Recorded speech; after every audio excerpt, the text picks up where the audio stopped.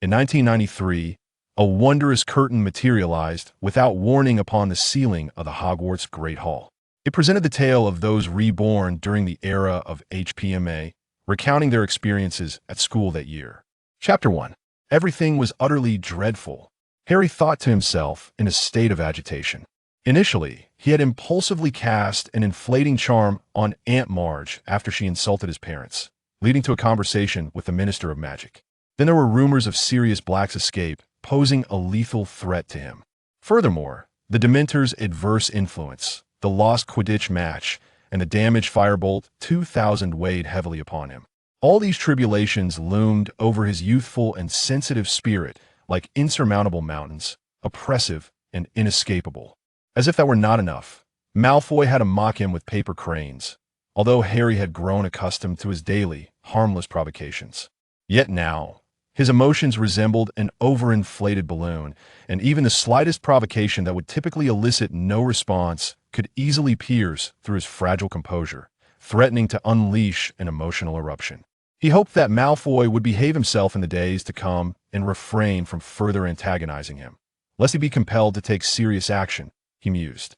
After a long day of classes, with his stomach growling in emptiness, Harry temporarily set aside his pent-up emotions, contemplating a visit to the Great Hall for a decent meal, only to find Ron standing dumbfounded at the entrance, unwilling to enter.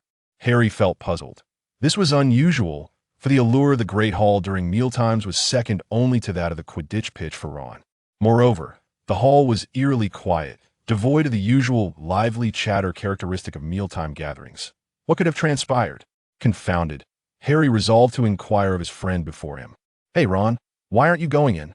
Harry approached Ron and gently patted his shoulder, posing the question. Ron was startled into silence, and before he could articulate an explanation, Harry already knew the answer. "Look at the ceiling." A gasp echoed ahead of him, prompting Harry to glance upward. The enchanted ceiling, which typically mirrored the outdoor sky, had transformed into an enormous curtain, the ominous weather foreshadowing the day's peculiarities. A figure of moderate stature stood with his back to the crowd. Who could he be?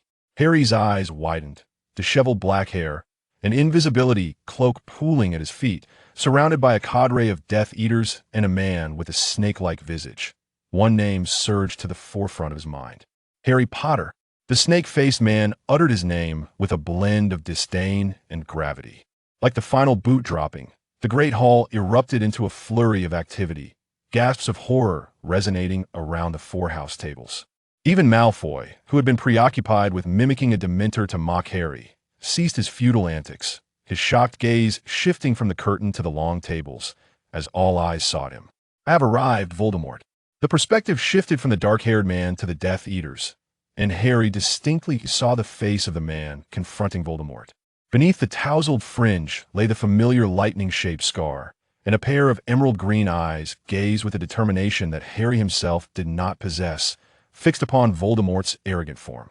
Harry, in that moment, felt an indescribable sense of dread, a numbness settling within him. Well, at least he could maintain a stoic facade, for the threat posed by Sirius Black's escape was no longer a concern for his life.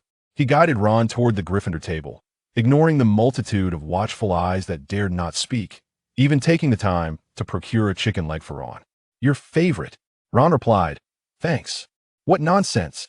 Hermione's furious voice erupted between Ron and Harry. Before Ron could even ask, "Hey, where did you come from?" he was pushed back by Hermione's subsequent interrogation. "Harry, how could you face the Dark Lord alone? What about us? Where are we?" In truth, I am equally perplexed. Faced with Hermione's increasingly irritable demeanor, Harry felt quite helpless. "You must understand, I arrived at the Great Hall no earlier than you did." "Impressive work, Harry," said G. Our savior, F added, venturing solo to confront the Dark Lord. The Weasley twins emerged from seemingly nowhere, each playfully jostling Harry's shoulders while grinning mischievously at him. "Thank you, but I would prefer not to choose such an extreme approach if given the option." Harry felt a sense of comfort in his heart, as the Weasley twins remained as naturally amiable as ever, unlike others who dared not approach him but observed him from afar.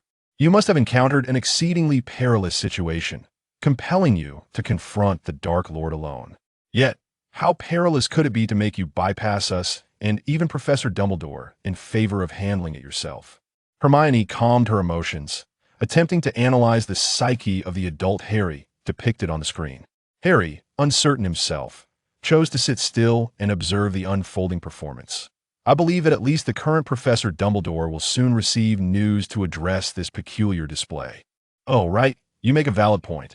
After all, we are powerless at this moment. Hermione nodded. Let us first watch this strange film. Is this what Muggle cinema is like? Ron finally found an opportunity to interject from his seat. I grew up in the wizarding world, so I'm not very familiar with such things. As Harry watched Hermione explain to the Weasley brothers what a Muggle movie entailed, he propped his head up in boredom, feeding himself absent-mindedly, finding it quite nauseating to witness himself heading towards death. If this truly were merely a film, that would be splendid, for during his time at Aunt Petunia's, he could only sneakily watch some tedious shopping programs and insipid romantic dramas, with no chance of visiting a cinema to watch a film. It would be even better if the one on screen were not himself. Harry savagely tortured the innocent sausage on his plate with his fork. It seemed as though the screen had heard Harry's silent thoughts, for as Dumbledore approached the Great Hall, the somber sky transformed into a bright and sunny day, as if leaping from the war-torn wizarding world into the peaceful and serene Muggle realm, revealing a school building before everyone's eyes. Oh, it appears I may have missed something. Dumbledore adjusted his half-moon spectacles, still wearing a benevolent smile. His calm demeanor resonated throughout the Great Hall, warming the hearts of the students as if they were basking in the spring sunshine depicted on the screen. Professor Dumbledore. Hermione sighed in relief upon seeing his figure, then eagerly wished to recount to him the scene she had just witnessed. However, she saw Dumbledore shake his head. Hermione, do not worry. Perhaps all the answers lie within this magical display. Let us watch in silence. In the presence of the greatest white wizard of the wizarding world, Hermione swallowed the words that nearly escaped her lips. Very well, Professor Dumbledore. She then quietly returned to her seat. As Dumbledore walked from the entrance to the headmaster's seat, Harry noticed the silhouette of an Asian woman appear on the screen. She was a strikingly beautiful woman, with long, silky black hair, almond-shaped eyes of the same hue, a delicate nose, and a gentle smile gracing her lips. See you tomorrow, Jessica. See you tomorrow, Ms. Lee. A blonde girl beamed a broad smile at the Asian woman, waving goodbye. The woman reciprocated her smile, then bid farewell to the children who walked beside her towards the school gates. It was not until a frail boy with disheveled black hair approached her in silence, hesitatingly, that she lowered her waving hand, squatting down to meet his gaze with her gentle eyes, capturing his shy black eyes hiding beneath his uneven bangs. Hello, Daniel. The weather is quite lovely today, isn't it? Encouraged by her silent support, the boy finally lifted his head to meet her gaze, revealing a pale face, and he shyly managed a smile. Yes, Ms. Lee. Ms. Lee? Who is she? Who are they? Where has Harry Potter gone? In that moment, countless similar questions surged in the hearts of many, yet no one dared to voice them, for Professor Dumbledore had instructed them to remain silent during the viewing. Harry glanced at Dumbledore, noting his unwavering smile, and chose to remain silent. Do not be afraid, child, Ms. Lee reassured him, taking the boy's hand. Under the camera's close-up, his small, frail hands bore numerous scars. The relevant authorities have intervened, and both the school and social organizations will continue to monitor and assist you. Your father will no longer harm you. Once the results are known, you will be able to begin a new life with your mother. Daniel, a new life awaits you. If that scoundrel dares to lay a hand on you again, the previously gentle Ms. Lee suddenly darkened her expression, revealing a sinister smile. You know my phone number, tell me, and I will fly to your home to deliver a righteous blow to that scoundrel of a father. The boy was evidently amused by the whimsical antics of his teacher, unable to suppress a chuckle that painted his previously pallid face with vibrant hues, exclaiming, he must be hiding somewhere, trembling in fear, too daunted to act against me. Mr. Lee, after a thorough admonition while holding his hand, finally permitted him to depart. He watched as the boy made his way towards his mother, a woman equally frail yet resilient, before he could finally withdraw his gaze with a sense of relief. Shueiwe, are you once again concerned for your favorite student, Daniel? What seemed to be a mere ordinary exchange of dialogue caught the ever-observant Harry's attention, as he noticed the serene smile of Professor Dumbledore momentarily falter, as if he had been reminded of some long-forgotten tale. Emma, you know it well. He is a pitiable child, tormented by an abusive father who terrorizes both him and his mother, and ostracized by his peers at school. Shui Wei, the Chinese woman, remarked with a furrowed brow. I'm indeed aware. He resides right next door to our classroom. Emma, a young and strikingly beautiful Caucasian woman, had fiery red hair that mirrored her vibrant persona. Emma sighed. The malice among children often bears a purity and lack of restraint that exceeds that of adults. Yet as educators, we have the capacity to safeguard the vulnerable and guide wayward children back onto the right path. This is precisely what renders the teaching profession so enchanting. Indeed, yes, our school's future headmaster. Emma congratulated her with a smile. A 27-year-old headmaster, exceptionally young and accomplished. Shui Wei, under the warmth of her heartfelt blessing, couldn't help but blush shyly. It is merely in service of the students. Following closely behind Professor Dumbledore, the various heads of houses, excluding Professor Snape, entered the auditorium in succession, taking their seats at the faculty dining table. They observed the exchange between the two Muggle teachers with appreciative smiles. For whether wizard or Muggle, the understanding of the responsibilities of a good professor and a fine teacher seldom diverged. In stark contrast stood Snape, who displayed no interest whatsoever in the Muggle discourse. Much like the thoughts of the majority present in the hall, his mind was preoccupied with the image of Harry Potter confronting Voldemort, an opportunity he lamented missing. What on earth was happening? Snape's brow furrowed, his already sullen and acerbic visage darkening further. Was this some sort of April Fool's joke? As long as he and Dumbledore drew breath, he would never permit that insufferable Potter to face the Dark Lord. But if, perchance, he exchanged a glance with Dumbledore, who offered a calming reassurance, prompting Snape to retract his gaze with a barely audible huff. Suddenly, a strand of Shui Wei's hair was swept by the wind, prompting her to lift her gaze.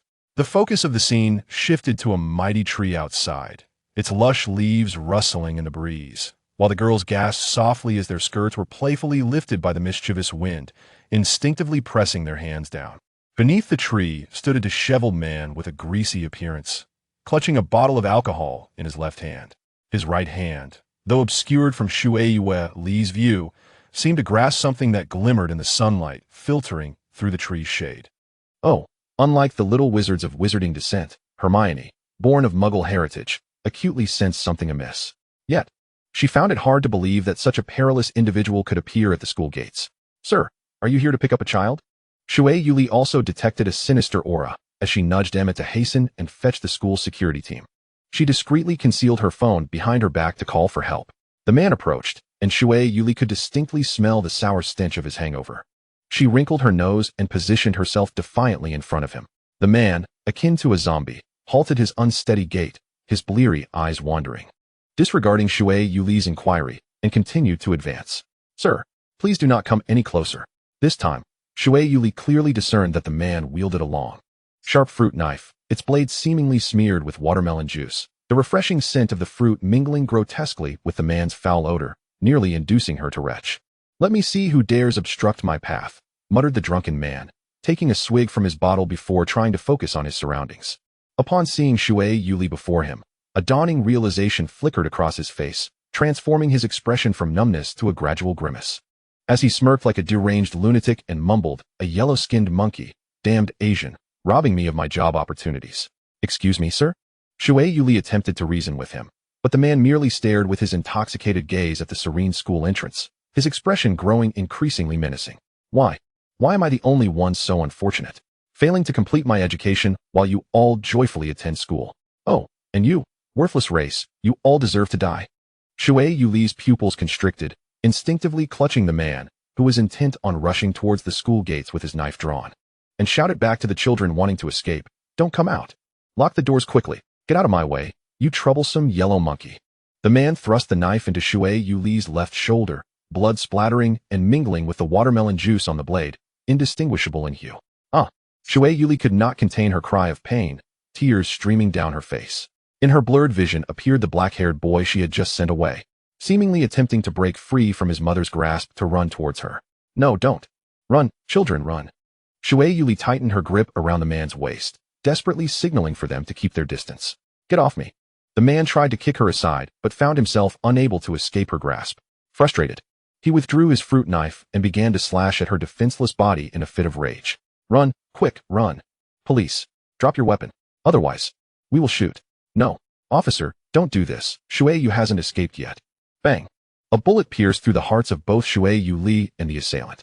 At last, was it over? Shui Yu Li's vision faded into darkness.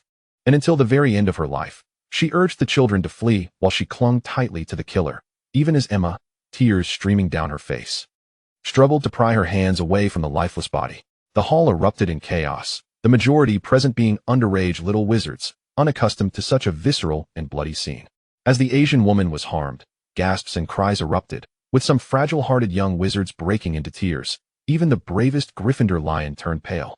The professors, once drawn, aimed at the sky in a desperate attempt to shield the scene, only to find their magic ineffective against the curtain, forced to witness the woman's plight and the terror of the young wizards. Dumbledore's previously serene demeanor shifted to seriousness as he swiftly shielded the children's sight and hearing until the horrific event concluded, lifting the enchantment only afterward. He ought to be imprisoned in Azkaban, cried a Gryffindor.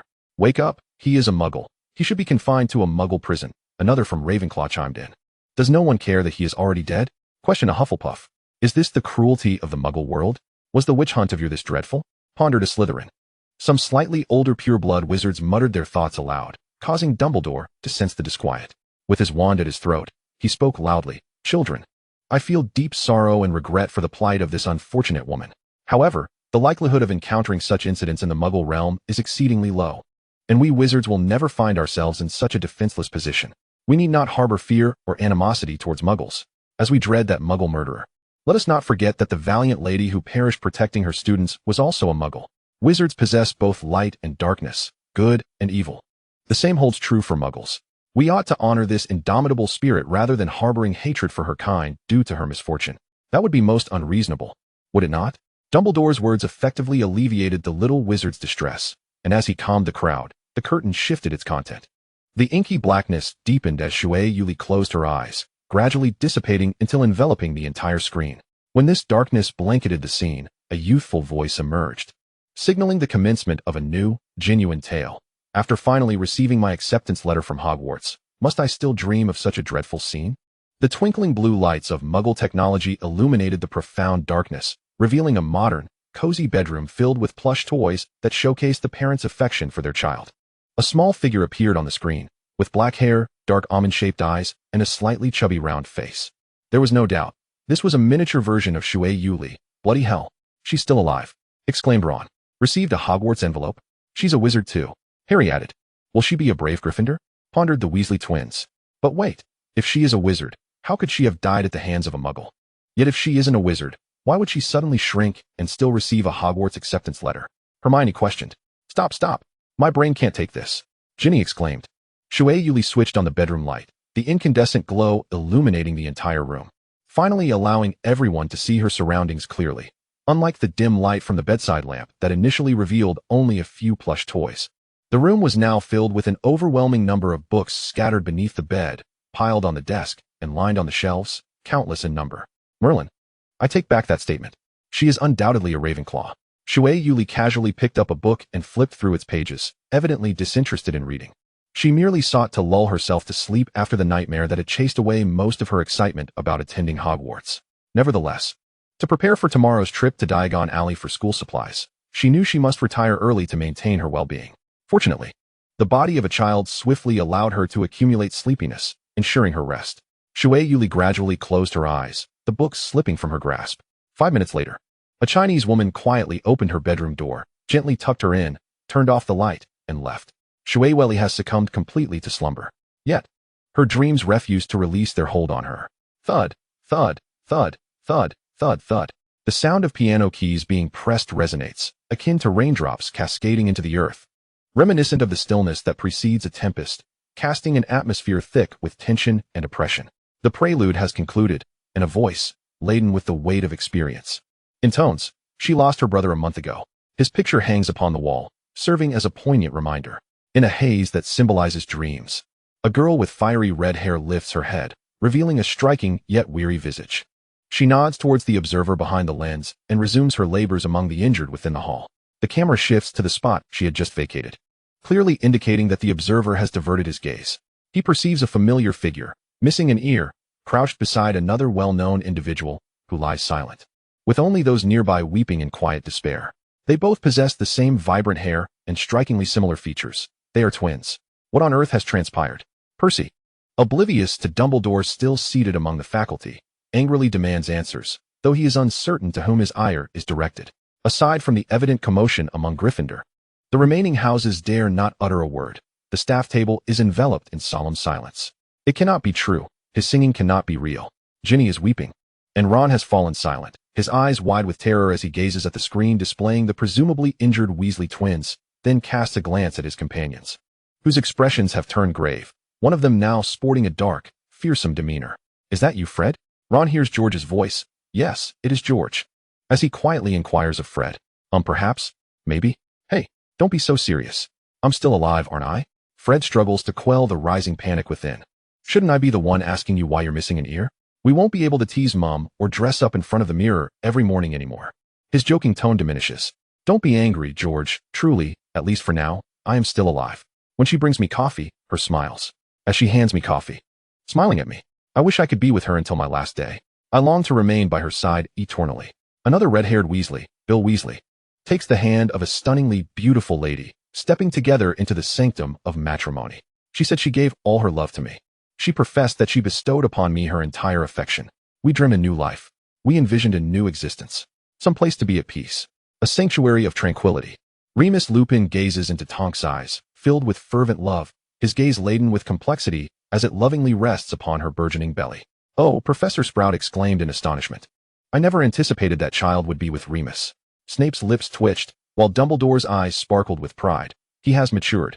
He has indeed overcome his psychological shadows. Hey, look. Bill is getting married. To a truly lovely lady. Though I wonder why he bears scars. Professor Lupin has found his own wife and is expecting a child. Isn't it all splendid? Fred, unwilling to relinquish the somber atmosphere that has settled due to his presence, attempts to uplift spirits. Harry half-heartedly agrees with Fred's remarks, yet remains unsettled by the song's tone, sensing a vast storm lurking beneath this fragile calm. A thunderclap rends the oppressive darkness of the night, but things changed suddenly. Yet, fate is unpredictable. Indeed, it has arrived. Harry closes his eyes in anguish, unable to bear listening or witnessing, pondering how many more souls have perished in this catastrophe. I lost my dreams in this disaster. I weep uncontrollably, missing my lover. I have lost my beloved. I don't have the power. I am bereft of strength. On my side forever. Remain by my side always. Two hands, almost touching, fall limply to the ground. As the faces of the two who lie silently illuminated by the lightning reveal themselves to be Tonks and Professor Lupin. Professor Sprout sheds painful tears. All students who have attended Professor Lupin's defense against the dark arts class cannot help but feel a pang of sorrow. In the somber night, a throng gathers upon the astronomy tower. Draco Malfoy cowers behind Snape. Dumbledore calmly implores Snape, Severus, please. Avada Kedavra.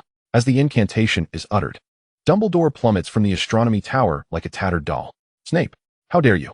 In an instant, nearly everyone in the hall, except for Dumbledore and the Slytherin table, brandishes their wands at Snape.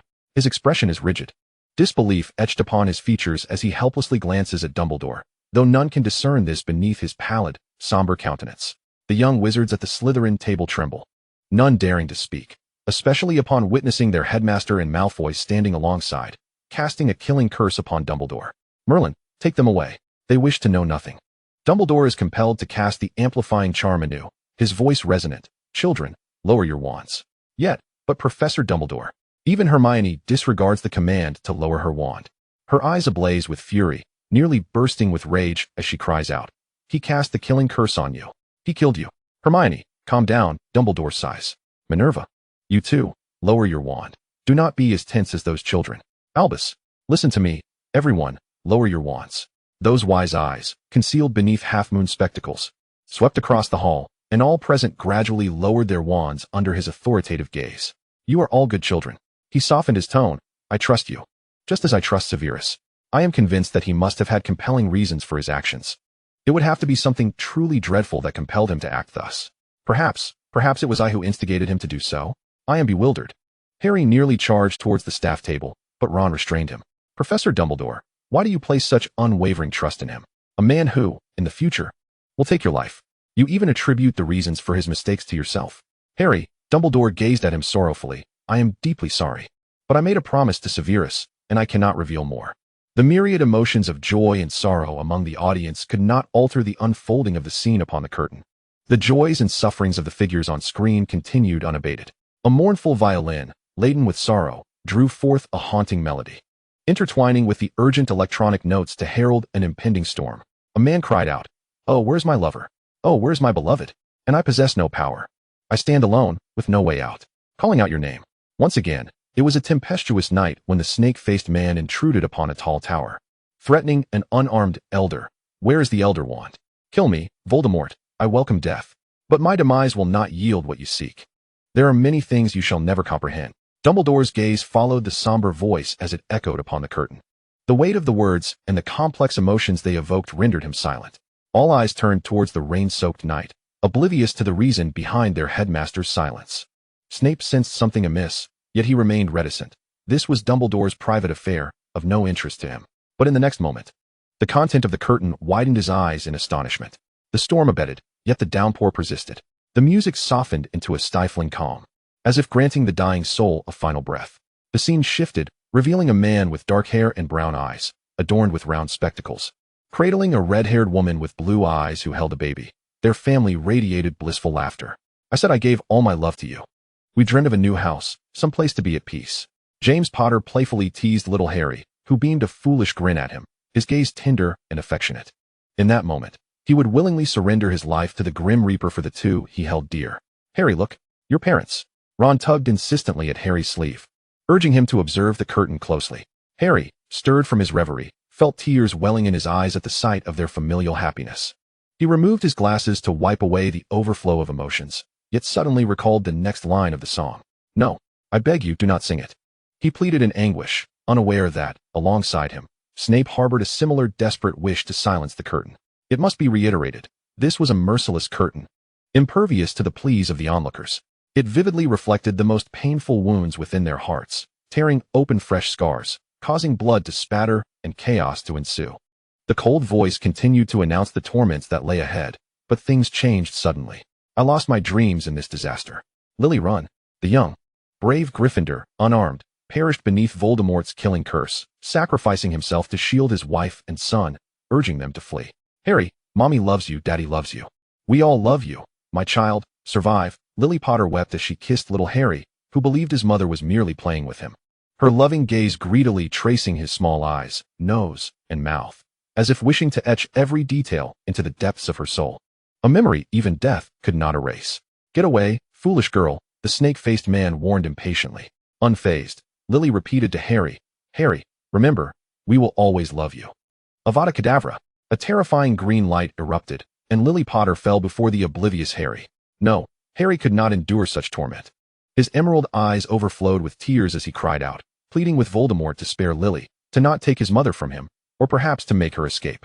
Was he not the boy who lived? He could not perish. Run, Lily. He was unwilling to recall that his survival stemmed from Lily's sacrificial love. A blood bond of magic. He resented the curtain for its cruelty, compelling him to witness a past he could not alter. He howled in anguish, oblivious to the figure in the staff table who murmured, "Oh no, no," and shook his head in silent tears. Ron, Hermione, and others embraced him tightly, striving to soothe his wounded soul and prevent him from inflicting harm upon himself. All the wizards regarded him with reverence and emotion, silently observing him.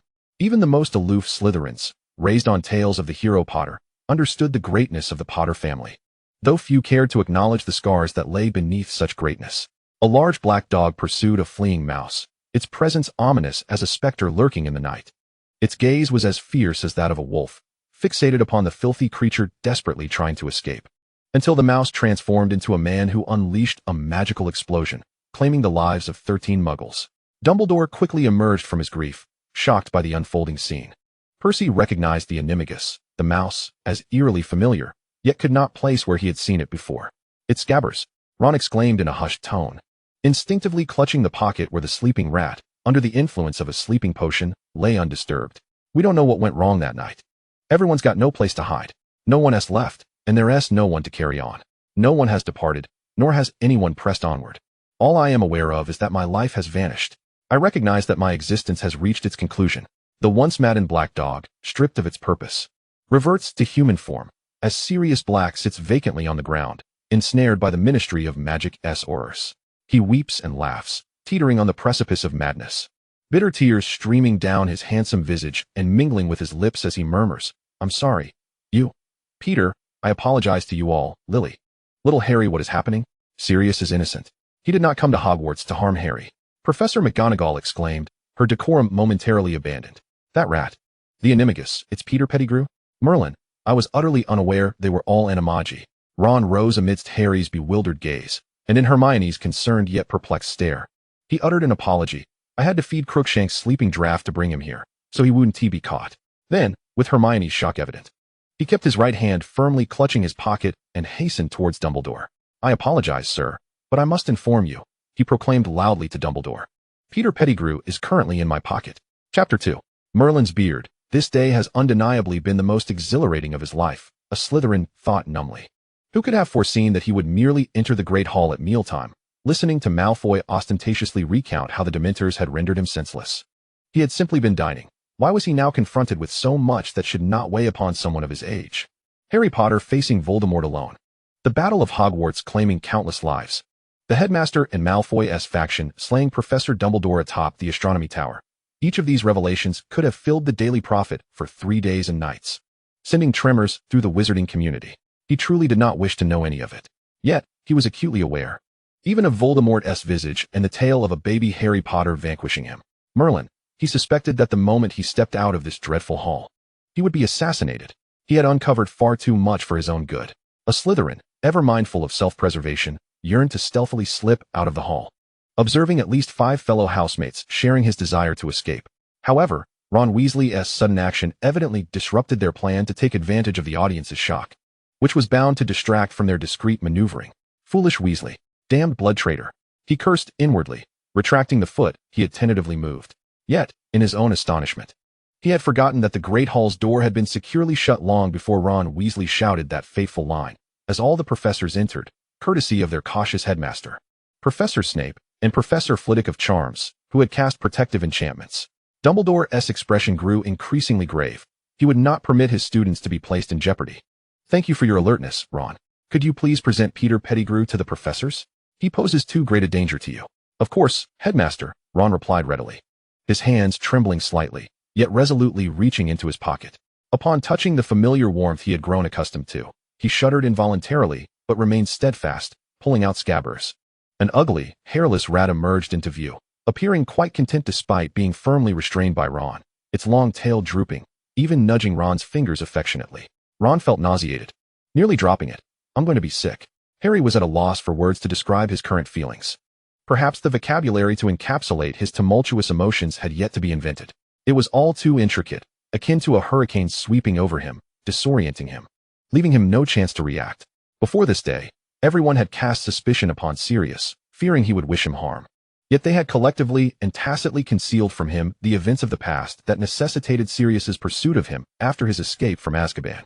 Now, however, all his uncertainties surrounding Sirius's alleged intentions seemed to find resolution, yet Harry's spirit remained unrelieved. Was that not painfully evident? His suspected parents' murderer stood before him. How could he accept this calmly? Moreover, the cascade of additional questions raged within his sensitive heart, voraciously consuming his reason, embedding themselves within him, leaving him as if a fishbone lodged in his throat. Why did Sirius seek to kill Peter Pettigrew? What was the nature of their past relationship that allowed him the opportunity to betray James and Lily? What other identities did Peter possess? And what motivations drove him to act against James and Lily? What was he so afraid of, to the point of resorting to murder to forge an escape? What was the situation with Sirius, and why did he utter apologies to their family? His eyes burned with rage, breath coming in ragged gasps as he bent over, striving to suppress the raging inferno of anger and deeper sorrow within him, for he believed Dumbledore would provide him with a satisfactory explanation. What he must do now was to observe the impending judgment upon Peter Pettigrew with a detached gaze. Harry pressed his hand against his heart, attempting to regulate his excessive breathing wrought by tension, anger, and sorrow, while Hermione stood beside him, soothing his back and helping him regain composure. "Everything will be all right," she whispered to him gently. "Damn Pettigrew," came Snape's suppressed roar from the staff table. He resembled a furious beast, ready to pounce and shred the animagus to pieces. Considering his profession, he might be more inclined to curse scabbers or administer poison. The Slytherins were astonished. They had never witnessed their head of house in such a state of agitation. As the head of Slytherin and the potions master of Hogwarts, Professor Snape had always been perceived as somber and cold, a reflection of Slytherin's reputation. This renowned dark bat had never appeared so uncontrolled and emotional until now. Severus. Dumbledore intercepted him, reminding that losing control before the students was unbecoming of a professor. He must regain his composure. He gestured for McGonagall to approach and retrieve scabbers from Ron. Dumbledore, you must understand. He has destroyed everything I held dear. I must regrettably inform you that it was your erroneous choices that led to your ruin, rather than merely Peter Pettigrew. Dumbledore's grave assertion doused Snape's fury with cold water, instantly suppressing his tumultuous emotions, leaving him in a state of bewilderment and helplessness. At the very least, you must promise me to allow me to use Veritaserum on him. Extraordinary circumstances call for extraordinary measures. Dumbledore did not outright agree to Snape's request, yet he did not dismiss the possibility of employing such a method. We must summon someone from the Ministry of Magic. That feeble and incompetent Fudge? Snape scoffed, expressing his disbelief that Fudge would ever admit to his errors, especially considering he had provided substantial testimony to secure Sirius Black's imprisonment in Azkaban. I shall compel him to deliver a satisfactory explanation to all. Weasley, what did you administer to him prior to this?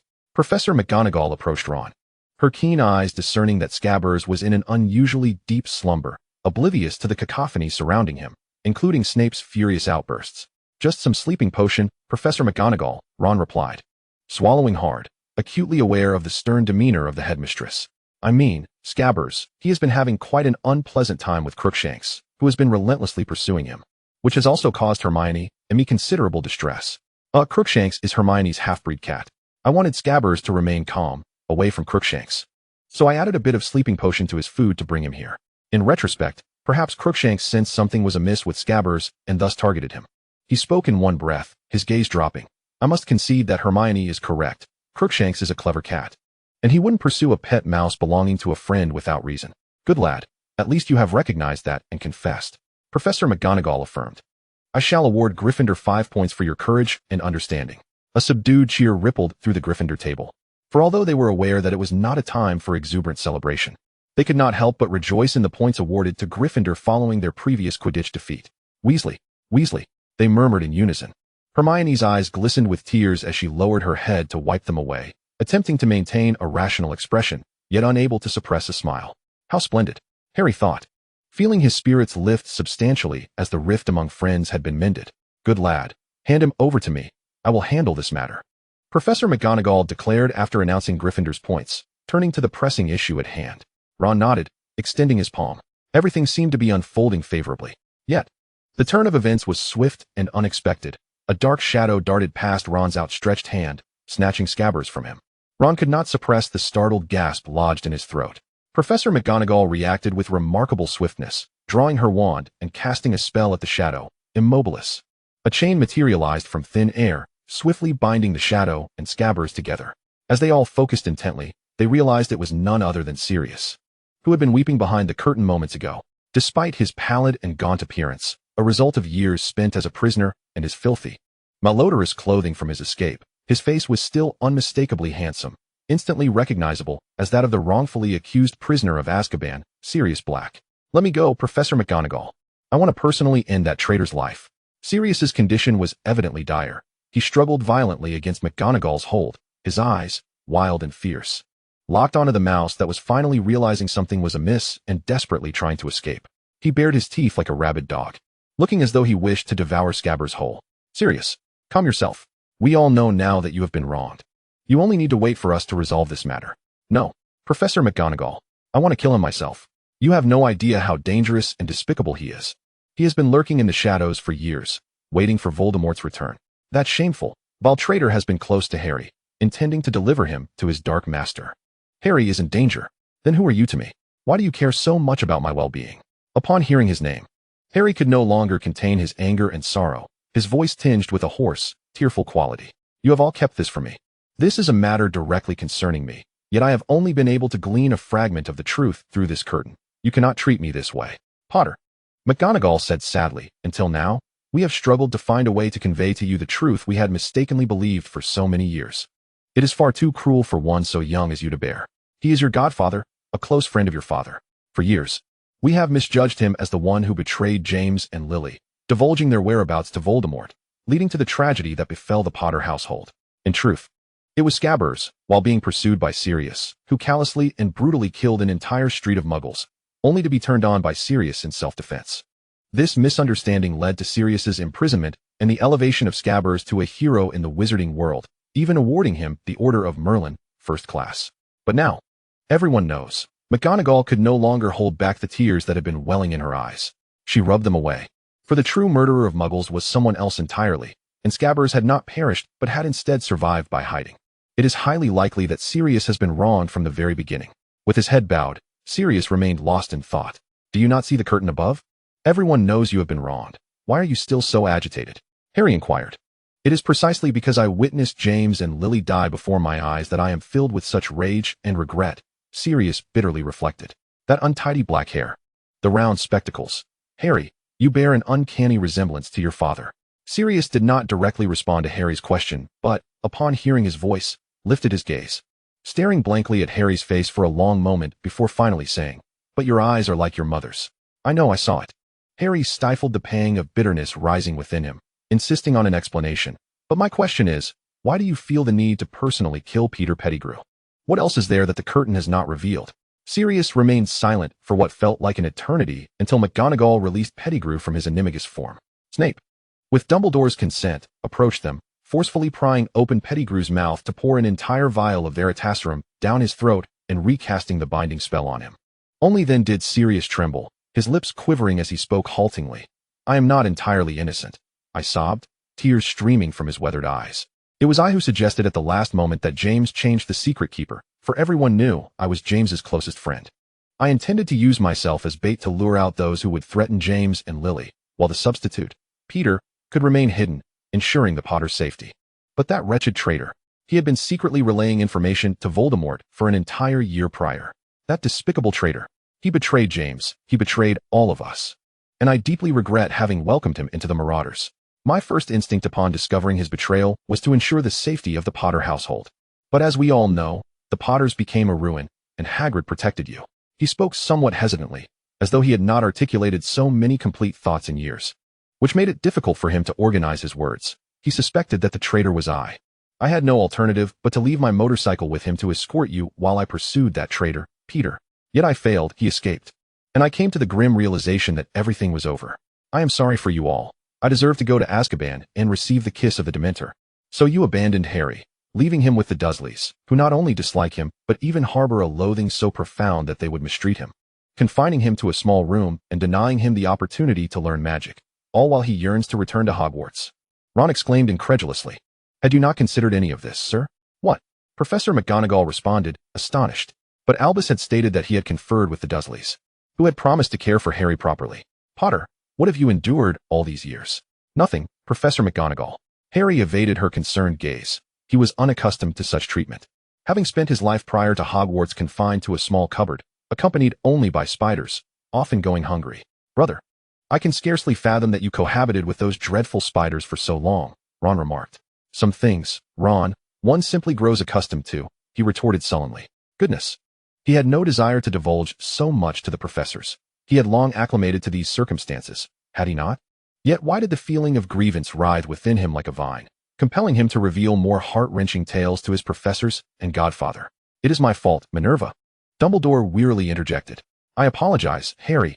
I underestimated the Dursleys' prejudice against magic and their feelings towards you." He did not dare utter the word hate in front of so many students, but the truth was evident to all. If it were not for hate, why would they have treated a minor so harshly for so many years? As yet another Slytherin lamented the terrors of Muggles, Snape interrupted. "I am sorry, gentlemen, but—" He paused, a cold glare fastening onto the unconscious Peter on the floor. "I assume you are all aware that Peter Pettigrew has awakened?" "Oh, what has transpired?" The diminutive Peter stirred under Snape's menace, his small eyes darting with alarm. He frequently cast anxious glances at Dumbledore, the most powerful wizard present. "Headmaster Dumbledore," he exclaimed. "As Sirius Black has asserted, I am the traitor. I betrayed James and Lily by revealing their location. You bastard. Cowardly traitor. How dare you even mention their names?" Sirius bellowed in a rage. "It was I who killed 13 innocent muggles in my flight. His accusatory tone dwindled, and Peter's complexion visibly paled with terror, evidently. He had no awareness of having consumed a vial of Veritaserum prior to awakening. A whole bottle. Professor Snape truly loathed him, Hermione noted, but why? The words he had just uttered were the very contradictions of his intended defense. Oh, Merlin, the current Minister for Magic, Fudge, who had just received Dumbledore's permission to apparate to the Great Hall, turned pale upon hearing this. He attempted to speak, but, under Dumbledore's gaze, numbly closed his mouth. Before arriving, he had thought that Peter would surely not speak the truth, and might even engage in an argument with Sirius to delay his trial. This might have provided him with a moment to consider how to reconcile his past testimony with the current situation, but he never anticipated encountering such a dramatic scene. With the accused confessing outright, damn it, he never expected Dumbledore and the others to decisively administer Veritaserum to Peter, leaving him unable to utter a single rebuttal. Excellent. The suspect has confessed on the spot. We can proceed with the arrest. Fudge, dazed under Dumbledore's scrutiny, heard himself saying, "Might I trouble you, Mr. Black, to accompany us to the Ministry of Magic? Although the truth has now been revealed, you still lack formal release papers from the Ministry. Goodness, how did that lunatic manage to escape from the heavily fortified Azkaban?" Fudge thought in exasperation. Well, regardless of the truth from years past, with Sirius successfully breaking out of Azkaban, he had now added another blemish to his pristine political record for his opponents to exploit. "Oh, you mean that?" Sirius absently replied. "Quite simple. I am an unregistered animagus, as was James, and so was that traitor." He suddenly furrowed his brow, recalling a loophole, and quickly added, "The Dementors do possess a formidable deterrent effect on wizards, but they are not particularly sensitive to animals. You must be wary of Peter exploiting this to escape. Of course, we appreciate your insights into the oversight at Azkaban, Mr. Black." Fudge gritted through his teeth. Sirius turned to Harry, his sorrowful gray eyes meeting the boy's. And he choked slightly. "I am so sorry, Harry. I thought you would find a better environment for growth than remaining by my side." Ultimately, he dared not say more, lifting his foot to follow Fudge as he departed. Guilt engulfed his young heart, which had been so carelessly neglected by time. The courage that resided within Gryffindor could not embolden him to face the orphan child of his dear friend, who had suffered due to his own negligence. Perhaps he had not matured sufficiently to confront this reality, and before he could, his time had frozen on that frigid night 13 years ago. "Wait." Sirius halted as his godson called out to him. "You will still be my godfather, right?" "Of course, Harry, as long as you still need me."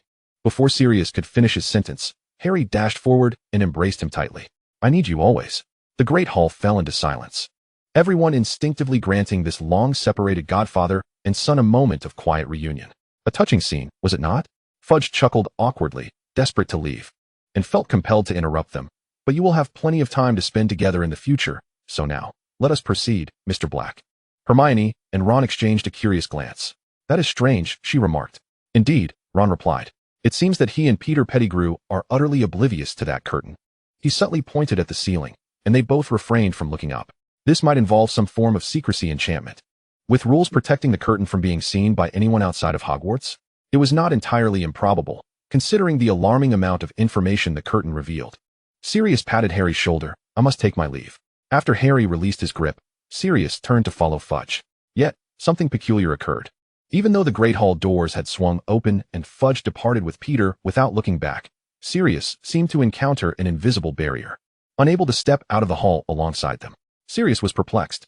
"It seems our guest believes that this is not yet the time for him to depart," Dumbledore concluded, raising his gaze to the ethereal curtain hovering above, which perhaps had something it wished Sirius Black to behold. The Grand Hall's entrance had closed once more with the departure of Peter and Fudge, and the curtain gradually illuminated. Harry hastily ushered Sirius to their seats at the Gryffindor long table.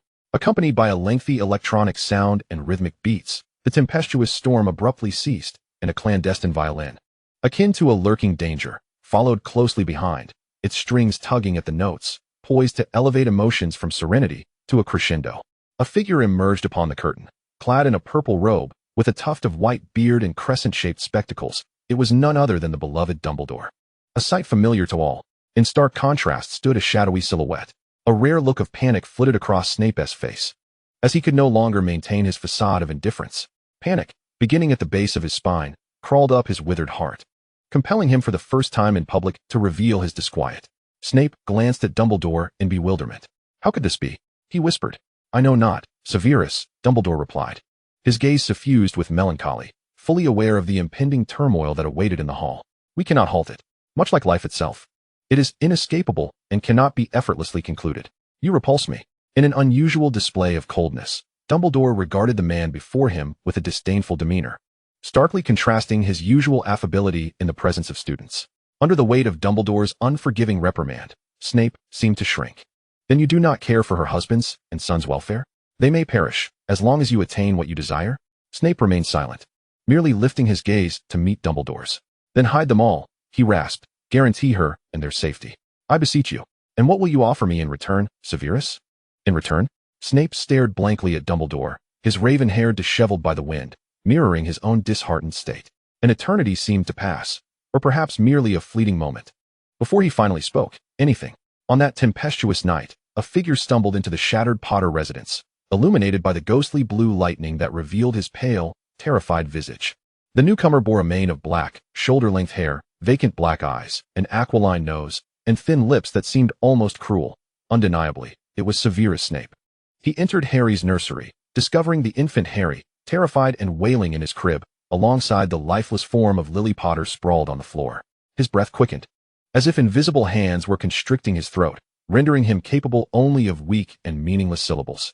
Snape rushed to Lily's side, embracing her tightly, tears cascading down his face. Lily, Lily, he cried, helplessly calling her name. The male voice in the background began softly. I'm crying. I weep uncontrollably, missing my lover. Having lost my beloved, I lack the strength to be by my side forever.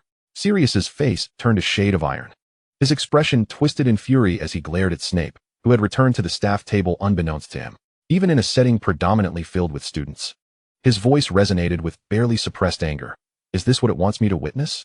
Perhaps it was difficult to discern from his reckless exterior, but Sirius, having been educated in a pure-blood family, was astute enough to unravel the tangled threads of Dumbledore and Snape's fragmented exchanges, deducing the dark deeds Snape had once committed. Was it you who informed Voldemort of the prophecy, the reason he pursued James and Lily? Sirius's incredulous laughter echoed. Indeed. You were the only one with the opportunity to overhear the prophecy, and the only one with the motive to betray them. It is no wonder Dumbledore would utter those words. You repulse me. He seldom speaks with such cold-heartedness.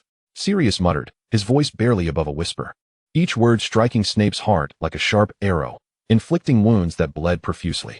Though Snape had long shut his eyes to avoid confronting the painful truth, he could still hear every accusatory syllable from Sirius, each word dripping with anguish, the crimson drops of which fell upon his decaying being, corroding his sullied soul. He could feel his spirit mourning silently. How dare you, you wretched creature! After all these years, you remain utterly unchanged, still insufferable. Yet I never imagined you would harm Lily. Is this your love for her? So selfish, so filthy, so revolting? Sirius's agitation escalated, nearly transforming him from the Gryffindor table into his animagus form, ready to lunge at Snape. Snape's eyes were devoid of light. Even the most adept legilimens could not discern a flicker of emotion within his hollow gaze. He pressed his lips tightly together. And you, how are you any better? Foolish dog, if not for your idiotic trust in that accursed rat, which led you to alter the secret keeper at the last moment, Lily would still be alive. His body reflexively retaliated against Sirius's accusations, yet his soul, like his vacant eyes, remained dim and lifeless. It was evident to all that the once formidable potion's master now resembled a rusted tin exposed to the elements, revealing patches of decay. At least I recognize the need to atone for my transgressions. What about you? Do you believe that hiding in Azkaban for 13 years absolves you of your sins? The unhinged serpent hissed, spewing venom. Indeed, Lily would never have imagined you would neglect James and her for 13 years, failing to fulfill your duties as godfather. Had it not been for your imprisonment, I would have long since ended your life. He regarded Sirius with a frigid stare, as if Harry could see in their confrontation the echoes of their past enmity. Snape gripped his wand tightly, as though summoning all his strength to refrain from actions that Dumbledore would not condone, as if clutching his only remaining anchor. Sirius's complexion oscillated between pale and flushed, eager to retort, but finding himself at a loss for words. Before another quarrel could ensue, the scene upon the curtain compelled all to silence. It was a familiar overcast day, clouds enveloping the sky, rendering the sun's light weak and pale. Harry, cloaked in his invisibility cloak, gazed intently at those around him, his emerald eyes scanning the faces of all he knew and loved on the battlefield. No one could fathom the thoughts that crossed his mind in that moment. They merely witnessed him standing there, watching, before he turned and strode through the crowd toward the forbidden forest. No, Harry, no, you cannot go, Hermione pleaded, embracing him in tears, while Ron's eyes glistened as he grasped Harry's hand tightly. Harry mustered a strained smile, his empty hand patting their backs in reassurance. Fear not. As Fred said, I am still alive. I will not do this. But if it truly comes to that, I believe I would. He still could not utter those words. For Hermione was weeping inconsolably, and Sirius fixed a fierce gaze upon that accursed curtain, as if it were responsible for the fleeting moments of companionship between them. A bond forged with great difficulty. Oh, where's my lover? He lamented. And I have lost all power. I stand alone, with no way out. He cried out your name, and it seemed that this was indeed the final moment. The adult Harry silently recited these words, producing a golden snitch. The curtain, with an uncanny understanding, flickered through his memories. The newly appointed Minister of Magic, Rufus Scrimgeour, had Fudge finally been ousted? How delightful. One wondered who had expressed such sentiments.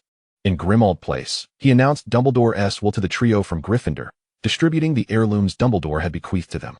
Snape was once again cursed with malevolent glares from all, while Dumbledore could only smile wryly, finding this a rather peculiar experience.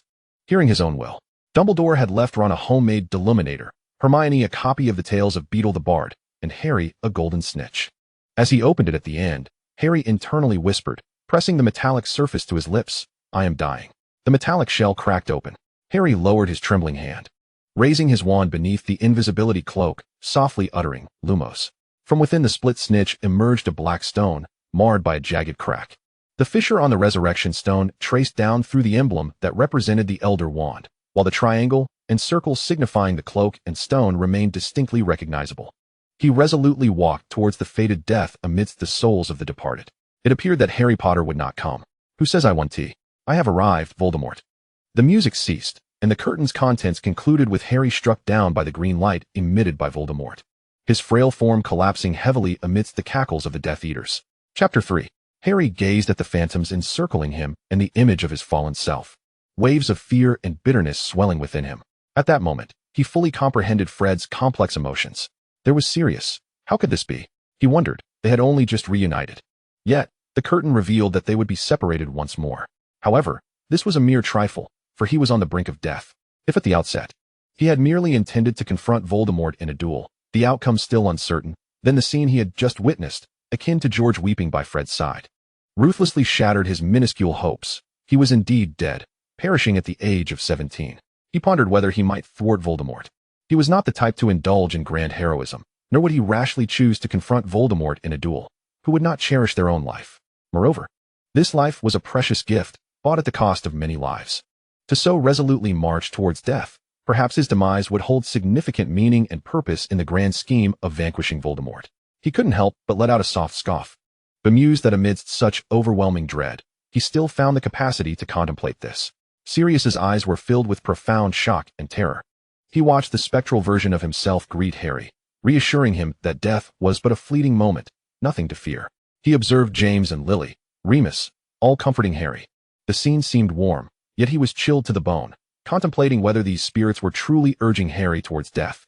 The atmosphere in the Great Hall fell into silence once more, sorrow and despair washing over everyone like a tide, rendering them breathless with the fear of suffocation in this sea of hopelessness.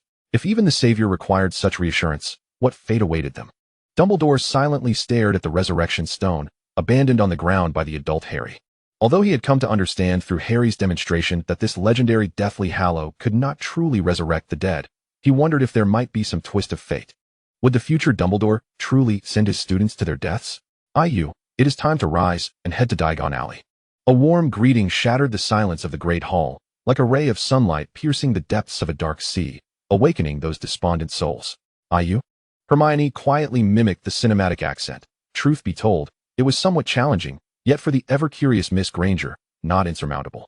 After rehearsing a few times in her mind, she muttered to herself, that Chinese girl? The Chinese woman opened the door to the girl's room, drawing back the curtains to let the warm sunlight bathe the reluctant girl's face, gently coaxing her awake. Good morning, Mom, the young Shueweli murmured, her eyes fluttering open, as the horrifying, dark images faded like the retreating tide. Damn, why do these nightmares keep recurring today? She lamented inwardly, shaking her head as if to cast those troubling dreams aside. How delightful it was. For her, these experiences were merely a nightmare. Harry thought bitterly. Yet he soon realized something. With such detailed information and such a calm demeanor, Harry squinted. An ordinary girl would not dream of such things. What was her true identity? Perhaps they were not the protagonists of the film displayed by this curtain. Perhaps their experiences were not the focus of this narrative. She was the true star of the story. Mom will accompany my sister to school. Today, Dad will take you to Diagon Alley, all right? Lee's mother said cautiously as her daughter prepared herself, dressing neatly. Lee's father smiled nervously from the side. Shueisha nodded in agreement. Okay. Well, Ron furrowed his brow. This father's demeanor is rather strange. Indeed. Mom has never been so courteous to us. She only prepares breakfast for us early, then rushes us to eat and shoves us into the fireplace one by one, and then it's off to Diagon Alley. The Weasley twins chimed in unison, causing Ron's face to scrunch up in exasperation. A mysterious girl, a mysterious family, Hermione murmured. To be honest, after all these years, I still can't get used to British flu powder. Lee's father grabbed a handful of flu powder from a bag and handed it to Shueisha, saying, but it is indeed very convenient. Don't be nervous. Here, take it, throw it on the ground in the fireplace, and loudly say your destination, Diagon Alley. Shueisha nodded, taking the flu powder and stepping into the fireplace first. Diagon Alley. The green flames erupted, engulfing the girl's figure, and when the flames subsided, the fireplace was empty. As the scene shifts, Mr. Lee has already taken Shueisha to the Leehin bookstore to procure all the necessary books for first-grade students. Passing by the Yule Owl shop, Shueisha spots an owl in the display window, a small snow owl, resplendent in its pure white plumage speckled with numerous black spots. Its round, glistening eyes lock with the girl's bright, dark gaze, rendering her momentarily immobile. Daddy, I want to buy it, she whispers to Mr. Lee. Hey Harry, it looks just like Hedwig. Ron exclaims to Harry, striving to divert his attention from the recent nightmares. Indeed, it bears a striking resemblance. However, Hedwig is considerably larger. Harry replies, ah, how nostalgic this familiar street scene is. It never fails to evoke a myriad of memories, Dumbledore remarks with a smile. Well, owls are indeed a favored choice among many young wizards, but I had anticipated you would opt for a half-blood catfox, given your fondness for felines, Mr. Lee readily acquiesces to his daughter's request, handing her the cage containing the snow owl under her expectant gaze. Can you manage it, darling? He inquires with concern. It's all right. Daddy, it's very light, Shueisha exclaims joyfully, cradling the cage in her arms, her dark eyes sparkling like a starlit night sky.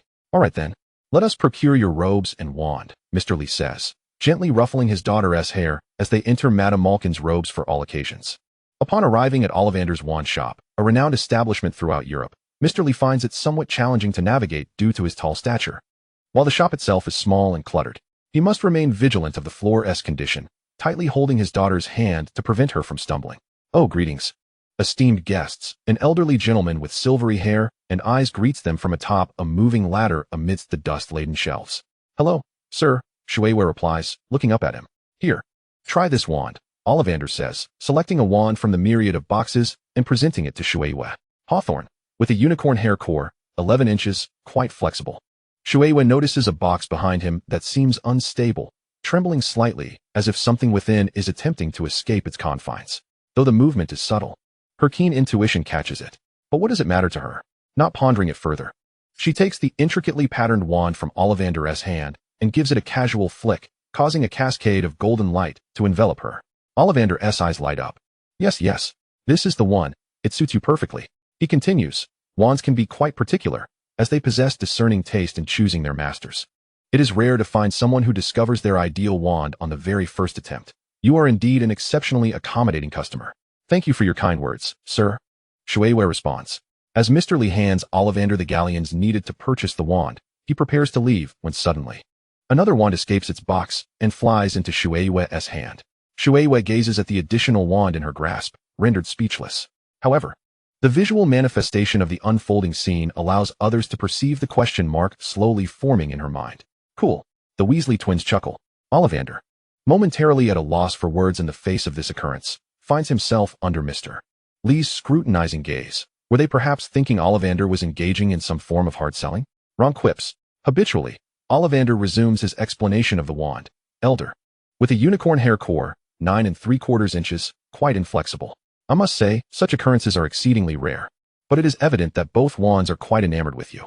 The Hawthorn wand is suited for those who possess clarity of mind and purity of spirit, while the Elder wand is associated with courage, requiring its partner to embody bravery and the willingness to sacrifice. Mr. Lee's expression grows increasingly perilous. After all, no parent relishes hearing that their child might have to make sacrifices.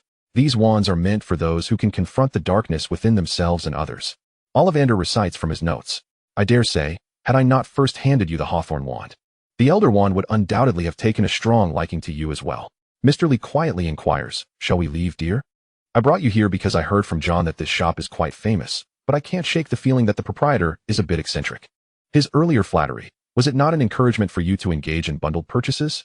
He does not finish his thought as he is interrupted by Shui, who is now fervently contemplating the information about the wand in her hands. Sir, I really like this wand. May I purchase it? Of course, I mean.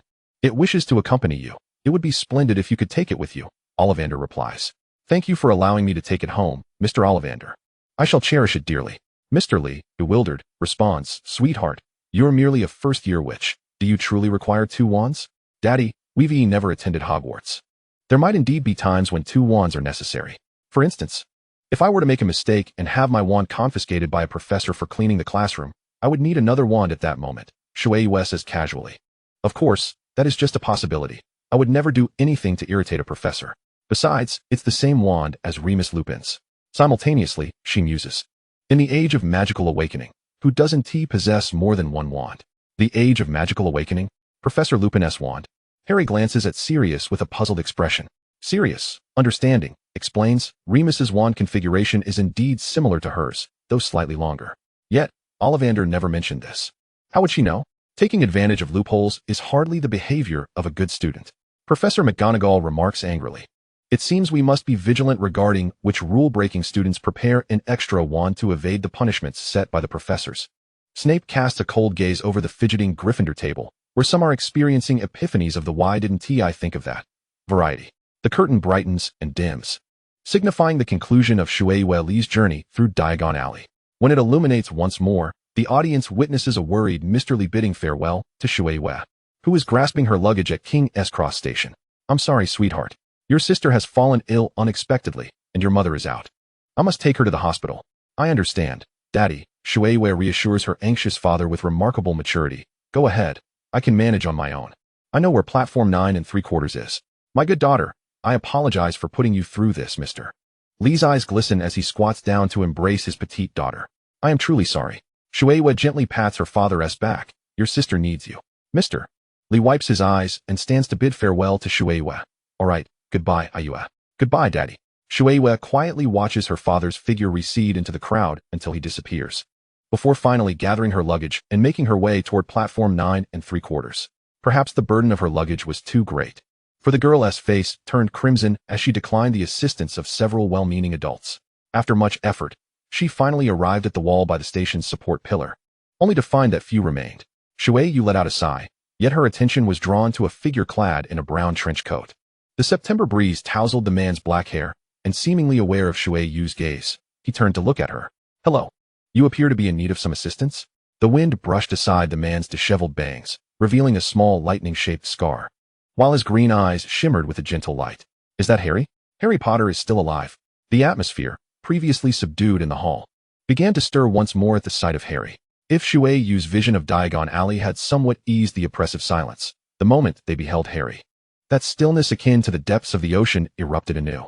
Everyone, upon hearing Shui's mention of the age of magical awakening, speculated that the era displayed on the curtain was indeed a glimpse into the future, and witnessing an adult Harry in this reality, rather than a nightmarish dream, signified their victory. Hermione and Ron embraced Harry with cheers, while the Weasley twins serenaded him, exclaiming, "To our boy who survived." Ginny gazed at her brothers with admiration, watching Harry's face flush from the affectionate embrace of his friends. Even the Slytherin table, represented by Draco Malfoy, seemed to breathe a sigh of relief. After all, fear, rather than reverence for Voldemort, still ruled their hearts.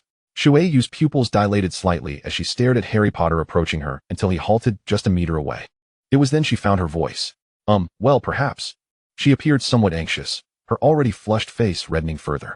Words tumbled from her lips, revealing that she seemed on the verge of saying something, yet faltered. Lowering her gaze, where Harry could not see, her eyes twinkled with a hint of mischief. Actually, I don't know where platform 9 3/4 is, sir. Do you happen to know? She raised her head, her expression innocent yet expectant as she looked at Harry. Oh, of course, it's right here. Harry, well-meaning, reached out to assist her with her luggage, but was politely rebuffed. Sensing her wariness, he chose to smile understandingly instead, drawing out his wand to cast a spell on her bag. A lightning charm. You seem to be in need of this, he explained, gesturing to her luggage. You'll find it much easier to pull now. Do you see that wall? Don't be afraid. Just run straight at it, and you'll arrive at the station. He elaborated. Though, if you're truly anxious, you could attempt to run with your eyes closed. She appeared genuinely apprehensive, one hand gripping her luggage, the other pressed against her chest, her feet rooted in place. She glanced at the wall, and then back at Harry, seemingly awaiting something. Harry met her gaze, his emerald eyes beneath round glasses flickering with a hint of hesitation. Well, if you're really frightened, would you like me to demonstrate for you? No, thank you. Kind sir. At this, Shui Yu's face flushed a vibrant red, resembling a ripe tomato, as she hastily pushed her luggage towards the brick wall. However, just before she made contact with the wall, she cast a fleeting glance back at Harry, who stood still, an expression of regret reflected in her eyes. Why wasn't he like before, placing a hand on my shoulder to encourage me? The girl stood before platform 9 3/4, her lips pouting in disappointment. Wait. Suddenly, she lifted her head, as if struck by a humorous thought, her mouth curving into a joyful smile. The curtain, seemingly sentient, accompanied her inner voice with a lively and buoyant melody. On the day of the school opening, he wouldn't really stand there all morning, would he? Does she seem to have a connection with Harry? Ron inquired of Hermione. Isn't that obvious? She dreamt of all those things related to Harry. How could she not be connected to him? Hermione replied without a moment's hesitation. But her reaction is quite peculiar. Unlike my first encounter with Harry, where I was fascinated by his scar and surprised by his identity, Ron struggled to articulate. She exhibits a mix of wariness toward a stranger and familiarity akin to that of an old friend. She spoke of him as if they were previously acquainted. Yet Harry appears not to recognize her at all. The girl's enigmatic demeanor left Harry equally perplexed. The Harry Potter on the curtain was indeed his future self. He could comprehend why his future self refrained from approaching her, sensing her wariness. Yet, he could not fathom why she seemed both guarded against his approach and secretly eager for his response. Moreover, Harry muttered to himself, why would she think I'd be standing outside the station all morning? While Harry pondered these questions, a derisive snicker emanated from the Slytherin table. Humph. Who would have thought someone like Scarhead would have fans? This girl truly has no taste. Harry turned to see Draco Malfoy, with his pale face, silvery eyes, and a provocative smirk, still as insufferable as ever. You only dare to speak now, Malfoy, Harry replied coolly. Surprising. I thought you'd be too frightened to utter a word after that earlier scene. Yet, it seems you still possess a modicum of courage. He delivered the last remark languidly, savoring Malfoy's flustered expression. Ron and Hermione glared at their counterparts, who were also watching them with eyes that attempted to intimidate through their pudgy faces, Goyle and Crabbe, as usual. However, the Weasley twins remained unfazed by the ongoing verbal sparring between Harry and Malfoy, perhaps not concerned that Malfoy could perpetrate any serious wrongdoing against them. Fred stroked his chin thoughtfully and suddenly remarked, "Oh, Harry." George patted Harry on the shoulder. "Looks like you've garnered yourself a little admirer." Fred grinned mischievously. "Did you see the way that girl looked at Harry?" The expression was reminiscent of someone. George, catching his drift, played along. Who could that be? They exchanged knowing glances, conspiratorially linking arms as they exchanged cheeky glances at Harry and Ginny, singing with glee, "Turns out she's our little sister." Harry's bewilderment swiftly transformed into embarrassment, and he ground his back teeth together. Just as he opened his mouth to respond, Ginny shouted from behind them, "What are you blabbering about, you lot?" Excellent. With Ginny interjecting, he needn't elaborate further, Harry thought numbly. As Shui Yu boarded the train, the scene shifted to the outside, where a small boy with brown hair nimbly navigated through the crowd. As he passed a carriage with an open window, the camera zoomed in. He brushed past Shui Yu, who had just entered that very carriage. The boy glanced left and right, and after thoroughly scrutinizing the unremarkable train, he approached the adult who had just seen his daughter off. In a state of frantic perspiration, having nearly rushed to the adult to issue a missing persons notice, he obediently took the man's hand and said, "I apologize, Uncle Charles, but the Hogwarts Express is simply too fascinating.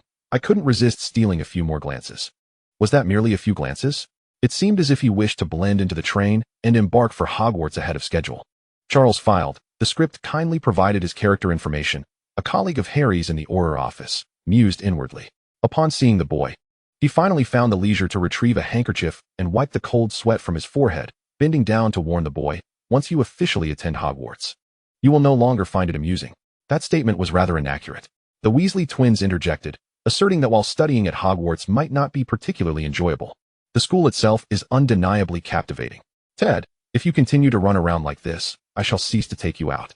The boy, Edward Remus Lupin, the script provided information, the son of Lupin and Tonks, Harry's godson, cheerfully shook Charles's hand. "Why would I do such a thing, dear Uncle Charles? Charles was not swayed by Ted's charm. He shook his head and watched as the train carrying his daughter emitted a mournful rumble, starting its journey into the distance before saying to Ted, "Let us depart. Harry should have been waiting outside for a while. Has my godfather finally finished his duties?" Ted exclaimed with delight, his hair shifting from brown to black, reflecting his fondness for his godfather, before transitioning to a golden hue, bursting with joy. "I haven't seen him in ages. Being an Auror is truly demanding." "In reality, you have only been apart for a day," Charles replied, shaking his head as he took Ted's hand and exited the station. Ron, astonished, congratulated Harry. "Hey mate, look at you. You've become an Auror in the future? The requirements for Aurors are exceedingly high. Harry, you are truly remarkable." Hermione marveled.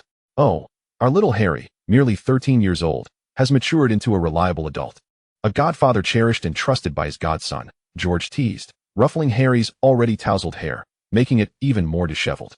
Overwhelmed by the accolades, Harry felt his face flush. "All right," he said, "though the future seems distant, I shall strive from this day forth."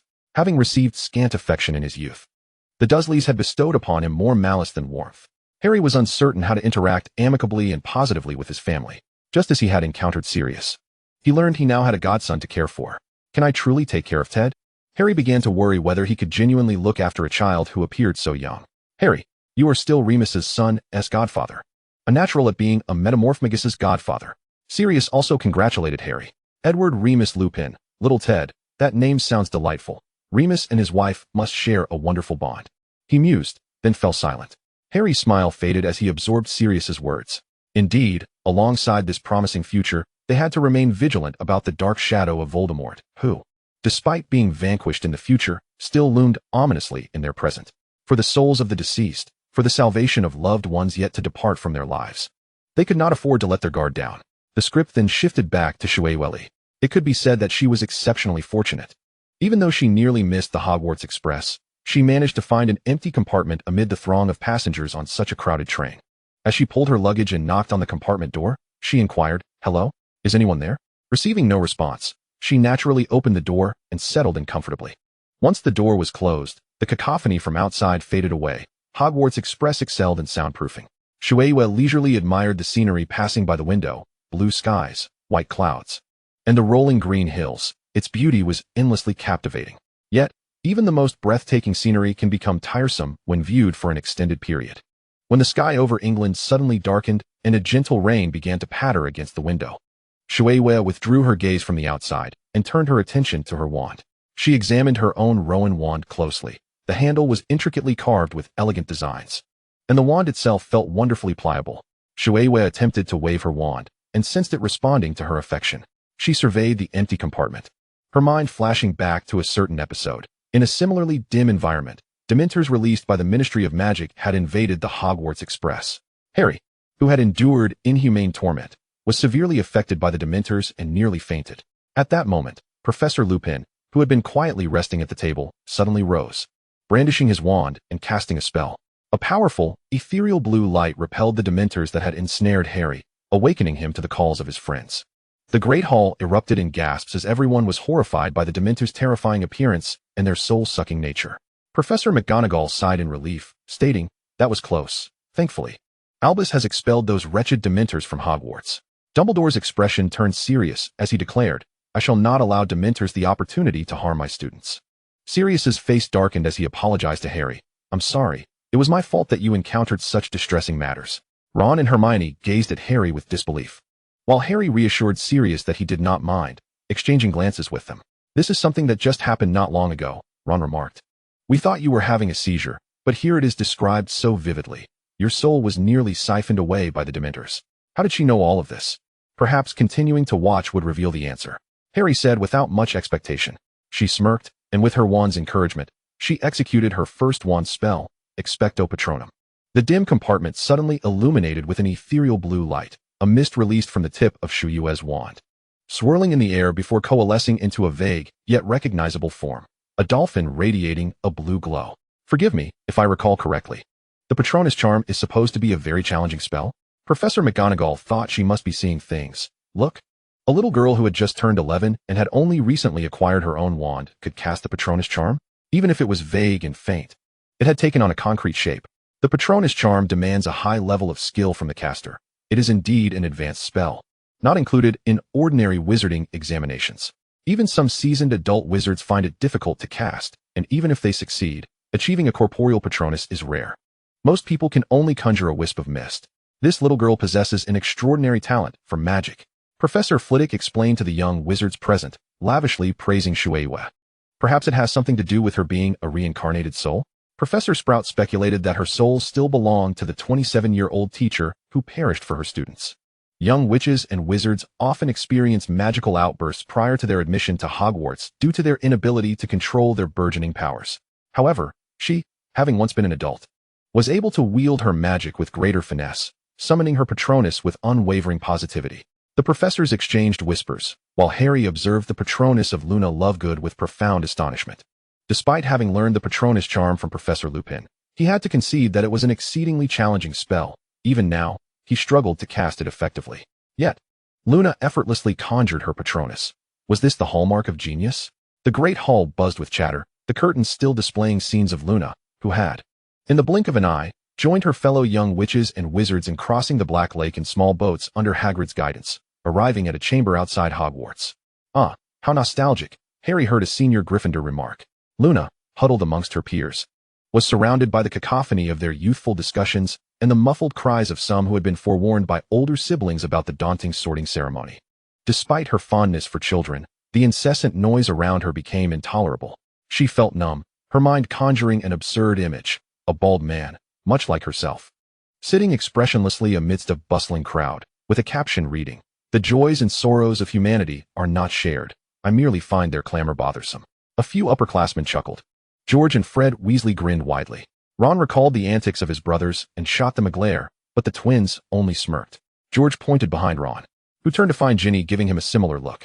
Do the Weasleys have a family tradition of scaring their younger kin with the sorting ceremony? Hermione teased. Hey there, I'm Solbright.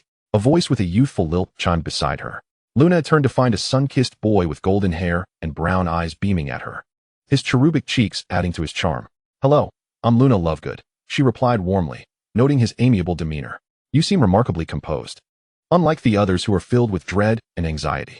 Aren't you worried about the sorting ceremony? I've heard it's quite challenging. Actually, the sorting ceremony is overseen by an ancient wizarding hat that once belonged to Godric Gryffindor, one of the founders of the house. The professors will place it on your head, and it will sort you into the house that best suits your talents and qualities. Contrary to rumors, you won't have to battle trolls, Luna gently explained, casting a glance at Ron, who shot George another glare. Nor will you be fighting dragons. If the hat's choice doesn't resonate with you, fear not. It will honor your wishes and place you in the house you desire. Harry nodded in agreement, recalling how he had nearly been sorted into Slytherin but had firmly refused, thus landing in Gryffindor, a decision he believed the hat had made wisely. Solbright nodded thoughtfully. You seem to know a great deal about Hogwarts. Not many local witches and wizards possess such knowledge. It's merely a matter of interest, Luna replied.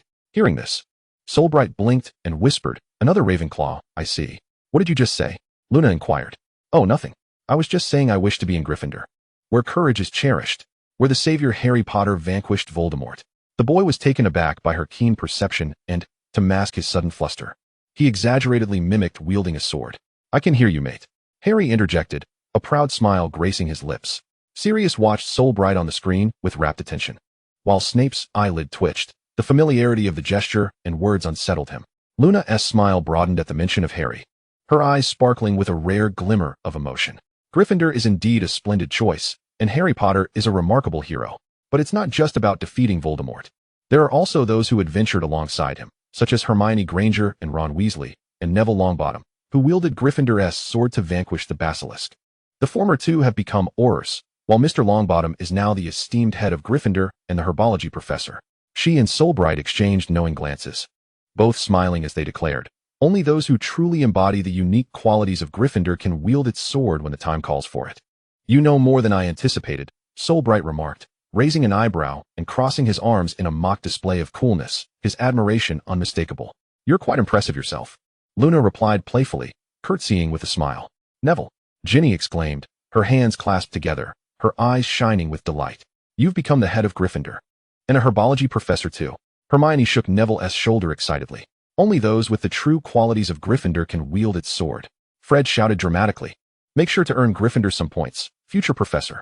George added with a faux serious tone. Suddenly, Neville found himself the center of attention, surrounded by congratulatory voices. His head spinning amidst the praise, with only a goofy smile to show for it. "I'll do my best," he managed to say. At the staff table, Professors McGonagall and Sprout exchanged glances amidst the cheers for Gryffindor. Professor Sprout smiled warmly. "Mr. Longbottom has shown great promise in herbology. I dare say I can lighten my load in the future." Professor McGonagall added, "To be the head of Gryffindor, Mr. Longbottom will need to exert twice the effort." "Strict as ever, Professor McGonagall," Ron muttered under his breath. They animatedly discussed Gryffindor and Harry Potter, while the curtains cleverly montaged over the specifics of their conversation, leaving the audience to merely observe the two young heads bobbing in animated chatter. As their camaraderie deepened, Solbright found the wait to be less arduous. He too had been among those anxious young witches and wizards. He derided their fears and the absurdity of the sorting challenges. Yet he genuinely believed the ridiculous tales spun by his father that the ceremony required showcasing the most advanced spells one had learned. He was exceedingly nervous, fearing he might fail and thus be barred from Hogwarts and Gryffindor. His hands trembled with anxiety. Then, amidst the throng of noisy young witches and wizards, he spotted the tranquil Luna, standing out like a firefly in the dark. He even observed that Shueisha noticed the little witch who couldn't help but weep and intended to comfort her. However, the girl soon ceased her tears, distracted by her friends who began discussing the updated character cards of chocolate frogs. As Shueisha watched the previously tearful girl beam with joy, she felt relieved and returned to her original position, her gaze vacant. "This fellow is not of a malicious heart," he mused, and promptly took a step closer, addressing her. "Hey there, hello. My name is Solbraid." Dumbledore looked upon the vibrant faces of the new generation of witches and wizards, his crescent-shaped glasses framing eyes that radiated warmth and kindness.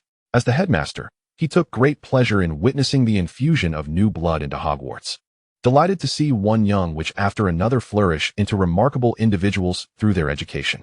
Now, he perceived not merely a group of lively and charming young witches and wizards, but indeed the hope for the future of the British wizarding world. "See, Shueisha." Solbraid eagerly stumbled through the pronunciation of Shueisha's name. "Which house do you think you might be sorted into? I mean, I believe you are quite likely to be placed in Ravenclaw, for you are truly knowledgeable. Moreover, most of the Chinese students tend to choose Ravenclaw." The little witches and wizards who had unconsciously gathered around them nodded along, enchanted by their conversation. Indeed, regardless of the veracity of her statements, the wealth of information she provided was substantial. Such detailed tales from the era of the Chosen One were not easily found elsewhere. "But if it were up to me," Solbraid suddenly grew bashful, "I would hope you also go to Gryffindor, after all. Do you not also admire Harry Potter and have a fondness for Gryffindor? You will come, won't you?" His round eyes sparkled with anticipation, resembling an adorable puppy as he eagerly awaited Shueisha's response. "I don't know, perhaps." Shueisha initially did not give the matter much thought, but now that it had been brought up, she pondered the question seriously. Ravenclaw is indeed splendid, and Senior Luna is quite ethereal. But its dormitory is situated at the highest tower, making daily classes and meals rather inconvenient. The students at the Ravenclaw table could not help but reveal a pained yet understanding smile. The mentioned Luna wore a dreamy expression and softly remarked, "She might enjoy an rampant, as it has 8 legs and could safely carry her across the moving staircases." Yet, no one paid heed to her words.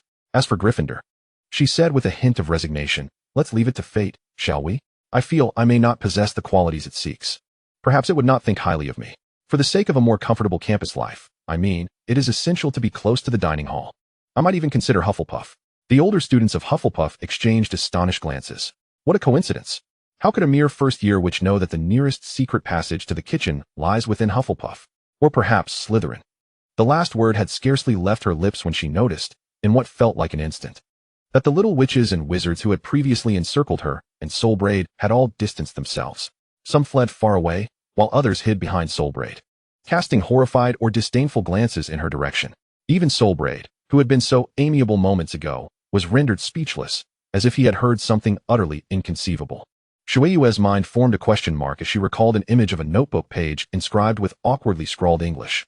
"I do not understand JPG." Chapter 4. Foolish Former Muggles. Choosing the esteemed Slytherin for such a trivial reason? Oh, spare me, Merlin. I have no desire to share a house with such individuals.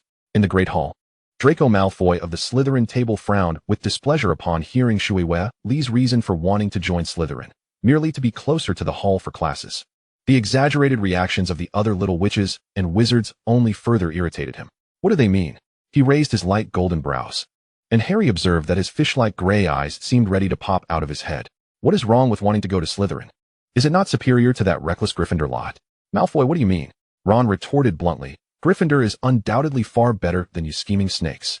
With someone like you around, who would even consider Slytherin? Everyone had their own understanding of what Slytherin was like and what he was like. Harry gazed coldly at Malfoy. We haven't forgotten who stood behind Snape, watching Dumbledore fall. Hermione's expression turned icy. Dumbledore had even suggested that it might have been his own command, and Pansy Parkinson dared only to murmur in response, her face paling in Malfoy's presence. Here we go again, the usual Gryffindor and Slytherin bickering, quipped Cho Chang from the Ravenclaw table, along with her Hufflepuff friends. If I may suggest, rather than squabbling now, why not quietly observe why future generations hold such disdain for Slytherin? That Soulbraid will surely explain it to Shui Welly, will he not? In a bid to win over this friend, Cho's companion, the red-gold-haired Marietta Edgecombe, complained, honestly, I feel Slytherin and Gryffindor are equally matched, both bickering incessantly. It's rather childish. Snape cast a cold glance at those future individuals who rejected Slytherin, harboring ominous thoughts. Dumbledore, too, was troubled by the growing bias against houses at Hogwarts. Merlin's beard. Soulbraid looked at her incredulously, repeatedly confirming her meaning. Today should be September 1st, the start of term, not April Fool's Day. Are you truly not joking? Are you serious? I merely suggested that Slytherin is also a commendable choice. It too is a part of Hogwarts, is it not? Shuewa looked at him, bewildered by their vehement reactions. I had thought your extensive knowledge stemmed from being a wizard from a wizarding family. Soulbraid exclaimed in frustration. You are a muggle-born witch. If you know so much about the battles, what on earth possessed you to want to join Slytherin? Yes, it is part of Hogwarts.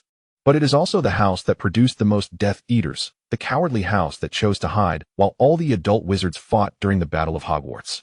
The atmosphere in the hall plunged from fiery fervor to icy silence, countless eyes honing in on the Slytherin table. Malfoy and his companions, who had been the most boisterous, shivered under such scrutiny. You of all people should know that Harry Potter does not despise Slytherin. Even if he dislikes it, it is only some of its members. And one cannot generalize the actions of individuals to an entire house. Soulbraid continued to strive for common ground, urging her to reconsider her choice of Slytherin. The curious muggle-born wizards drew closer to the fray, while some obviously pure-blooded wizards of Slytherin sought to distance themselves, the crowd swirling around Shui Wei and her companions, with only the center remaining calm amidst the tumult. However, Shui Wei's focus had shifted away from the house sorting, rather than the division. She was more concerned about others claiming her ignorance of Harry Potter. She glanced at the noisy surroundings, furrowing her brow as she quietly retorted with some hesitation. Brother. She acts as if she knows you well, Ron whispered to Harry, subtly nodding towards the dejected Malfoy when discussing Harry's disdain for certain individuals from Slytherin. As for Snape, that was a subject he dared not approach. Harry scoffed. She was certainly not that. Indeed, he harbored a strong dislike for Slytherin, both the students and the professors. What about the future? That was a matter for another time. Furthermore, not all Slytherins shunned battle. Some merely chose to fight in the shadows. Yet they had assisted Harry Potter in his struggle against Voldemort to varying degrees. Madame Pomfrey, a Slytherin graduate, had come to the aid of injured students. And the current head of Slytherin, Professor Slughorn, had confronted him directly. Has the head of Slytherin changed too? Where has Severus gone? Professor Sprout inquired. Dumbledore remained silent. His head bowed as he contemplated the most dreadful possibilities. Even Harry Potter himself had once stated that the bravest person he had ever encountered was a Slytherin. How could I possibly say such a thing? Harry could no longer restrain himself, exclaiming in disbelief. Hermione echoed his astonishment. I can't believe Harry would say that. But perhaps future Harry truly encountered that exceptionally brave Slytherin, whose noble deeds were enough to alter Harry's perspective. That Slytherin must be remarkable, Ron interjected. Well, at least he mentioned it 17 years later, she added silently, feeling a twinge of guilt. 17 years later? She realized that what was the future for them was the past for her, and she was also aware of the future of her own era. The assembly hall collectively pondered this. Bled, now genuinely incensed, shouted, Shut up. I want to allow you to slander him. Clearly, he deemed Shui Yue's words untrustworthy, accusing her of nonsensical ramblings and even slandering Harry Potter. I did not. In the face of Bled's fury, Shui Yue remained composed. Very well. Bled's tone grew cold, sensing that this newly acquainted friend was resolutely determined to join Slytherin. Go ahead, join that brave and unyielding Slytherin. I shall not stop you. As soon as he finished speaking, Professor McGonagall entered to restore order. Ladies and gentlemen, please quietly enter the hall. The sorting ceremony is about to commence. She surveyed the restless young witches and wizards, focusing intently on Shui Wei, who sat in silence amidst the crowd, and Bled, who turned away, visibly irritated, frowning as she spoke. "All right, Professor McGonagall." The young wizards fell silent in unison. "Minerva, congratulations on becoming headmistress." Dumbledore wished her well. "You will make a splendid headmistress." "Thank you, Albus. However, I am more curious about where Severus has gone." McGonagall replied. "Horace has returned to teach at Hogwarts. But what of Severus? Surely he hasn't taken the position of defense against the dark arts professor?" "Perhaps that is the case," Snape drawled, lifting his eyelids languidly. "I am grateful to the future headmistress McGonagall for sympathizing with my plight of enduring the torment of teaching potions to the small trolls, and allowing me to teach defense against the dark arts instead." McGonagall shot Snape a disapproving glance. "How can you still find humor in this, Severus?" The young witches and wizards gradually made their way into the packed hall, under the watchful eyes of the four house heads. Neville noticed a more mature version of himself, sporting the same bashful smile, seated among the staff, observing the young witches and wizards below, his cheeks flushing deeper. Following McGonagall's roll call, each student took their place on the stool, donning the sorting hat. "You may think me unremarkable in appearance, but do not judge by looks alone. Should you find a hat more intelligent than I shall gladly eat myself," the sorting hat sang, before dutifully sorting them. Eileen Walton, a little girl with hair tinged near golden, trembled like a leaf as she sat upon the high stool, awaiting McGonagall to place the sorting hat upon her head. Gryffindor. The Gryffindor long table erupted in enthusiastic applause, welcoming yet another brave little lion into their fold. The Gryffindor table beyond the curtain also applauded in perfect harmony for the Gryffindors of countless years hence. Among them, Fred and George clapped in a rhythm as if they were singing. As the lengthy roll call continued, Gryffindor emerged most frequently, followed by Hufflepuff, then Ravenclaw. While Slytherin had yet to be mentioned, even the Slytherin wizards, accustomed to their fewer numbers, believing this to be a reflection of their high standards for admission, began to sense something amiss. The reality was simply that Slytherin did not accept wizards of purely Muggle descent. "Pettigrew," Pansy exclaimed, "I know this one. The Pettigrew family is among the Sacred 28. With many wizards graduating from Slytherin, she must be a Slytherin too." A brown-haired girl timidly stood upright, sitting down amidst the gazes of all, her small face obscured by the sorting hat, which soon determined her fate.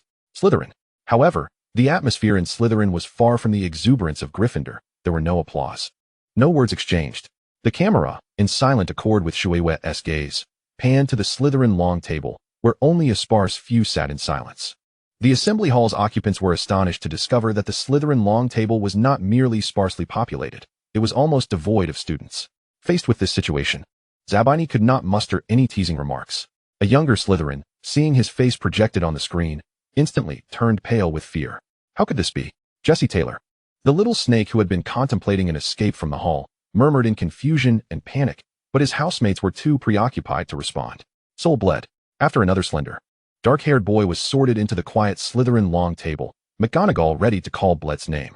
Shuewa's gaze lingered on the Slytherin long table, momentarily stunned, realizing that the friend she had only recently met had already been called. With her prior reminder and the experiences of those before him, Bled was no longer anxious as he approached. A faint pink hue rose on his fair cheeks, uncertain whether it was from excitement or a lingering annoyance toward Shuewa. As he walked past her, he noticed her unwavering gaze directed towards Slytherin, and his mouth involuntarily turned downwards. He puffed out his cheeks, lightly brushing against her shoulder with an air of arrogance, huffing at her before taking his seat. Before the sorting hat was even placed upon his head, his sorting result was already announced. Gryffindor. Bled could not help but break into a satisfied, proud smile as he was welcomed warmly by his fellow lions, greeting those beside him before his gaze inevitably drifted back to Shuewa. Even though she claims not to care about her, she is indeed quite concerned, Lavender teased her friend. "I firmly believe this girl is destined for Ravenclaw," Fred remarked, observing the still silent Shuewa, and he turned to George, saying, "Look at the multitude of books in her room. She possesses such vast knowledge. In her past life, she was even a teacher. Even if she is reluctant to join Ravenclaw, the sorting hat will likely place her there." "I beg to differ, my friend," George raised an eyebrow. "Our Miss Granger is no less knowledgeable than those Ravenclaw students, yet she was sorted into Gryffindor. And Nisley was so brave in her past life, and had such admiration for Harry." At this, he couldn't help but cast a knowing glance at Harry, whispering, "Our charming hero, Harry Potter." Harry, overhearing, felt his face flush with embarrassment, and quietly warned George. Having successfully teased Harry, George continued, "She has also earned the approval of the Birch Wand. She is bound to win Gryffindor's favor, as Gryffindor cherishes brave and fearless students." "Does no one truly believe she could end up in Slytherin?" Ron interjected, unable to contain himself. She has certainly spoken quite favorably of them. Oh dear Ron. Fred replied with a hint of pity for Ron's naivety. If she truly possessed Slytherin's qualities, she wouldn't have spoken on their behalf under such pressure. If she had those traits, unless she solely met Slytherin's criteria, a truly cunning Slytherin would not risk being sorted into Slytherin at this moment. They could easily attend Ilvermorny instead. Ron understood that Ilvermorny was an American wizarding school founded by descendants of Slytherin. Hey, Fergie, shall we place a wager on which house Miss Lee will be sorted into? George proposed. Count me in, George. What's the wager? Fred chimed in. A butterbeer. George replied. Is that all? Ron scoffed. So our dear brother Ron is so eager for his brother to wager more? I'll have to inform Mum that Ron enjoys gambling. Hey, Fred. Ron gritted his teeth. Harry, seated next to Ron, couldn't help but glance at Shui Wei, the silent girl with Chinese descent, who now appeared somewhat nervous. Harry pondered where this extraordinary girl might be placed. Unlike Ron, he had never considered the possibility of Shui Wei ending up in Slytherin. After all, she seemed to admire him so much. Even if her understanding was somewhat flawed, perhaps, as George suggested, she might indeed be sorted into Gryffindor. Shui Wei. Professor McGonagall finally announced, and Shui Wei felt that McGonagall must have practiced her name numerous times beforehand. Otherwise, she wouldn't have pronounced it flawlessly on the first attempt. Considering her name is not particularly friendly to non-native Chinese speakers, I managed to pronounce it correctly on the first try? Hermione silently congratulated herself. With an outward appearance of calm, she traversed the crowd, bearing the weight of countless gazes, and sat on the bench. However, internally, her mind was anything but tranquil. The curtain dramatically highlighted her composed round face, while simultaneously unveiling her tumultuous thoughts with an emotional, lively inner monologue that starkly contrasted her serene exterior. What do I do? What do I do? Is it finally my turn to be sorted? The ugly daughter-in-law must meet the family patriarch. Zhu Beiji must look in the mirror. I have to face the sorting hat, and I'm so anxious. What if it places me in Azkaban and calls the Aurors to capture me? Her vivid imagination conjured a scene where Professor McGonagall placed the sorting hat upon her head. And it, in a panic, shouted, Azkaban. Wow, George thought that Shui Wei was indeed quite imaginative. If one were to say she was bold, she feared the sorting hat. But if one were to say she was timid, she still dared to imagine herself ending up in Azkaban. What crime could an 11-year-old girl possibly commit? How did she even conceive the notion of being sent to Azkaban? Ron stifled a laugh, his face turning red as he desperately tried to suppress his mirth. Looking like a shrimp pulled from water, contorting and trembling. Fred, generously amused, silently laughed heartily, while Sirius regarded his charming young protégé with playful scrutiny. Even Hermione couldn't help but smile, her lips curling upward as her eyes sparkled with restrained amusement. Harry's ears and face burned with embarrassment as he lowered his head, pretending to focus on his plate, torturing his food with his fork. Rest assured, he thought, his eyes fixated on the mangled sausage on his plate. If I ever become an Auror, based on Shui Wei's performance today, I will certainly fulfill her wish. Shui Wei, lost in her own amusement, allowed her thoughts to roam freely, hoping the sorting hat wouldn't uncover her true feelings amidst her chaotic musings. As the sorting hat finally settled upon her head, obscuring her vision, the curtain fell black. And while no one could see the inner world the sorting hat was privy to, they could hear its analysis. Oh, a rare young witch with a mature and well-rounded mindset for her age. Let me examine you closely, the sorting hat exclaimed in surprise.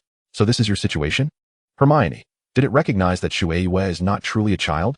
No wonder it is the Gryffindor hat. However, it's not a problem. You are studious, clever, diligent, brave, and mature. There are numerous houses available for you to choose from.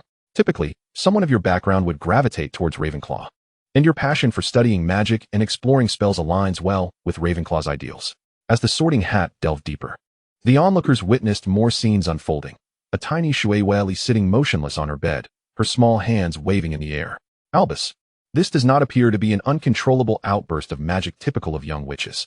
She is undoubtedly controlling her magic, but her state does not seem entirely normal. McGonagall expressed her concern to Dumbledore, even though she was not yet Shui Wei's headmistress. Do not worry, Minerva. This young witch is merely in a wondrous state, akin to being engrossed in her own world. I find it challenging to elucidate this situation, as the extraordinary aspects of her are numerous and nearly unheard of. However, the one certainty we can ascertain is that it poses no harm to her. In fact, it significantly enhances her capacity for conceptualizing and casting magic. She will even have the opportunity to attend Hogwarts. This clearly indicates that her health is quite robust. Dumbledore bestowed a reassuring smile upon McGonagall, calming her emotions. Flitwick, with a look of astonishment, inquired, is she performing magic without a wand or incantation? Before anyone could respond to the charms professor's question, A shimmering azure screen materialized at the gesture of Shui, prominently displaying the emblem of the HP Forum. Hermione could not restrain herself from answering. Even in the absence of a question posed to her, I know this. It's a Muggle forum, a method of exchanging information through the internet on computers. However, this technology is incredibly intricate. Most ordinary Muggles are only adept at using it, and the level of public understanding is still quite low. Yet, she has created a magical version of a forum at such a young age. Unbelievable. It sounds exceedingly fascinating, doesn't it, Dean? Simon Finnegan shook the shoulder of his friend Dean Thomas. Indeed, mate, you're right. So, can you cease your actions now? I'm about to faint. It is said that Muggle items are disrupted at Hogwarts, their signals blocked and rendered unusable, yet magical radios function perfectly. Hence, wouldn't this purely magical forum be accessible at Hogwarts? A Ravenclaw, clearly familiar with Muggle forums, exclaimed with delight. A group of young wizards, hailing from Muggle backgrounds with internet access, felt a surge of excitement, only to be abruptly plunged into despair at the realization that Shui existed in the future rather than the present. They lamented their inability to access the internet at Hogwarts, filled with envy towards those who could interact with Shui. Am I the only one who noticed that this forum is named after the abbreviation of Harry Potter? Aki Zhang spoke up amid the chorus of lamentations. Am I the only one concerned that she hasn't been sorted yet? Ron echoed quietly. I've noticed all of this, Harry thought to himself. I even saw the label in the upper left corner that read Dismantle Me, Rohet GTH. However, he was unaware of its meaning. Having grown up in the Dursley household where such advanced technology belonged solely to his insufferable cousin Dudley, of whom he had no opportunity to engage with. You don't want to go? Because the tower is too high, too cold, and too exhausting? What sort of excuse is that? However, since you've mentioned it, what about Hufflepuff and Gryffindor? The former suits you well and could remedy some of your deficiencies, yet based on your unique experiences and particular interests. Your bravery in the face of danger is commendable. Personally, I believe you align well with Gryffindor's admission criteria. Shui smiled, neither affirming nor denying, appearing quite willing. Yet, her true thoughts were laid bare under the scrutiny of the gathered crowd and the Sorting Hat alike. She was not as wholeheartedly eager as she seemed.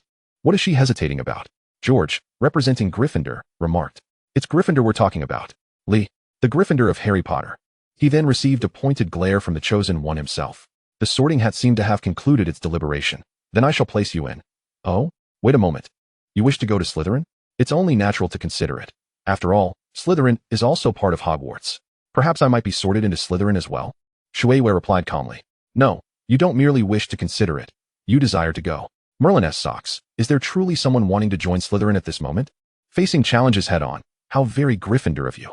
Amused, Shui's lips curled slightly beneath the hat, revealing a subtle smile. No, I do not. You do, I can assure you. The Gryffindor hat never misjudges. The audacious Gryffindor, Sprout shook her head. However, your rebuttal possesses a certain Slytherin flair. Going there is not out of the question. The Sorting Hat continued, like an elderly gentleman lost in thought.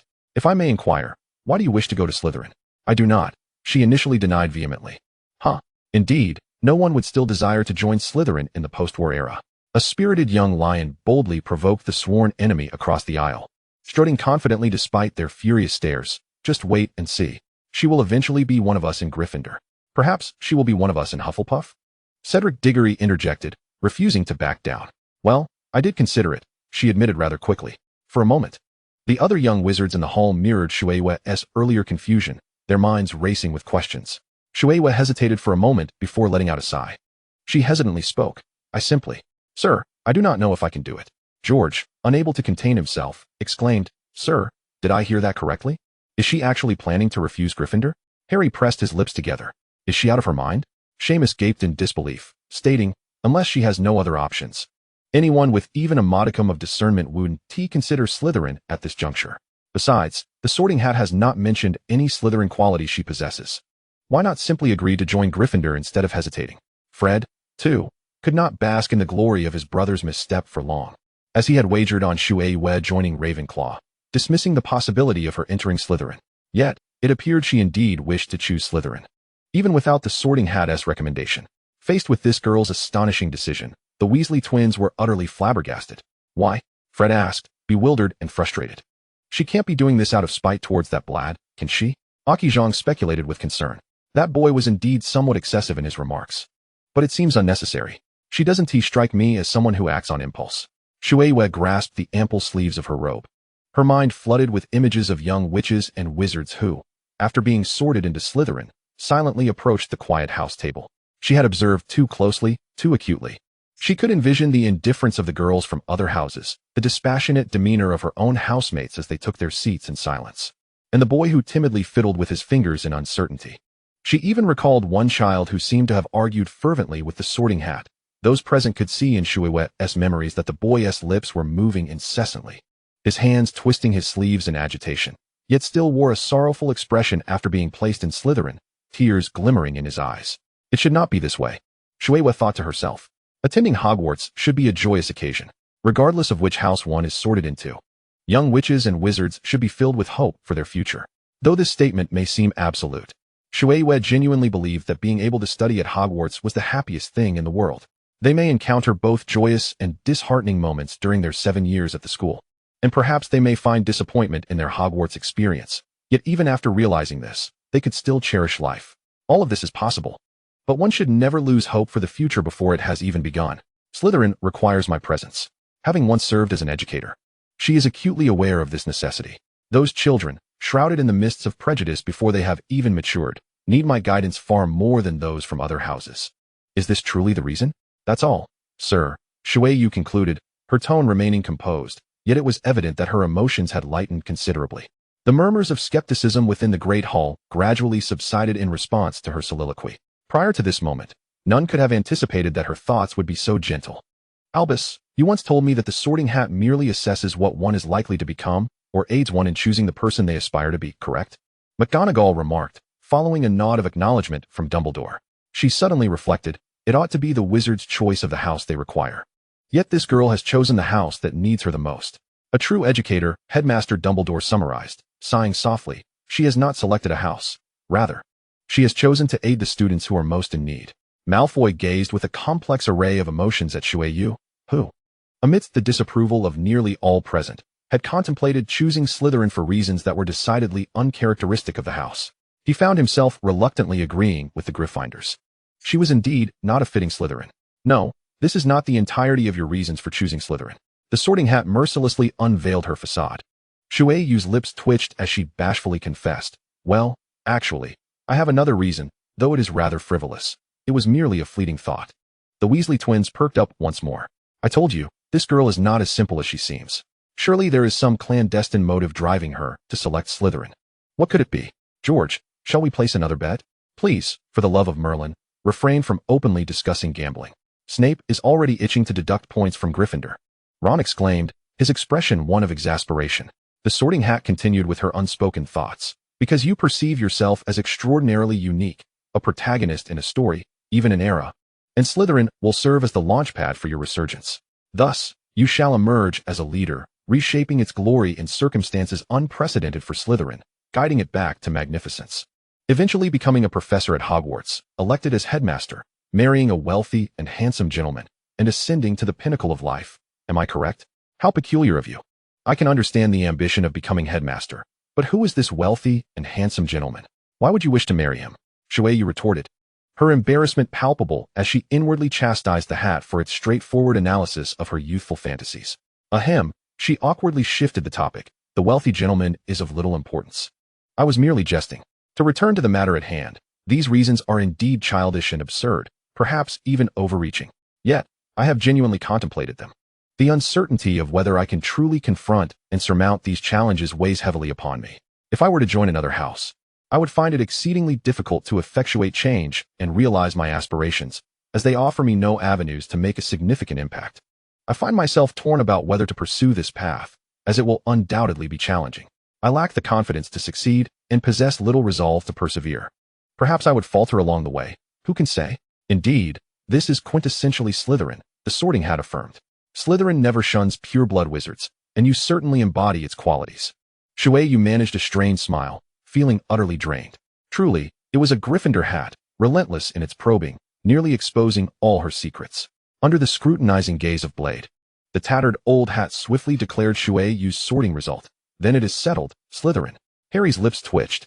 I knew she wasn't a serious person. Her earlier concern for the students was just a facade. Her ambition is the real deal. Thank goodness she didn't genuinely join Gryffindor. She is unequivocally a Slytherin at heart. He should have realized it from the start. A girl capable of proclaiming that Harry should come apprehend her could hardly be earnest. Look at her now. Having just suggested he arrest her and send her to Azkaban, yet she is already contemplating marrying someone else. The wealthy gentleman she has her eye on is truly unfortunate. Entangled with such a whimsical Slytherin. Hermione pondered more deeply. Perhaps these are indeed her authentic thoughts? No one can deceive the Sorting Hat. And it has not denied her earlier rationale, suggesting she is not lying. She possesses ambition, but this does not entirely negate her concern for the students. You are biased against her, Harry. Ron, quick to react, interjected just before Harry could furrow his brow and speak, a telltale sign of his impending annoyance. Hey, look over there. Lee is heading to the Slytherin common room. Ron's words proved effective.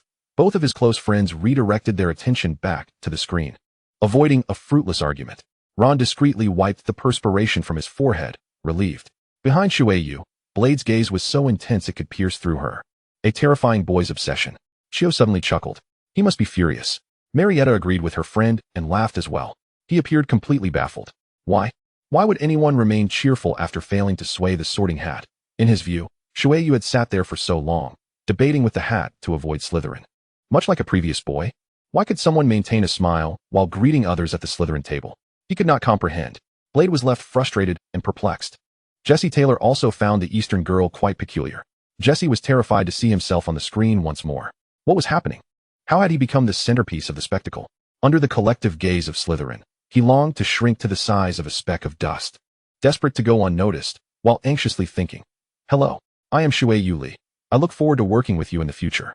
She approached him immediately after stepping down from the sorting ceremony, cheerfully greeting him, even as the atmosphere at the long table turned icy.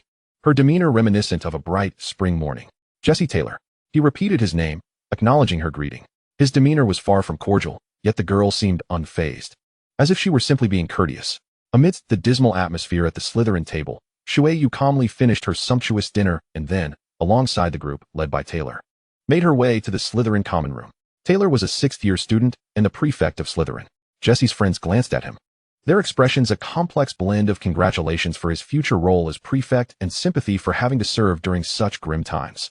As you can see, our Slytherin common room is located beneath the lake, quite close to the Great Hall, making it very convenient for us to reach our destination quickly. Taylor evidently wished to say little to them, unlike previous heads of his year, who would expound grandiosely on the history of Slytherin. He merely recounted the essential points and intended to take his leave. He is not fulfilling his duties as head, the current head of Slytherin criticized. How can we overlook the illustrious history of our house and merely rest? With morale so low, we need our head to uplift our spirits. Jesse, chastised by him, lowered his gaze apprehensively. Come on. As another head, Percy remained silent. Given the circumstances you faced at that time, a mere head could do little. Did you not see the despondency and fatigue of those young wizards? Recognize reality, settle down, and get some rest. Finally, he stated, remember, the password for this week is pure blood. With a fatigued expression, he organized the dormitories for the young wizards, distributed class schedules, and urged them to rest early for their classes the next day. The young wizards departed one after another. This year, the number of new Slytherin students was remarkably low, and Shueyu was fortunate to have been assigned a single room, which delighted her immensely, as it granted her full autonomy in decorating her room without needing to explain herself to a roommate. At this moment, a sense of foreboding suddenly enveloped Harry. After washing up, Shueyu blissfully retrieved her commonly used pillow, bedding, and mattress from the trunk delivered by the house elf. The curtain only displayed her actions, omitting any mention of the trunk's contents for the sake of the girl's privacy. Once she arranged the basic bedding, she rummaged through the trunk to produce her collection of plush toys. Various sizes of Harry's lined up neatly at her bedside, encircling her pillow. After completing this task, she stretched and breathed a sigh of contentment, a smile of happiness gracing her features. Finally, her efforts were not in vain. At this point, no one paid any heed to Taylor's unusual behavior.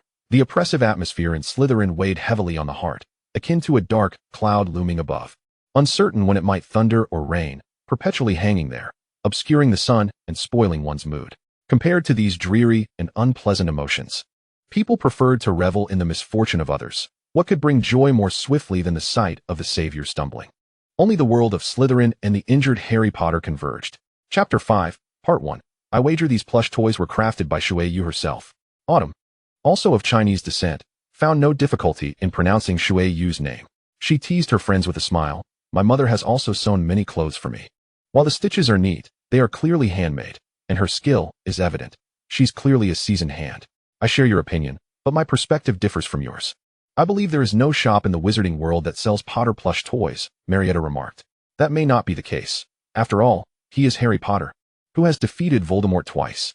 I can confidently say he is an idol across the wizarding world, more dazzling than any Quidditch star.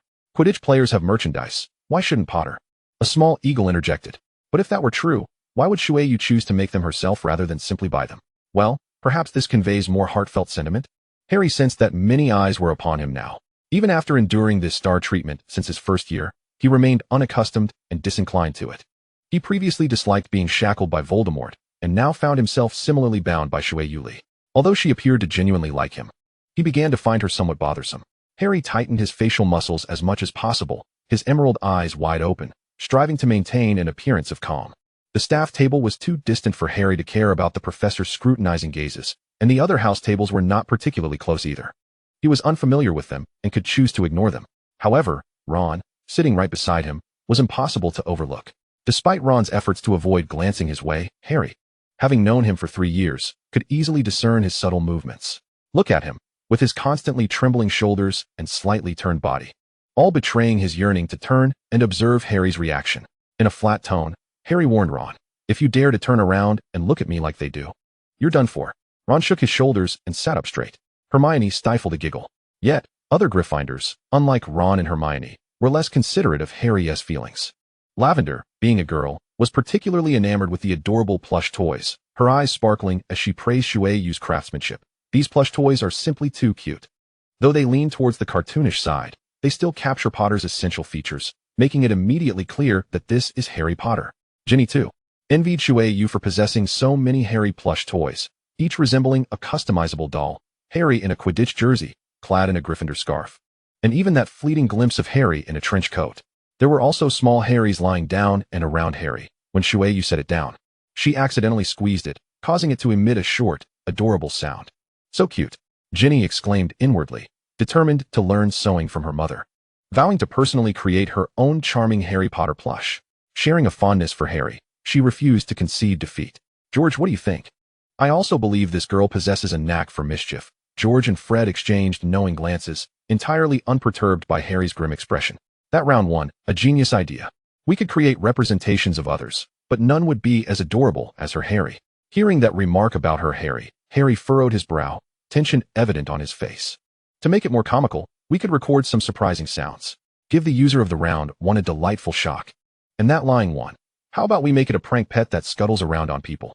Brilliant, Fred.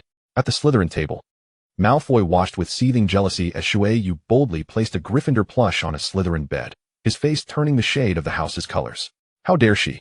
He glared at Shueyu's cheerful actions, muttering under his breath, how can she sully Slytherin's purity with Gryffindor's red? Damn Sorting Hat. It made the gravest error in placing such a person in Slytherin. After arranging the Harry plush toys, Shueyu gazed intently at the collection at her bedside, as if suddenly recalling something. How could I forget them? I, an inadequate shipper. With that, she rummaged once more in her trunk. Harry couldn't help but suspect that her trunk was bewitched with an undetectable extension charm. Otherwise, how could it hold so much? Ron remarked, undetectable extension charm? That piqued Harry's interest. At least it wasn't a discussion about him. It's a spell that expands the space of the enchanted object. The larger the expanded space, the more difficult the spell. Hermione explained to Harry. She then produced a pair of dolls. A pair of dolls, one resembling Ron and the other Hermione, clad in Gryffindor robes, stood in silence. It was evident that they too had succumbed to an ominous premonition.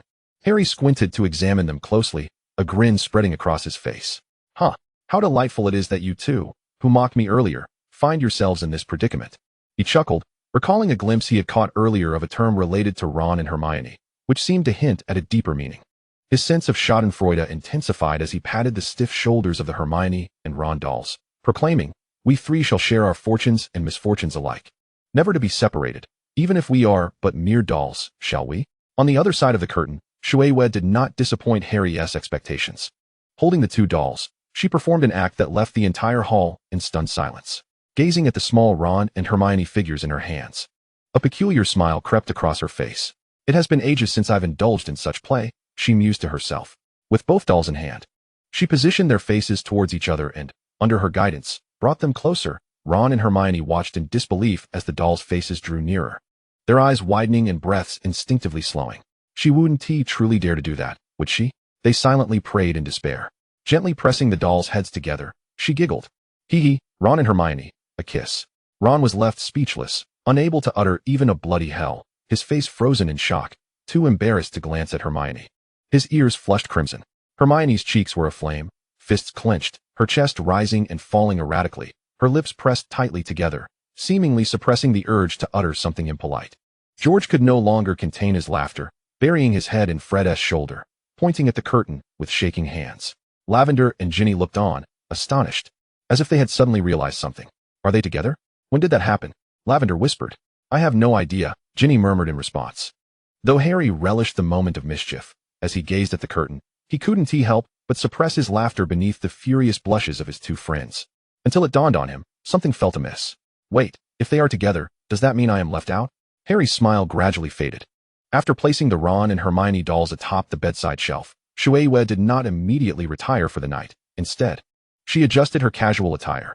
Only then did Harry notice she had changed into her pajamas and turned to descend the stairs. Where on earth could she be going at this hour? Night wandering? Malfoy sneered. That's quite Gryffindor of her. Harry and the others paid no heed to Malfoy's jibe. For his disdain for Gryffindor was hardly a secret, and as he insulted a Slytherin, they were disinterested in the Serpent House's internal quarrels. I believe it should be here. The Slytherin common room, nestled at the lake's bottom, always exuded an air of dampness and gloom, with tightly sealed windows overlooking the icy waters, enveloped in silence. As if even the fish at the lake's depths were peacefully slumbering. Shui, wand in hand, softly uttered a spell to illuminate her path, treading lightly towards a cabinet, peering inside to search for something. Suddenly, a flash of light dazzled her eyes, prompting her to squint and examine the source. Her face breaking into a broad smile of delight. Among a stack of plates, she discovered a dusty badge and quietly cast a cleaning charm upon it. The once grimy badge gleamed brightly, revealing the faded green inscription, Potter Stinks. The mere presence of such an item within the Slytherin common room drew subtle glances from classmates and professors alike, directing their attention towards Harry and Malfoy. They assessed the two before them, and then gazed back at Shui, who clutched the badge, laughing as though she were a blooming flower, and in their hearts. It felt as though a vast prairie was alive with galloping wild horses. Malfoy, momentarily under the scrutiny of so many gazes, felt a faint flush creep over his pale face, attempting to maintain composure. Oh, Potter Stinks. What a brilliant idea, he declared, emphasizing the words as if mocking the earlier exchange between the Weasley twins, though they paid him no mind. Only someone with a truly entertaining soul could create such a thing. Hey, why are all of you staring at me? Is it only I who can come up with such genius? However, it was abundantly clear that everyone believed such a creation could only have been conceived by him in his boredom. Despite having just endured an exceedingly embarrassing moment, Hermione, her cheeks still flushed, would not let Malfoy's insult towards Harry go unchallenged. Not to mention that it was found in Slytherin. Ron, unable to tolerate Malfoy's pretentious demeanor, added his voice as a strong testament. Am I the only discerning individual in Slytherin? Couldn't this equally be the work of others who also disdain Potter? Good grief. Do you call this a noble act by the discerning? The Gryffindor table erupted into a verbal melee with Slytherin once more. The little eagles and badgers covered their ears in distress. As the badge was cleaned, Harry's emotions became increasingly tumultuous, mirroring the clarity of the badge before him. He felt as though the intensity of his feelings today surpassed the sum of his emotions throughout his entire life. Harry found himself perplexed by this girl. If she admired him, why would she spread rumors about liking Slytherin and even venture into their domain?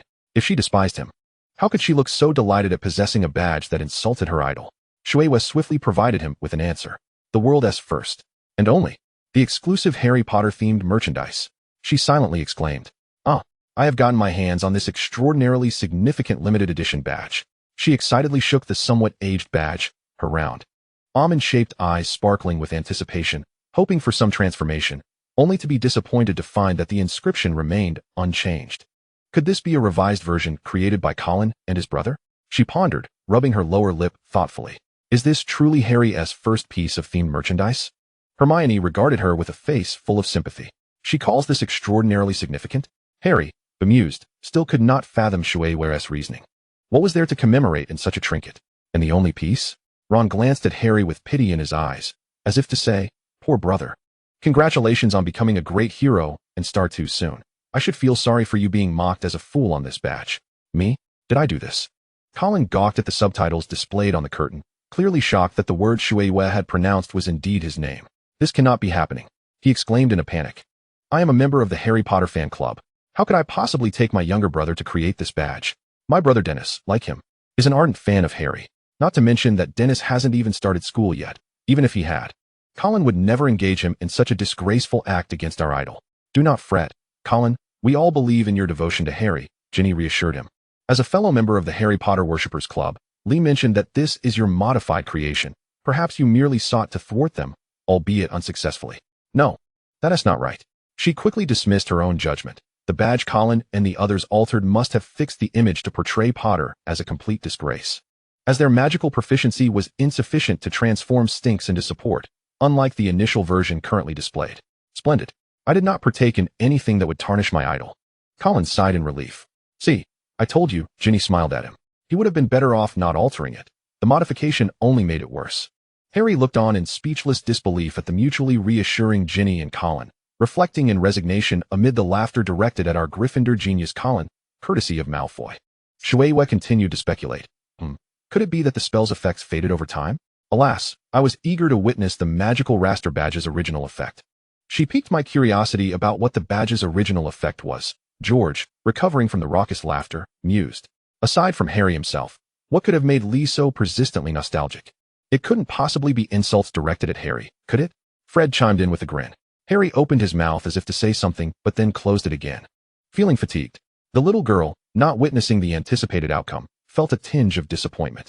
Nevertheless, Shueisha quickly rallied her spirits. After all, this was her first piece of Harry memorabilia, and this excursion yielded some rewards. She stifled a small yawn, stowed away the badge, and resolved to return to her room for a rest. However, a suppressed sob echoed behind her. Instantly, Shueisha's senses heightened. Chills raced down her spine. Her grip tightened around her wand, poised to strike against any unknown threat, while her mind unwittingly conjured yet another scene. Time, midnight. Location, the dimly lit Slytherin common room. Characters, Shueisha Lee and a figure in black. Shueisha exhaled quietly, swiftly turning around. Who goes there? Chapter 5, Part 2. The atmosphere shifted abruptly from farce to suspense, as the hall's occupants exchanged bewildered glances. What on earth was happening now? Jessie felt a wave of despair. Could it be that a disgruntled individual from Gryffindor had infiltrated to stir trouble? Why on earth didn't Lee just go to bed? Why must he seek out that Potter nonsense at this hour? Now look what's happened. He'll have me, the prefect, to answer for it. Jessie's friend Mark, exasperated, interjected. Come on. Our common room is the hardest to breach. No outsider has entered in 700 years. Besides, at this hour, there can't be anyone but Slytherins in our common room. Ron and Harry exchanged knowing glances, both suppressing laughter. They still had no idea we had ventured into the Slytherin common room. Ron, concealing his mouth with a chicken leg, whispered to Harry. It's not that difficult to enter the Slytherin common room. Really, Harry replied nonchalantly. The boys felt a twinge of regret for Hermione, who had missed out due to a minor mishap. Lee, Shueisha recognized a familiar voice, which eased her vigilance, allowing her to cease her spellcasting. Pettigrew? Shueisha squinted, finally discerning the features of the person before her. Brown hair, brown eyes, and a timid countenance. She was certain she hadn't mistaken her identity. It's me. Petty rubbed her eyes, her voice still raspy from crying. What are you doing here so late? Shueisha sensed that Petty was not inclined to engage in prolonged conversation and was merely trying to deflect her inquiries. Thus, she casually concocted an excuse. I was hungry and intended to venture downstairs to see if there were any secret passages leading to the kitchen. As she spoke, she discreetly tucked the badge into her pocket, using the cover of night. True, in that kind of atmosphere, it would indeed be hard to find a proper meal. Petty reflexively replied. Noticing that Shueisha seemed unconcerned about her predicament, she felt reassured and continued the conversation. Are there really secret passages that lead to the kitchen? Of course. Hogwarts Castle is always rife with secrets, is it not? There are countless passages even the headmaster is unaware of. Shueisha winked. Sneaking out on the first day to explore secret passages, George interjected. We started even earlier than you, Fred echoed. So very Gryffindor, they mused, lamenting that Lee missed out on being a part of Gryffindor. When faced with a problem, opting for a secret passage is undeniably a Gryffindor trait.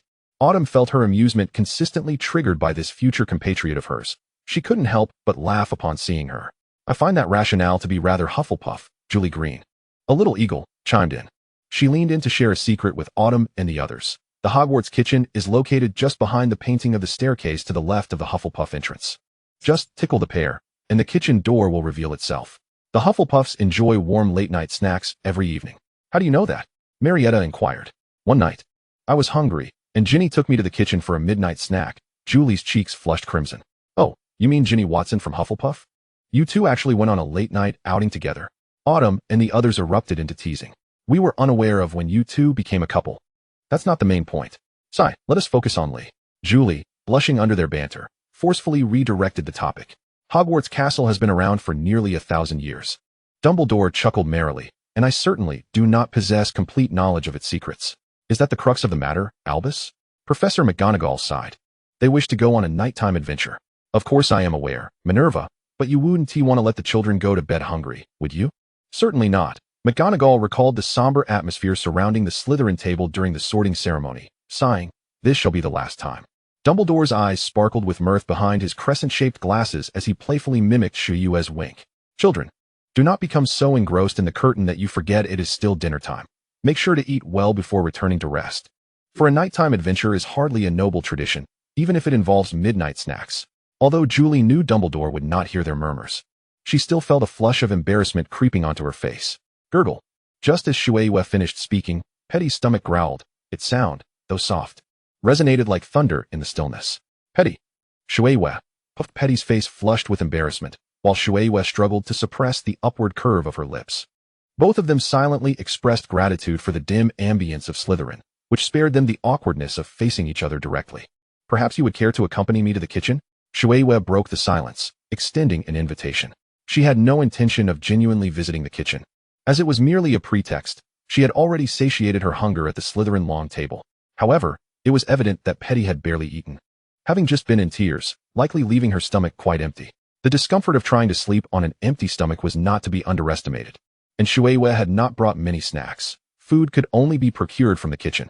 Speaking of food, she felt a pang of longing. She had been curious about the taste of Harry's favorite syrupy fruit pie since morning. Perhaps she could ask the house elf for a sample? Shuyue began to earnestly contemplate the feasibility of a midnight snack expedition. She lifted her hand to check the time on her watch. There were still 10 minutes until curfew. And on the day of the entrance ceremony, Filch would be particularly busy, meaning he would not be patrolling during this time, enough to make a round trip. Petty remained hesitant. Is it really okay to go out at this hour? Shuyue noticed her uncertainty. If you don't mind waiting, I can bring you something to eat, she said, already lifting her foot to take a step. Wait, Petty exclaimed, seeing that Shuyue seemed genuinely prepared to leave. No longer able to dwell on her fears of being caught by Filch, she felt embarrassed to let someone else run errands for her. I'll go too. But why was she heading toward the dormitory? Petty's expression was one of confusion, struggling to understand. Shuyue had just agreed to join her for a midnight stroll. Yet now she was turning back to the dormitory. What did this mean? Did she change her mind? Was it foolish of me to just stand here? Perhaps it was indeed unwise to wander out at night. Maybe I should just return to sleep. Are all Slytherins so adept at performing mental dramas? Hannah thought. Her little face troubled, as Petty's anxious thoughts amused her. She mused. Perhaps Slytherin is not as unapproachable and fearsome as one might imagine. They are just a group of ordinary people after all. They too cry in the dead of night, worry about being abandoned by their peers, and entertain bold ideas they are willing to act upon. They may not be as brave as the legends suggest, but they are not as despicable either. Look at Lee. She even ventured out to ensure her classmates could enjoy a midnight snack. What a precious quality. We Hufflepuffs truly admire such kindness. Reflecting on this, Hannah couldn't help but feel regret that Lee had chosen Slytherin over their Hufflepuff house. Lost in her own complex inner drama, Petty failed to notice that Shuyue had returned to her side, clutching something unknown in her hand. I just want to prepare a few things, Shuyue said. What? Some essentials for our nocturnal adventure. She held up a lantern and a robe, addressing Petty. We can leave now. Petty could hardly believe it. She was really going out. The trapdoor opened and closed behind them as Shuyue whispered to Petty, keep up. Even knowing that Shuyue was ahead and out of sight, Petty instinctively nodded, only to feel Shuyue drape something over her shoulders. Invisibility cloak, a must for nighttime escapades, Shuyue explained, holding the cloak up with one hand and the lantern with the other, not glancing back. If I had learned the invisibility potion and disillusionment charm, I would have equipped those as well to ensure absolute safety, she added with a hint of regret. Are you planning on going out at night again? Petty silently scoffed in her mind. Is she really a freshman? The older Gryffindors couldn't help but marvel. Had I been as cautious as she is, I wouldn't have been caught on my first nighttime outing. Isn't she being overly meticulous? Ron mused, stroking his chin in admiration. Did she plan this nighttime adventure to Hogwarts from the very start? Perhaps she did. George chimed in. Didn't you hear what she said? An invisibility cloak is essential for nocturnal excursions. Among the students, who besides Harry has one? All eyes once again turned to Harry. Is it my fault? The handsome boy retorted, bemused. Sirius laughed heartily, reminiscing, we often borrowed James's invisibility cloak for our night escapades. Remus always said we were being reckless and too hasty. Daring to roam the entire castle at night, with just an invisibility cloak, yet he still joined us. As he reminisced, a warm smile graced Sirius's gaunt, yellowed face, allowing glimpses of the vibrant youth he once was. Although his disdain for Slytherin stemmed from familial issues and the broader societal context, he did not hold the younger generation accountable for the grievances of the past. Watching these two young souls engage in the same reckless adventures they once undertook, even more audaciously than they had, stirred a sense of nostalgia for his own vibrant, yet distant youth. Really? Harry felt a thrill upon hearing tales of his parents' school days from his father's friend. Yet, he couldn't help but worry. Did you ever get caught? Filch could be quite ruthless. He could hardly imagine what would happen if his father fell into Filch's clutches. Of course not. We were the best nighttime adventurers. Sirius replied with nostalgia. Moreover, our caretaker was not nearly as strict as yours. He reflected fondly. He was too old. Patrolling was merely a formality. And he had little interest in catching students sneaking around at night. But nighttime escapades are not good. They are not something to boast about. Hermione interjected, alarmed. The Gryffindor hourglass is nearly at the bottom. Our points are barely above Hufflepuff's. Upon hearing Hermione's words, Harry recalled the Quidditch match where his firebolt was shattered. And they still lost. Though Cedric Diggory was a good sport, he felt undeserving of victory and requested a rematch, which the referee denied. Even the joy of reuniting with his godfather and hearing tales of the past was somewhat overshadowed. As soon as Hermione finished speaking, she noticed Harry's expression falter and quickly realized her words had unintentionally hurt him. Harry, don't blame yourself. I'm not angry with you, she rushed to clarify. I know, I understand, Harry murmured. Seeing his godson's gloomy demeanor, Sirius, now free from his past burdens, felt no need to conceal anything. He whispered to Harry, don't be disheartened, Harry. I've prepared a new broomstick for you. A firebolt, complete with arrows. Really? Harry's green eyes sparkled with excitement. Absolutely. His beloved godfather affirmed. Harry's spirits lifted once more. Chapter 5, and Petty followed in Shueyue's footsteps, twisting and turning until they reached the entrance of the Hufflepuff common room. Just as Petty's questions began to brew, Shueyue passed through the Hufflepuff's trapdoor and headed directly towards the staircase on its left. As Petty squinted in the dim light of the lantern, attempting to discern her surroundings, Shueyue finally halted before a portrait. Oh no, our treasure cannot be hidden any longer, a small badger lamented. Cedric, chuckling, patted its shoulder in consolation. Are we there? Petty whispered. Almost. Shueyue handed the lantern to Petty and approached the portrait. With a flick of her wand, she cast a silencing charm on the image before reaching up to scratch the pair. The pair responded with silent, gleeful chuckles, causing the portrait to swing aside and reveal a door before Petty. Shueyue pushed the door open, and the warm, golden light of the kitchen, infused with the sweet aroma of food, gently enveloped Petty. Wow, Petty gasped, instinctively covering her mouth to stifle her exclamation. Within the hall, the reactions of some inexperienced young wizards mirrored Petty's own. They had always taken Hogwarts' culinary delights for granted, seldom contemplating the nature of the kitchen or the chefs behind the meals. Shueyue's adventure allowed them a rare glimpse into the origins of their feast. Despite the impending curfew, a flurry of house elves diligently worked in the kitchen, cleaning utensils. The spacious kitchen boasted 4 long tables, arranged as they were in the Great Hall, symbolizing the 4 Hogwarts houses, adorned with an array of desserts, cream cakes decorated with cherries, caramel-drizzled puddings, and steaming apple pies, all glowing under the warm hues of light, exuding an irresistible sweetness.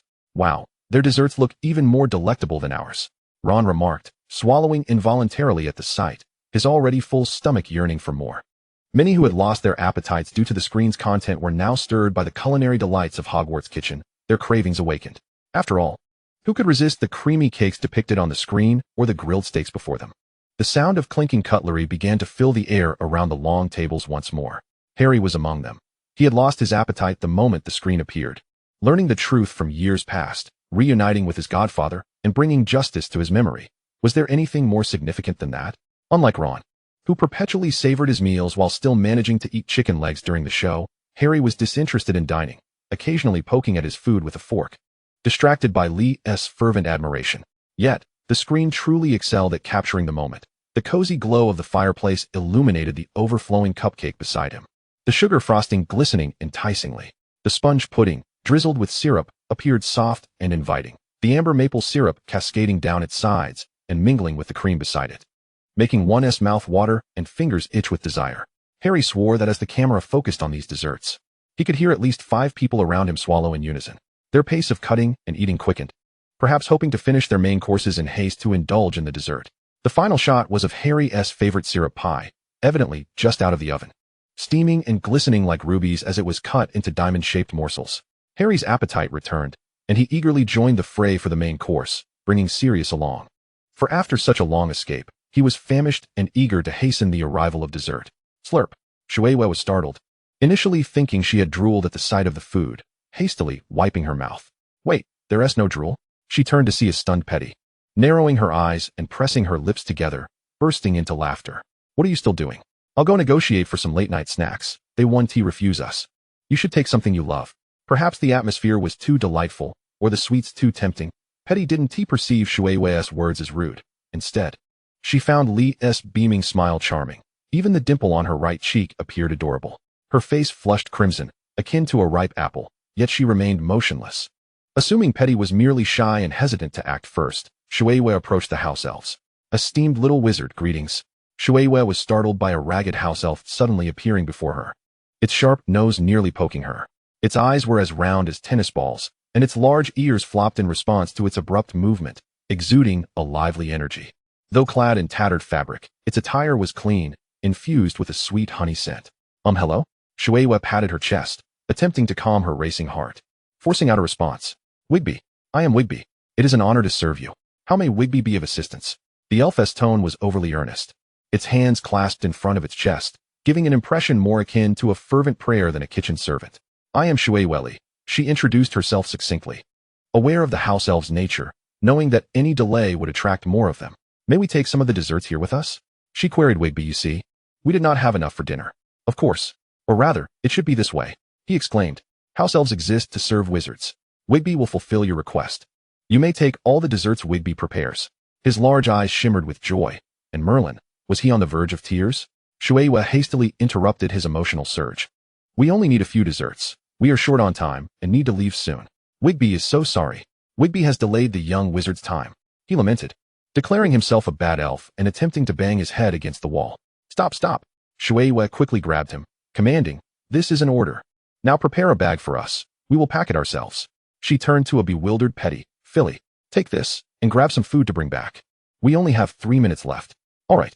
Petty fumbled to accept the tear-filled bag from Wigby, hardly glancing at the table as she hastily stuffed items into her pockets, quickly sealing the bag as she escaped to the kitchen door amidst Shueisha's and Wigby's sounds of gratitude and apology.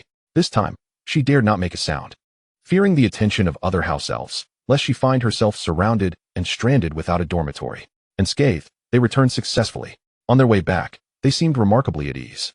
After the earlier adventure, their rapport had significantly improved. Shueisha led the way with the lantern while Petty followed, clutching the bag of sweets. They navigated the path smoothly, eventually returning to the Slytherin common room before curfew. Petty's first reaction upon entering was to place the bag on the table before collapsing onto the sofa, her legs feeling utterly weak. Had it not been for Shueisha leading the way, she doubted she would have had the strength to lift her feet, let alone make the journey back. Our luck has been quite good. We didn't encounter the Bloody Baron at all, Shueisha reassured Petty. Of course, it's possible he was too frightened to approach the Slytherin common room, Petty replied, a hint of relief in her voice.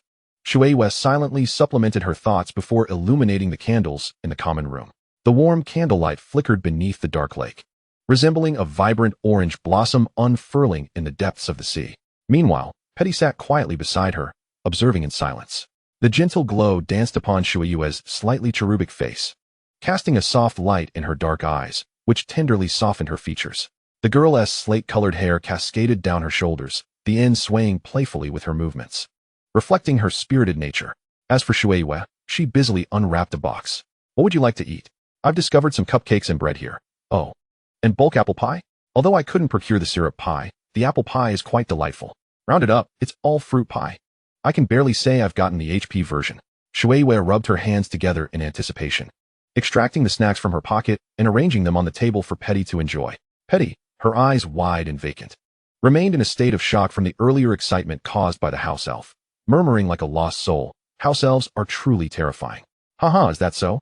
Shueihua replied casually, picking up a goblet from the table, examining it with curiosity. Indeed, as expected from Slytherin, even the goblets in the common room are exquisite wine glasses.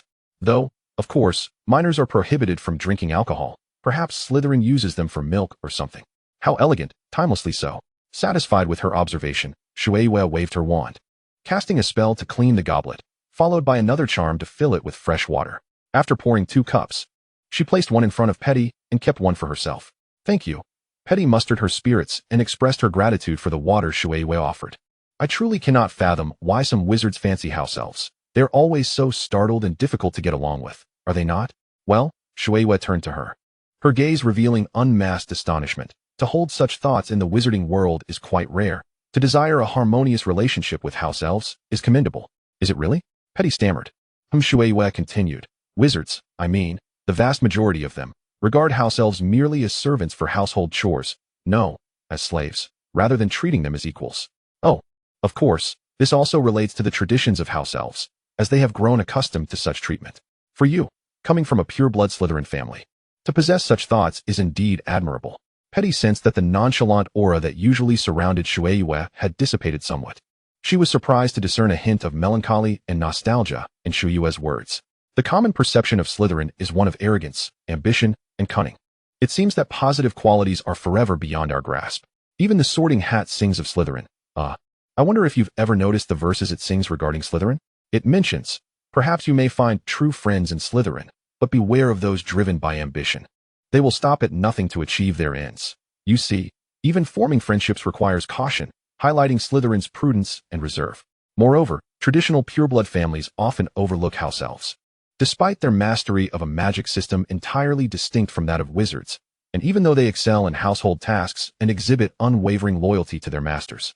To those families, house elves are regarded as no more than a tattered cloth. Hermione listened intently, the clatter of cutlery subsiding as she tightened her grip on her utensils. Pondering deeply, Lavender's heart ached more with each word, not for the Slytherin song, but for the plight of the house elves. Despite their ability to create such delectable dishes and their humble demeanor, their status lacked the respect it rightfully deserved. She gazed at the beautifully prepared food before her, feeling a pang of discomfort as she set down her fork and knife.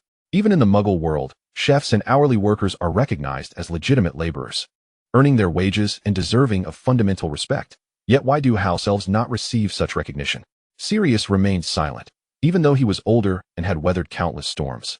He could not provide an answer to this kind-hearted young girl. After all, he too hailed from an ancient and traditional pure-blood family, despite his rebellious nature. He had been educated in the conventional pure-blood wizarding manner, and regarding Lavender's inquiry, the limitation of such education lay in the fact that wizards had never truly acknowledged the contributions of house elves. Furthermore, he was indoctrinated by his family's dogma, which emphasized pure-blood supremacy, constantly admonishing him that house elves could not coexist harmoniously with them. Personally, he found it challenging to harbor any respect for a house elf. Harry, meanwhile, recalled Dobby, the house elf he had saved. Before being rescued, Dobby must have endured the hardships spoken of by Lee, living under the oppressive thumb of the Malfoy family.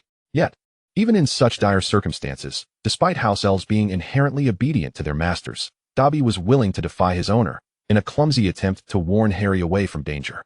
Although his actions inadvertently caused considerable trouble, Harry could still sense Dobby's goodwill and kindness, which ultimately led him to choose to help Dobby attain his freedom.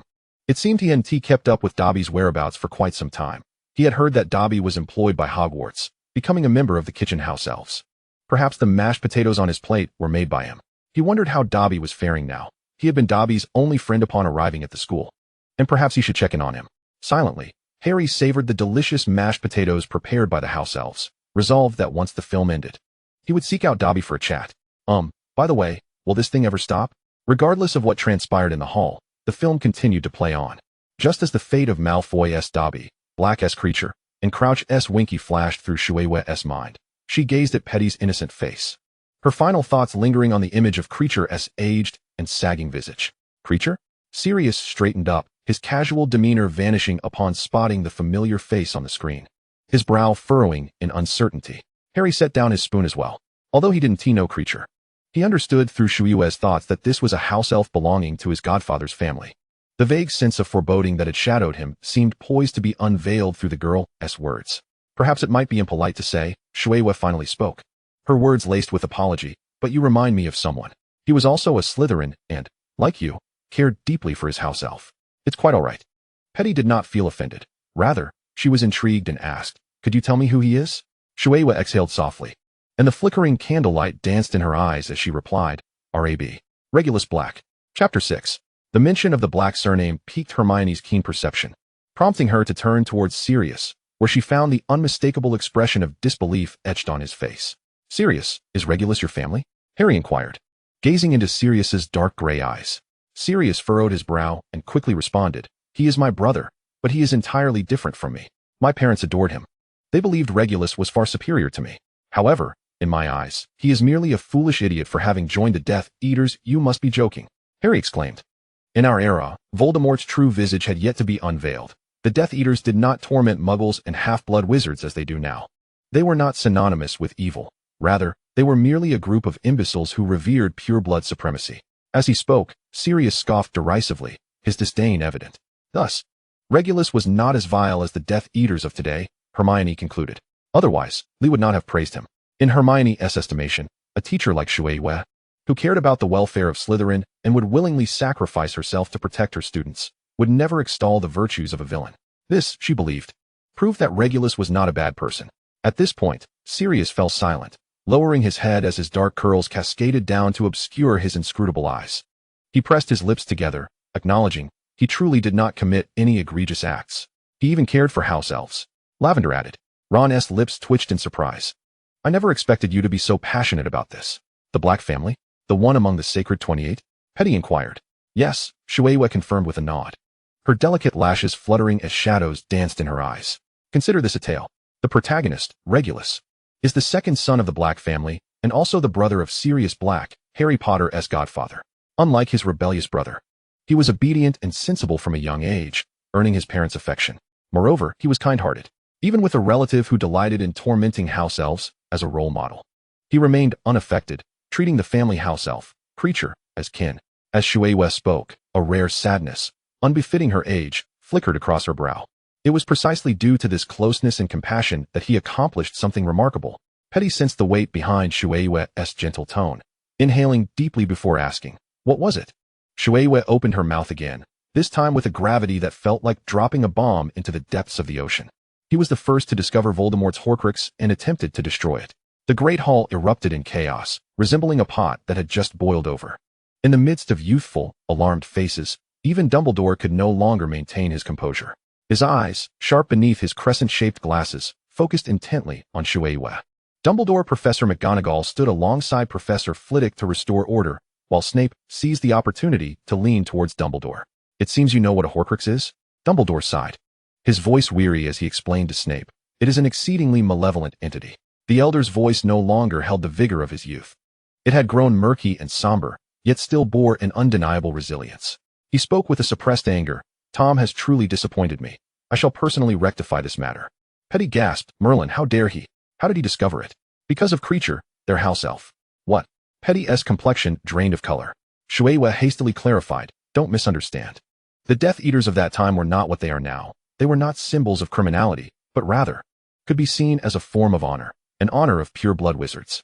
Regulus joined the Death Eaters during his school years, highlighting his excellence and the trust Voldemort placed in him. Back then, Voldemort assigned Regulus a task, stating he needed a house elf. Petty grimaced. So, Regulus turned over Creature? Yes. But he was unaware of Voldemort's intentions for Creature. Shueisha explained. He was a Death Eater. He merely acted in accordance with his identity, ordering Creature to obey Voldemort's every command before returning home. He never considered that the master he trusted would endanger Creature's life. Voldemort had prepared numerous poisons, fearing for his own safety, and set up multiple protections for the Horcrux, needing Creature to test the potions. He brought Creature to a cave, commanding him to drink the concoction, watching him writhe in agony at his feet.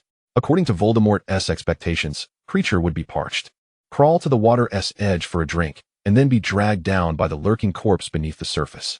After hiding the Horcrux, Voldemort departed, satisfied. Petty was rendered speechless, her heart heavy with sorrow. After a moment, she murmured like a whisper. Merlin. Shueisha gently patted her shoulder, as if aware of the girl's worries, reassuring her, Creature is still alive. He may be working in the kitchen we just visited. What? Petty could hardly believe it. That's Voldemort, the merciless Dark Lord. How could Creature possibly escape his clutches? Shui paused momentarily before responding. Because Regulus had instructed him to return home after the task was completed. Is that all?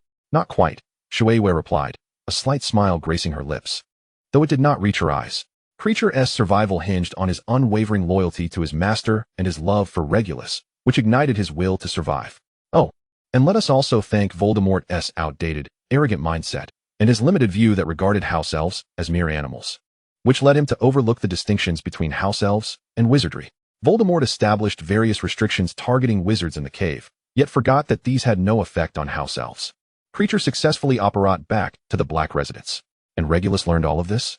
Shuei's smile faded entirely as she met Petty's anxious gaze and solemnly nodded. Yes.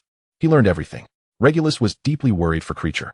He discovered the truth from Creature, and at that moment, he finally awakened. He realized that Voldemort was not the noble, great figure he had once imagined. As a Death Eater, he understood Voldemort's cruel nature and recognized that Voldemort had never intended to preserve Creature's life. He instructed Creature to stay hidden in the house and not to expose himself, while he set out to investigate everything. After a period of time, he returned to seek out Creature, requesting him to guide him to the location once frequented by Voldemort, where a Horcrux lay concealed beneath a stone basin, filled with the poison meticulously prepared by Voldemort himself. This poison was such that one could only consume it, otherwise, one would forever be denied their desires. Petty covered her mouth, tears welling in her eyes. He wouldn't. This is impossible. He had prepared an exact replica of the true Horcrux in advance and instructed Creature to retrieve the genuine Horcrux once the basin was emptied, then replace it with the fabricated one he had created. He commanded Creature to depart and forbade him from disclosing the events that transpired in the cave to anyone at home, insisting that upon returning home, the Horcrux must be destroyed. Petty's eyes brimmed with tears. She bit her lip fiercely to stifle any sound. She no longer questioned who would be foolish enough to drink the potion, for it was evident from the outset that Regulus, who had shown such affection for his house elf, indicated everything. The harsh truth of the misguided youth's fate was revealed. Regulus chose to drink the potion himself, leaving Creature to helplessly witness him being dragged beneath the water by the inferi. Creature returned to the Black household, exhausting every method, yet could not destroy the Horcrux, which was only natural, for how could Voldemort's Horcrux be so easily obliterated? Mrs. Black, in the throes of grief over her lost son, was nearly driven mad. Yet Creature could not divulge the truth to her, as Regulus had forbidden him from letting the family know. No. Tears finally streamed down Petty's face. He is Sirius's brother. Isn't he? Sirius is Harry Potter's godfather. Surely he must have a way to help him. Why? Why didn't Regulus tell him anything before taking action? Moonsong gazed at the flickering candlelight before her and gently spoke. What would you have him say? Sirius had long since left home due to ideological differences and moved in with the Potters. Since then, he had no contact with the Black family. Sirius departed because of his disdain for the family's extreme pure-blood ideology, while his brother Regulus remained a staunch defender of it.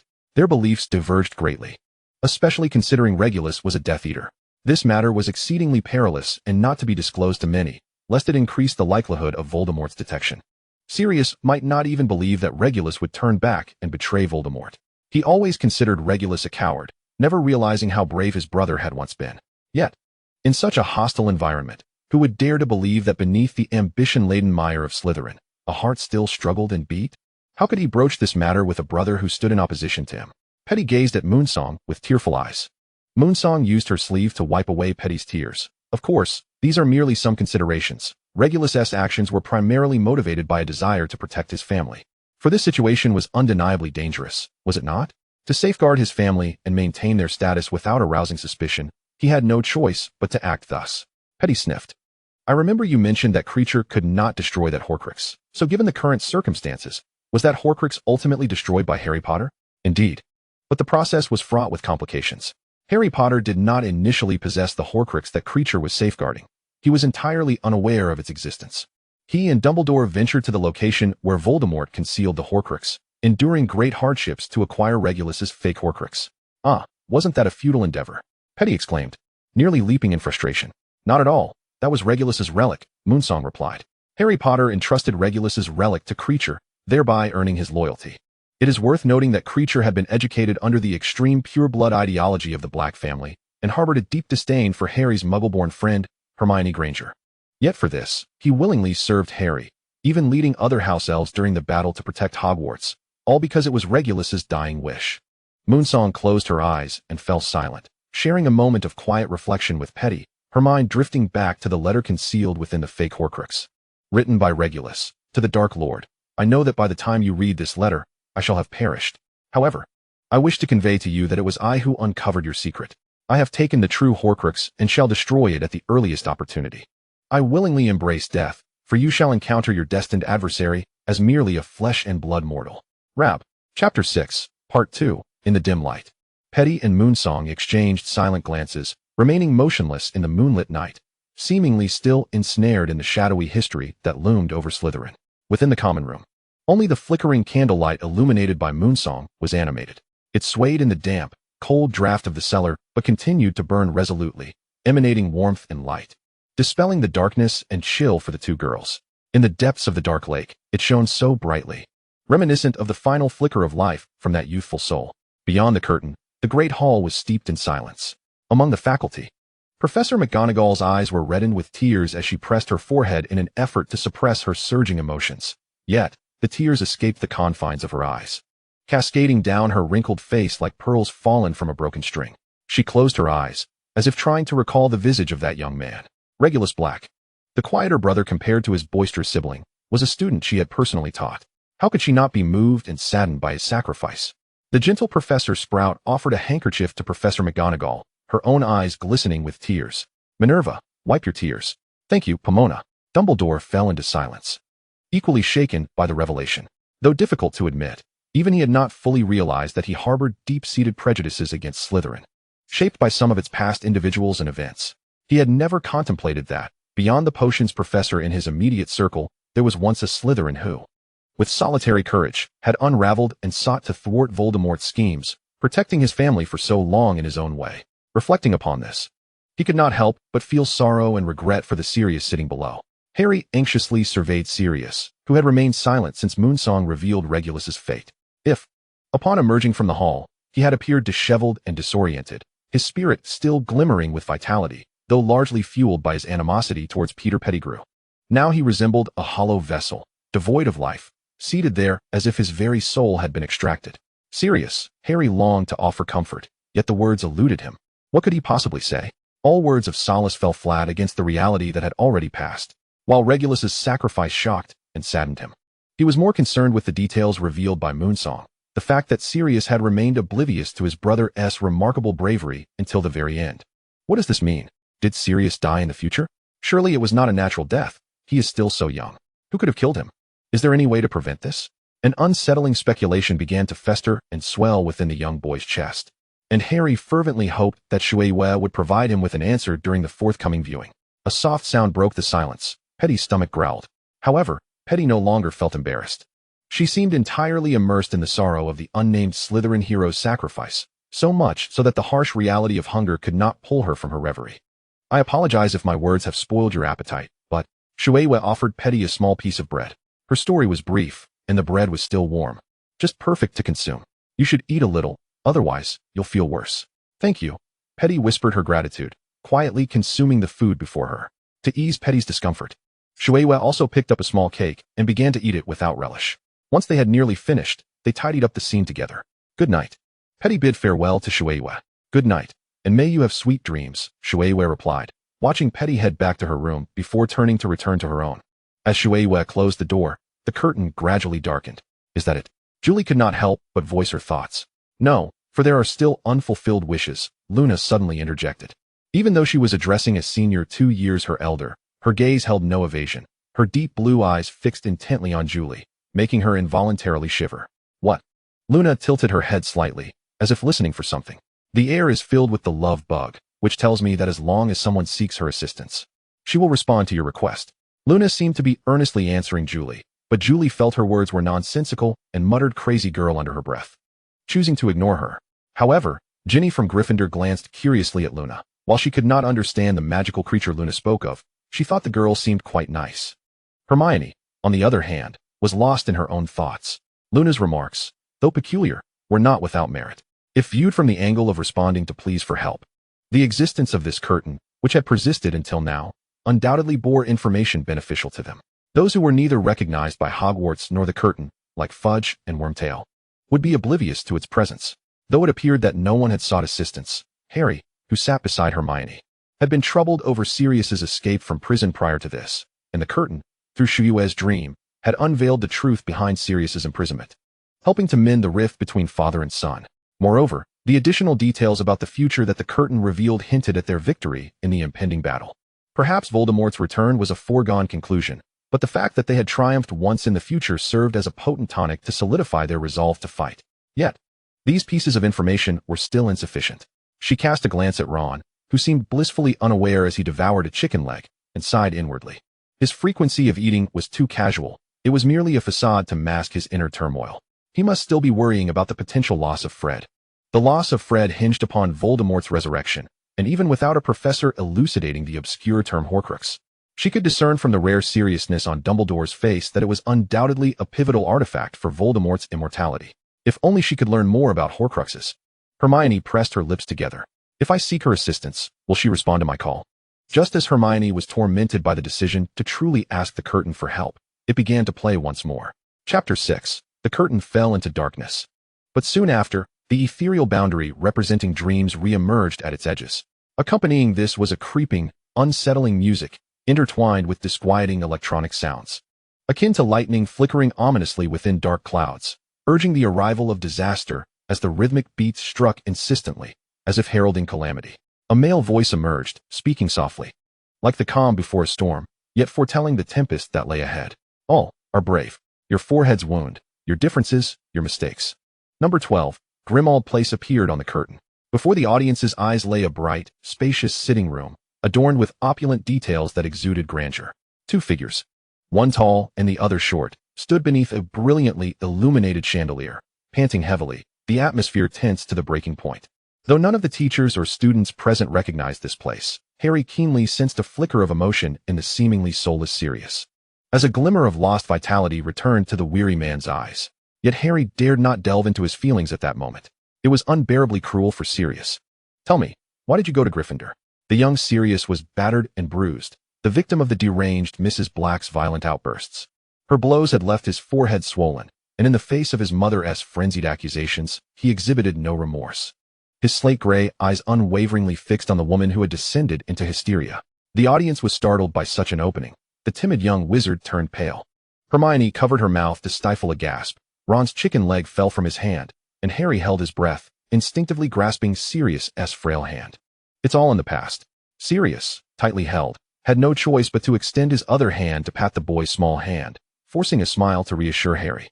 I'm still very much alive. Has it been so long that you still ask this question? Is it amusing? Besides, it was Gryffindor that chose me. I accepted the Sorting Hat's decision. What is wrong with that? Shut up, you scoundrel. Don't think I'm unaware of your intentions. Mrs. Black screamed, striking Sirius's shoulder with the stick in her hand. Sirius grunted at the blow, quickly biting down on his teeth, turning his head away. Resolved not to let his mother hear more of his voice, to his young mind, this was an act of pleading for mercy. Upon hearing Sirius's pain sound, Mrs. Black's face paled for an instant. She instinctively dropped the stick to inspect Sirius's shoulder, but soon her cheeks flushed with anger at his obstinacy. Her chest heaved violently as she trembled, pointing a finger at Sirius. Look at what you have done, betraying Slytherin, going to Gryffindor, and befriending muggles and half-breeds like Potter. You have sullied the noble blood of the Blacks. A true Black should study in the pure-blooded Slytherin house and associate with pure-blood wizards, just like your ancestors. Bella and Narcissa. Malfoy was momentarily taken aback upon hearing his mother's name. He could scarcely believe that the deranged woman before him was the same elegant and pure-blooded Black his mother had spoken of. While he acknowledged Mrs. Black's perspective, he was nonetheless terrified by her extreme behavior. Thank goodness my mother is nothing like her, he thought, simultaneously fearful and grateful for his own happy family. The young Sirius Black did not conceal his disdain for the elders around him, disdainfully scoffing, pure blood? There are plenty of half-bloods in Slytherin. And as for Bella and Narcissa, he seemed to recall something revolting, dramatically pretending to retch before continuing. Learn from them? To worship Voldemort? Nonsense. I might as well vote for a president in the Muggle world. At least my vote would determine whether he occupies that position, rather than spinning around like a fool in the ridiculous Slytherin circle. Cedric's Muggle friend stifled a laugh. What are you laughing at? Cedric asked, perplexed. Is there something amusing about this? I think he makes a valid point.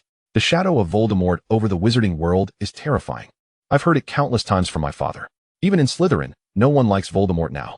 I simply cannot fathom how anyone could genuinely admire him. A well-meaning Hufflepuff interjected. Mr. Black's words carry weight, but he has misrepresented Muggle politics. Every country has its own electoral system. Electing a president is specific to the United States. While our country's highest leader is the Prime Minister, and the right to elect them doesn't lie with ordinary Muggles. Even in the Muggle realm, Mr. Black would be utterly lost. Shut up, shut up. Mrs. Black, fuming, could no longer concern herself with her son's injuries. She raised her right hand and struck Sirius fiercely across the face. Smack. Time seemed to freeze. A searing pain radiated from his cheek as Mrs. Black stood frozen in shock. Slowly, Sirius raised his swollen face, his stormy gray eyes locking onto a pair of similar yet anxious ones. Go to hell, he spat, no longer holding back, hurling a venomous retort at Mrs. Black. Ignoring her frenzied pursuit, he fled to his room, slamming the door behind him. Don't speak to me like that, he shouted. Did you hear me? Open the door. Sirius. The bright light illuminated the farcical scene of mother and son, resembling a tedious play performed by second-rate actors. Meanwhile, in the shadows, the small Regulus crouched behind the door, clutching the wood tightly, beads of sweat forming on his brow, too fearful to intervene and stop his mother's outburst. As night fell, he stealthily made his way to the kitchen, grabbed some bread, and approached Sirius's door. Taking a deep breath, he gently knocked. Sirius, it's me. Open the door. I brought you something to eat. Before he could finish, the door swung open violently, and Sirius enveloped him in a tight embrace. Is this the legendary Regulus? Ron remarked, gazing at the small figure with surprise. In his current state, he bore no resemblance to the future lone hero. Not everyone possesses the courage to resist direct violence and overwhelming circumstances, especially not at such a tender age. Hermione defended Regulus, stating, under those conditions, he has done everything within his power. Sirius paid no heed to Ron and Hermione's argument. He gazed intently at the image of the two brothers embracing on the screen, seemingly wishing to etch that scene deep into his soul. Do not hide your tattered dolls, your mask, your true self. I must say, that so-called Dark Lord has no noble intentions. The Muggles tarnish the purity of wizards? How absurd that anyone would be swayed by such nonsense. I truly cannot comprehend how you would believe his words. On a serene afternoon, the brothers found themselves together in the Black family home, devoid of the suffocating presence of Mrs. Black, free from disputes and hatred. Just two ordinary brothers. Sirius invited his younger brother to play wizard's chess in his room. Wizard's chess was anything but a quiet game. The pieces clamored and bickered across the board, while the players' thoughts drifted amidst the decor that clashed with the old house's style. Regulus felt ill at ease amidst Sirius's golden red decor. To him, the hues were glaringly bright compared to the familiar green and silver. Frowning, he carelessly moved a piece. You should call him the Dark Lord, Sirius. I don't understand you. You are of pure blood, a member of the esteemed Black family that venerates eternal purity. Why do you oppose the Dark Lord's views? Regulus observed Sirius's defiant expression and sighed. I know you aren't truly in favor of Muggles. After all, none of your marauding friends are Muggle-born. You simply resent Mother's strictness, which has bred your rebellious spirit, hasn't he it? At the mention of those he disdained, Sirius's demeanor grew cold. I refuse to discuss that madman. That is our mother. Yours, not mine, Sirius replied indifferently. They only see you as the obedient son, while I am merely a punching bag for their frustrations. That's because you are the eldest. People always have different expectations of the firstborn, which is why they are stricter, right? Besides, we belong to such an ancient family. The one who inherits must be exceptional and responsible, and that person is meant to be you. Don't be ridiculous, Regulus.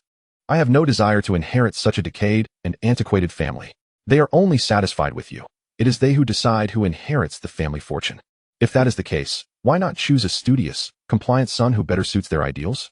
Sirius's rapid-fire questioning left Regulus at a loss for words, and his silence only solidified Sirius's convictions. You truly are a Slytherin, Sirius remarked, glancing at his brother's pale face before returning his gaze to the chessboard. He scoffed. But I must say, your chess skills are abysmal. Regulus looked down at the board, only to realize his defenses had crumbled entirely. Sirius's knight had triumphantly beheaded his king, leaving him in a state of utter defeat. In the recesses of someone's memory, time swiftly rewound to another golden afternoon, where stories flowed like a river alongside the mellifluous tune of a male voice. They said to carry forth the light, to tame every beast. They said to mend your wounds, for no one loves a clown. Young Sirius, no more than 7 or 8, stood restlessly before Mrs. Black, who was bent down, fussing over his attire, listening to her endless admonitions. Sirius, you are the eldest scion of the Black family, and upon reaching the age of 11, you will be eligible to attend Hogwarts.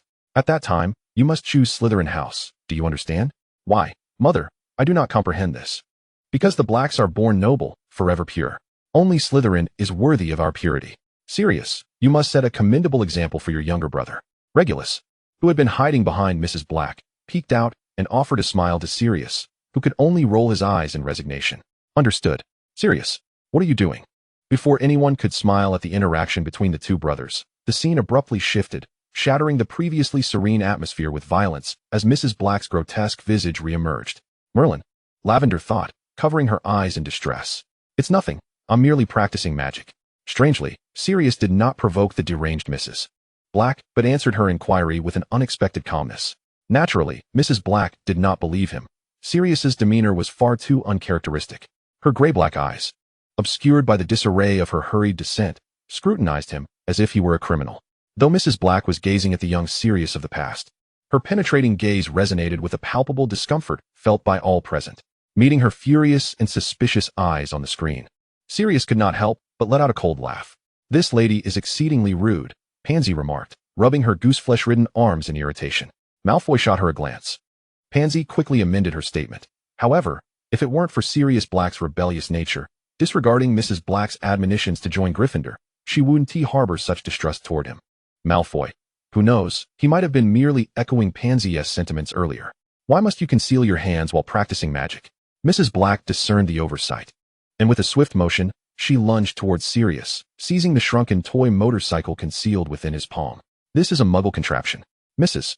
Black's lips trembled as she slowly enunciated the words, revealing a chilling smile before unexpectedly smashing the small motorcycle to the ground. What are you doing? Abandoning your principles in vain.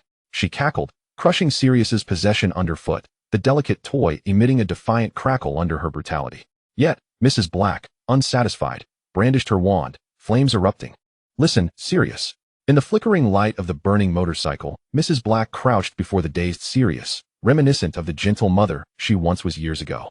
Her smile remained, but her words hissed venomously. The purity of the Black family forbids you from touching muggle possessions. Do not allow them to tarnish your noble hands. Do you understand? Uncertain how much time passed, Mrs. Black departed, the motorcycle reduced to ashes, yet Sirius remained frozen in place. Sirius. Regulus, you must have informed that madwoman, right? I didn't anticipate her to be so extreme. I merely thought you were getting too entangled. Regulus, aware of his wrongdoing, shrugged but could not refrain from defending himself. I have no idea what you are going through. You continuously break school rules alongside Potter, and under his influence. You indulge in muggle items. This is not befitting of you. Sirius erupted into laughter, as if he had heard the most absurd joke. Tears streaming from his eyes. I am too entangled? It is you who is ensnared. Look at your room. Sirius spat in disdain. Slytherin's silver and green, adorned with nonsensical clippings of Voldemort. What sort of rational person would do that? Sirius, I will not allow you to speak of the Dark Lord in such a manner. I am referring to you, you fool. Sirius bellowed, his eyes ablaze with fury. What era are we in, that anyone still believes in Voldemort's drivel? Has Grindelwald's defeat not opened your eyes to reality? Wizarding supremacy is a fallacy. Purebloods are not inherently superior. Born noble, forever pure? That is but a farce. The vast chamber echoed with Sirius's furious roars, leaving Regulus as if doused with a bucket of cold water, rooted to the spot. What do you mean? Voldemort is a joke. The Black family is a joke. Sirius declared, even believing in you makes me a joke. Regulus Arcturus Black. You shall never set foot in my room again. Sirius Black.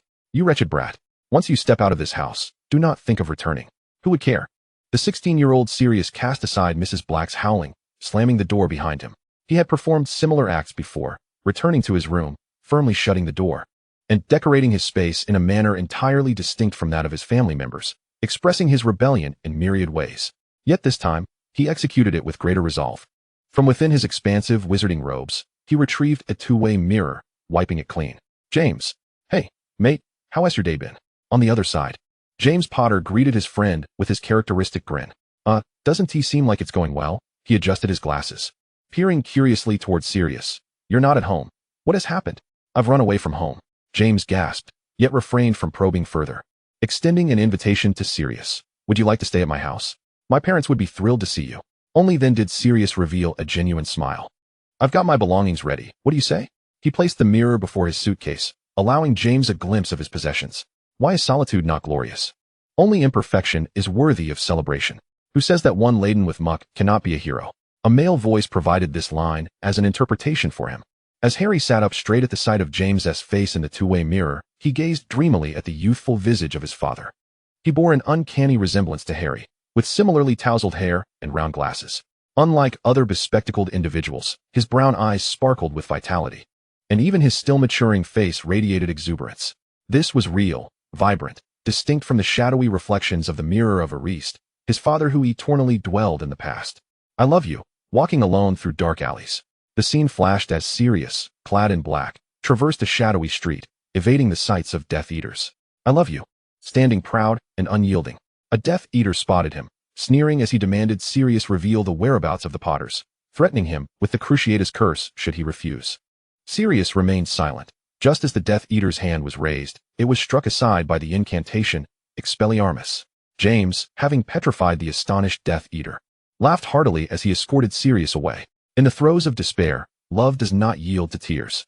Sirius, from a distance, beheld a familiar figure among the ranks of Death Eaters, as a tempest of anger and sorrow surged within his youthful frame. His grip on the wand trembled ever so slightly, yet he resolved to depart. Love, tattered and worn, boldly confronts the gun of fate. Love, so akin to mine, bears the same scars. In Godric's Hollow, the Potter residence, it was common knowledge that my bond with you was the strongest, and everyone assumed I was the keeper of secrets. After a harrowing escape, Sirius found himself in a state of disarray. Exhausted yet mustering his resolve, he addressed James, thus: "To catch them off guard, we must alter our final choice." Lily, filled with concern, poured Sirius a cup of hot tea. Although James initially disagreed, he glanced at the peaceful visage of baby Harry in his pram and inquired, "Who? Peter? Wormtail?" "Yes, while his courage may be lacking, he is inconspicuous. With me as a decoy, no one will notice him, and you will be safer." Lily sat beside James, and the couple exchanged worried glances with Sirius. "Be exceedingly cautious." "I will." A chorus of frustrated voices erupted. Even the most oblivious who had faced Sirius's trial understood the betrayal that had transpired. Sirius, out of goodwill, had entrusted the heavy burden to his dear friend Peter, only to be met with treachery. Had I known he was so vile, I should have slapped him twice before handing him over to Snape. After all, he wouldn't wake up. Ron spat angrily. Rational Hermione lamented that if only she had not restrained Crookshanks, it would have been splendid for the cat's sharp claws to teach that deceitful scoundrel Peter a lesson. Snape's gaze was fixed intensely on the scene of the changeover, his inner fury blazing like wildfire, consuming all in its path, even as his heart lay desolate and devoid of anything to burn. "Fool," he muttered bitterly, uncertain whether he was cursing Sirius or himself. As the song progressed with the narrative, it reached a crescendo, with a male voice soaring. "Will you go? Are you worthy?" This tattered cloak. A figure in a black robe swept across the curtain, accompanied by a squat, rotund shape. "Will we fight? Fight for the most humble of dreams." Peter Pettigrew. In the chaos of the night and the stillness of the streets, an enraged Sirius pursued the fleeing Wormtail, his wand casting beams of light that Peter deftly evaded. "If you have the guts, don't run away. You scoundrel. Do you honor James and Lily? We trusted you completely. Stop and duel with me." All that responded was the retreating silhouette of Peter. "Traitor. Coward. Halt." Wormtail paused, yet what awaited him was not a heartfelt apology from Sirius, but the imminent collapse of a building as Sirius's spell struck. As the structure crumbled, dust filled the air, and ordinary people perished before they could even mourn this calamity. To the lamentations and roars of the night, who dares to claim that only those standing in the light are heroes? The curtain fell dark once more, only to be illuminated by a row of flickering blue candle flames, transitioning from indistinct to clear, mimicking the process of a person's focus. Compared to the normal orange-red flames, the blue fire exuded an ominous chill, especially when it became the sole light in the darkness. "What is this place?" Autumn queried anxiously, her expression betraying trepidation. Footsteps echoed, as if someone were traversing through, guiding the audience's vision forward. A door creaked open, revealing a dimly lit room. It was a space with a square structure, its center sunken into a massive stone pit approximately 20 feet deep. Stone steps circled the room like benches, each level descending steeply, akin to a lecture hall. The tight arrangement of the steps and the spatial order evoked a sense of suffocation as the view from the highest step looked down into the pit. At the center lay a protruding stone platform, crowned with an ancient, dilapidated archway, unaccompanied by any supporting walls. A tattered black curtain or drapery hung above, swaying gently despite the frigid air, as if it had just been touched. Dumbledore's brow furrowed, a strong sense of foreboding washing over him. McGonagall cast him a worried glance as he spoke slowly. "This is the scent of death." Chapter 6, Part 2, Regulus's Perspective. The Department of Mysteries is indeed quite mysterious. isn't it? A voice familiar to Harry resonated, and upon blinking, he found Ron and Hermione standing behind him on the curtain. Beside them stood Neville, Ginny. And who was that golden-haired girl? Just as he pondered this, commotion erupted from the adjacent Ravenclaw table. Lovegood. Julie looked up at the curtain, then back at Luna, incredulous. How are you up there? Oh, I don't know, Luna replied, her demeanor calm, though her azure eyes widened slightly in astonishment. Perhaps there is some captivating creature I have never encountered before? Maybe they are drawn to such perilous and contradictory places. Julie abandoned her attempt to converse with Luna. Meanwhile, on Gryffindor's side, Ginny was thrilled to stand beside her idol, while Neville was gripped by a sense of dread in such a treacherous setting, causing the professors at the staff table to shift uncomfortably. The Department of Mysteries? Isn't that a division of the Ministry of Magic? Merlin's beard, what are they doing there? Professor Sprout lamented, her heart heavy. They are still so young, barely past 16. They should be seated at their desks, learning, not venturing into such danger. Professor Flitwick, witnessing his house students mingling with a group of Gryffindors, clutched his chest in agreement with Sprout. I cannot believe my students would engage in such reckless behavior with you all. Is there nothing they cannot seek help from the professors for? How could they dare to storm into the ministry alone? Typical Gryffindor behavior, Zabini interjected, earning nods of agreement from Malfoy's clique, provoking the ire of several Gryffindors. There's a sound. Can you discern what they are saying? Harry took the lead, his expression grave as he gazed at the peculiar drapery. There are no sounds, Harry. Hermione replied, frowning as she followed closely behind, glancing back occasionally. We should leave. I heard something. Luna maneuvered past Hermione, stepping closer to Harry. Harry, it's just an empty archway. Hermione still heard nothing, pleading with Harry. We should go, Harry. However, Harry did not acquiesce to her plea. He seemed to sense something amiss and abruptly turned, raising his wand towards the air, commanding, take cover behind me. The crowd hastily retreated behind him, wands at the ready. As a fierce black wind swirled around them, scattering them apart, Harry was knocked to the ground by the force of the wind. Clutching the prophecy orb tightly to his chest, struggling to open his eyes against the gale. As the wind subsided, he found his face slick with sweat. Staggering to his feet, he scanned the surroundings, seeking to ascertain the safety of his companions, only to discover that they had all been captured by Death Eaters. The atmosphere was taut with tension, and the hall fell silent, all eyes following Harry's gaze towards their seized classmates. George and Fred's casual smiles vanished, their identical faces mirroring the furrowed brows of concern. Understandably, as students, with the professors absent, George remarked, as Gryffindors, you chose to venture into danger. I can comprehend that. Fred added. Yet, in unison, the twins spoke with a gravity reminiscent of an interrogation, devoid of their usual melodic harmony. What we cannot fathom is what circumstances could render our younger siblings face their mortal enemies without the presence of their brothers. Ron swore he had never before witnessed the twins appear so brotherly. His mouth fell agape, unable to conjure a light-hearted comment. His younger sister Ginny subtly pouted, muttering under her breath, I'm not little. I can make my own decisions. Neville, not partaking in the Weasley family discourse, was ensnared in a state of anxiety, which intensified as he glimpsed a version of himself, grown and composed, unrecognizable in his calm demeanor, even amidst peril, when Bella pressed her wand against his throat. The specter of past nightmares returned, the anguished cries of his parents, intermingled with the mocking laughter of Bella and the Death Eaters, formed a cacophony that invaded his ears. Heedless of his willingness to listen, the gray, brutal memories of his childhood washed over Neville like a relentless tide, drowning his reason. He clutched his throat as if to shield his future self from harm. He wished to cry out for help, yet could only produce a faint whimper.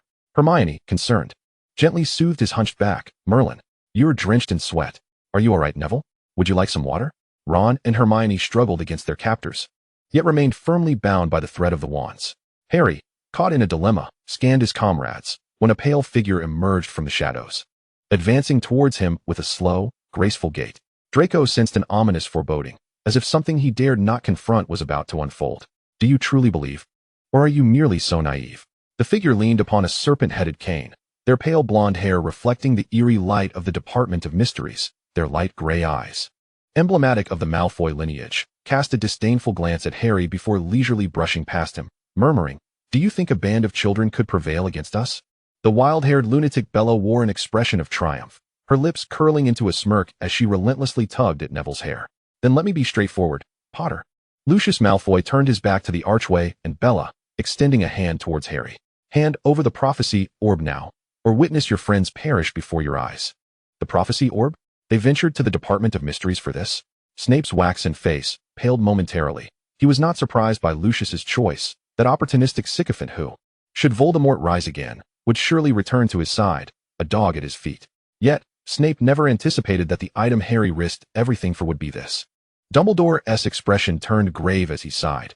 At times, an excessive fixation on the future can obscure one's perception of the present. No, it cannot be. This is not real. A distressed voice wailed from the Slytherin table, as Draco Malfoy beheld his father and the Death Eaters threatening his classmates.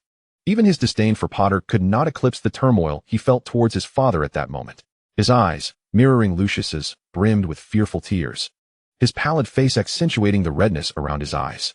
Hermione, from across the crowd, cast a sympathetic glance towards the crumbling Malfoy.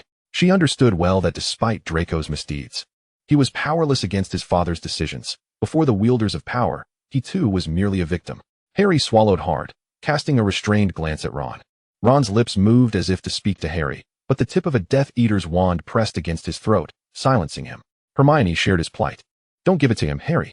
Neville's shoulders trembled as he abruptly lifted his head, encountering a vision of his future self, tall, lean, resolute, undaunted by Bella's grasp, defiantly countering the Death Eater's demands. Brother, after all this time, I've never seen you so courageous, Seamus marveled.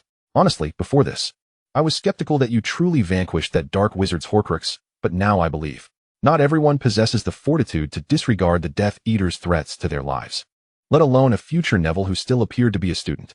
Those who dare to confront their fears cannot possibly be anything but valiant warriors. Neville, you are simply incredible. Thomas and Ginny cheered for him. You are our hero, the pride of Gryffindor. He had done it. McGonagall gazed at the unyielding youth upon the screen, her distant gaze seemingly penetrating through to see the youthful Lumbarton couple, reminiscent of his own parents. Chapter 6, Part 2 Regulus. Bella Lestrange, displeased, struck Neville sharply on the neck with her wand, causing the boy to grit his teeth to stifle a cry of pain. Harry ground his molars, struggling to maintain his grip on the prophecy orb, his eyes slicing through Lucius with a fierce intensity. Lucius raised an eyebrow dismissively, shrugging his shoulders. One must always make choices, wouldn't you agree? No, don't. Hannah clasped her hands under her chin, silently praying. Yet, her hopes were dashed. For the close-up presented upon the screen revealed to everyone that even as Harry's arm trembled with rage, even as Lucius's countenance was twisted with the utmost depravity, he still chose to relinquish the prophecy orb, albeit with a reluctance so palpable that it was evident to all. Lucius was unconcerned by such nuances. He grasped the orb from Harry's unwilling hands, wearing a smirk of a petty victor. No, Neville, along with his companions, was consumed by anxiety over Harry's decision. Harry, you cannot give it to him. Ginny, in a fit of exasperation, stamped her foot and exclaimed, They are villains. Their words cannot be trusted. The prophecy ball must not be given to them. She was right. We cannot allow evildoers to prevail. Harry met their desperate gazes, his lips twitching in confusion. He was at a loss for words. Everyone was looking to him, yet he was unaware of the preceding circumstances and was powerless to control his future actions. The weight of their expectations pressed heavily upon him, igniting a sense of frustration that made him want to tug at his hair in distress. Just as he reached up to further dishevel his already tousled hair, unexpectedly, Oliver Wood spoke up. Don't blame Harry. A hush fell over the group as Angelina turned her gaze toward him. Though I too remain ignorant of what the future holds, it is evident that Harry is the leader among these six. The captain of the Gryffindor Quidditch team continued. A leader possesses not only the authority to guide the team, but also bears the solemn responsibility for their welfare. He must account not only for himself, but for the lives of others as well. Given the dire circumstances, Harry had no better option. In the face of Death Eaters, offering the prophecy ball may not guarantee safety, but withholding it would surely lead to death. The younger ones listened in stunned silence, while the slightly older Weasley twins, who had refrained from the earlier commotion, appeared as if they were encountering their captain for the first time, utterly spellbound. In an instant, it seemed as though every eye at the Gryffindor table was fixed on Wood. Even the Ravenclaw table's eagles could not resist stealing glances at him. Wood, feeling the weight of the attention, flushed and admonished. Why are you all looking at me? Did I say something wrong? Angelina patted his shoulder enthusiastically. No, mate. You are absolutely right. And incredibly charismatic. Lavender's eyes sparkled with admiration. Harry bit his lip, his emerald eyes gleaming with a mix of reluctance and determination behind his glasses. Lucius lifted the prophecy ball, surveying the shimmering colors within with a condescending gaze, when suddenly, a blinding light erupted behind him. Harry quickly lifted his head, his pupils dilating in disbelief as he gazed at the figure looming behind Lucius. Lucius followed Harry's line of sight, his brow furrowing in alarm as he narrowed his eyes. "Stay away from my godson," warned the dashing Sirius Black. With his dark hair and gray eyes, looking every bit the picture of rugged elegance despite his disheveled appearance. What unfolded next was nothing short of dramatic. Everyone stood agape. Akin to a stage struck Hermione, as Sirius charged at Lucius with lightning speed, landing a powerful punch that sent him sprawling. A cascade of white light surged from behind him, barreling toward the captured children, scattering the malevolent Death Eaters and rescuing Harry's friends. "By Merlin S. Beard," Parvati gasped, her eyes wide with awe. This was undeniably impressive. The professors at the staff table felt a wave of relief wash over them. Even Severus Snape, who had the least fondness for Sirius, exhaled a sigh of relief. Thank goodness, someone is there to catch these reckless young fools. In response to this turn of events, the Gryffindor table erupted in cheers, with other houses joining in, except for Slytherin, where only Draco's small circle refrained from reacting out of concern for his feelings. While the other ordinary students felt relieved for their classmates' safety, the children surrounding Sirius, despite his current disheveled appearance, cast countless admiring glances in his direction.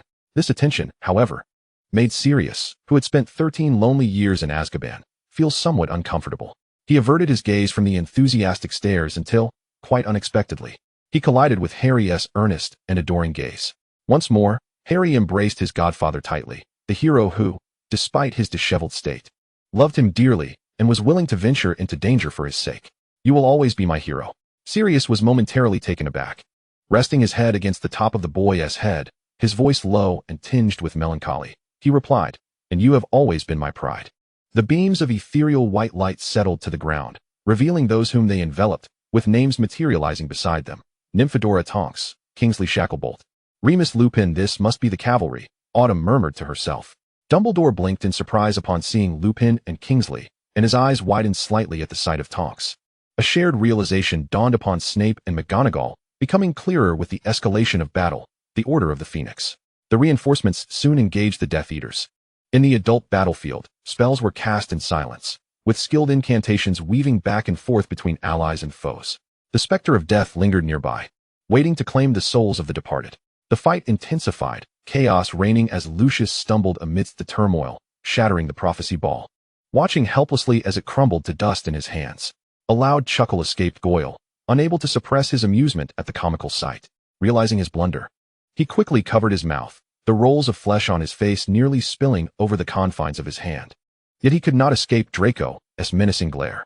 "Now listen to me," Sirius urged. "Unlike the reckless Death Eaters, the members of the Order must consider the safety of the children, which inevitably restrains our actions in battle." He pulled Harry aside, saying, "I need you to take the others and get out of here." Harry, of course, vehemently refused, his eyes widening in disbelief. "What? No, I want to stay with you." Sirius leaned down, placing a hand on Harry's shoulder. He appeared to be much more mature than his current state suggested. Those who once knew him could not help but think back. He sought to soothe Harry's emotions with a sincere and warm gaze. "You have already done remarkably well. Leave the rest to me." Harry shook his head slightly. Debris provided them cover from an explosion, clearly a perilous battlefield that allowed no room for hesitation. "Black," Lucius hissed, his eyes sharp and merciless as he drew forth his ornate wand. A cloud of dark smoke enveloped the area, summoning the Death Eater's allies. Lucius, emboldened by his advantage, launched an attack aimed at Harry. Sirius could not bear to watch his godson get hurt and instinctively shielded Harry, deflecting the curse aimed at him. Likewise, Harry could not sit idly by as the Death Eaters displayed their arrogance. He quickly reacted, refusing to remain sheltered behind his godfather, deftly wielding his wand in retaliation. The tide of battle had shifted. Now it was a 2v2 standoff, with Harry and Sirius standing united against their adversaries, equally matched against the seasoned Death Eaters. "Hero! Hero! Harry is our king." The cheers resounded in Harry's ears, their praises washing over him like a tide as he fought valiantly against evil. This time, however, he did not resist the adulation, for he felt pride and joy in his growth as a mature warrior, capable of standing shoulder to shoulder with his godfather in battle. "I can help the adults now," he thought, as a sweet wave of joy surged within him like a spring. Hermione and the others anxiously observed the battle from their shelter, as the cavernous room echoed with Bellatrix's arrogant laughter. The clash of black and white unfolded before them. A fierce struggle between opposing forces. The masked Death Eaters had located their isolated adversary, but before they could even initiate their incantations, the lone warrior's spell sent the deranged Mad-Eye Moody's curse crashing into them, forcing them to retreat in disarray, shrieking. The focus shifted back to Harry. Lucius's accomplice's attack was thwarted by Harry, giving Sirius the opportunity to push him back. Lucius instinctively glanced at his fallen comrade on the stone platform. In that fleeting moment, Harry seized the advantage. Clearly, he had developed a remarkably keen sense of battle. He aimed at Lucius's wand and shouted, "Expelliarmus!" Instantly, one of Lucius's primary weapons was sent flying from his grasp. Lucius, in disbelief, turned to the boy he had previously dismissed, his emotions tumultuous. Yet no one cared for his inner turmoil. Sirius, witnessing this splendid strike, could not contain his excitement, exclaiming, "Well done, James." The echoes of Sirius's exclamation almost synchronized with the shout from the hall, yet the James on the screen quickly countered it. Harry cast a sidelong glance at Sirius. The slightly improved situation could not distract him from the battle at hand. Sirius stepped forward, engaging Lucius in a fierce exchange of spells. They exchanged curses beneath the peculiar curtain, and with a flick of his wrist, Sirius cast a nonverbal spell. The spectators could deduce from the sight of Lucius's wand being knocked away that it was yet another Expelliarmus. "Well done," Neville could not help but shout. And Seamus enthusiastically added, "Without his wand, that villain can no longer cause trouble, right?" The Harry on the screen was too focused to dwell on Sirius's words. But the Harry in the hall was not. He listened attentively, scrutinizing the similarities between himself, standing alongside his godfather, and his father in the dreamlike vision with Li Ming. Yes, they shared a similar stature, both comrades of Sirius, and both had used disarming spells to assist him. However, the James in his memories was taller and more spirited than the Harry on the screen. Yet, Harry could still find glimpses of his father within his future self, which seemed rather pitiful, having to rely on the future to seek fantasies of his father. Nonetheless, he derived some comfort and encouragement from this imagined connection, believing he too would grow into a capable hero, much like his father. At that moment, the tide of battle evidently favored them. Sirius did not allow himself to succumb to melancholic reminiscence, but quickly gathered his emotions. Noticing Harry's eager demeanor, he encouraged, "As expected of you, Harry. At such a young age, you wield your learned skills against the Death Eaters so adeptly. It seems your lessons in charms and defense against the dark arts have been quite fruitful." For Ron, it was the first time he heard the words Harry and studious mentioned in the same breath. Almost unable to contain himself, he raised his fist to stifle a loud cough. Harry, slightly embarrassed, shot Ron a warning glance to keep quiet.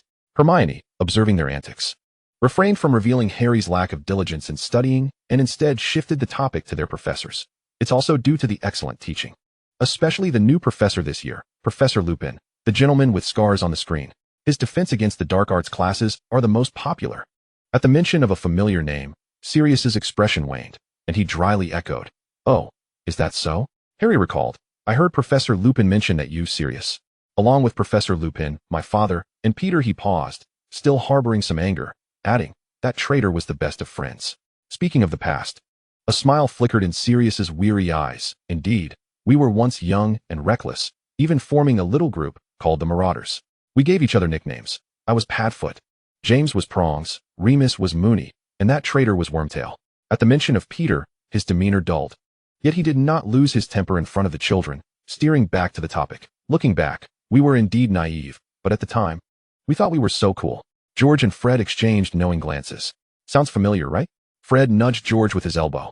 "I think we found the true owner of that thing," George muttered vaguely. Hermione refrained from commenting on the elder's youthful indiscretions and continued, "However, Professor Lupin hasn't been attending classes lately. Now Professor Snape is teaching our defense against the dark arts. God knows how much I miss Professor Lupin." Ron lamented, "That bat.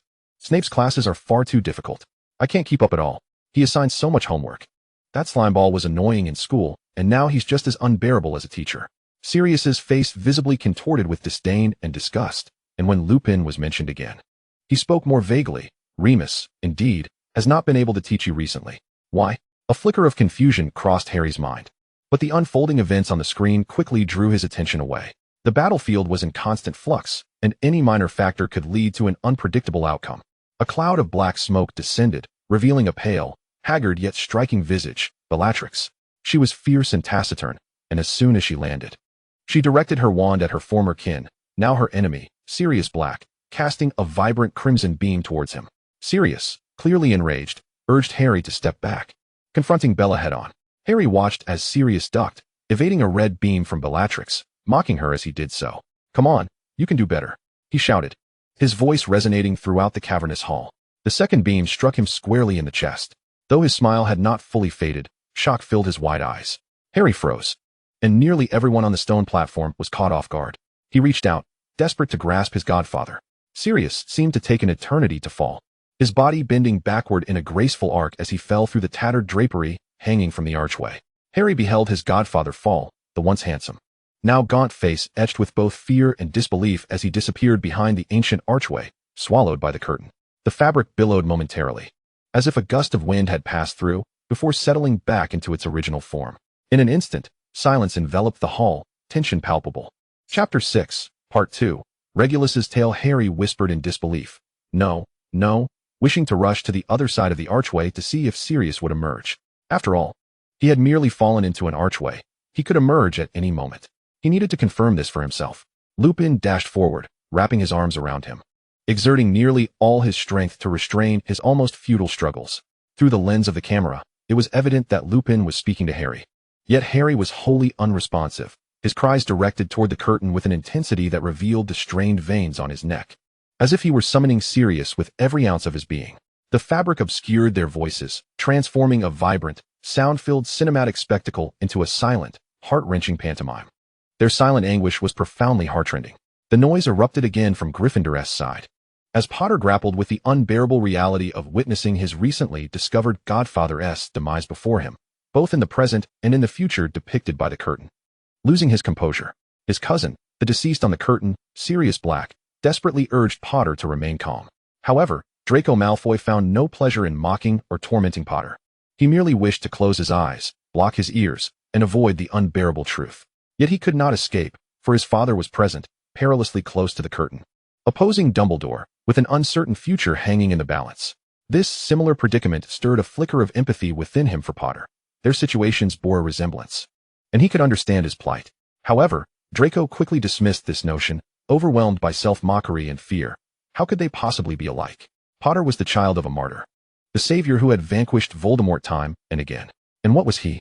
The son of a Death Eater, destined to be a future failure.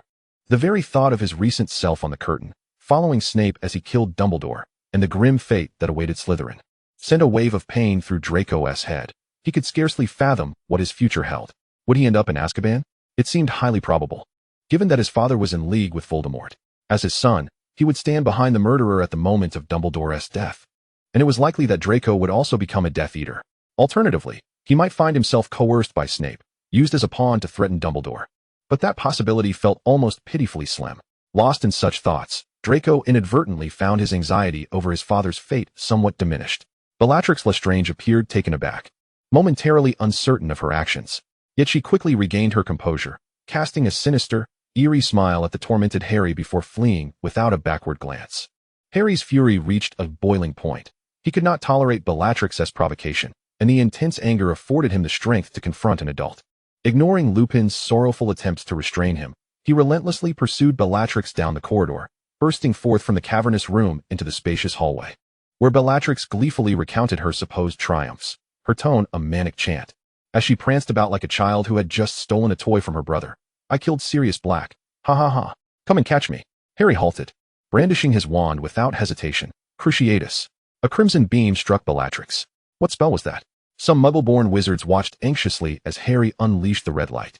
Having yet to learn such incantations, unaware of the effects of the Cruciatus curse, which brought the previously arrogant Bellatrix to her knees, her bravado evaporating in an instant. However, the curtain's Bellatrix quickly called out, realizing the pain was not as severe as she had anticipated, and attempted to rise, her gray eyes, similar to Sirius's, fixed intently on Harry. Harry, seething with rage, panted heavily but did not deliver a finishing blow. Neville, witnessing the familiar curse's effects, felt his breath hitch, his forehead slick with cold sweat. The surrounding chaos muffled as he clutched the cup in front of him, attempting to quell his panic. This was one of the 3 unforgivable curses, the Cruciatus curse. The astute Hermione informed the other Muggle-born wizards, yet her face bore no joy in answering their questions. Instead, it was etched with concern for her friend and trepidation for the future. This curse was exceedingly vile. The caster must harbor immense malice towards the victim for the spell to succeed. The greater the malice, the more potent the effect. Her tightly pressed lips betrayed her disapproval of Harry's actions on the curtain, even as she deeply empathized with his emotional turmoil. In that moment, she found herself ensnared in a whirlpool of procedural justice versus consequential justice. How had he learned such a spell? McGonagall's face paled. Who had taught him? I cannot fathom that our professors would instruct students in such dangerous curses. Snape sneered. Dumbledore shook his head, and Sprout sighed. What on earth has transpired in the future? Bellatrix and Harry faced each other, neither making a move, though Harry's expression was one of inner conflict, as if something intangible encircled him, causing discomfort. Meanwhile, Bellatrix's smile grew increasingly deranged, as if she had some unseen advantage, reveling in her apparent victory despite her vulnerable position. Dumbledore's keen gaze caught this detail. He bowed his head in contemplation, harboring ominous suspicions. He required more information to solidify his theories. However, the curtain ceased its display of Harry's ordeal. After a lengthy interlude, the dimly lit corridors of the Ministry of Magic appeared ever more ethereal, and the familiar, deep male voice resonated once more, revealing a figure that had remained unseen, yet somehow familiar: Regulus Black. His appearance bore a striking resemblance to the boy seen in Sirius's memories, suggesting a memory from the same time frame. At this moment, Regulus was merely 15 years old. It became evident to all that the tale of Sirius had reached its conclusion, leaving Harry to pound the table in frustration over his helplessness.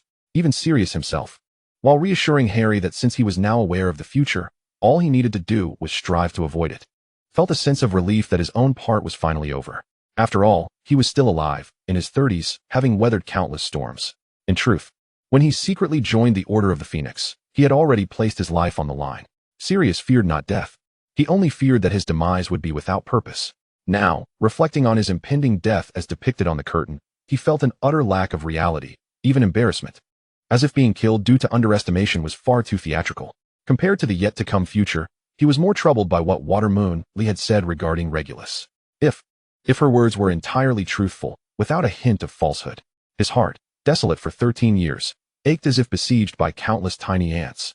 His gray eyes, emblematic of the Black family, silently gazing upon the youthful figure of his brother on the curtain, his bony hand clenched tightly. What else might you reveal to me? They say, to rid you of your arrogance is akin to wiping away grime. A boy of modest stature stood before his parents. His mother scrutinized his schoolwork with a serious demeanor, while his father sat silently beside her, sipping tea. Walburga's keen, vulture-like gaze swept over Regulus's examination paper, predominantly marked with E's and a few O's, before a satisfied smile graced her lips. Your excellence has always made me proud, dear Really. I shall never disappoint you, mother. My good Really. Walburga leaned down to caress Regulus's back. You are always so understanding and intelligent, never letting me down. I hear you've received an invitation from the Dark Lord? Regulus's chest puffed up with pride. Indeed. The Dark Lord greatly admires me and has mentioned that he will soon assess my awareness and abilities. Mother, I might even have the chance to join the ranks of the Death Eaters. Ron squirmed uncomfortably, utterly perplexed by how anyone could take pride in joining such a nefarious group. Walburga's smile blossomed further, her genuine delight enhancing the beauty of her already striking features. She mirrored her son's joy, softly uttering words of encouragement, appearing as a tender mother now that Sirius was not present. However, Owen, standing beside her, refrained from praising their younger son as his wife did, instead offering a measured critique to temper his burgeoning pride. I have heard that you have been rather lax at school. He cast a glance at Regulus's test paper, noting that his O's had diminished. Merlin's foul socks. They are far too strict, Seamoose grumbled. If I could snag a few E's, my mum would laugh in her sleep. Regulus's earlier exuberance waned, and though he refrained from inquiring how his father knew of his school affairs, he did not abandon his defense. The difficulty of this exam increased substantially.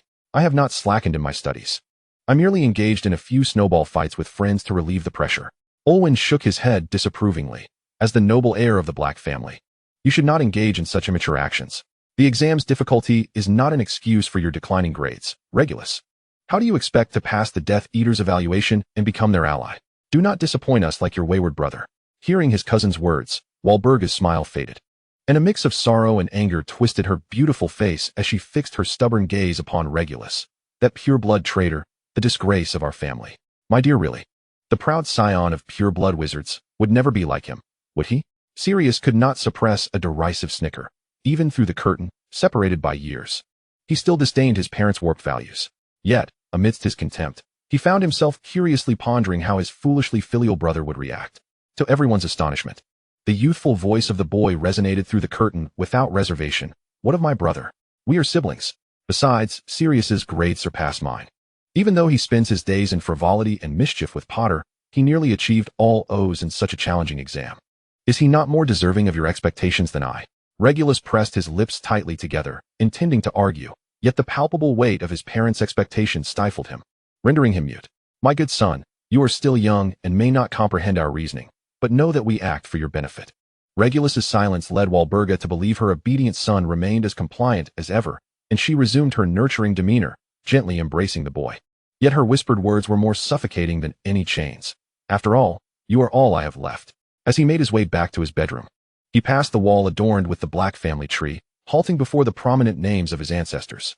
His hand instinctively reached toward the recently scorched name that had belonged to Sirius, yet upon contact, it felt as if the remnants of heat burned him. And he swiftly withdrew his hand. Regulus, akin to a thief caught in the act, averted his gaze from the inky darkness, sensing the cold watch of the black forebears upon his every move.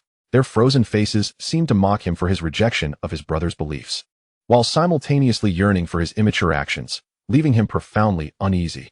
He turned away from the wall depicting the blacks and departed, his figure gradually fading like mist. He does not appear so incomprehensible after all, someone whispered. The Regulus before them was no longer merely the unnamed hero in Water's words or Sirius's foolish brother. He possessed commendable academic achievements and youthful bravado. He harbored an inexplicable admiration for Voldemort, while also secretly missing his brother. His life unfolded vividly behind the curtain, a vibrant portrayal of a youth standing in the hearts of the gathered audience. For them, Regulus was no longer just a name, a string of letters, but a former classmate and senior who had shared meals and classes with them. The sentimental Lavender felt her eyes welling with tears. He is merely an ordinary boy, a young man longing for his family. Given his grades, had it not been for Voldemort, he might have been seated among the faculty, right beside Professor McGonagall, watching this wondrous curtain with us. After a prolonged silence, Hermione unexpectedly spoke up, catching Lavender off guard. Although Hermione had never voiced it, Lavender had sensed the brilliant girl's perspective on her. Whenever they discussed love potions, Hermione always kept her distance, leading to their apparent inability to bond despite being roommates. Such comments made it impossible for Lavender to hold back her tears, which cascaded from her eyes, prompting Hermione to hurriedly offer her handkerchief. Oh dear, why are you crying? Who made you say something so poignant? I simply couldn't contain myself. Girls, Ron interjected with the emotional intelligence of a teaspoon. They say one must ascend the staircase while lowering one's head as the mist coalesced once more into a scene. A slightly older Regulus replaced the 15-year-old boy, seemingly engaged in conversation at a tea house with a dark-haired man across from him, whose sullen expression and pallid complexion made him resemble a drug addict.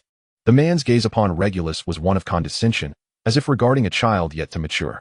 You've passed the Dark Lord's trials, yet you remain so indecisive and unworthy of the trust placed in you. Antonin Dolohov, it is evident that you are the one being impulsive and reckless, is it not?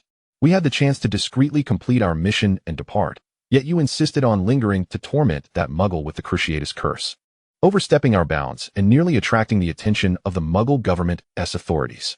Regulus was not one to suffer indignities quietly. Even facing a superior, he exhibited no fear, directly addressing the other's shortcomings. Surely you are aware that the Dark Lord despises muggles? Such lowly beings, tainting the purity of wizarding blood, deserve to be cleansed by noble wizards with a sense of responsibility. Antonin Dolohov sneered without mercy. What is it? As noble as you are, a pure blood of the illustrious Black family, do you truly feel compassion for those wretched creatures of inferior lineage? Or is it that you, upon witnessing your traitorous brother, who is as dull-witted as a swine and has aligned himself with Dumbledore, find yourself softened in heart and unable to strike? Do not speak ill of my brother.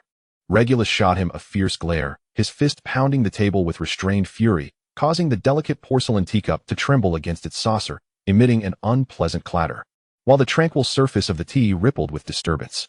He genuinely cared for his family, Autumn sighed, despite the quarrels that may arise at home, no matter how fierce. Even if they no longer shared a household, family remains family.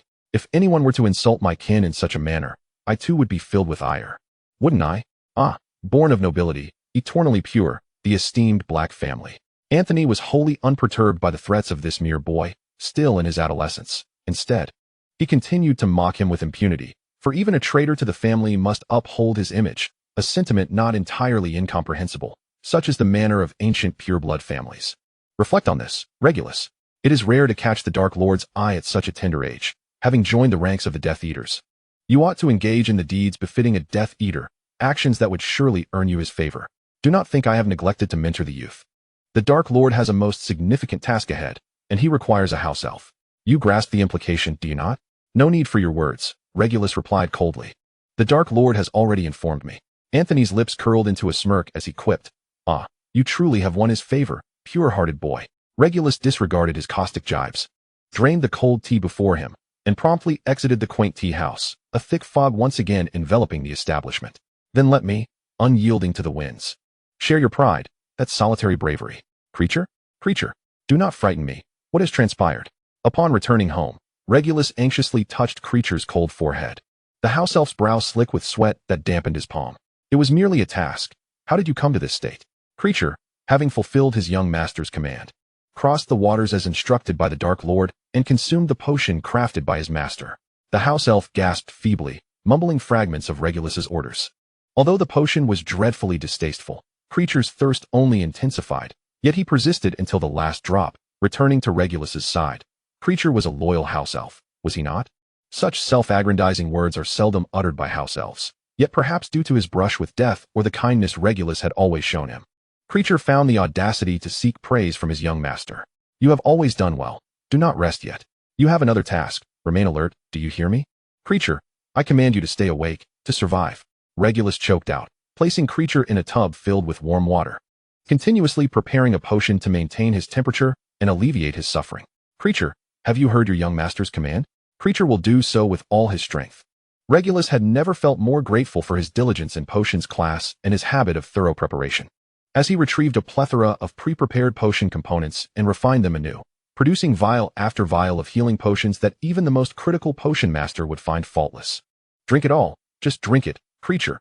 Hold on a little longer and tell me what you have experienced."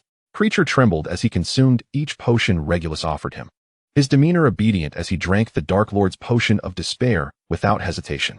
Once the potions were finished, the looming threat of death receded, and Creature's frigid form began to warm. He endured his exhaustion, recounting to Regulus the harrowing tale of his journey through the cave. Creature's tale had already been shared in passing, and the curtain did not repeat the house elf's tragic experiences. Instead, it focused on Regulus, capturing the tightening of his fists and the quaking of his shoulders, revealing the turmoil within. Such a brutal truth was unbearably cruel for a boy who had placed his unwavering trust in the Dark Lord since childhood. Hannah could bear to watch no longer. The house elf's lips ceased to move, and his large eyes instinctively closed. He was simply too fatigued. For one of his diminutive stature, enduring thus far was quite remarkable. A faint snore escaped him, startling Regulus from the depths of his nightmarish reverie. He beheld Creature in a state of slumber, choosing silence over words as he gently lifted the elf from the tub, employing a drying charm to warm his body, and transferring him to a cozy, secure space of his own, before silently tidying the disordered bathroom. His parents remained in peaceful slumber, while Regulus alone organized the myriad of vials, his expression gradually regaining tranquility through the repetitive motions. Yet those eyes, more akin to Sirius than Bellatrix, seemed to ignite with an invisible flame, one that would only grow fiercer and never extinguish. He inexplicably thought of Sirius. What was he doing at that moment? Perhaps trailing behind Potter, reveling in the thrill of narrowly escaping the clutches of death at the hands of the Death Eaters? He had never approved of Sirius's rebellion, always believing that there was nothing within a family that could not be discussed. Must one resort to such extreme measures as running away to attain freedom? He had once failed to comprehend, but now, he found himself beginning to understand the sentiments of his brother. Regulus rolled up his sleeve, gazing at the dark mark emblazoned upon his left wrist, contemplating silently. The world he sought was not one that would be forged through the sacrifice of a house elf. Nor was the pure blood-dominated realm. He yearned for one that found satisfaction in the torment of muggles for the sake of superiority. Voldemort's ideology was fundamentally flawed, as were his parents. Yet what, then, was right? Regulus remained uncertain, but at this moment, he had awakened to the resolve to resist Voldemort. Dumbledore sighed in regret. He had awakened far too late. At this juncture, Voldemort had likely completed his extensive plans, and the power of the Death Eaters had grown formidable. Alone, in such dire circumstances, devoid of any capable allies, what could he accomplish? Sprout dared not witness the tragic prologue. She wished to look away but was held fast by McGonagall's grip. "Pomona, keep watching." McGonagall urged with great difficulty. "Observe this child, who strives with all his might to oppose Voldemort." The scene in the bathroom rippled like water disturbed, and when Regulus next appeared before the curtain, he had ventured into the restricted section of the Hogwarts library, perusing tomes concerning death. The curtain did not focus on the contents of the books he examined. Yet all in the Great Hall were aware that he was the first during that era to recognize Voldemort's true intentions, while everyone else remained oblivious. And he began to delve into the research of the Horcruxes that would ensure his survival. silently infiltrating the restricted section and clandestinely conducting his studies on Horcruxes. Regulus was undeniably a prodigy, as Flitwick lamented. After diligently researching, Regulus returned to his chamber and promptly commenced the creation of a Horcrux through Creature's relay. Crafting a counterfeit of Slytherin's locket. Time was of the essence. He had to prepare thoroughly before Voldemort became aware of the loophole that Creature still lived. In order to safeguard all that he held dear. As he worked, thoughts danced in his mind, and a slight smile crept upon his lips. Oblivious to his young master's musings, Creature remained unaware, yet those behind the curtain clearly heard Regulus's childlike inner voice. Sirius, you always claim I am a poor player. That I could never best you at wizard's chess. But when it comes to understanding Voldemort, discerning his true intentions, and betraying the Dark Lord, you are no match for me. He reveled in this thought, feeling a sense of pride akin to that of a younger brother who has finally triumphed over his elder sibling. At that moment, a male voice in the background provided a lyrical annotation. Who says that the ordinary in competition are not heroes? Impudent child, what is there to be proud of? The laughter and tears of Sirius from the hall were a poignant reminder of their brotherly bond, a fleeting joy overshadowed by the profound sorrow of their separation. The gravitas of the male voice quickened, like a relentless downpour before a tempest, weaving a tapestry of calm before the storm. I love you, walking alone in dark alleys. I love you, in your defiant stance. The curtain flickered as Regulus placed a note of farewell into the counterfeit, seeking to alleviate the suffering of muggles tormented by Antonin, all while avoiding detection by the Death Eaters who quaked in fear before an increasingly volatile Voldemort. In contrast, the silence of his head bowed in humility portrayed a dignified resilience. I love you, facing despair without shedding a tear. Regulus had witnessed countless wizards, both Muggle-born and purebloods who resisted Voldemort's reign, suffer horrific fates at the hands of the Death Eaters, yet he felt powerless to restore their lives. I love you, in tattered garments, yet daring to confront destiny's gun. The situation darkened further, as the Order of the Phoenix, established by Dumbledore to combat Voldemort, became increasingly conspicuous, complicating Regulus's attempts for assistance. It was a foregone conclusion that the black couple vehemently opposed Regulus's reckless actions. The newly adult youth lacked allies. However, under this immense pressure, Regulus did not crumble nor despair. Instead, he discreetly devised his plans for resistance. I love you, for we are so alike, with the same fractures. Now, he turned his gaze to the sky outside, where a flock of crows circled ominously above number 12, Grimmauld Place. As Voldemort intensified preparations for war, Regulus had not been summoned for quite some time. After all, compared to those who had long since matured and remained fiercely loyal Death Eaters, such as his already married cousin Bellatrix, the freshly adult Regulus had yet to be called upon to serve Voldemort. The members of the Black family pursued their respective paths. Yet their trajectories bore striking similarities. Both Bellatrix and he were Death Eaters, while Narcissa had wed Lucius, another Death Eater, making her a partial supporter of Voldemort. Only Sirius and Andromeda diverged from this course, with one directly aligning with Dumbledore against Voldemort, and the other marrying the Muggle-born Ted Tonks in defiance of family opposition. Once more, the male voice began a self-inquisitive chant, as if mirroring Regulus himself, seeking his true self amidst the fog of uncertainty. To go? To match? This tattered cloak. Had it been the former Regulus, he might have felt disheartened. To fight? Yes, to fight, for the most humble of dreams. But now, he merely reveled in Voldemort's neglect, as it facilitated his clandestine maneuvers, to the wails and roars in that dark night. Suddenly, the music ceased, leaving only the pure male voice to sing a seemingly rhetorical yet affirming refrain. Who says that only those in the light are heroes? The moment for rebellion had arrived. It would be impossible to claim he felt no anxiety, but having arrived at this juncture, as a traitor among Death Eaters, he had no retreat. Regulus tightened his grip on the Horcrux containing his provocative farewell note, and a smile involuntarily graced his lips, his youthful visage brimming with audacious zeal. In that instant, he bore an uncanny resemblance to Sirius. Anyone witnessing this would undoubtedly remark on their brotherly resemblance. He addressed Creature, who hunched behind him. Creature, take me to the cave where the Dark Lord sent you. That is an order. Chapter 6, Part 2, Regulus's Tale, End. Behind the curtain, Regulus and Creature's silhouettes faded away alongside the stirring music. Even as the curtain ceased to reveal Regulus's journey to the cave, the audience understood what he would endure and the sacrifices he would make. Senior Regulus is simply astonishing, an enthusiastic Badger exclaimed. He was no foolish imbecile. He was a true warrior. Reflecting on the earlier remarks from Gryffindor, Hannah mustered her courage to defend Regulus from across the hall. The Slytherins seated beside Hufflepuff were equally moved by this unwavering resolve. In the face of such valiant sacrifice, Even the most miserly of snakes could not utter a word of reproach against this elder's heroic deeds, especially considering that this remarkable figure, who had given his life to rectify his mistakes, was one of their own. He was the pride of Slytherin, the hero of Slytherin. To our hero, Senior Regulus Black. Since the curtain's appearance, the Slytherin long table, repeatedly struck by the future's relentless blows, began to stir. The young snakes were ignited by their elder's noble acts.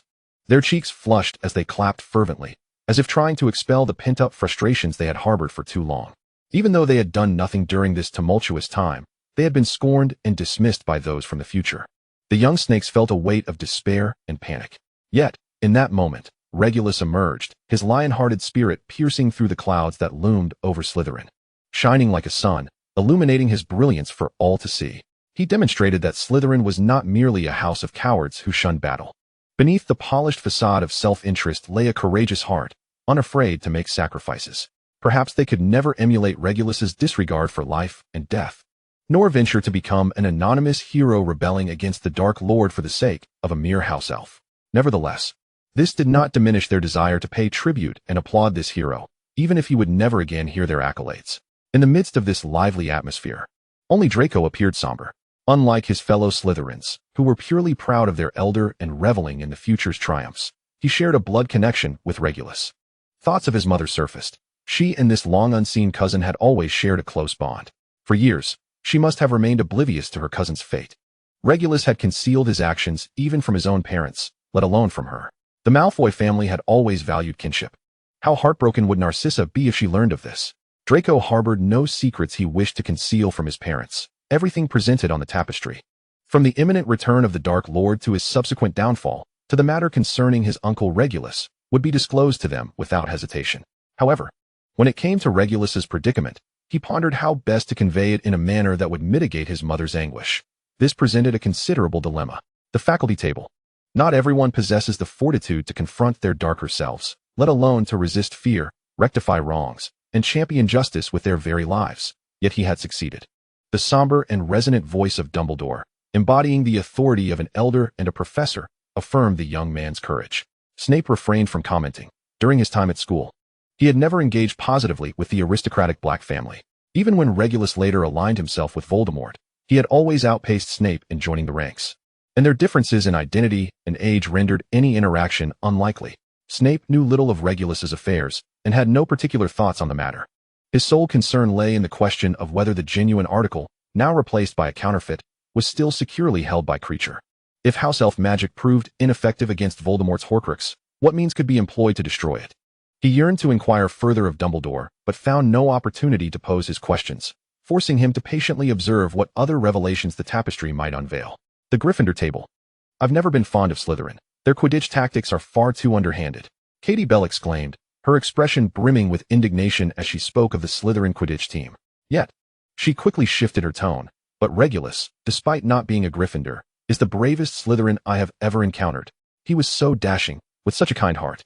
After his brother's departure, he alone bore the weight of their parents' expectations, and just as he finally joined the ranks of the idol he admired, he was met with betrayal. Why is fate so cruel to him?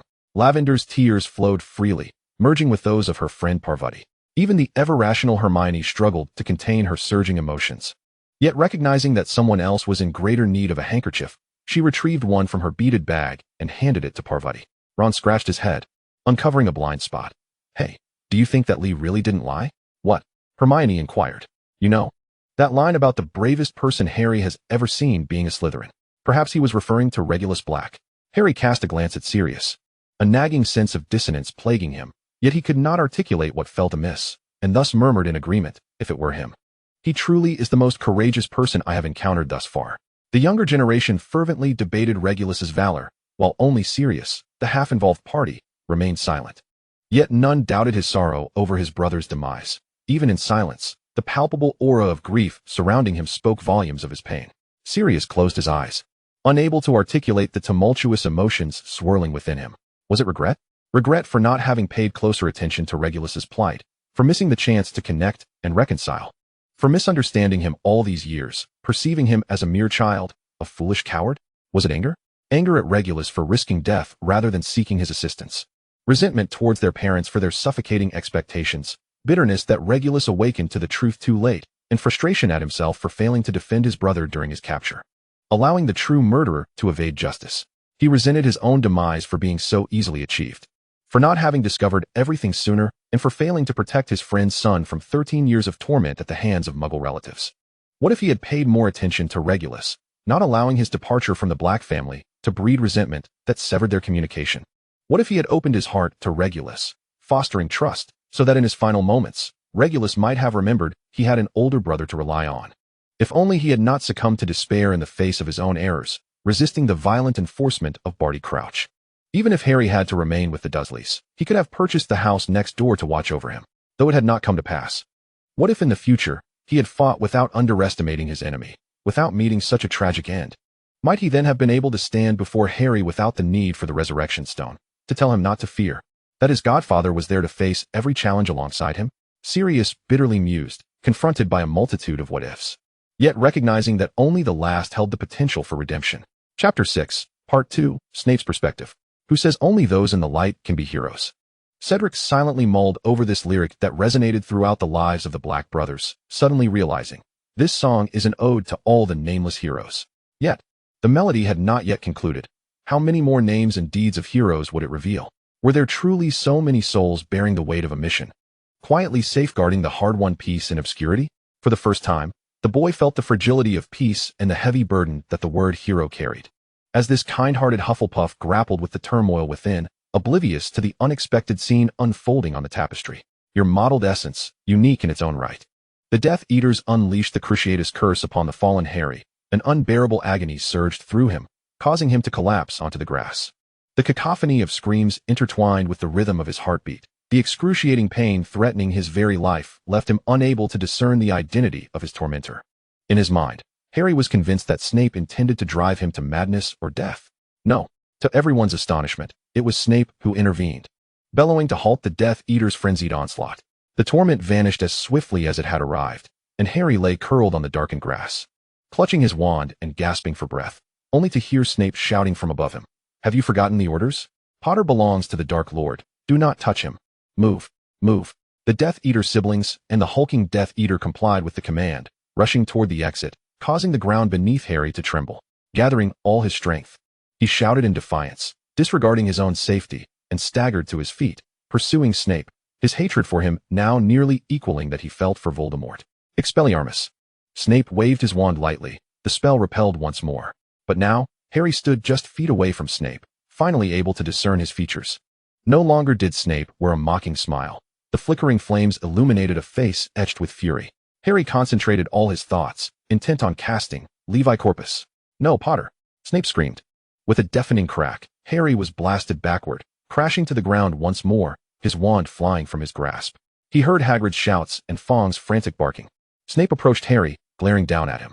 At that moment, Harry, like Dumbledore, was unarmed and utterly defenseless. The burning cabin cast a stark light upon Snape's pale visage, which was now marred by hatred, akin to that which he had displayed when he killed Dumbledore. "How dare you use my spells against me, Potter? I created these spells. I, the Half-Blood Prince. Are you intending to wield my invention against me, just like your despicable father?" "I declare, absolutely not."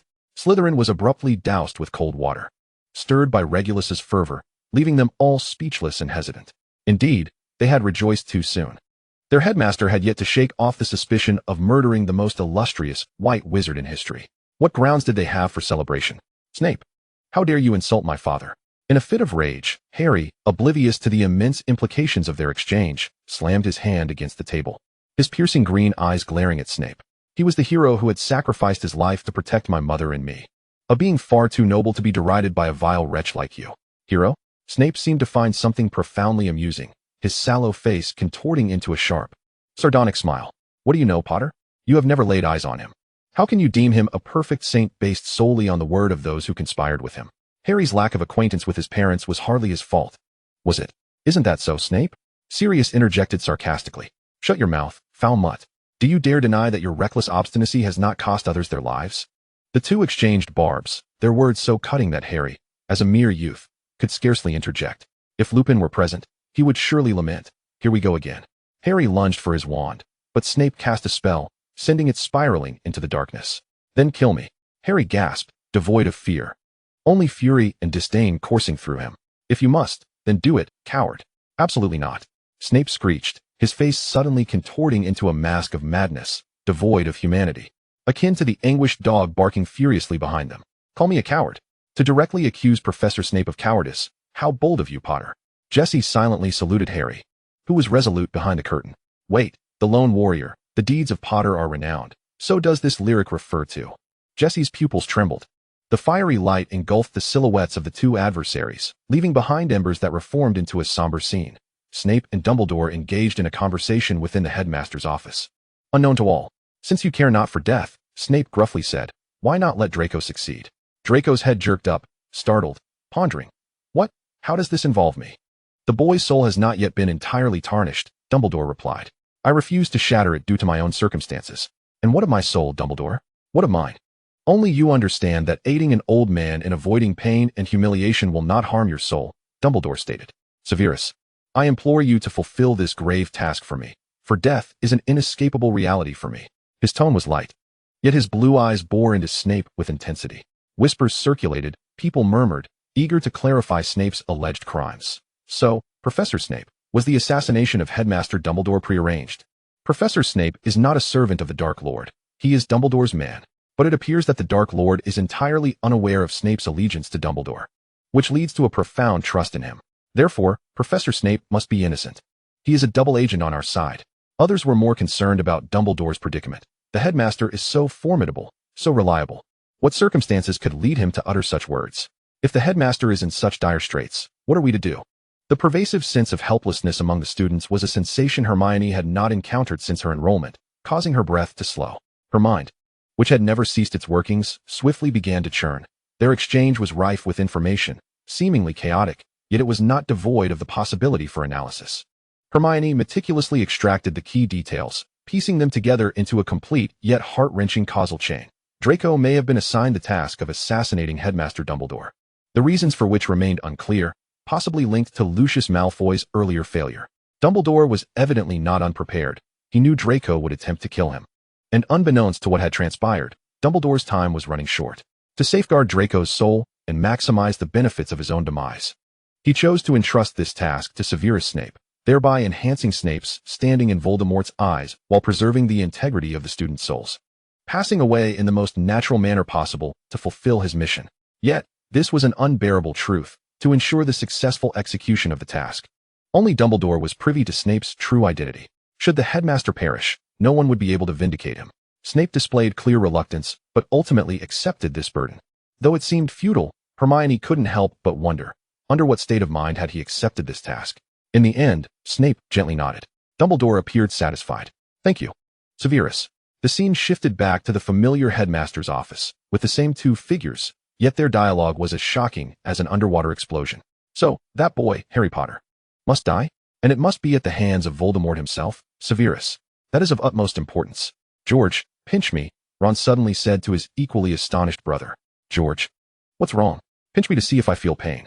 Though Ron was not wearing glasses, he felt utterly blindsided, suppressing his voice to utter a long-lost exclamation. Bloody hell. Is this something Dumbledore would say? Although everyone was reluctant to believe that such a statement could emerge from the lips of the one who cared most for Harry, they could only watch as Dumbledore, in a remarkably calm tone, responded to Snape's inquiry. In this moment, even Snape, who had consistently been antagonistic towards Harry, appeared to possess more warmth than the almost indifferent Dumbledore on the screen.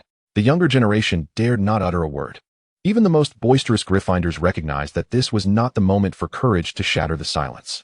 Snape, too, was profoundly shaken, losing all patience to await the curtain's next song to complement yet another tale. He desperately sought an answer from Dumbledore. You cannot. You must not. This cannot be true. Can it? You will not forget our purpose. Answer me, Dumbledore. Alas, the headmaster upon the screen could not respond to his queries. All that was offered in reply was Dumbledore's resigned demeanor. His tone remained composed, yet it lacked the chilling detachment of the Dumbledore on the screen. Though he did not reveal it, Harry perceived the weariness buried beneath his serene exterior. Dumbledore spoke. Severus, remain calm, while I yearn to address your inquiries. I am presently unable to provide you with an answer, as my understanding is merely speculative. The specifics must be elucidated by our friend. Your silence was deafening. And once more, an extended stillness ensued. Snape remarked, I had thought, all these years, that we were safeguarding him, for her, for Lily. Susan Bones felt her heart clench, glancing nervously around, refraining from divulging her inner turmoil to her friends. She could not comprehend her current state of mind. Yet she found herself feeling a twinge of sympathy for the Professor Snape she had long feared. We protect him because he must be trained, nurtured, and honed in his abilities, Dumbledore continued, his eyes still shut. Meanwhile, the connection between them deepened, resembling a parasitic existence. Sometimes I sense that he may be aware of this himself. If I truly understand him, I believe he will arrange everything so that when he faces death, it signifies the ultimate demise of Voldemort. Both Dumbledore and Snape opened their eyes, reflecting the terror of the latter as he heard himself questioning Dumbledore. You allow him to live merely so he can die at the appropriate moment? Do not be alarmed. Severus, how many men and women have you witnessed perish? Even Sirius, who had joined the Order of the Phoenix out of trust in Dumbledore, found it hard to believe that Dumbledore could be so cold-hearted. You must provide me with an explanation, Dumbledore, Sirius demanded sharply. Sirius, you must trust Albus. He is not the man you perceive him to be. There must be a rationale behind his actions. Moreover, Harry is alive, thriving. We must believe in him and see it through. Before Dumbledore could respond, McGonagall intervened to stabilize the agitated adults. The only reply was a deep male voice chanting. You are the hero. Hero? Who could be the hero celebrated in the lyrics? Harry, who should have unwaveringly believed that the praise was directed at the ever-benevolent Dumbledore, found his conviction wavering after the preceding chaos. And he could not help but recall the Sorting Hat's revelations and its words to his peers. Surely it could not be the most loathed Snape, he mused, his thoughts in turmoil. Even with the revelation that Snape might be protecting him out of love for his mother, Harry was reluctant to confront this truth. Snape on the screen did not respond immediately. The memories shielded within his mind were mercilessly unveiled by the curtain. In the inky darkness of night, within an opulent and spacious hall, Death Eaters gathered, laughing together, oblivious to their discussions. Recognizing the familiar surroundings of his family's estate, Draco was paralyzed with fear, unable to breathe. How had his once bright and warm home transformed into such a dark and cold place? He clutched his robes tightly, afraid to look up. At the head of the table, Voldemort declared, In your family, and throughout the world, we shall excise those festering wounds that afflict us, until only pure-blood wizards remain. Voldemort raised Lucius Malfoy's wand, directing it at a body suspended above the table, and with a gentle flick, the person awoke, desperately trying to break free from invisible bonds. Do you recognize our guest, Severus? Voldemort inquired. Snape lifted his gaze to the upside-down face. At that moment, all the Death Eaters looked up at the captive, as if granted permission to express their curiosity. As the woman turned to face the fire, her voice hoarse and terrified, she cried, Severus, save me. Professor Burbage. The wizards who had attended Muggle studies shrieked in terror, while Sprout felt relieved that her colleague had not attended class that day. Not everyone possessed the courage to face such a scene. Oh, I recognize her, Snape replied, as the captive slowly turned back. And you, Draco? Voldemort asked, stroking the nose of the giant snake with his wandless hand. Draco shook his head violently. Now that the woman had awakened, he seemed too afraid to look at her. Draco at the Slytherin table nearly broke into tears, yet none of those around him mocked him. They all shared the same dread of Voldemort. However, you probably haven't attended her class, Voldemort remarked. Some of you may not recognize her. Allow me to inform you. Tonight we are graced by the presence of Charity Burbage, who previously taught at Hogwarts School of Witchcraft and Wizardry. A soft murmur of realization swept around the table. A broad-shouldered, hunchbacked woman with sharp teeth began to chuckle. Indeed, Professor Burbage taught the children of wizards about Muggles, asserting that Muggles are not so different from us. One Death Eater spat on the ground. Charity Burbage turned once more to face Snape. Severus, I beg you, I implore you. Silence, Voldemort commanded, giving Malfoy's wand a slight shake. Charity's mouth was sealed, and she immediately fell silent. Professor Burbage was not content with merely poisoning the minds of wizarding children. Just last week, she had written an impassioned article in the Daily Prophet, ardently defending Muggleborns. She claimed that wizards must tolerate those who steal their knowledge and magic.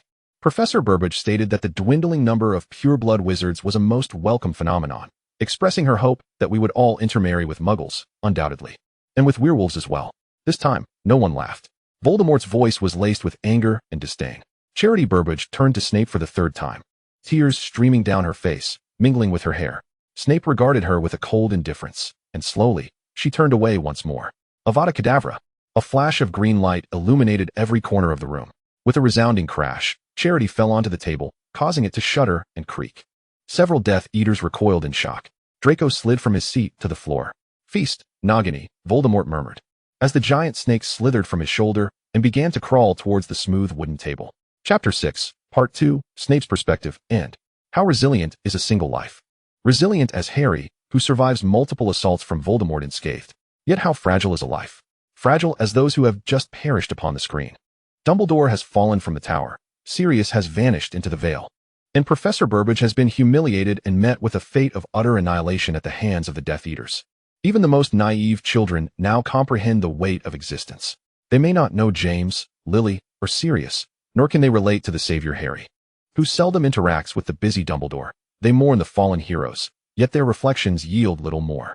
But Professor Burbage was the one with whom they had spent the most time, as she was the one who had chosen to teach them. Why did you not save her? Why? The little witch, who adored Professor Burbage, was brimming with tears as she impulsively confronted Snape, whom she usually dared not meet gaze with. You had sought my help, she lamented. Calm down, Kalena, interjected her tearful yet composed companion, acutely aware of the presence of the Dark Lord. He harbored a profound disdain for Professor Burbage's remarks, and even if Professor Snape had the desire to assist, he was powerless to save her. Recently, it has only been those whom I cannot rescue, Snape remarked, rising with his lips moving in a futile attempt to articulate his thoughts. Despite his desperate struggle to discern his own words, he could only recognize that you had cleverly manipulated my few utterances. Any further context was shrouded in obscurity behind the curtain. The protracted dialogue gave way to a swift, chaotic scene, akin to a potion being hastily stirred. I love you as you traverse the shadowy alleys alone, love your defiant stance. The beleaguered trio from Gryffindor devoured the food provided by Aberforth Dumbledore at the Hog's Head, appearing ravenous, even seizing the opportunity to converse with Aberforth amidst their relentless swallowing. Unbeknownst to them, their chatter was filled with frustration. Ron exclaimed, I utterly loathe this half-revealing curtain. It's as perplexing as a riddle. Harry spoke to Aberforth, stating, I have little interest in the grievances between you and your brother. Your surrender does not concern me. Despite his evident exhaustion, his eyes, framed by round glasses, sparkled with the determination of one who had escaped. I believe I know Dumbledore. We must enter the castle tonight. Aberforth paused momentarily before addressing the portrait of the young woman behind Harry. You know what to do. The girl bowed her head respectfully and turned to depart. Dumbledore gazed intently at her retreating figure, the lenses of his glasses obscuring his eyes, rendering his emotions inscrutable. I cherish your confrontation with despair, your refusal to weep. In the Great Hall, the newly appointed Headmaster Snape faced the returning Harry. Harry derisively taunted Snape. This place seems heavily fortified with meticulous defenses, yet glaring vulnerabilities remain, Headmaster. The doors behind him swung wide, revealing a throng of familiar faces approaching. And the flaws are quite substantial, he continued to question Snape. How do you have the audacity to assume the role of Headmaster? Tell everyone what transpired that night, how deeply Dumbledore trusted you, while you merely stood by and allowed him to be killed. Share it with them. Snape's chest heaved with emotion as he drew his wand, pointing it at Harry, prompting McGonagall to intervene, rushing to shield Harry behind her. The two professors faced off, wands drawn, while the Slytherin students behind Snape parted like the Red Sea. And McGonagall's students followed suit, tacitly conceding the battleground to the two adults. McGonagall initiated the attack, and Snape did not retaliate but deflected her fiery spell, each appearing to be rivals while exhibiting an uncanny synchronicity. As McGonagall pressed forward, Snape retreated, and under the magnified scrutiny of the curtain, onlookers saw him deftly redirect McGonagall's attack onto the bewildered Caro's siblings behind him, toppling them before vanishing in a plume of smoke through the shattered glass of the hall. Coward! McGonagall shouted at Snape. No, he is not. He and Dumbledore are allies. He bears the mission entrusted to him by Dumbledore. Susan echoed her thoughts inwardly, though she dared not voice them aloud. My master, over the past few hours, you have wielded this wand with remarkable power. No, the prowess lies with me. The wand has consistently rejected me. The wand?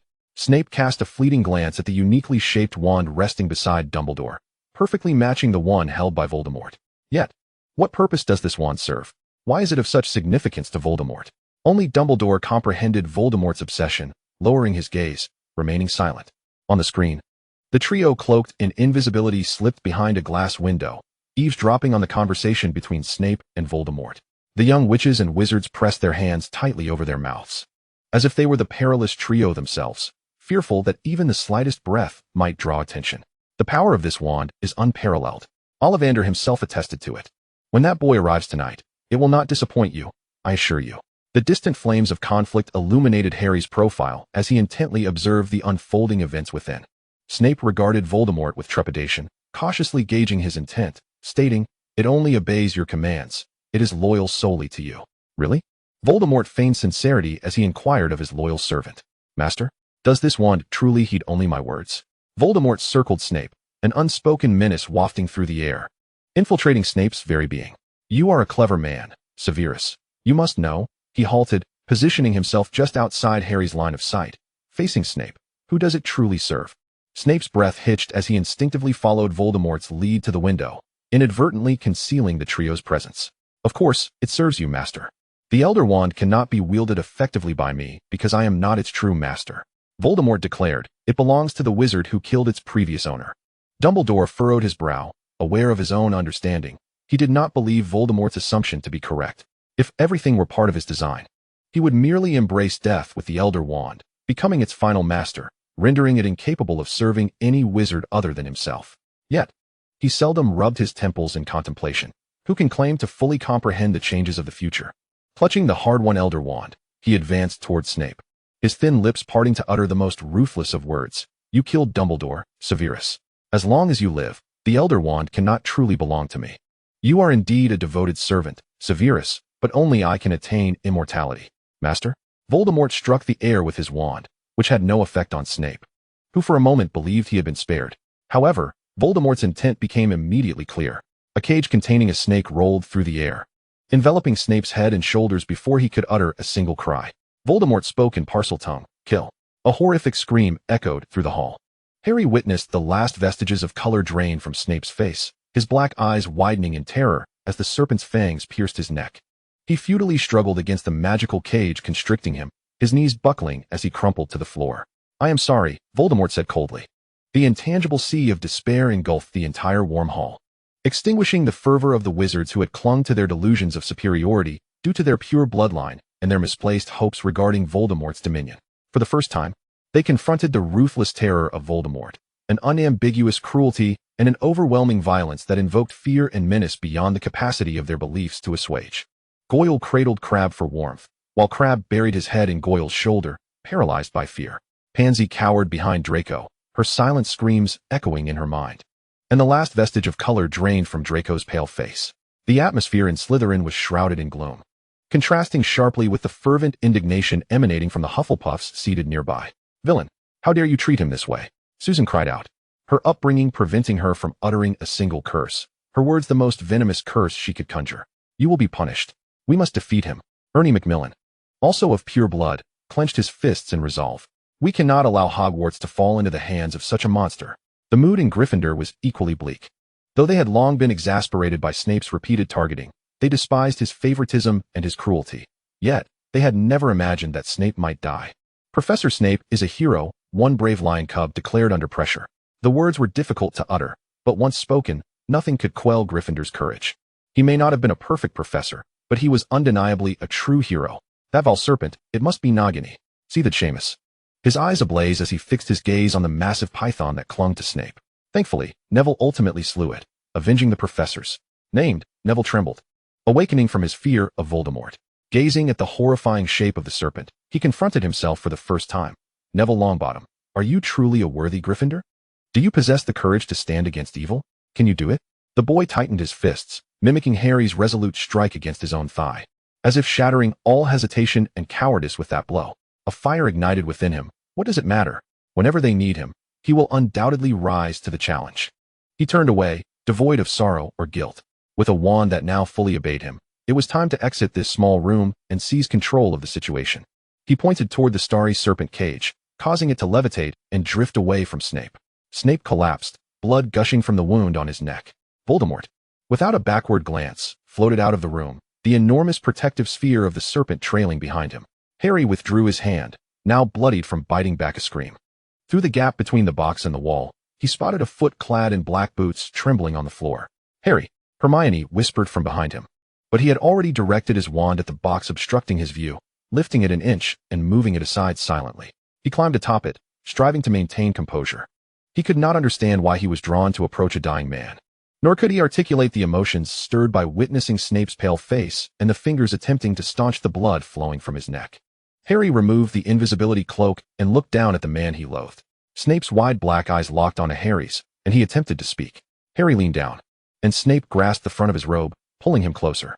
A terrible, hoarse sound escaped Snape's throat. Take it, along with the blood. Something else seeped from Snape, silver blue, neither gas nor liquid, pouring from his mouth, ears, and eyes. Harry recognized it, but was at a loss as to what to do. A long-necked vial materialized in Hermione's trembling hand. He used his wand to collect the silvery substance within. As the vial filled, Snape appeared to have lost all his blood, and the hand gripping Harry's robe slackened. Look at me, he whispered. Green eyes met black, but after a fleeting second, something within the dim depths of those eyes seemed to vanish, leaving only a vacant, hollow stare. The hand that held Harry fell to the floor with a thud, and Snape lay still. Outside the curtain, Snape also remained motionless. No one cared what the background music sang anymore.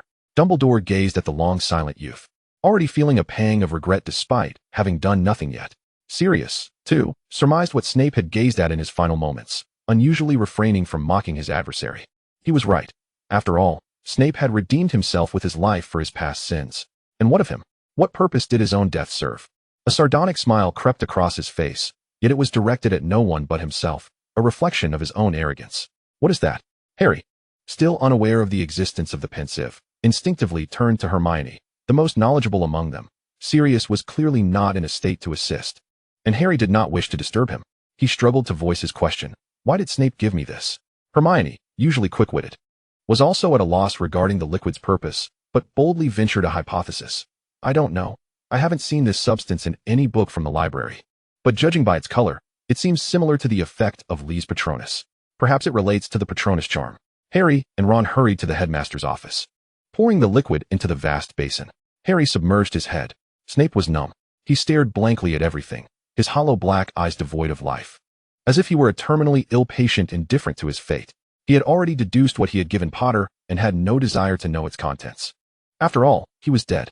He was not surprised by his own death, from the moment he learned that Dumbledore had been murdered by him. Witnessing the unusual white light of the killing curse, he had understood everything. He was destined to die, just like Dumbledore. Nothing mattered anymore. Fortunately, the curtain did not reveal the past he had mentally prepared to witness. Instead, it began to sing a peculiar tune again. Go, go, with the most humble of dreams. The scene returned to its initial starting point. Harry stood alone before Voldemort. Harry heard whispers beside him. Is this before Potter's death, or after? After, I suppose. When he died, he faced all the Death Eaters alone, whereas now, he is surrounded by us. I killed Albus Dumbledore. You think so? Harry retorted, but you are mistaken. The crowd stirred for the first time, hundreds of onlookers inhaling sharply. Yes, that's right. The little lion roared, his voice gradually fading. No one can kill the headmaster. Except for himself. Dumbledore is dead.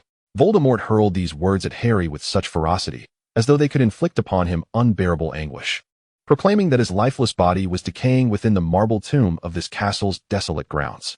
I have seen it. Potter, he shall never return. Anger surged within Harry.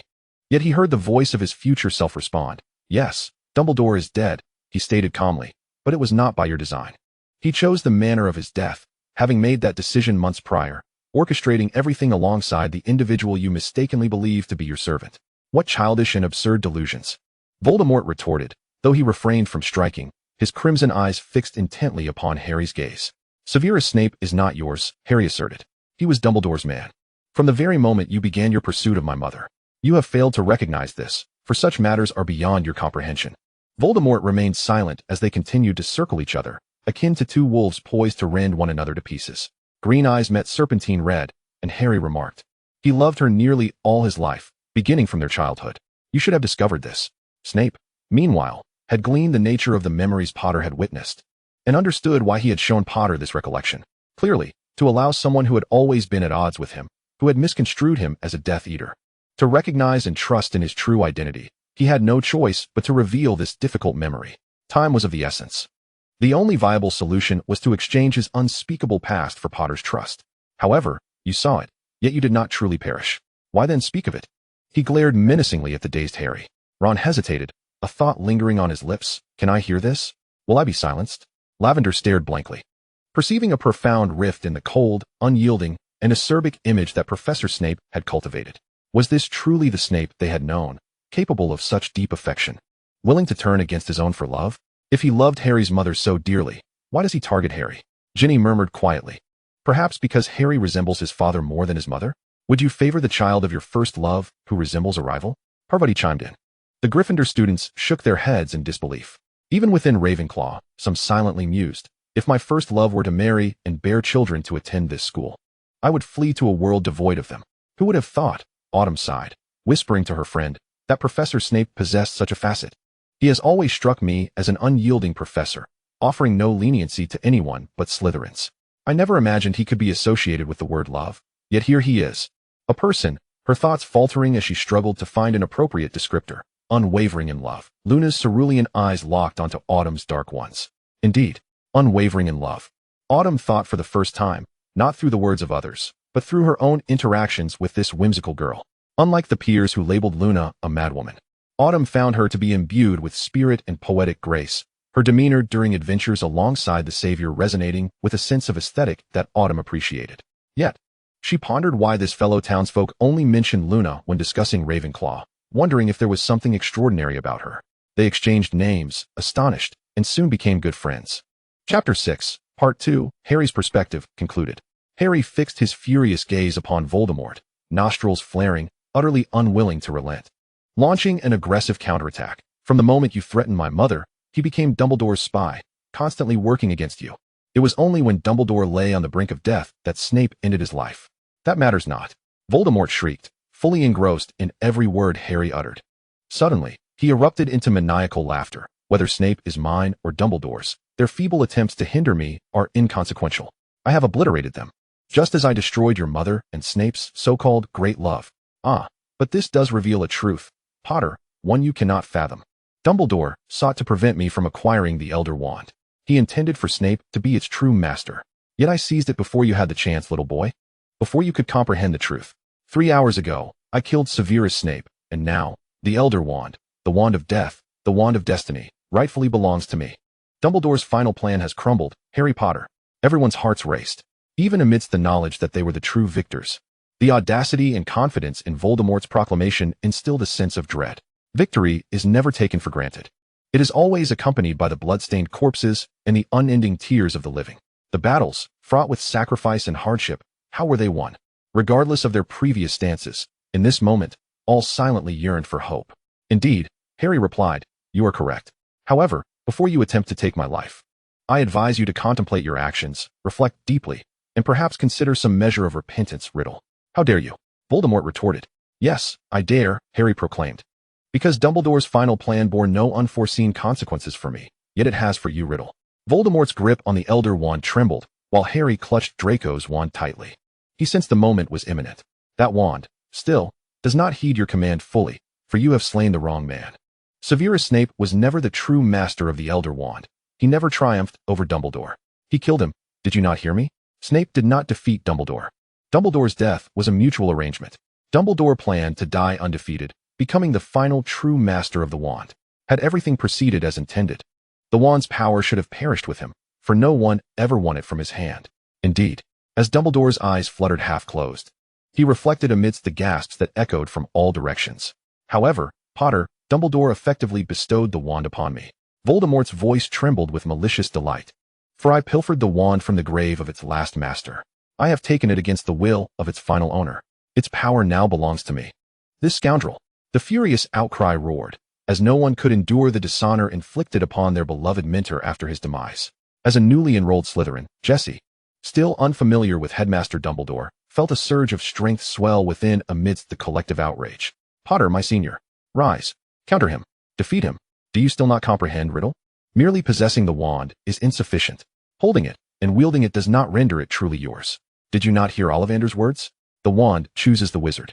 Before Dumbledore's death, the Elder Wand recognized a new master, one who had never even touched it. The new master, in defiance of Dumbledore's will, seized the wand from his grasp, utterly oblivious to the gravity of his actions, unaware that the most formidable wand in existence had pledged its loyalty to him. Voldemort's chest heaved violently, and Harry could sense the incantation surging forth, gathering power within the wand aimed at him. The true master of the Elder Wand is Draco Malfoy. Pansy, upon hearing this, instinctively pulled away from Draco, colliding with Zabini. Draco. He noticed not Pansy's small gesture, but rather clutched his chest in anguish, feeling that his young heart bore burdens far beyond what one his age should endure. It seemed that indeed, too much had transpired that fateful night. After a moment of silence, Dumbledore spoke. Voldemort's face revealed a fleeting look of bewilderment, but it was ephemeral. But what does it matter? He murmured. Even if you speak the truth, Potter, what consequence does it hold for us? You no longer wield that phoenix feather wand. We shall duel solely based on our skills. And once I have slain you, I shall turn my attention to Draco Malfoy. The merciless Voldemort would spare no one in his path, even betraying his most loyal servants. Let alone the son of an incompetent subordinate. McGonagall sighed heavily. Yet, you are too late, Harry declared. You have missed your opportunity. I acted first, several weeks ago. I vanquished Draco Malfoy and seized this wand from his possession. Harry shook the Hawthorn wand, feeling the weight of every gaze in the hall upon it. So, this is the ultimate outcome, is it not? Harry whispered. Does the wand in your hand know that its last master has been disarmed? If it knows, then I am now the true master of the Elder Wand. Just then, a battle hymn resonated through the sky, echoing their fervor. Shall we fight? Let us fight. With the most lofty of dreams. Suddenly, the magical sky above erupted in a burst of golden red light, and a small portion of the dazzling sun peeked through the nearest window. The sunlight illuminated both their faces, the flush of Voldemort's cheeks a vivid crimson. Harry heard Voldemort's shrill scream, while simultaneously raising Draco's wand. He shouted his most fervent hope, Avada Kedavra, disarm you, with a thunderous bang. Akin to a cannon's roar, golden flames erupted at the very center of their repeatedly trodden circle, the point of collision for their spells. Harry witnessed Voldemort's green light clash with his own incantation, saw the Elder Wand soar into the air, appearing black against the rising sun, spinning like Nagini's head beneath the enchanted ceiling, flying towards its unwilling master, who was finally about to claim it wholly. With the deftness of a seeker, Harry caught the approaching wand with his empty hand, observing Voldemort stagger backward, arms outstretched, with his crimson eyes rolling back in their sockets. Tom Riddle fell to the ground, dying like a mortal, his lifeless body convulsing and pale, empty hands grasping at nothing, his serpent-like face vacant and bewildered. Voldemort was dead, slain by his own rebounding curse. Harry stood there, clutching both wands, gazing down at his adversary's lifeless form. In that moment, Harry's taut heart felt an overwhelming sense of relief. A thought circled in his mind, finally settling. Voldemort is dead. It is all over. All love and hatred have culminated in this moment of resolution. The hall erupted into a deafening chorus of cheers, and before Harry could fully comprehend, he was enveloped in the embraces of Ron and Hermione, while others rushed to him, expressing their fervor through action. Voices echoed in his ears, fervently repeating the Savior's mantra. And the young heart of the boy was unwittingly warmed by the love of his friends, revealing a genuine, relaxed smile. This was the first time he wholeheartedly accepted the title of the Chosen One. To the lament and roar of that dark night, who says that only those standing in the light are heroes. As this final verse of praise concluded, the curtain fell. Is this the end? Ron, puzzled by the Muggle film, inquired of Hermione. Hermione nodded reluctantly. The curtain has fallen. It marks the end of the film. However, she still had many unanswered questions. Many thoughts just beginning to take shape without a definitive structure. If possible, she even wished to tug at the curtain's hem to prevent it from departing. Let it down. All right now. Dumbledore stood, his wise eyes behind half-moon spectacles surveying the myriad expressions of men and women before him. The hour grows late, and you must all be weary. It is time to return and rest. We are not tired. We can still revel. The young lions roared within. Yet they were subdued by the aged yet still formidable old lion at the staff table. Dumbledore's voice, though not loud, resonated clearly in everyone's ears. So much has transpired today. We have witnessed immense pain and glimpsed much hope. This is our opportunity and our mission. Yet, gentlemen and ladies, we need not rush to battle. That moment has yet to arrive. Before it does, we require ample rest, and rest is to prepare us for a better departure. He did not reveal his fatigue or age, for this group of young children now needed a powerful and steadfast leader, not an ordinary old man. Someone incapable of quelling and assuaging their anxiety and urgency.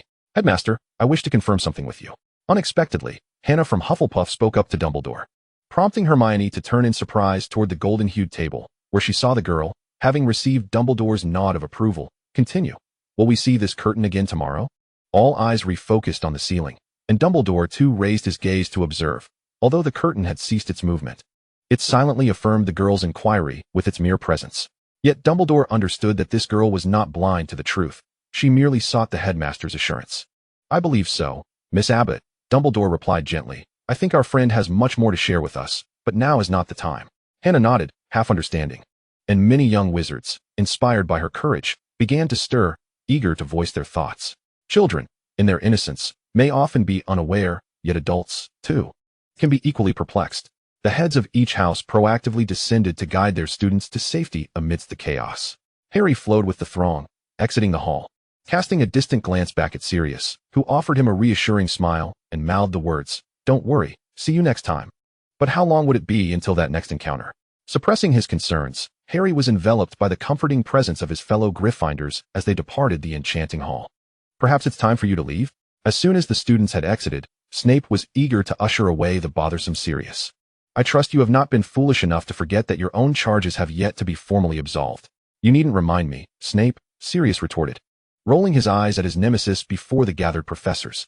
Delays were inevitable. Allowing that inept fudge to wait a bit longer would be detrimental. Perhaps he would even be grateful for the extra time to compose himself. The ministry's efficiency was well known to all present, and no one felt compelled to elaborate further. "If you wish to inquire about the connection between Harry and Voldemort, I must regretfully inform you that I cannot provide a definitive answer at this moment," Dumbledore said. "I require additional time to consult some resources and verify my hypotheses."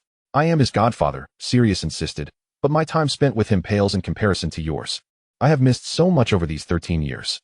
Therefore, even if it is merely speculation, I implore you to share, Dumbledore." The typically unruly man spoke with an earnest tone. "The tapestry has also revealed the impending reorganization of the Order of the Phoenix. As the heir of the Black family and a member of the Order, I am willing to offer 12, Grimmauld Place, as our headquarters." Dumbledore regarded him with a steady gaze before sighing. "Let us discuss this in my office." He glanced outside at the darkening sky, a wave of contemplation washing over him.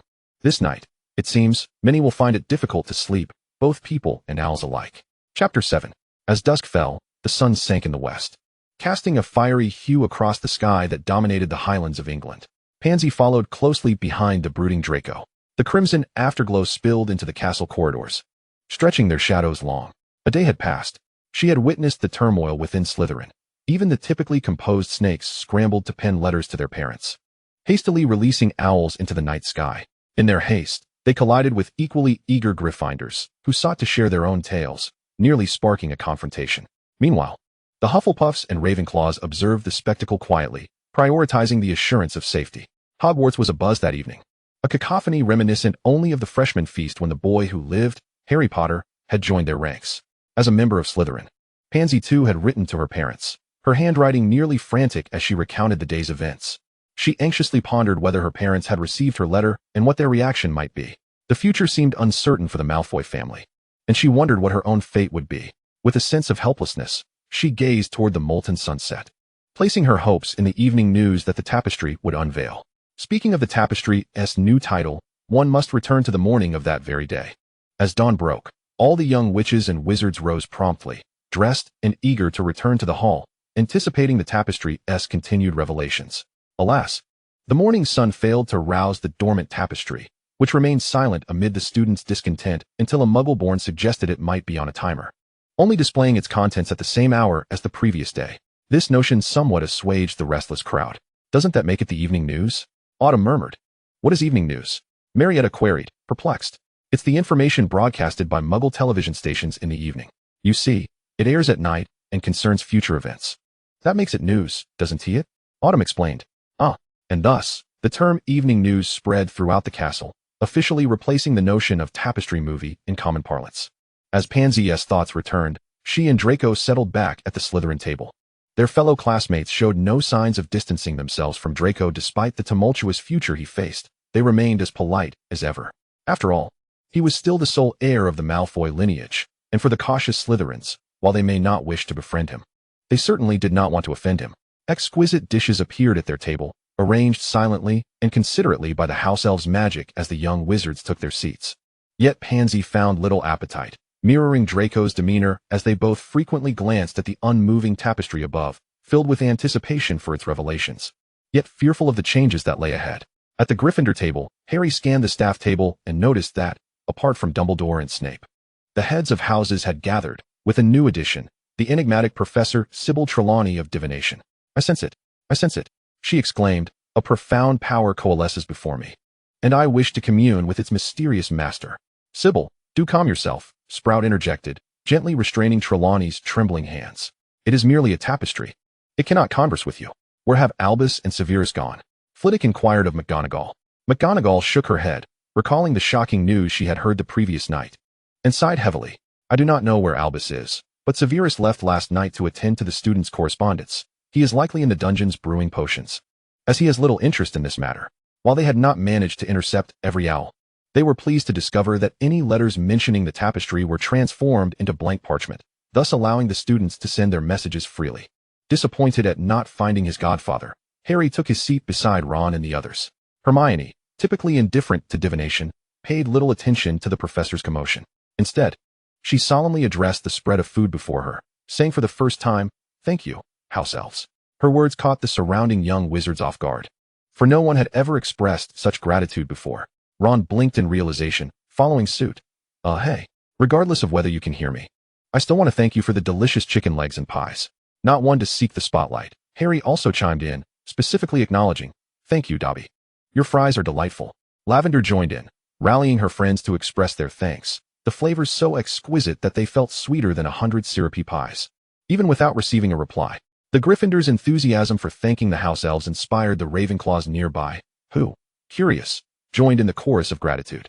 The wave of appreciation spread from the right side of the hall to the left, with the Badgers on the far left chiming in, insisting that such expressions of thanks could not exclude the regular patrons of the kitchens. Thus, the gratitude for the house elves swept across the golden-hued table. In the midst of Slytherin, a tense silence enveloped the room as no one dared to be the first to express gratitude to the house elf. They were all burdened by the weight of their pure-blood heritage, reluctant to bow before what they perceived as inferior servitude. "Thank you, house elf," Jesse suddenly declared, his voice trembling and as faint as a whisper, yet it was heard by Mark, who stood beside him. As a true friend, Mark gently patted Jesse's tightly clenched hand beneath the table. Jesse gazed back at Mark with tear-filled eyes. "You did the right thing. You are truly admirable," Mark murmured to Jesse. Jesse replied with a sob. The little fellow was indeed correct. Encouragement came from the Slytherin Quidditch team's chaser, DeLeon Pusey, and the seeker, Terrence Higgs, who had been replaced by Draco the previous year. DeLeon said, "Don't look so guilty. You haven't done anything wrong. Rather, you have performed a commendable act." Terrence added, "We indulge in their food and benefit from their services. Thus we lack the standing to look down upon them." Jesse stared in astonishment at these two Slytherin Quidditch players, figures he would ordinarily never interact with, yet they regarded him with newfound respect for his expression of gratitude. He sensed that something had quietly shifted, an indescribable feeling, yet he intuitively understood that it was not a negative change. "Look, the curtain has risen," a voice exclaimed nearby, prompting Jesse to lift his gaze, filled with anticipation, towards the stage. Chapter 8. In the expansive corridor, the afternoon sunlight streamed through the crystalline windows, casting a warm glow upon the young Chinese girl, who squinted her eyes contentedly, reminiscent of a cat basking in the sun. Shueisha walked alone along the path to the library, utterly indifferent to the fleeting glances cast her way by those around her. "That must be her," some murmured. "It seems like it," came another whisper.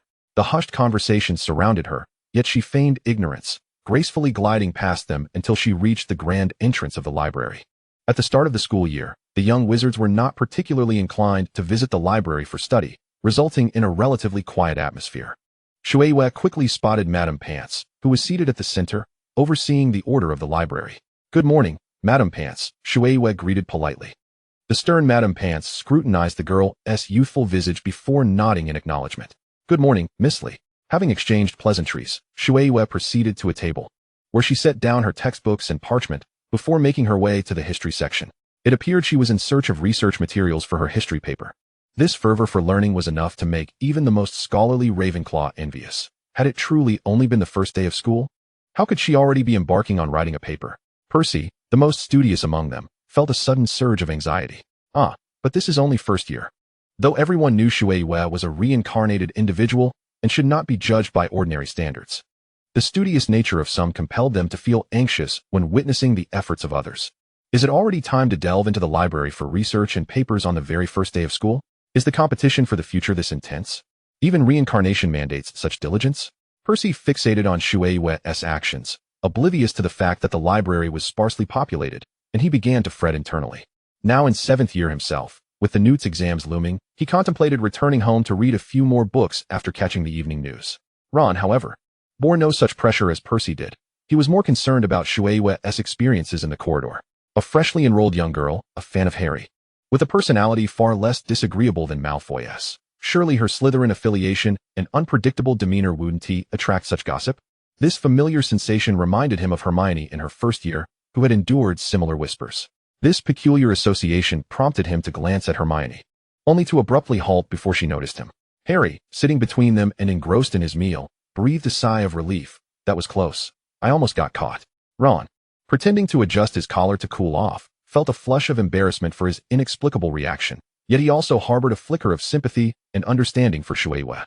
However, this sentiment quickly dissipated. Unexpectedly, upon reaching the history section, Shueisha did not hastily seek reference books, but instead found a secluded corner to perform a spell. Her wand traced a graceful arc in the air, and with a flick of her wrist, a screen illuminated before her, glowing with a haunting blue light. The futuristic design seamlessly blended into the ancient surroundings of the library, and Shueisha adeptly navigated the transparent screen, which displayed a minimalist webpage. The familiar logo of Rho remained in the upper corner, yet the central text no longer featured the well-known HP forum, but rather the Hogwarts intranet. Observing a small red dot marked with the number 3 next to her personal ID, her eyes brightened with excitement as she clicked it open, only to find a series of brief replies from the same individual. Loki commented on your post. Rho, love obsession. Claw Loki commented on your post. Rho, love potion. You're pulling me in as a wingman again. Aren't you? Psy Loki commented on your post. Rho, what treasures does Miss Know-It-All have in her bag? Update, please. Shueisha's expression fell. She methodically opened each thread, scrolling to the very bottom and confirming that other than herself, only this Loki remained externally composed. Her mind was raging with critiques. I can understand the Claw and Psy comments since I haven't finished writing, but I have completed the treasures piece. What more do you want me to update? After venting her frustrations, her earlier excitement faded. She slumped against the wall, concealing the screen. Standing in the shadowed corner where sunlight did not reach, her brow furrowed, as if contemplating something of great significance. This makes no sense. I posted the internet invitation on the very first day of school, yet it's been over 14 days, and only one person has left a comment? That's implausible. No one can resist the allure of the internet. A whimsical image of a crying cat hugging itself surfaced in her mind, expressing its sorrow. Could it be that my writing is simply dull and unattractive, hence no one wishes to read it or leave comments? Why else would no one acknowledge me? I merely desire a friend to chat with, lost in self-pity. She failed to notice that on the nearest bookshelf, a book occupied a significant portion of the screen's view. Has it really been 14 days? Marietta exclaimed in astonishment. We've only just passed 1 day. Haven't we? Perhaps our perception of time flows differently, Shueisha replied, her previous scene having transitioned from Diagon Alley to the train station in mere moments. Chio nonchalantly responded to her friend, yet her heart raced with excitement. A faint blush crept across her cheeks as her gaze flitted between the screen and the Gryffindor table. There is something exciting to behold. Haha. Ron and Hermione both found themselves blushing simultaneously, the young lady feeling somewhat bashful. Feigned composure as she lowered her gaze to her meal, yet her ears betrayed her, turning a deep crimson. Amidst the silent jests conveyed through the Weasley family's glances, Ron traversed the emotional spectrum from sympathy to regret for having seated himself there. His embarrassment morphing into irritation as he replicated Harry's gesture from the previous day, furiously jabbing at the unfortunate mashed potatoes with his fork. As he pondered the implications of the visual narrative unfolding around him, Harry, somewhat belatedly attuned to the peculiar atmosphere swirling among friends, thought, why on earth did I choose to sit between them? After a brief bout of self-pity, Hermione ceased her futile emotional turmoil, stowing her wand and redirecting her focus to the bookshelf. Alas, though her paper was nearly complete, she resolved to seek out materials for the next class in advance. Relying solely on the lectures for history would prove disastrous. Professor Binz's lessons had indeed lived up to their reputation. He was truly as soporific as rumored, devoid of any classroom interaction and infused with a mechanical delivery. The scene flashed back to Hermione's memories of the history class, a group of small children dozing off like chicks pecking at grains during a lecture delivered by the ghostly professor. Hermione, alongside a few diligent young wizards, struggled to stay awake, taking notes, but soon the images before her began to distort, her handwriting devolving into illegible scribbles until her vision faded to black. Stubbornly, her head came to rest on the desk, and Hermione succumbed to slumber. Cedric couldn't help but chuckle at the memory. He recalled his past self, enduring the same struggle in Professor Binz's class. Laughter echoed around him, warm and familiar. Indeed, encountering this familiar aspect amid the unpredictable future provided a sense of security for everyone. At least Hogwarts, post-battle, still bore the semblance of the place they once knew. She made her way to the shelves, searching for the book relevant to the next lesson, and as she reached the far end, an unremarkable tome fell upon her head. Ouch! Hermione exclaimed, momentarily stunned. It didn't hurt much, so she quickly regained her composure and bent down to retrieve the book, brushing off the dust. She noticed how thin it was. No wonder it hadn't caused much pain. However, her astonishment lay elsewhere as she gazed at the blank cover. Why does this book lack a title? Upon voicing her confusion, a spark of excitement ignited in her eyes. Gripping the book tightly, she hurried back to her workspace, swiftly organizing her belongings before darting off. Is she leaving just like that? Wasn't she here to do her homework? Percy was taken aback. Only you, with that wooden head, are still fixated on studying. Ron seized the opportunity to escape the awkward silence, mercilessly mocking Percy due to earlier jibes. You couldn't even outdo a wooden head if you don't study. Just wait for Mum to send you another scolding letter. Meanwhile, the Weasley twins were far more harmonious than their brothers. It seems she's uncovered something intriguing, George observed. Though I believe the school network she's clutching is already quite fascinating, Fred added. The twins leaned in closer, curious about what could possibly excite her further. As Hermione hastened toward the dormitory, she unexpectedly encountered a group of uninvited guests. A silver-haired Gryffindor witch, flanked by 4 or 5 others, mocked her, blocking her path. Raising her gaze, Hermione recognized Blaze among them, a familiar face from the sorting ceremony. Isn't this our Slytherin's renowned good girl? Why the rush? Off to rescue your little sidekick, perhaps? What a pity. They seem uninterested in being associated with you, she taunted, inciting laughter from the witch as companions. The warm sunlight bathed them equally, illuminating their youthful faces as if they were glowing. Disregarding their actions, one might mistake the scene for a delightful campus drama.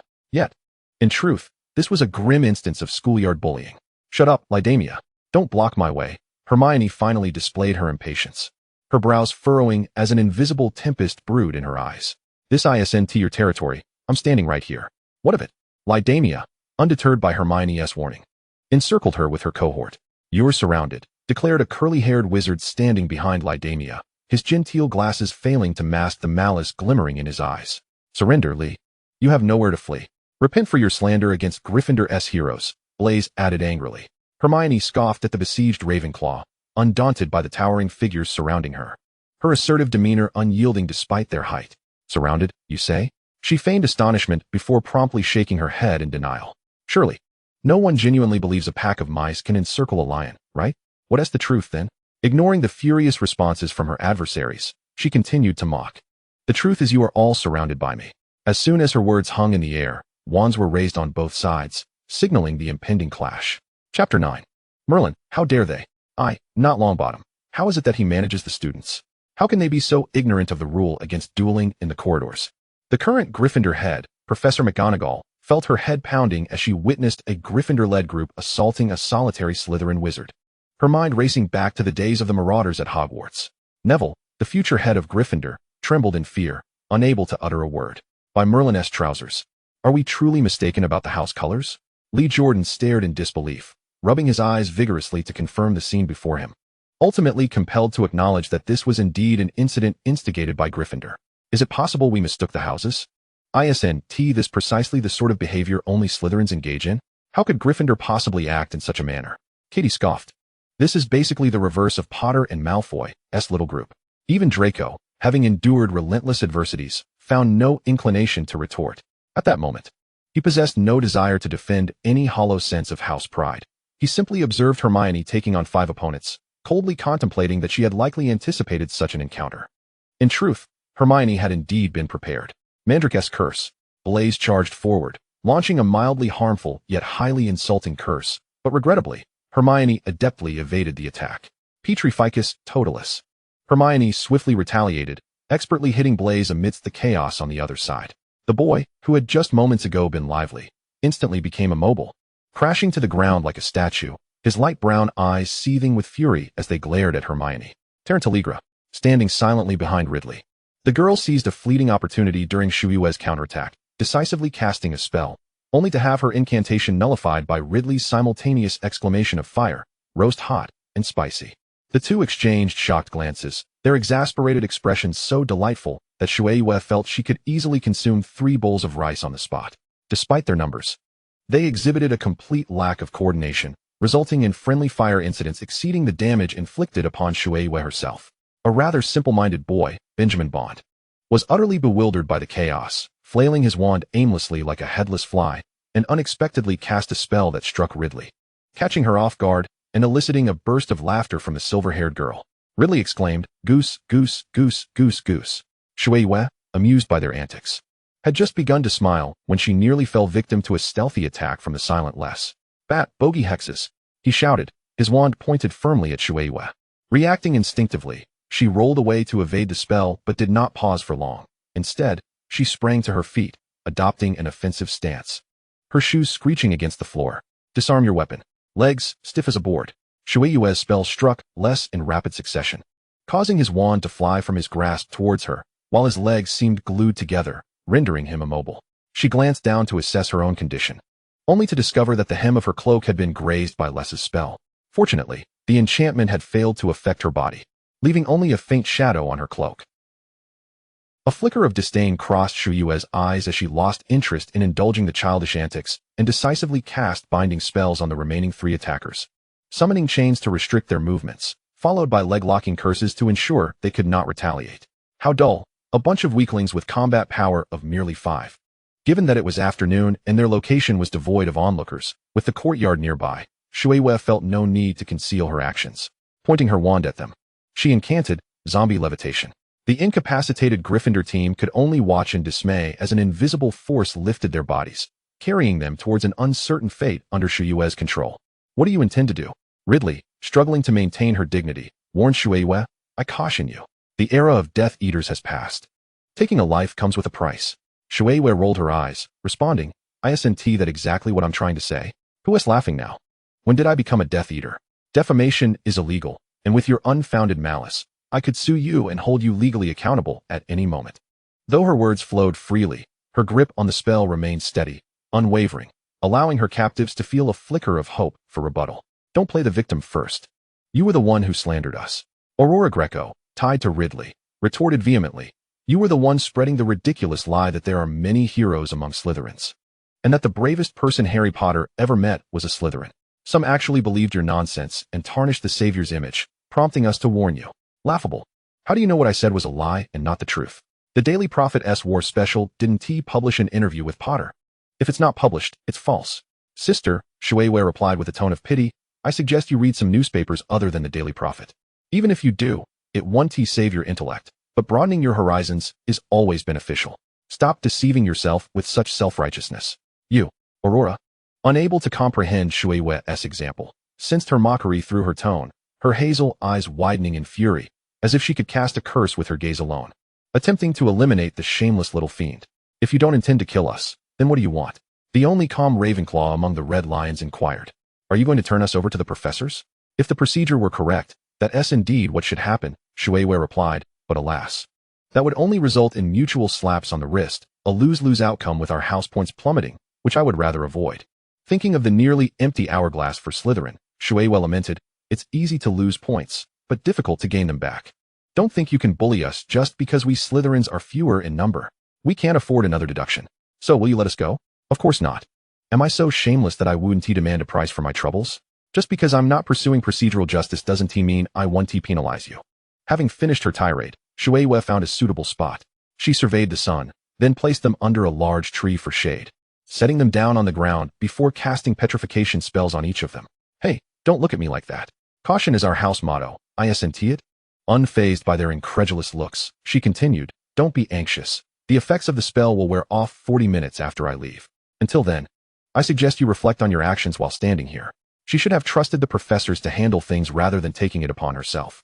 The professors in the staff section were certainly displeased with Shui Yue's handling of the situation, particularly her critique of their educational methods as merely superficial. However, the younger wizards held a different perspective. "Did you see that?" Seamus exclaimed, tugging at his friend Thomas's robe. "Goodness, where did she learn so many spells? And she cast them so skillfully, dodging curses with such agility. She's simply amazing." Caught off guard by Seamus's enthusiasm, Thomas hardly had time to respond, and Ron naturally seized the opportunity to continue the conversation.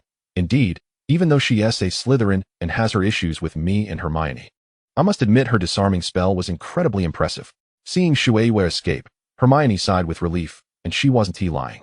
"Although I don't know how she knows so much insider information, Her dreams have indeed helped us a great deal. Lavender remarked. She's really so gentle.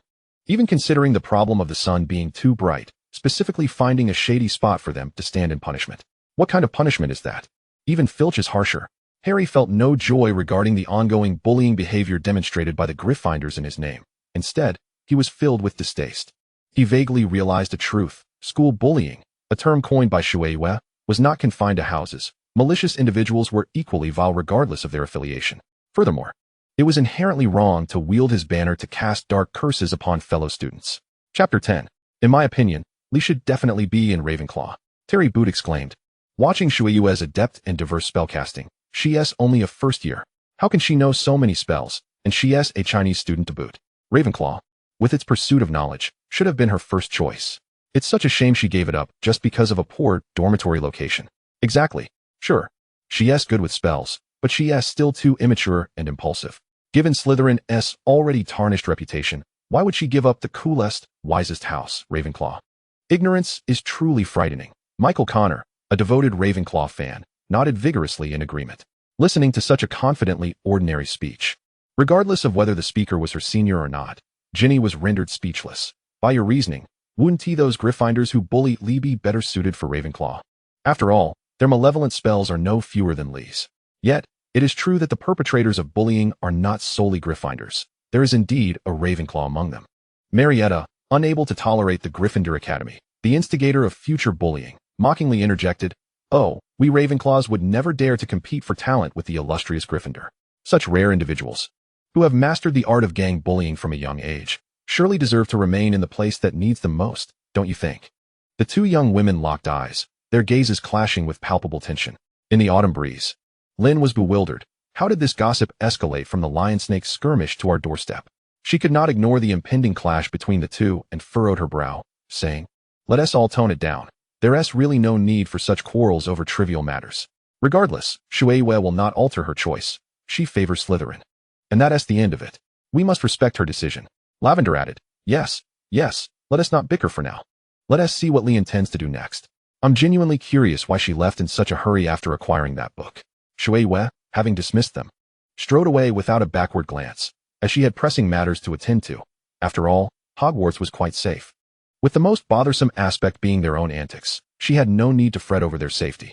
She departed with grace, leaving behind a group of restless youngsters who could only exchange glances, their eyes darting about in a frantic attempt to escape the confines of their sockets and collide with one another. 40 minutes can neither be deemed long nor short. It is merely the duration of a single class. As the binding force of the spell began to wane with the passage of time, Brad, having just regained his freedom, darted about like a balloon that had been punctured. I'm free. Curse that Lee for getting the better of me. It's all your fault for being so impatient. I warned you she was not to be underestimated. We need to prepare more before we can teach her a lesson. Aurora complained, rubbing her stiff knees. My little props aren't even ready. If I could use them on her, I guarantee she would never dare to slander the savior again. Les interjected grumpily, impatient. Do you think Lee is so easily approached? She has hardly ever seen outside the Slytherin common room, except during classes.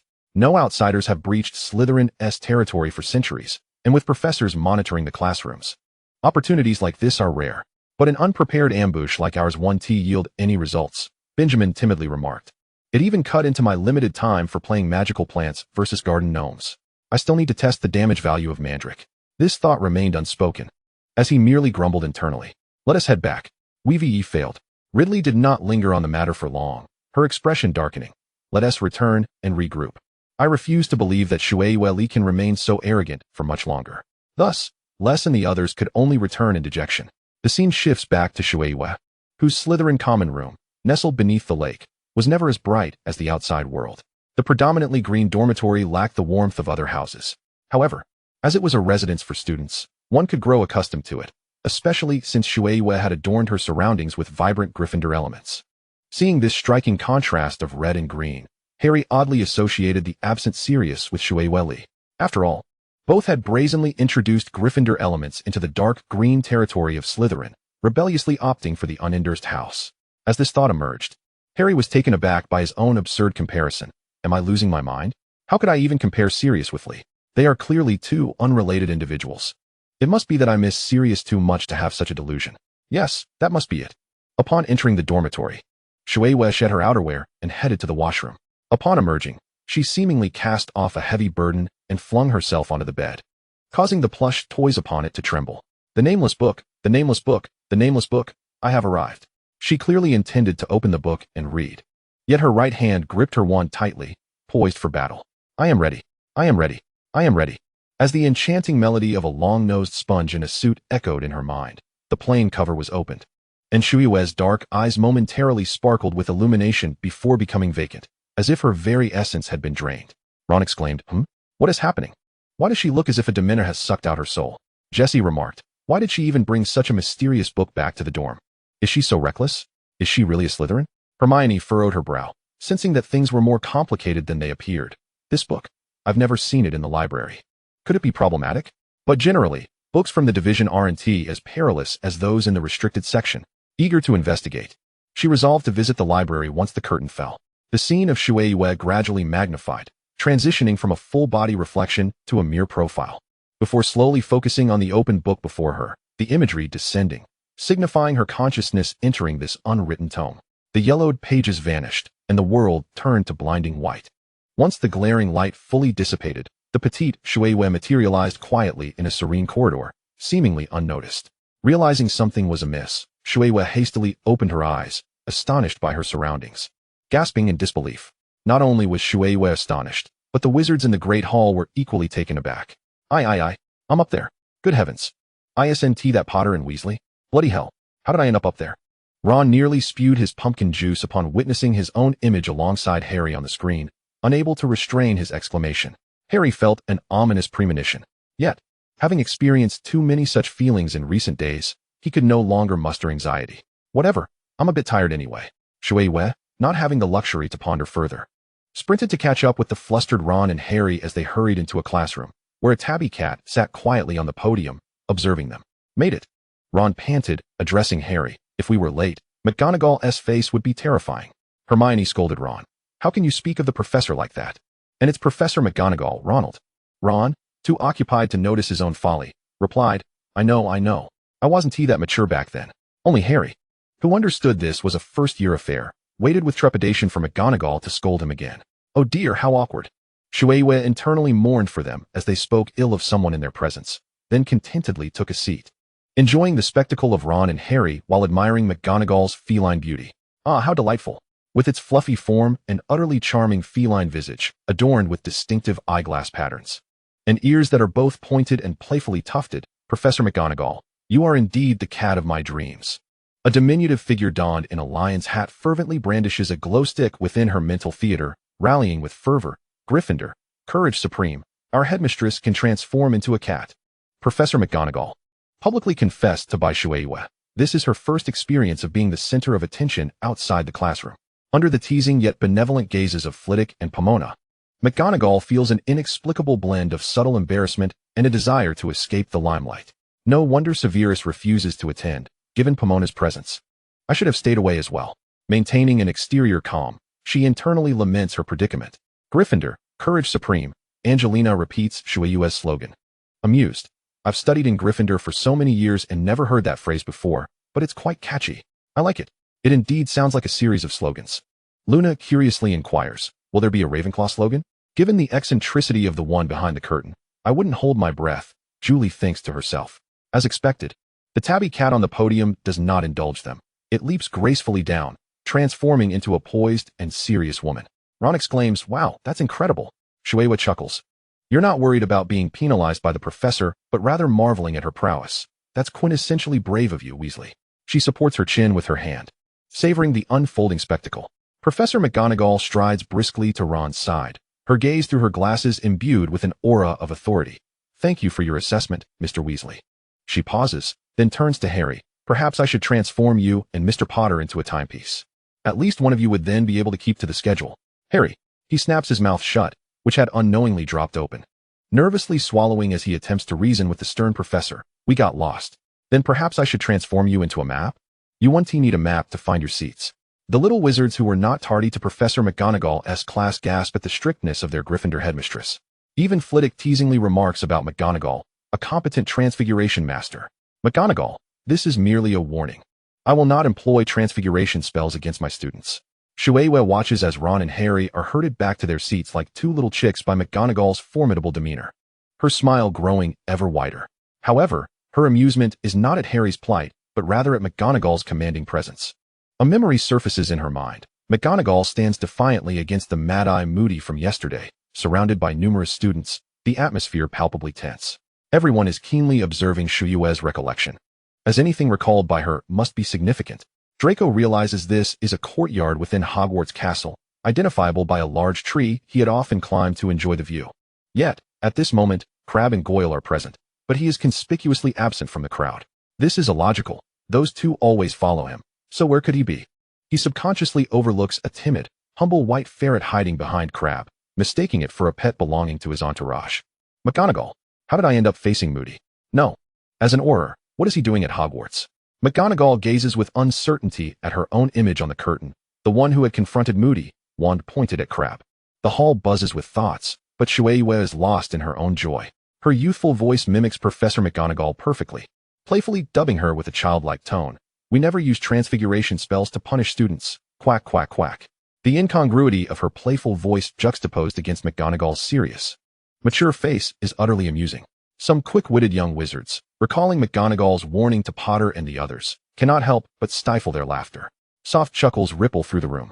The earnest Neville also joins in with a quack, panic-stricken as he tries to justify himself. I didn't mean to laugh. It's just that Lee's laughter is so infectious. McGonagall, feeling suddenly weary. Chapter 11.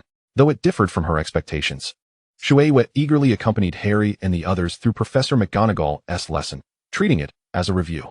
It was evident to anyone with a semblance of awareness that during this time, no one noticed Shui's presence. All were quietly attentive, oblivious to the unfamiliar Asian face seated beside them without a textbook. Yet she felt no panic. She had prepared herself to confront the unknown after realizing that things were not unfolding as she originally anticipated. After all, she was akin to a transparent figure without lines in the narrative. Many literary works have depicted similar scenarios, so Shui did not find it particularly alarming. Though somewhat disheartened, she was not overly disappointed, considering the limited number of powerful spells she currently possessed. Had she been thrust into a combat scenario, she might have had to resort to desperate measures for survival. Thus, Shui speculated that perhaps her abilities were insufficient, which is why she had not been able to participate in this story. After a whirlwind of thoughts, the Transfiguration class concluded. Shui followed the unsuspecting Slytherins into the potions classroom. Ugh, no. Harry began to feel a headache. He wished to escape reality, attempting to bury his head in mashed potatoes. If memory serves correctly, he knew what was to come. McGonagall was fine. He bore no resentment when she reprimanded him, as this meticulous professor was equally strict with everyone. Yet Snape truly targeted him and Gryffindor, even knowing he was the hero and had protected him for many years. Harry dreaded experiencing once again the feeling of being harshly singled out by Snape in front of nearly the entire Hogwarts staff and student body. What must come will come, but it will pass quickly. Don't be nervous. Ron could only muster a few inadequate words to reassure his beleaguered friend. The students obediently took their seats, and the professor did not keep them waiting long. Shui peeked through the door as it swung open, witnessing Snape, clad in black robes and exuding an air of authority, stride past them without a backward glance, effortlessly commanding attention. This class does not require you to foolishly wave your wands or recite spells aimlessly. Therefore, I assume many of you will not grasp the intricacies of this profound, scientific, and precise craft of potion making. However, for the select few who truly possess that inclination, he continued, adjusting his cloak, his gaze fixated with intensity and pressure upon a particular individual. Draco, with an air of superiority, met Snape's gaze, confidently believing himself to be the very person Snape referenced. I can teach you how to muddle minds, how to deceive the senses. I will instruct you on how to gain renown, concoct brilliance, and even how to achieve immortality. Even without a book in hand, Shui remained utterly composed, listening intently to Severus Snape's imposing address to the students.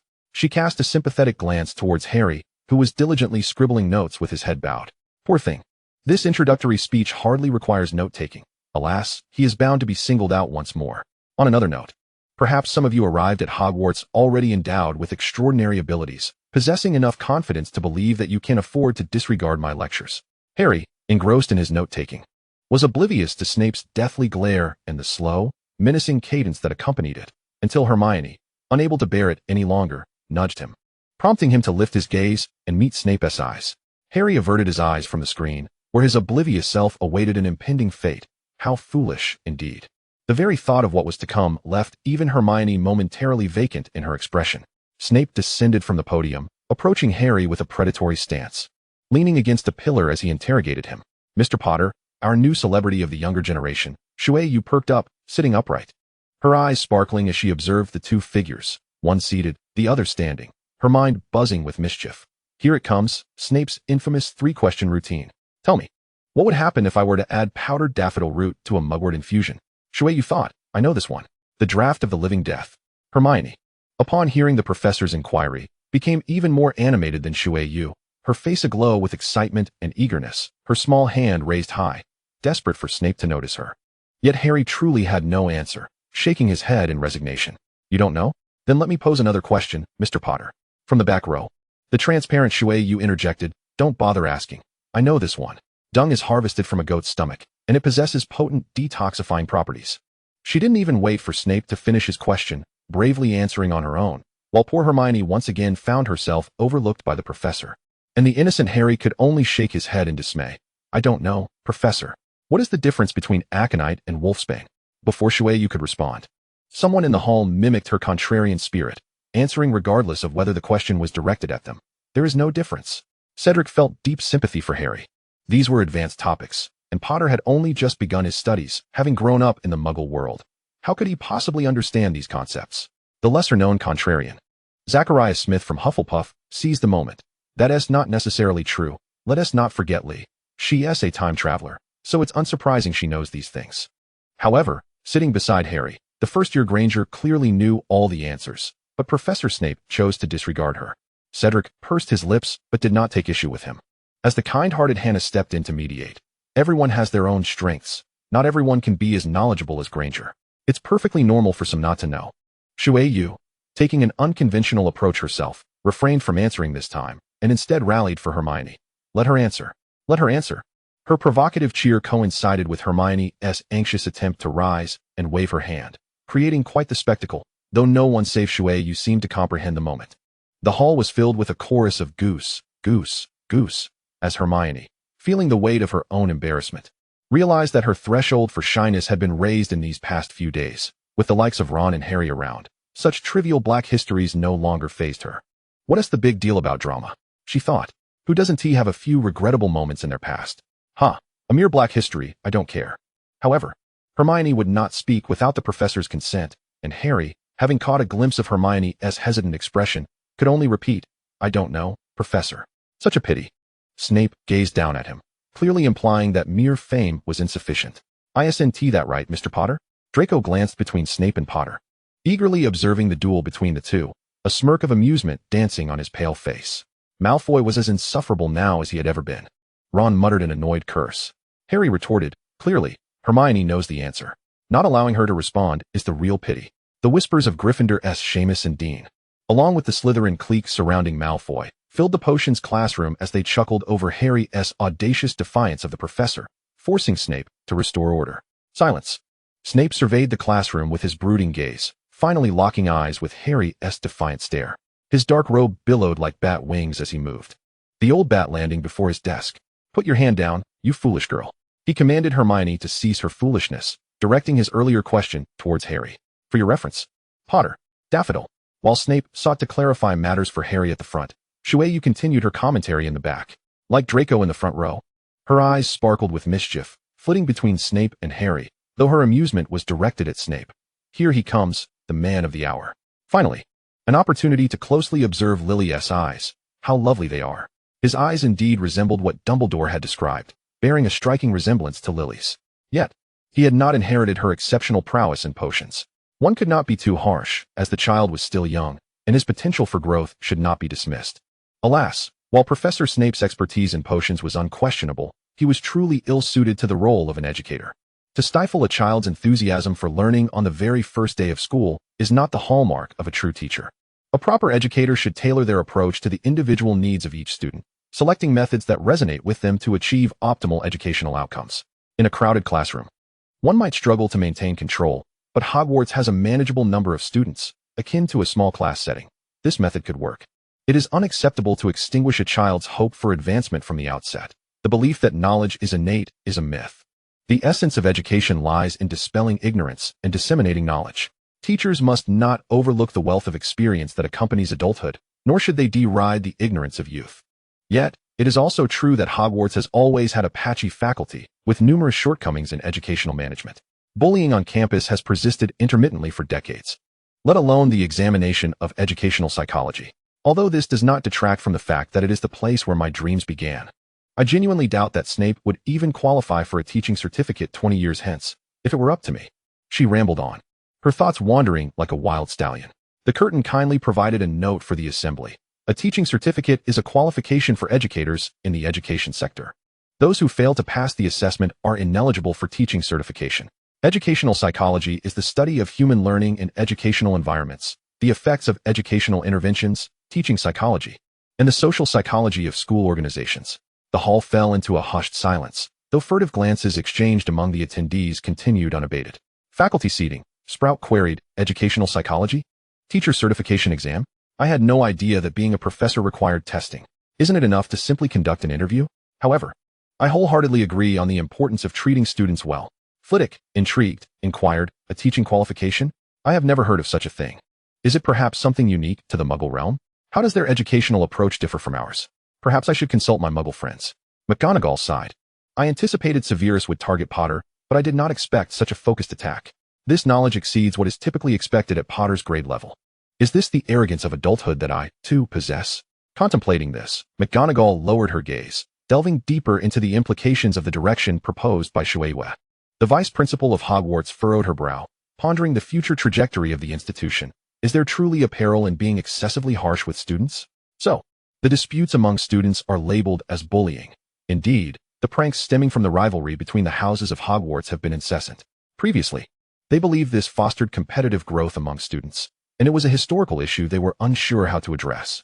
Yet, no matter how challenging the task may be, if it is the right thing to do, it must be undertaken.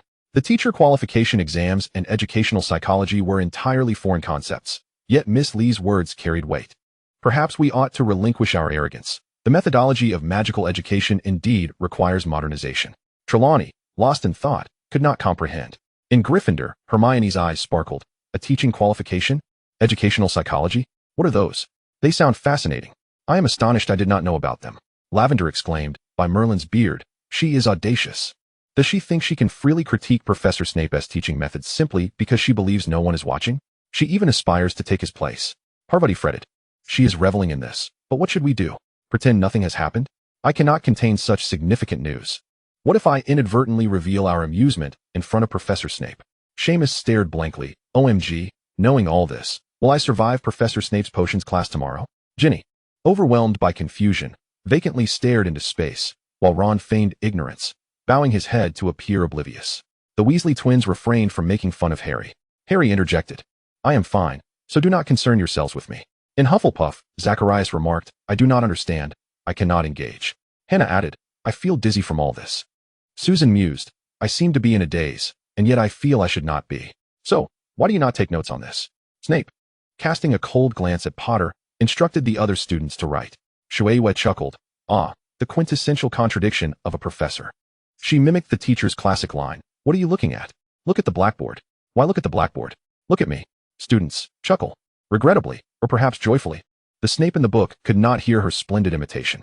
With an air of authority, he returned to his podium, dipped his quill in ink, and declared, Attention.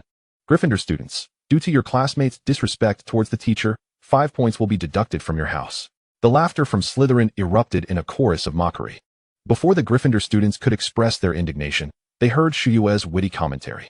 Shueisha quipped, Indeed, today Potter entered the classroom with his left foot, so Gryffindor loses 5 points. The weather is splendid today, Gryffindor loses 2 more points. The dissonance of Snape's point deductions melded with her jests, creating a dramatically humorous atmosphere. Underscoring the hypocrisy of Snape's criteria for penalizing points, Gryffindor erupted in laughter. As long as one was not a fool, they could discern the underlying meaning in Shueisha's words. Initially, the small lions had some reservations about her due to their house differences, but they soon found themselves laughing heartily. Finally, someone besides themselves noticed Snape's bias. What a relief. Bro, I must say, Ron whispered to Harry, Though Lee can be quite eccentric and enjoys our misfortunes, she genuinely supports you. Harry replied, though I may wear glasses, I am not blind. I am aware. He feigned nonchalance, yet his ears were flushed with embarrassment. The young boy felt a twinge of anxiety. He had never encountered such a situation in his life, especially not being so openly pursued and defended by a Slytherin. Yet, a subtle smile crept upon his lips. This feeling of being defended was rather pleasant. Chapter 12, Part 1. The scene before her suddenly grew hazy, followed by an excruciating headache. Shuei could not help but cry out in pain, silently wishing to withdraw. In the blink of an eye, her familiar desk materialized before her, and her consciousness returned to her body. Her head throbbed painfully. Was it a result of mental exhaustion? Shuei, feeling disoriented, cradled her head and instinctively attempted to look out the window, only to be interrupted by the sight of a pitch-black lake. All right. I forgot that the lake's depths do not allow sunlight to penetrate. Pain and fatigue washed over her, but she paid it no mind, resting her head on the desk and drifting into slumber with the nameless book. The scene shifted from the sleeping girl to a bright and spacious office. The Mimbulus Mimbletonia possesses a robust defense mechanism, expelling a noxious sap from its boils to deter adversaries. What a creative notion. The devil's snare can ensnare a goblin's feet, rendering them immobile while also inflicting damage, capable of withstanding 3 attackers in both offense and defense. However, due to its aversion to light and heat, it is not recommended for daytime use and cannot impede goblins wielding torches. But why would goblins venture into the garden with torches? The bubotuber, with its bulbous, pus-filled bumps, can serve as a projectile of pus due to its corrosive nature and the fragility of the epidermis, making it ideal for frontline assaults to erode goblin skin, breaking through defenses and inflicting ongoing damage. However, the pus attack is ineffective against goblins wearing dragonhide gloves. There are so many points of contention that I hardly know where to begin. Regrettably, the newly released Mandrake damage tests have yet to be conducted. What a loss. Nevertheless, logically, its combat potential can be anticipated. It merely requires a glance at 1,000 magical herbs and fungi. If one were to disregard the title and focus solely on the content, who could discern that this was a sharing of gaming experiences rather than a scholarly essay on herbology? Professor Neville Longbottom's fingers glided through the air, appearing from a distance to be in a rather ill state. However, upon closer inspection, he was merely utilizing Hogwarts' latest innovation, the Hogwarts Intranet. This magical creation has recently gained popularity among students, its origins untraceable, yet it has spread due to its novel interface, convenient communication platform, and entertaining games. A wizard of Muggle descent remarked that this is the magical world's equivalent of the internet. Growing up in the magical realm, Neville was unfamiliar with the concept of the internet, yet he was drawn to the intriguing games related to magical plants due to his expertise and personal interests. Initially, he believed this highly creative game was co-developed by Professors Flitwick and Sprout, as one is a master of charms and the other a master of herbology. It would not be surprising for 2 such talents to create an exceptional product. However, when he approached the 2 for inquiries, he received negative responses from both. Sprout remarked, "My dear, you ought to know that while I excel in the care of magical plants, I lack the creativity and skill to transform their characteristics into a game." Flitwick added, "I have indeed been researching new spells related to memory. You see, Hogwarts has undergone numerous fascinating changes post-war, and I find myself quite intrigued by this internal network. Yet, I cannot claim this as my invention. Perhaps it is the castle's will?" With no answers forthcoming, Neville could only regard this internal network as a gift from the castle, while the objective medium of the network might be considered a present. Who could be the genius behind this game art, so imbued with personal flair? Neville shifted his gaze from the textual analysis of the posts to the delightful and vividly depicted plant shapes in the images, chuckling to himself. Surely the castle did not take up a quill to draw these? He shook his head, dismissing his own ludicrous notion, and instead focused on enjoying the game. This magical plants versus garden goblins, aside from its inherent gameplay, also effectively encapsulated various knowledge points typically covered in herbology classes, rendering it highly educational. The bumbling goblins bounced along the progress bar to cheerful music, and as Neville awaited the game to load, he pondered some questions a teacher might consider, only to quickly forget them as the game began. There was no helping it. The game was simply too enjoyable. What is this? What is this? What is this? Dean, who had previously reacted fervently to the screen, was now exceptionally excited, exclaiming, "What a splendid game this is! What game is this? How come I've never played it before?" Justin Finch-Fletchley, familiar with the internet and forums, exclaimed in shock at the Hufflepuff long table, "I've only ever played Pac-Man." Both boys, regardless of gender, gazed enviously at Neville's smooth gameplay on the screen, wishing they could embody him to play the game in his stead. Neville adeptly checked his plant repository and unlocked a new plant, the Mandrake, using his previous rewards. They are coming. A low warning resonated as the goblins approached, tauntingly laughing as they advanced towards Neville's field.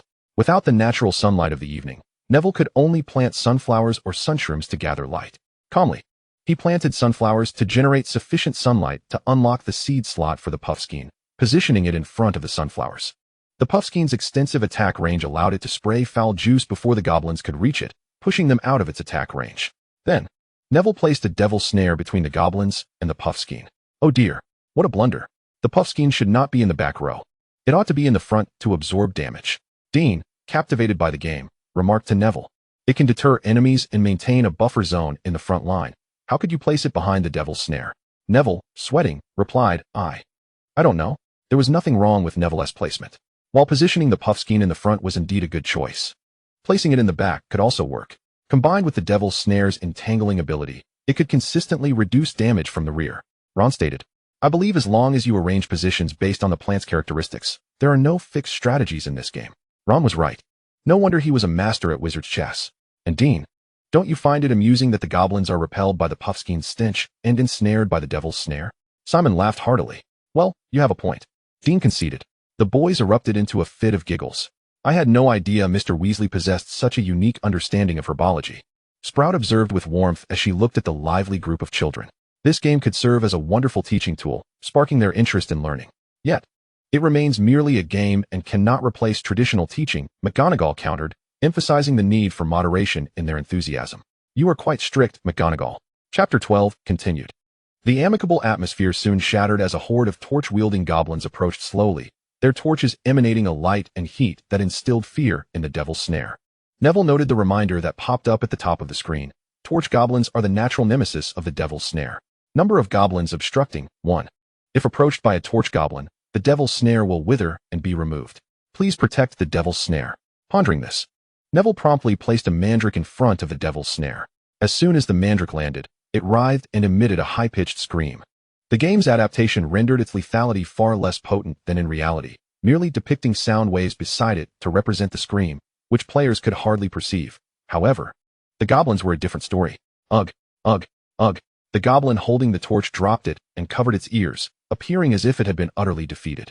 Yet, despite their pain, their advance did not cease. The goblins were determined to reach their master's dwelling, leaving them no escape route.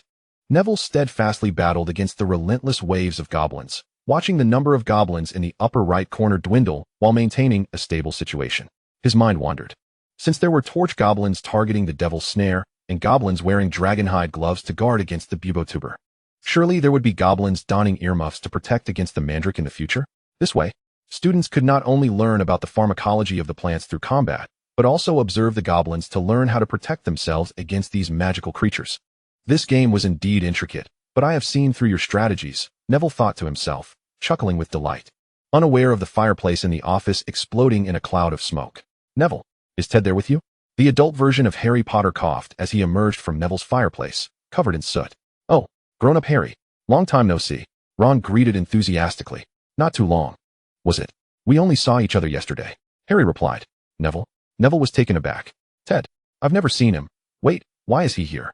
If memory serves, he isn't of age yet. Harry grimaced as he cast a cleaning charm to tidy himself up, hastily explaining, in theory, yes. But you know that lad has always yearned for Hogwarts. He previously accompanied my colleague to Platform 9 and has since sought opportunities to visit the castle. The two anxious adults rose to search for him. Today, Andromeda took him to Diagon Alley, and he found a chance to slip into the leaky cauldron. When Andromeda realized he was missing, she panicked and immediately notified me to find him. Neville slapped his forehead in exasperation. Hannah, a simple name. But from his tone and context, it conveyed a deep affection, revealing the significance of their relationship. The ring sparkling on his ring finger spoke volumes. Harry couldn't help but chuckle as he walked alongside Neville, saying, Don't blame Hannah too harshly. The pub has been bustling lately, and Hannah has been swamped. So she likely didn't notice when Ted slipped into the fireplace. He is indeed clever, aware that your entrance and exit from work is connected to that. By the way, have you truly never seen him? I just returned a moment ago, having spent my time in the third greenhouse preparing teaching materials. Neville intended to introduce some of the recent novelties at Hogwarts to his friends, but finding someone took precedence, so he chose to refrain from discussing it. Help, help! Neville cried out, feeling as uncomfortable as Harry had in the past, subjected to teasing glances filled with ambiguity from his companions. His fair, chubby face flushed a deep crimson, internally pleading for rescue. So much has indeed transpired in the future. How surprising that Neville got married so early, Ron mused, suddenly jolting to the realization of his own situation. Oh no, could it be that he and Hermione will marry as well? The boy, whose romantic inclinations had yet to awaken, had never even contemplated engaging with the opposite sex, let alone the sacred institution of marriage. His gaze inadvertently met Hermione's. Being as astute as she was, she instantly discerned his thoughts. In an instant, a blush spread like wildfire between them. She huffed softly, turning her head away, while Ron, scratching his nose, found himself captivated by the sight of Hermione's fluffy hair, revealing a hint of her rosy ear. Under Harry's silent scrutiny, he awkwardly diverted his gaze. Perhaps little Ronnie will be the first among us to marry, George whispered to Fred. Fred glanced at the silent Hermione and the downcast Ron, remarking, I wouldn't be so sure. Ron's lack of ambition has been evident for quite some time. Hannah from Hufflepuff felt bashful under her friend's teasing and, flustered, exclaimed, Don't look at me. I'm not secretly dating anyone. I'm not even thinking about it. This is merely a future possibility. It's not certain yet. Her eyes darted away, avoiding the long Gryffindor table. Susan, being a supportive friend, tactfully offered her an escape. Let us find someone first and then discuss it. Meanwhile, what was Ted doing, causing the adults to fret? On this quiet day, he was hidden in the shadows, observing the comings and goings of people. He was in search of someone to mimic, intending to utilize his polyjuice potion skills to sneak into various corners of Hogwarts for a grand adventure. Unfortunately, his stature and attire did not lend themselves to the success of this noble endeavor. However, he remained undeterred. If conditions are lacking, create them. Ted encouraged himself. Oh, someone is coming. Time to hide. In his game of wits with the air, Ted found himself alone, as his stomach growled in surrender. He rubbed his belly and sighed, regretting having slipped away when his grandmother was buying him lunch. He should have filled his stomach before running off. Now, he lacked the energy even to remain concealed. Oh, still too young. I'll learn from this experience and do better next time. The 4-year-old Ted was blissfully unaware of the fright he had instilled in the adults around him, merely lamenting the imperfections of his grand plan. Seeing that the corridor was indeed empty, Ted sheepishly stepped out from behind a pillar, only to collide with someone. Oof. My apologies, he exclaimed, his good upbringing prompting him to apologize immediately upon impact. His apology was remarkably polite, yet his slight frame was unsteady, nearly causing him to fall, requiring assistance to regain his balance. That should be my line. I almost knocked you over. Ted heard the jovial teasing in the other person's voice, and a faint blush crept onto his cheeks, though he managed to suppress the change in color, concealing his embarrassment. Looking up, he found a young woman of Asian descent, her almond-shaped eyes sparkling with warmth as she regarded him. This person was Shui Wei, who had just awakened from a deep slumber. Chapter 13. The scene shifts back to the moment Shui Wei first regained consciousness. The headache that had plagued her was greatly alleviated post-sleep, but as her head cleared, her stomach began to ache. Shui Wei realized that the use of the nameless book not only drained her mental energy, but also her physical stamina.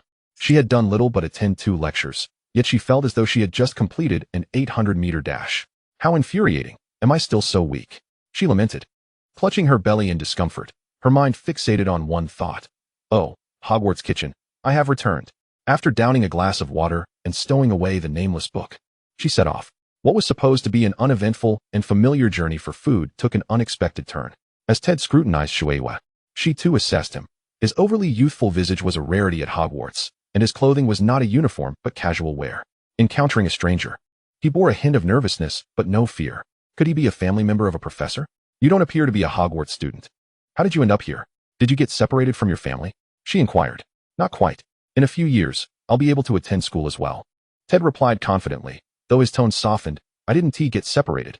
I'm just hungry, so I came out to find something to eat. Do you know how to get to the Great Hall? Having been raised by Andromeda from Slytherin, Ted held no prejudice against Shui Wei's dark green robes, especially since she had helped him regain his balance. Seeking assistance from kind-hearted individuals during tough times was a lesson Andromeda had instilled in him. What a coincidence. I'm also on a food quest, Shui Wei kindly remarked, but it's not mealtime at the Great Hall just yet. You won't find anything there. Then what do you propose? I plan to tackle the issue at its source and head directly to the kitchen. Would you like to join me? Shui Wei offered, embodying the traditional Chinese concern. Have you eaten? Are you hungry? Shall we go eat together? Ted gladly accepted the invitation. The two reached a pleasant consensus and entered the kitchen via Hufflepuff's secret passage. The Hufflepuffs in the Great Hall were momentarily taken aback. They thought that after all that had transpired, everyone would be too overwhelmed by the larger events to remember Hufflepuff's secret passage. Yet Shueiyue's arrival rekindled their memories. Everything proceeded smoothly until they passed the Hufflepuff's hidden door, where Ted curiously peeked inside. This is the entrance to the Hufflepuff common room. Shueiyue kindly explained. All the food at Hogwarts is prepared by house elves, and it was the esteemed Lady Hufflepuff who sheltered the house elves during the war, which is why the kitchen is located near Hufflepuff. Wow! Ted eagerly exclaimed, showing his appreciation. We Hufflepuffs are known for our kindness, Pomona proudly declared. Indeed, we are exceptional. A chorus of Badgers nodded in enthusiastic agreement. With Ted's enthusiastic support and the absence of urgency for a nighttime adventure, Shueiyue found herself more talkative. Do you see these barrels? The method by which Hufflepuffs return to their dormitory is quite unique. Others must answer questions. But we simply need to knock on the barrels in a specific rhythm to open the door. If we knock incorrectly, we'll be doused in vinegar.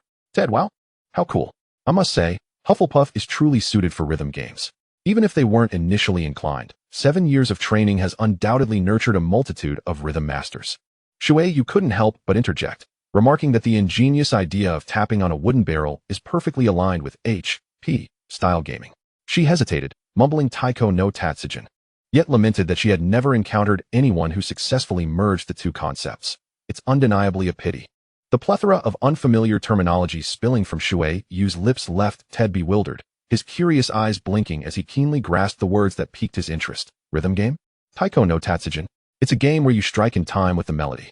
It's incredibly fun. As they walked and chatted, they arrived at the kitchen, where familiar operations awaited. Under the attentive hospitality of the little sprites, Shueiyue and Ted indulged in food and drink. Oh, Ernie quietly mused. She must have visited many times, having become intimately familiar with the sprites. Ted was evidently fascinated by these creatures so distinct from himself. His mouth never ceased its chatter while his gaze persistently darted toward the diligent sprites at work. Shueiyue was not one to adhere to conventional dining etiquette. Having grown up in a futuristic world, she had long since adapted to the habit of mixing meals with her phone and watching shows while eating. Previously, her nocturnal escapades had made online access inconvenient, but now she relished the opportunity to dine while browsing the internet, bitterly scrolling through forums devoid of anything but her own posts. Alas, I'm so hungry. Why is there no one else cooking? The hunger was not merely physical. The spiritual hunger was equally distressing. As she futilely refreshed the reply interface, she finished a piece of bread with a sense of resignation and finally opened her own novel. All right then, I'll just feast on my own literary leg. Her eyes, as vacant as a dead fish, followed Loki's response to open, row, a love obsession. Preparing for yet another repeat viewing when, in a moment of distraction, her gaze inadvertently locked with Ted's. Ted, 00. Shueiyue. Her pupils trembled as she hastily dimmed her screen, her body acting faster than her mind. However, this hasty attempt to cover up did little to extinguish Ted's curiosity, prompting him to inquire, what is that? Well, it's just some. She trailed off, her voice dwindling to a whisper, ultimately lacking the courage to recommend her fanfiction to someone else. A rare blush crept onto her usually composed face under Ted's probing gaze. Suddenly, a spark of inspiration struck her. She decided to be candid, swiftly conjuring the screen to exit the previous interface and opening Plants vs. Garden Gnomes. Just some games. This is a new thing that has recently appeared at Hogwarts. Would you like to play? Ted squinted his eyes. Phew, I finally dodged a bullet. Having diverted the child's attention with the game, she, still shaken, stepped out of the kitchen, leaning against the wall and exhaling deeply. Indeed, children can be quite troublesome. Young wizards with siblings empathized with Shueiyue's exhausted demeanor, recalling their own experiences of being energetically pursued by younger siblings. Lamenting how their vacations were spent caring for little rascals, the Weasley twins chimed in. Yes, exactly. Little Ron used to be the same, always clinging to Mum for food. And if she didn't oblige, he'd bug us instead. Fred, we had no choice but to fulfill his wishes. Ron, so that's why you fed me sour candy to make my tongue explode. How could you treat me like this? George, little Ron is blissfully unaware of his good fortune. This candy is a bestseller from Honeydukes. Do you know how long your older brothers saved up to buy you this candy? Fred added solemnly, a month. We went an entire month without purchasing materials for experiments just to buy you a single batch of Honeyduke sweets. Ron, you would go to such lengths for my torment? This is unacceptable. With misfortune befalling one, naturally, others find amusement. Hermione, initially reluctant to confront Ron, unconsciously turned to witness his plight. Her previously tense expression lightening at the mention of Shueiyue's fanfiction. Hermione, haha. Seeing Hermione finally willing to address him, Ron set aside his grievances against his brothers and joined her in a foolish laugh. The two exchanged silly smiles, unsure of what was amusing them. Harry, feeling isolated in the corner, scanned the room for someone to converse with, silently noting Ted's mischievousness, planning to report it to Lupin once he returned. Thankfully, he was just a child, easily intrigued by games, with a short attention span. Otherwise, it would have been challenging to deflect him. Shui Yu briefly closed her eyes to rest, pondering the identity of this child. It had been quite some time, yet no adult had come looking for him. Was it truly safe to leave such a small child wandering alone in the castle? Having taught for many years, she could easily discern that Ted was lying. Yet she refrained from exposing his feeble deceit. Instead, she aimed to stabilize the child, placing him in a safe spot before checking in her office to see who might be missing a child. Before she could rest for even 3 minutes, she heard commotion nearby. Merlin, where on earth did Ted go? He practically searched the entire castle. The only place left unexamined is Hufflepuff. And the castle isn't that large. He can't have gone far. 2 male voices echoed from the staircase above her, discussing a search for someone. Had the child's parents finally arrived? Shui Yu leaned out, her hair swaying slightly as she turned to see the source of the voices. Upon recognizing the individuals, her dark pupils widened in surprise. Of course, after Neville finished his conversation with Harry, he spotted Shui Yu standing in front of a portrait, looking somewhat dazed. Miss Lee? What are you doing here? Harry glanced at Neville's astonished expression, then noticed a young girl of Asian descent fixating on them with an unwavering gaze. Harry narrowed his eyes, pondering why that look seemed so familiar. Of course, it was familiar. On the day of the school opening, he had given her directions. Even Harry, who was usually unyielding, couldn't help but internally critique himself. Good afternoon, Professor Longbottom. Rather than immediately responding to Neville's question, Shui Yu greeted the professor first, then turned her attention to Harry, gesturing towards him. As for this, Neville, unperturbed by the presence of a Slytherin student in the cellar, introduced, "Oh, this is my good friend, Harry Potter. She is Shui Yu Lee. Hello, Mr. Potter." That sounded so distant. Autumn frowned. Hadn't she already known Potter? Was it shyness? Marietta suggested that young girls often become speechless in the presence of their idols, struggling to maintain composure and feigning maturity. Autumn glanced at her friend with an expression of unspoken concern, diverting her gaze under the perplexed scrutiny of her companion. Oh dear, it was merely a passing concern. But Marietta's words made her feel there might be something more between Shui Yu and Potter. After politely greeting him, Shui Yu directly inquired, "Are you looking for a little boy about this tall, wearing a yellow shirt and black pants, roughly 3 or 4 years old?" She gestured to her waist. "Yes," Harry replied, surprised. "His name is Ted. Do you, Miss Lee, know where he is?" "Of course, that's exactly why I'm here." Shui Yu discreetly concealed her reasons, merely stating, "I encountered a young boy not in uniform on my way to the library, and mistook him for a professor's relative. I approached him to inquire about his situation, but he was quite wary and revealed nothing except that he was hungry and wished to eat. To reassure him and find an opportunity to consult the professors, I brought him here." The 2 seasoned Gryffindors immediately grasped the implication. This was a hidden passageway leading to the kitchen. "Thank you for your kind assistance, Miss Lee." They tacitly refrained from questioning how a first-year student was aware of the castle's secret passages and instead requested her guidance to locate the mischief-making Ted.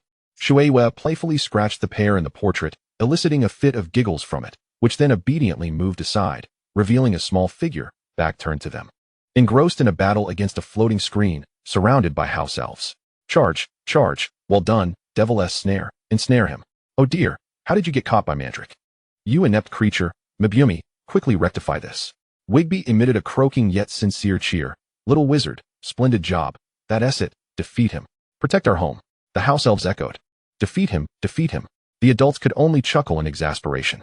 Harry gritted his teeth. "Well done. While we are in a frenzy, he is comfortably indulging. Surrounded by admirers playing games, presumably games, right?" Harry was uncertain. He had little exposure to video games in his youth, but seeing the little imp so joyful, it was likely a game, albeit in an innovative format. Clearing his throat, Harry feigned a cough to alert Ted of his presence.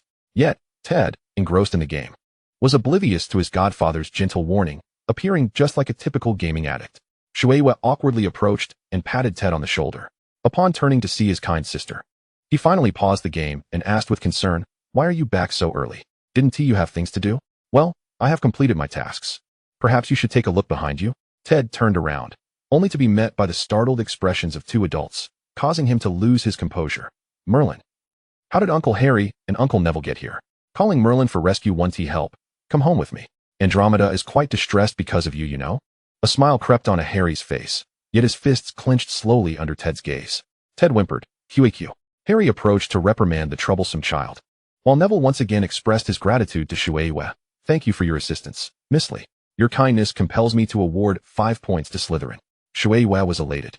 She had never expected to earn points this way. Thank you, Professor Longbottom. The Gryffindor students were astonished. Usually timid, Neville had often been bullied by Slytherins led by Malfoy. Yet here he was, unreservedly awarding points to Shui Wei of Slytherin, showcasing a commendable magnanimity. McGonagall nodded in approval of Neville's handling of the situation. It was indeed the right thing to do. Ted apologized. After pulling Ted aside for a brief reprimand, Harry also reminded the unfortunate child to thank Shui Wei. You've caused trouble for everyone. Ted, with a downcast expression, mumbled, I'm sorry, sisterly, for causing you trouble. Shui Wei couldn't help but laugh, quickly covering her mouth to stifle it. No need to mention it, but please don't run off alone like that again. The outside world is perilous. You were lucky this time to encounter someone like me. What if a villain had abducted you next time? Draco scoffed silently at her self-praise, continuing in her teacherly manner. Shui Wei couldn't suppress her urge to lecture. You're still young. It's natural not to think of so much, but next time, perhaps consider your family before acting. See how worried they were searching for you. If something were to happen to you, think of how sorrowful your loved ones would be. Only then did Ted take a proper look at the two adults who had come to retrieve him. Harry, looking disheveled, his tousled hair resembling a bird's nest. Youthful face betraying exhaustion, with glasses askew, appearing quite haggard, and Neville, with damp bangs, clearly soaked with sweat. Any lingering dissatisfaction with the adults dissipated like smoke as Ted finally recognized his mistake. Flustered, I didn't mean to. I didn't intend to make you sad. His eyes reddened, and his hair transformed into a melancholic deep blue. This was the first time Harry witnessed Ted softening, and he marveled at the sight for a while before raising an eyebrow playfully. It's good that you understand your mistake. Will you dare to do it again next time? Ted, crestfallen, replied, I won't dare. The three exchanged polite thanks with Shui Wei once more, and Harry, along with Neville, took Ted home. Shui Wei eagerly rushed to the Great Hall to check her house's hourglass of points, for everyone has their own place to belong. Chapter 14, Part 1. Jesse straightened slightly in his seat. Shui Wei had previously mentioned that Slytherin's gem count was rather disheartening, yet without witnessing it firsthand, he could hardly fathom the dire state of his own house's gems. After all, it was still his alma mater, and as the future head of his year, he felt compelled to see it for himself to find peace of mind. Regrettably, the curtain once again displayed scenes not of Shui Wei's life, but of Harry Potter's. After a long day, having returned Ted to Tonk's home, the skies over London darkened. Harry, adorned with the stars, returned to his residence, a convenient location near the Ministry of Magic. The simple furnishings, the sofa, dining table, and open kitchen, exuded a minimalist and practical style. Everything was straightforward, yet undeniably lacking in warmth. He entered the living room, and while waiting for the coffee machine to finish brewing, he rubbed his temples, having no intention of cooking. Harry had resolved his dinner on the way home, which consisted of fish and chips paired with black tea. Once the coffee was ready, he placed it on the table but refrained from drinking it, instead sinking into the soft embrace of the sofa. Exhibiting a demeanor markedly different from his usual upright and poised self, he appeared somewhat languid and weary. Anyone who arrived would easily discern his exhaustion. Harry shed the burdens of his auror persona, languidly nestling into the sofa, unwilling to move. Most of his work had been completed, with only a few matters left to finalize at the ministry. If not for the ministry's regulations regarding employee hours and prohibitions against lingering in the office, he would have considered returning to work after tidying up Ted. However, he glanced at his wand nearby, recalling Neville's words. Harry, I didn't mention it earlier because I was in a hurry, but I have something intriguing to share with you. What is it? Harry observed as Neville mysteriously waved his wand in a particular pattern, conjuring a shimmering blue screen before them. The hazy images he had glimpsed while admonishing Ted crystallized once more, causing Harry to widen his eyes. This was a new phenomenon recently popular within the school. According to his students, it resembled the internet in the Muggle world, facilitating communication effortlessly. You can add friends online for real-time chatting. Here is my contact information. Make sure to remember it. After a brief introduction to the structure of the intranet, Neville eagerly began to promote his favorite game. Look, this game is the one Ted was just playing, Plants vs. Garden Gnomes. It's perfect for relaxation and leisure. Just look at how much Ted enjoys it. You have a busy work schedule, and Andromeda is managing everything alone. With him rushing to school, he must feel a sense of loneliness. It would be delightful to have a common topic to discuss with him, perhaps even play games together during your downtime. I understand that the work of an auror is both vital and intricate, but let us not forget the importance of balancing work and rest, Harry. Take some time to unwind. Neville's voice echoed in Harry's ears, pulling him from a reverie, as he blinked back to reality. His nostrils flaring as he followed the enticing aroma to his own cup of coffee, brewed unconsciously. What on earth am I doing drinking coffee at 9 o'clock? He mused, completely disregarding the steaming mug as he immersed himself in the intranet that Neville had described. The adult world is exhausting, Jesse remarked, observing the weary expression on Potter's face as he reflected on the late hours of work. My dad, doesn't he look as drained as Harry? Ron scrutinized the shadow on the screen that was huddled on the sofa, feeling a fleeting moment of sympathy before redirecting his thoughts inward. What am I striving for? To become an Auror like Harry, or perhaps a professional Quidditch player? The homepage of the intranet was sparse in information, designed in an extremely minimalist style, featuring merely a search bar and a series of categorized filters. Harry, lacking anything of interest to browse, intended to navigate directly to the gaming section in search of the game Ted had played. However, a momentary slip of his finger led him to a different subsection. Harry wondered, after leaving the castle, the intranet's speed is rather sluggish. As the page continued to load, he stared blankly at his hand. Have I truly exhausted myself to the point of not being able to lift my hand? A slender hand crossed into his line of sight on the screen, allowing everyone to observe clearly that it bore the marks of hardship. It was neither delicate nor aesthetically pleasing, marred by unsightly tattoos that had faded to shallow red scars. Yet they spoke volumes of the trials its owner had endured. I cannot lie, Harry murmured softly, recognizing his own handwriting. This is a mark of dark magic. Professor McGonagall frowned, explaining that only dark magic leaves such indelible imprints, which cannot vanish without a counter-curse. Is this yet another consequence of Voldemort's tyranny? Pomona expressed her disdain. That wretched being spares no one, not even a child. Before he could reflect on his work efficiency, the web page finally loaded, revealing a fresh interface reflected in his glasses.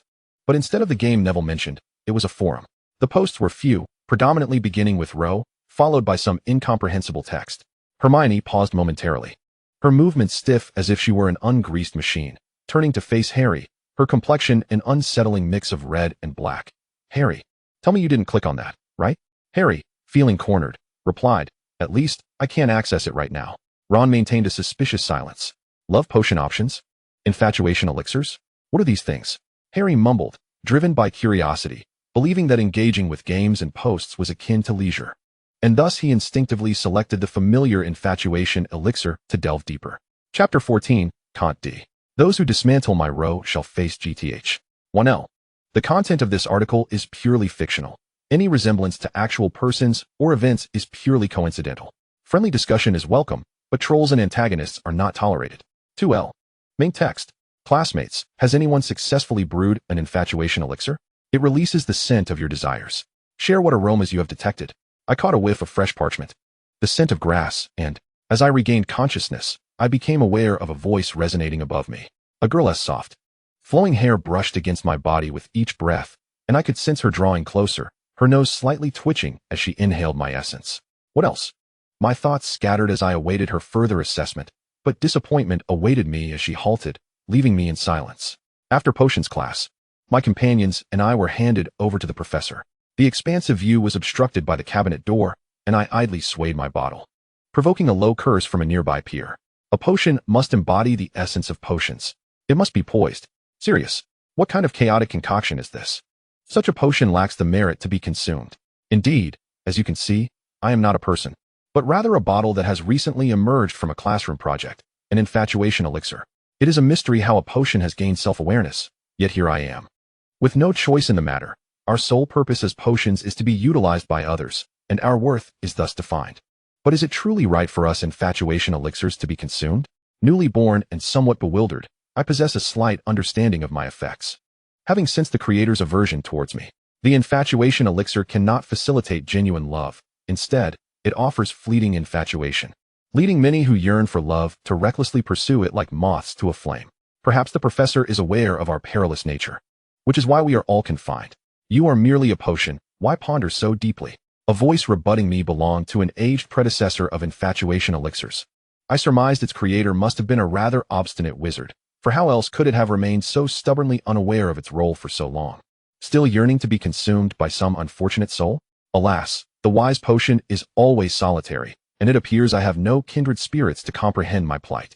I lazily leaned against the confines of my bottle, intending to drift into slumber like the silent companions beside me, until the cabinet door swung open once more. I had anticipated this slumber would last an eternity, yet surprises often arrive unbidden, and several of my companions were stolen away. Defamation. This is sheer defamation. Ramida Vani's face flushed crimson with indignation as she indignantly exclaimed, "How could I possibly steal a classmate's potion to use on Potter? I have no affection for him." The younger Ginny and her peers, previously unaware of the nature of the infatuation elixir, quickly grasped its implications through the article's introduction. Immediately looking down upon Vani for her intentions to drug Harry, the event's protagonist, Harry, began to regard her with a disapproving gaze. Perhaps not now, but Lee knows many future events. Maybe what she wrote will indeed come to pass. Ron exclaimed, "To drug Harry just to join that ridiculous no-snot club? That's outrageous. I can't believe someone from our house would stoop so low." Ginny added, "How despicable." Hermione quietly exhaled in relief, glad to avoid any involvement, yet the next moment, she too frowned at Vani's predicament. It is not that she despises Vani. Rather, she perceives that the potion of infatuation is far more complex than initially presumed. The atmosphere among the younger students has grown increasingly dire, prompting the older students to intervene and restore order, urging everyone to remain composed. The principle remains the same. Regardless of what may transpire in the future, Vani has committed no wrongdoing at present. One cannot condemn an innocent individual for events that have yet to unfold. Moreover, as Lee had previously stated, the narrative is purely fictional, and thus, it should not be taken to heart. Vana's friends have come to her defense, and Porter is observing. As the person involved, he would surely contest such an absurd tale. In truth, the adult Harry does have something to say. What does GTH mean? How peculiar. Are they combining Ron and Hermione's names? Surely, it cannot mean what I think it does. Aside from the fact that Vana's potion was procured from Weasley's wizard wheezes rather than pilfered from a professor, and the potion astonishingly possesses its own consciousness, every detail is remarkably precise. Have we truly opened our joke shop? The Weasley twins exchanged delighted glances and embraced, exclaiming, "I knew we could do it." Ginny, ever the sharp-tongued sibling, retorted, "But what exactly are you selling? This detrimental potion could have harmed Harry." Oh. Her incisive words rendered the mischievous duo momentarily speechless, their eyes darting as they struggled to comprehend why they had ever considered selling such a thing. They also dismissed her reaction as overly dramatic, recalling that the stories written by Shueisha were rather amusing. As a prank item, the infatuation potion undoubtedly serves a remarkable purpose, evoking laughter and memorable moments.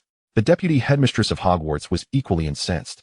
Professor McGonagall declared, "Mr. Weasley, the infatuation potion is not a commodity worthy of trade. Its properties are perilous, and I cannot fathom how such a product could infiltrate the castle in the future." With a sigh, she pondered how the adventurous spirit of Gryffindor and the Weasley twins' infamous penchant for mischief had evaded the professor's scrutiny. How did you manage to circumvent the faculty's watchful eyes to deliver this to the students?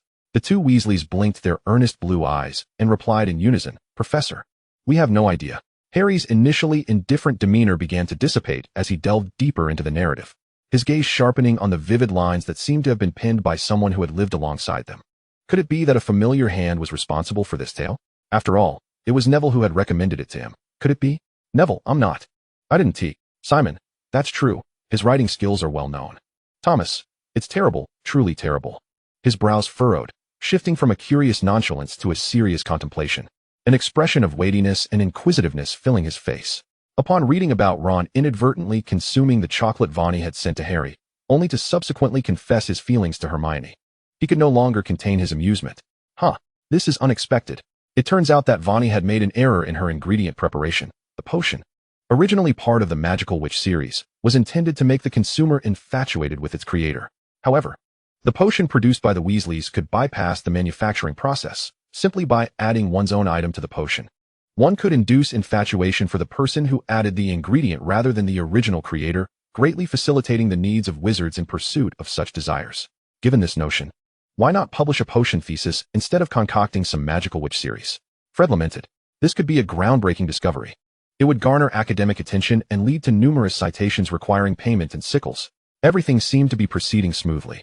Yet the careless Vani had made a mistake in her preparations, inadvertently including Hermione's hair at the last moment. Harry found great delight in this turn of events, especially as he read about Hermione blushing like a boiled lobster at Ron's sudden confession, her usually articulate tongue now stumbling over words, unable to form a coherent sentence in their exchange. The once serious and weary Auror now appeared 10 years younger, reveling in laughter. "Well, this development is quite reasonable," he mused. I do miss them." Due to work relocations, these three old friends found it increasingly challenging to gather, leading to a natural decline in their daily communications. Harry, for the first time, glimpsed the past through another's writing. and as he chuckled at the fictional antics of his friends, a wave of nostalgia washed over him. Pairing the novel with his reflections, he savored the subtle, yet persistent longing for the days of their youth. Deeply moved by the contrast between his present self and their once innocent selves. What happened next? Why is there no continuation? I was eager to see how you would resolve Ron's predicament. In disbelief, he scrolled down, refreshing the page countless times, ultimately encountering the same seemingly eternal reply. Loki, waiting. For the first time in his life, he was reading a serialized story, and at the most critical juncture, the author had failed to update. The joy of reading mingled with the frustration of an abrupt halt, prompting Harry to refresh the page once more. As the web page slowly loaded, he was finally rewarded with new content. Author replied to Loki, I currently lack inspiration for this piece. Perhaps you would like to check out my new story. Next Generation, How I Met Your Mother. Next Generation? What could that possibly entail? The faint blue link diverted the attention of all the young witches and wizards away from Vani, and at that moment, no one cared about the solid evidence of Vana's mischief. All eyes were now fixed on that link. How I Met Your Mother. Belle was utterly perplexed. I thought the previous 3 titles were odd, but this one is the most nonsensical I've encountered. Yet, curiosity compelled them to read on. The young wizards stirred with anticipation. And clearly, Harry shared the same sentiment. Without hesitation, he clicked on the link, the web page sluggishly spinning in circles, only to reveal the complete post after a 10-second wait. However, the author's ID had changed from GTH to the bewildering Harry bot. Confounded, Harry chose to skip the username and dove straight into the text. Godric's Hollow, Potter Residence. Dad, why are you home today instead of at work?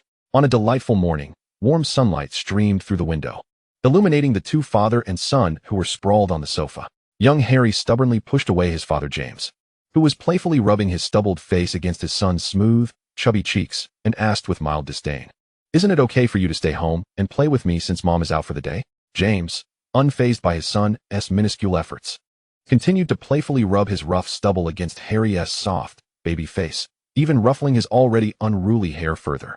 But you can't just not work. Little Harry sternly admonished his father for his lazy behavior, recalling his mother's words. Without work, there is no salary. Without a salary, there are no delightful treats. And without delightful treats, we shall go hungry. Father, you must toil diligently to sustain our livelihood. Observing his son's earnest expression, James felt a mix of amusement and exasperation. It was a complicated matter indeed, and he had no desire to disclose the truth of his affluent background to his son. Letting him harbor such misconceptions seemed preferable, as it would prevent him from developing the spoiled temperament characteristic of that insufferable Malfoy brat. Your father is merely taking a well-deserved day off. I am not a slothful idler, he declared. Noticing his son's disbelief, who seemed poised to lecture him further, James quickly changed the subject. My dear boy, spare me for a moment. How about I regale you with tales from my school days? Is it about Hogwarts? I know. That's where you and Mum first met. Little Harry's attention was successfully diverted by the cunning adult, and his eyes sparkled with excitement as he urged James to tell the story. Indeed, but where to begin? James mused, gently stroking his son's soft hair, his thoughts drifting back to a not-so-distant past, a smile creeping onto his lips as memories resurfaced. Oh, let us start with the tale of How I Met Your Mother. Suddenly, a blinding light enveloped him. Harry squinted against the discomfort, and when the light faded, he opened his eyes, utterly bewildered by the scene before him. What is happening? Wait a minute, Harry. Is that my name? There is someone with my name? He gasped. Father, weren't you going to tell your story about you and Mom? Why are we talking about someone else? Now, my boy, do not interrupt. Listen closely. The name Harry is quite common, much like your father's name. There's no need for such astonishment. Just let me finish, James replied. Harry gazed in astonishment at the bustling platform 9 3/4, where numerous young wizards clad in black robes bid farewell to their parents as they boarded the whistling train. After observing for some time, he finally turned to assess his own situation. His hands had shrunk significantly. He was still wearing his pre-sorting black robe, his glasses were intact, and beside him stood a large suitcase. Is this mine? Though the seasoned Auror felt a twinge of confusion, he did not panic. Noticing that no one seemed to pay attention to his belongings, he hoisted the suitcase and made his way toward the Hogwarts Express. I may not understand what is unfolding, but I must return to Hogwarts. Perhaps a professor there can provide answers. Ugh, I haven't carried such a heavy suitcase in ages. But surely, it isn't that heavy. Perhaps I've just shrunk and can't manage it? Without the assistance of the Weasley twins this time, Harry found himself struggling to lift his suitcase, determined to find an empty compartment. Unfortunately, he had boarded too late, and all the compartments he passed were nearly full. With a resigned sigh, he trudged deeper into the train. Finally, he spotted a boy of similar height standing before a compartment, seemingly about to enter. His eyes lit up. and he hurried a few steps to join him, but was taken aback when he reached the boy's side. You'd best be sorted into Slytherin. Slytherin? Who? The familiar profile. The recognizable glasses, and those words that struck a chord in his heart made him interrupt the boy without a second thought. Excuse me, the compartments ahead are all full. May I join you in here? Before he could register the reactions of those inside, he pulled the boy into the compartment. Who are you? Why are you dragging me? The boy, annoyed at being interrupted and roughly pulled, was about to swat Harry's hand away when he caught sight of Harry's face and gasped, momentarily rendered speechless. The hazel eyes met those strikingly green ones, and the shock written across the boy's face mirrored Harry's own. James was left utterly at a loss for words, half-heartedly being seated by Harry on the express. Lily and Snape exchanged glances, unsure of the situation, assuming it was merely a brotherly recognition as they resumed their conversation. Meanwhile, Sirius, who had little interest in Snape's discourse, glanced up with intrigue, observing Harry and the boy multiple times. Under the watchful gaze of his future godfather, Harry forced himself to remain composed. Hello, I'm Harry Potter. And you are? James Potter, came the instinctive reply, as if in a dream. Chapter 15. Through the lens of adult Harry's imagination. The gathered crowd in the Great Hall bore witness to the poignant meeting between Harry and James, collectively gasping in astonishment, much like James in the narrative. Is it truly possible? Ron stared blankly at the unfolding scene of father and son meeting, struggling to comprehend the situation. Has Harry traveled back in time? Or is this merely his imagination while reading? Seeing a version of himself standing alongside a younger James, Harry was left speechless, his attention divided between James and Lily, while trying to spare a glance at Sirius. Forgive me, Godfather, but I truly wish to glimpse at my parents just a moment longer. Yet, as he focused on Lily, he could not help but notice Snape lingering nearby. Aware of the profound relationship Snape once shared with his mother, and knowing of Snape's enduring affection for her, Harry felt a tumult of emotions. He was also curious as to why Harry had so anxiously interrupted James. Surely, future self will provide clarity, he hoped. Merlin, could it be that I have truly returned to the past, just because I clicked this link? Impossible, unless I used a time turner, but that cannot be the case. Hermione blurted, then hesitated. Well, Harry is just reading a story, and I doubt this internet magic can allow someone to traverse time. She concluded with certainty. This is merely a figment of imagination. As fantasy faded back into reality, the scene abruptly returned to Harry's dimly lit bedroom, allowing all those lost in the moment to recognize that everything had been but a beautifully ephemeral dream. The round glasses reflected the ethereal blue light of the school's network magic, mirroring the heartfelt lines of text on the screen, while Harry's eyes were filled with confusion and astonishment. Is it truly possible? So it can be like this. The maturity of adulthood prevented Harry from becoming as enthralled as he had been when first encountering the mirror of Ariste in his first year. Yet, rationality reminded him that this was all fiction, a tale spun by another, not reality. However, he found himself ensnared nonetheless. The allure of a serialized narrative, especially one so closely mirroring his own life, was irresistible, drawing him deeper into its enchanting grasp. As he beheld James and Harry engaging in a harmonious friendship with Sirius, devoid of any discord with Lily and her companions, the corners of his lips subtly curled upwards. When he noticed James's facade of indifference while discreetly sending a message to Fleamont, questioning whether he had been cavorting behind the backs of the mother and child. A glimmer of helplessness and concern flickered in his eyes, yet the upward curve of his smile only grew. Witnessing his conversation with the Sorting Hat, he once again chose Gryffindor, and in the presence of Lily and Sirius, he embraced James. He gently rubbed his aching eyes, his mouth widening into a silent smile. How wonderful, he mused, even if all of this is but a fabrication. After a moment of reflection on the tapestry that revealed the history of the Potter family within the span of 2 days, Autumn, though not a member of the Potter lineage nor a friend of Harry Potter, sighed softly, feeling a genuine sense of regret for the events depicted on the screen. She lamented the deaths of James and Lily, the demise of Sirius, and the perpetual estrangement of the Potters from their closest kin. Yet this narrative allowed Harry to meet his biological parents, to witness their sorting, and to partake in that enchanting experience, thus filling a profound void in her heart regarding the future portrayed on the tapestry. Moreover, this literary work, which transported the son back to his parents' youth, was unprecedented even in the wizarding world. As a member of Ravenclaw, Autumn had an ardent passion for reading. She gently bit her lower lip, her eyes reflecting a yearning for literature, regardless of how the tapestry's Harry perceived it. She herself eagerly anticipated the novel penned by Shui Yue and yearned to share her insights with her. The innovative subject matter, the buoyant prose, and the seamless flow of the narrative. She found herself utterly enamored with this book. Alas, she had reached the end. Harry, with a tinge of regret, scrolled down to the bottom of the thread, where the story paused at the moment of Harry's first flying lesson alongside James and Lily, with Severus Snape from Slytherin also present. Though he was undoubtedly overlooked by both the Harry in the story and the Harry in reality, he bit his lip in frustration, unsure at whom to direct his ire. As the scene before him shimmered, Harry hastily wiped his eyes and, in a daze, glanced at the clock, 11 o'clock. Suddenly realizing he had spent almost 3 hours on the school intranet. In that span, he had only perused 2 threads, neglecting discussions of games as mentioned by Neville. This platform was undeniably a thief of time, though a fleeting thought of concern lingered in his mind. He recalled Ted and silently rejoiced that the boy lacked a wand and thus could not access the internet. Otherwise, such an addictive medium could only hinder his growth at such a tender age. Harry found it hard to believe that the creators of this intranet had overlooked such a potential issue. He genuinely questioned whether such a humanized design could have been conceived by the castle itself. Why had it not been implemented in the past? Why had it only emerged 3 years post-war during the castle's restoration? Even if this mysterious entity had been oblivious, Neville, as a professor, could not have failed to notice these concerns. Thus, he presumed there must be a solution in place. Yet this was not his foremost desire at present. What he truly longed to do was, Harry reluctantly extracted himself from his reverie, having read The Quest for the Mother of the Generations multiple times. He ultimately switched on the screen keyboard and furiously typed in the reply box, "When will the next chapter be updated?" Crossed out. This was the most innovative novel he had ever encountered. He had never imagined that Harry. He found it somewhat disconcerting to type his own name.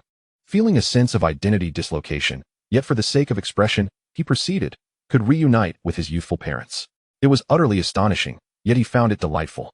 He particularly admired Harry's intervention to prevent James from speaking recklessly, appreciated his candor during his self-introduction to James, and admired his mature maneuvering in the dialogue between James and Snape, effectively averting a potential disaster.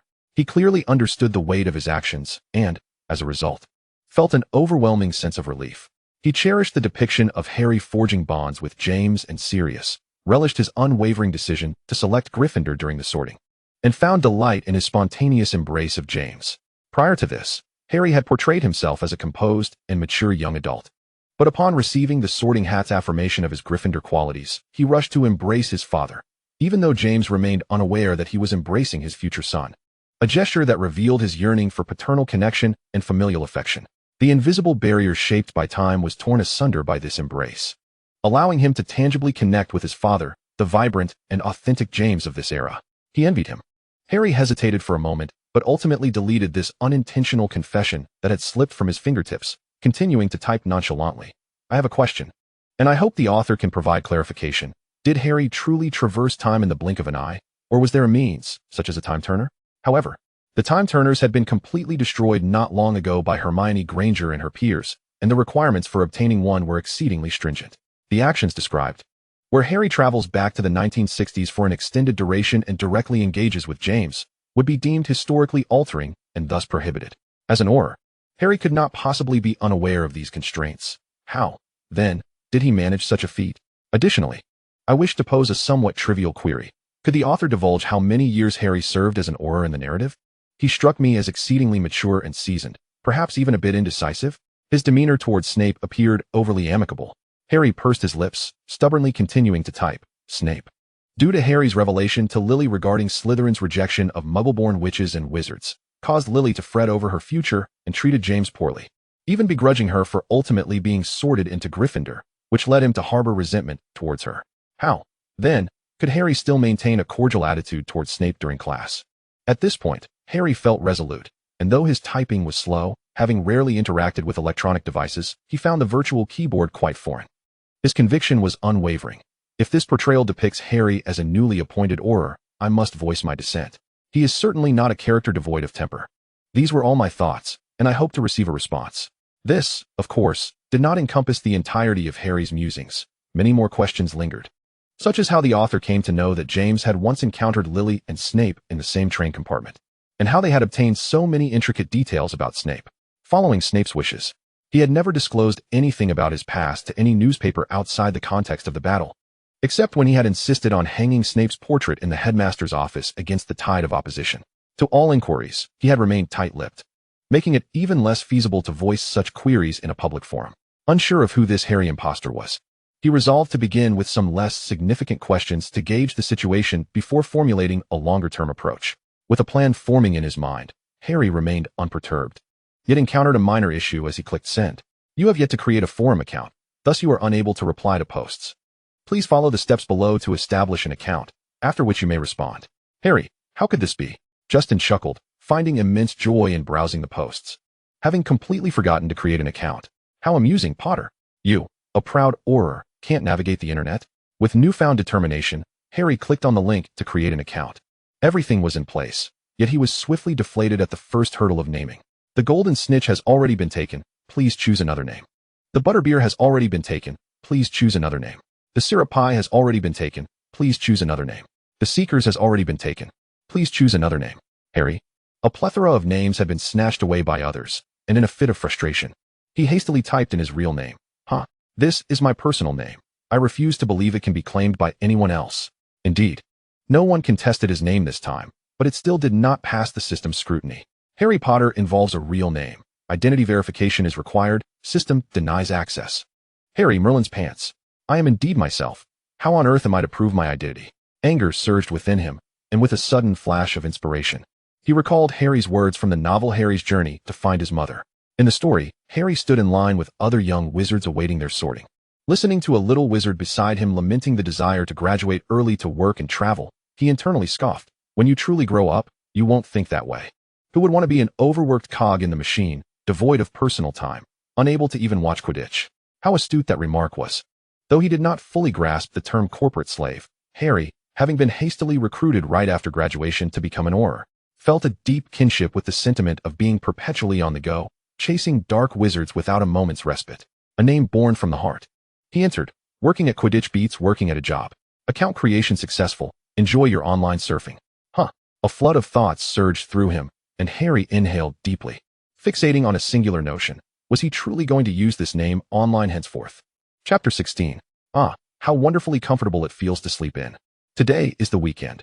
Shueyu silenced the incessant beeping of the alarm clock, stretched lazily in bed, and rather than hastily emerging from her cocoon of blankets, she instinctively opened the school's internal network to check for messages. The dawn's awakening belonged solely to the 3 houses upon the lake. The morning sun could never penetrate the murky depths of the Black Lake, where its inhabitants lived according to their own rhythms, unperturbed by the outside world, lazily floating along. The Slytherins residing at the lake's bottom had only alarms and their own robust biological clocks to rely on, in contrast to the mechanical alarms used by ordinary wizards. Shueyu had ingeniously adapted the internal network to procure an Apple-like alarm clock that buzzed effectively. Almost at the first sound, her heart raced, jolting her consciousness from slumber. Shueyu, how nostalgic, how evocative. The dimly lit Slytherin dormitory transformed any glimmer into something glaring. Squinting against the blue light from the screen, she rubbed her eyes to focus better. It seemed she was hallucinating. Someone had replied to her with an extensive comment. Could she possibly be dreaming? With a bittersweet smile, Shueyu opened the reply interface, filled with a mix of anticipation, trepidation, and resignation, yet she dared not look, fearing disappointment. Instead, she made her way to the washroom to freshen up. After squeezing toothpaste onto her brush and filling her mouth with foam, she could no longer suppress the what-if thought and opened the internal network again to check. The reply section had refreshed. Working at Quidditch beats working at a job. This is the most innovative novel I've read. Ugh, oh no. She nearly choked on her toothpaste. Her dark eyes wide as saucers, fixated on this unfamiliar ID. It took her a few seconds to realize she hadn't finished brushing her teeth, prompting her to hasten her washing routine. Once she had tidied herself up enough to face the world, Shueyu called forth the screen again, rereading the novel ID, confirming it belonged to a fresh face she had never encountered. Overcome with excitement, she silently performed a series of Tai Chi movements in the air. Her cheeks flushed as she inwardly screamed, Merlin's beard. What is this? This is the first response. With substance. And an impressively lengthy review. Wow. She eagerly clicked inside, barely pausing to absorb the content, double-checking the lengthy text, then joyfully flopped onto her bed, rolling about. After tumbling several times and disheveling her meticulously arranged hair, she finally calmed down, pushing aside the strands that clung to her face, scrutinizing the content. The light from the screen illuminated her dark eyes, resembling the brilliant expanse of stars in the galaxy. Shueyu fixated on the once-in-a-lifetime comment, smiling as she verbally responded to the author. Yes, yes, yes. Those were my favorite parts to write as well. I didn't expect my subtleties to be noticed. But I must admit, I wrote them rather superficially, just waiting for others to discover them. Oh hee hee. The joy of being appreciated and understood radiated from her fingertips as they touched the screen, warming her cheeks, akin to a child overwhelmed with gifts during Christmas. Humming a melodious, yet unfamiliar tune. In her solitary dormitory, so quiet and desolate, she reveled like a participant in a grand feast, dancing joyfully for the applause of another. Was she truly this elated just from receiving a single reply? Watching Shui Yu's animated reactions, Harry felt a peculiar mix of emotions. Was he concerned about being embarrassed by her? That hardly seemed the case. She hadn't done anything wrong. Perhaps writing about others without their consent could be seen as inappropriate. Yet Harry found himself unable to confirm whether her writings were untruthful. Moreover, he was eager to learn more about his parents' pasts through her words, especially considering that it was the future him who had initiated the comment. Was it awkward? Indeed. A tad, as Harry deemed her reaction somewhat exaggerated. After all, Lee had no notion that the individual behind the peculiar nickname was Harry Potter. Just the thought of her discovering that the person on the other side was her idol, he felt a blush creeping up, made him curious about how she would react. Was he unhappy, wishing to resent her? That did not seem to be the case either. Harry instinctively pressed his lips together, attempting to conceal his unusual feelings. A strange blend of awkwardness and delight, a sweet ache and lightness, spread from his heart throughout his entire being. He found himself unable to articulate the nature of this emotion. Yet witnessing the girl roll about in joy over a small gesture of his brought a smile to the corners of his tightly pressed lips. A smile that had already filled his bright, clear green eyes. It seemed he no longer felt as averse to her, and perhaps, just perhaps, he felt a tinge of happiness for her. Perhaps it is due to Shui Yu's extensive knowledge about his parents, or perhaps it is because Shui Yu herself is quite amiable, that Harry finds himself no longer yearning to escape the bonds of Shui Yu as he did the previous day. Instead, he secretly harbors a sense of anticipation, hoping for more exchanges between them in the future. However, this tumultuous emotion gradually gives way to a calm sense of doubt. As Shui Yu observes, her expression grows increasingly grave, ultimately revealing a visage filled with astonishment and a hint of panic, her mind swirling with countless thoughts. Shui Yu, what? I can't believe I made such a mistake. Is it possible? After all these years of fanfiction, I shouldn't be making such errors. Calmly, she reflects, oh, I used to be someone who never lacked for food, who enjoyed humor and frivolity without taking my art seriously, so there is no harm done. Shui Yu reads the lengthy review several times, her desire to share her passion and her anxiety about making mistakes outweighing the discomfort and fear of approaching a stranger. Resolutely, she decides that working is less appealing than playing Quidditch, and she pours her joy and apprehension into words to convey to him on the other side of the internet. Hello, love.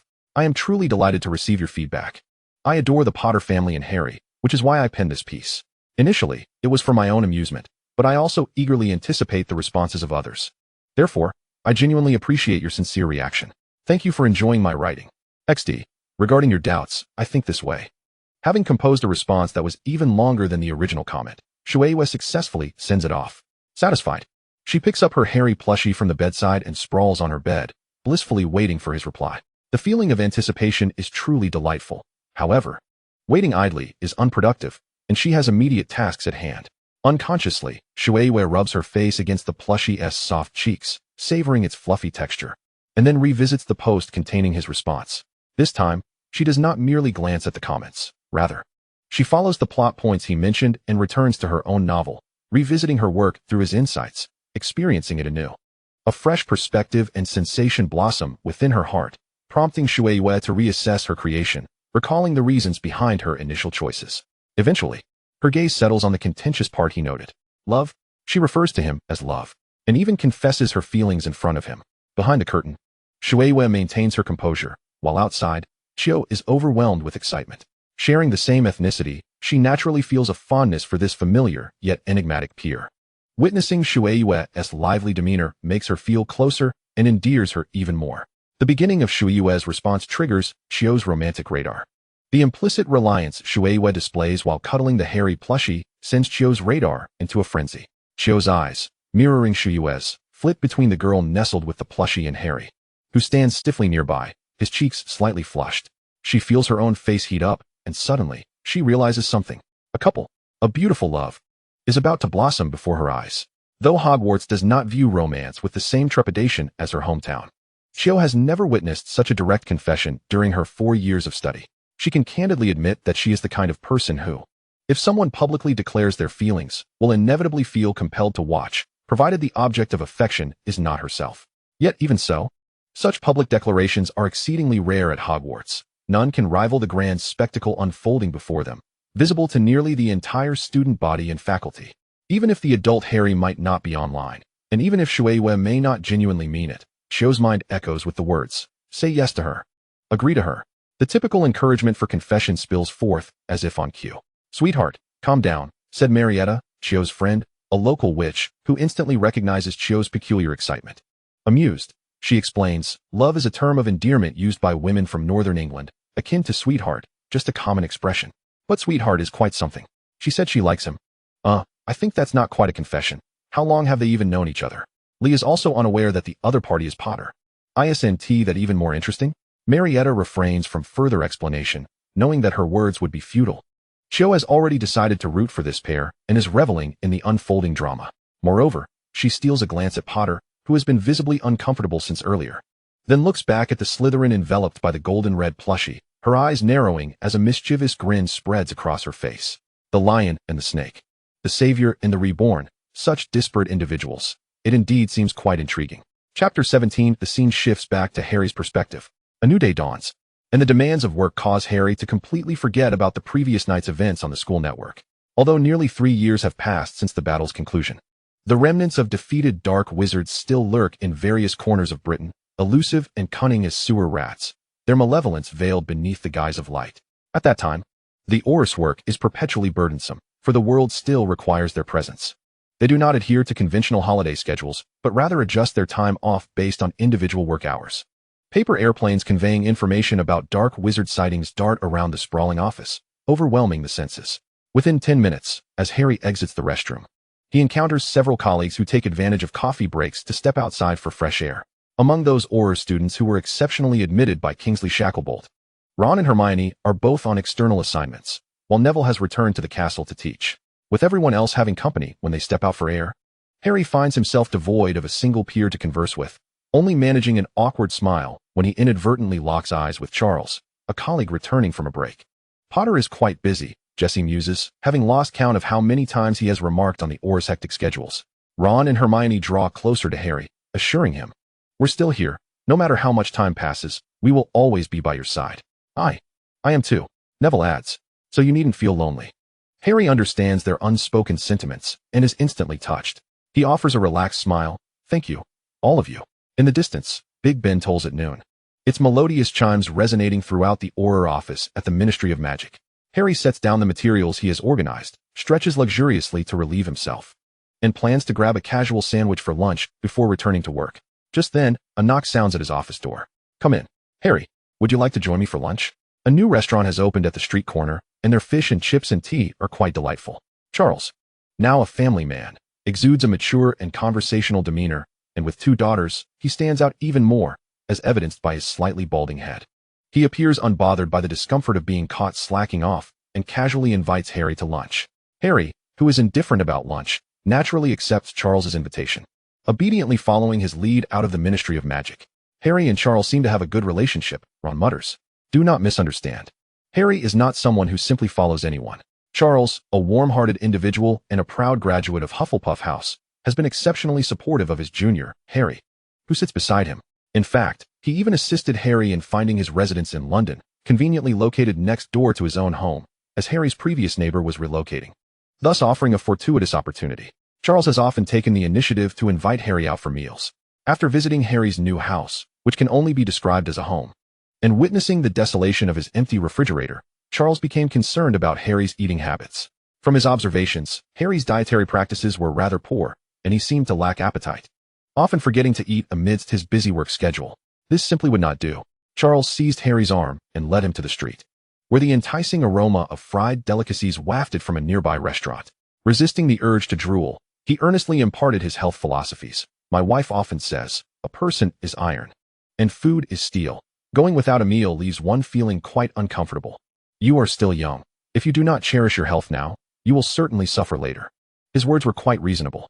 Former Auror McGonagall cast a disapproving glance. "A sound body is the foundation of effective work, Potter. You must take care of your health to fight better." Harry replied, "I know," feeling somewhat embarrassed to receive such straightforward concern from Professor McGonagall for the first time.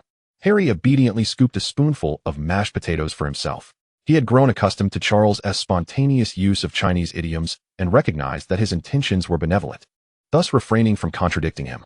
Primarily, he feared that any rebuttal might lead Charles to share his wife's Chinese culinary creations with him, which, while not unpleasant, were nonetheless something he found difficult to acclimate to. The thought of the meal Charles had once shown him, a dried fish, eyes wide open, drenched in dark bean sauce, was enough to make his throat tighten, further diminishing whatever appetite he had.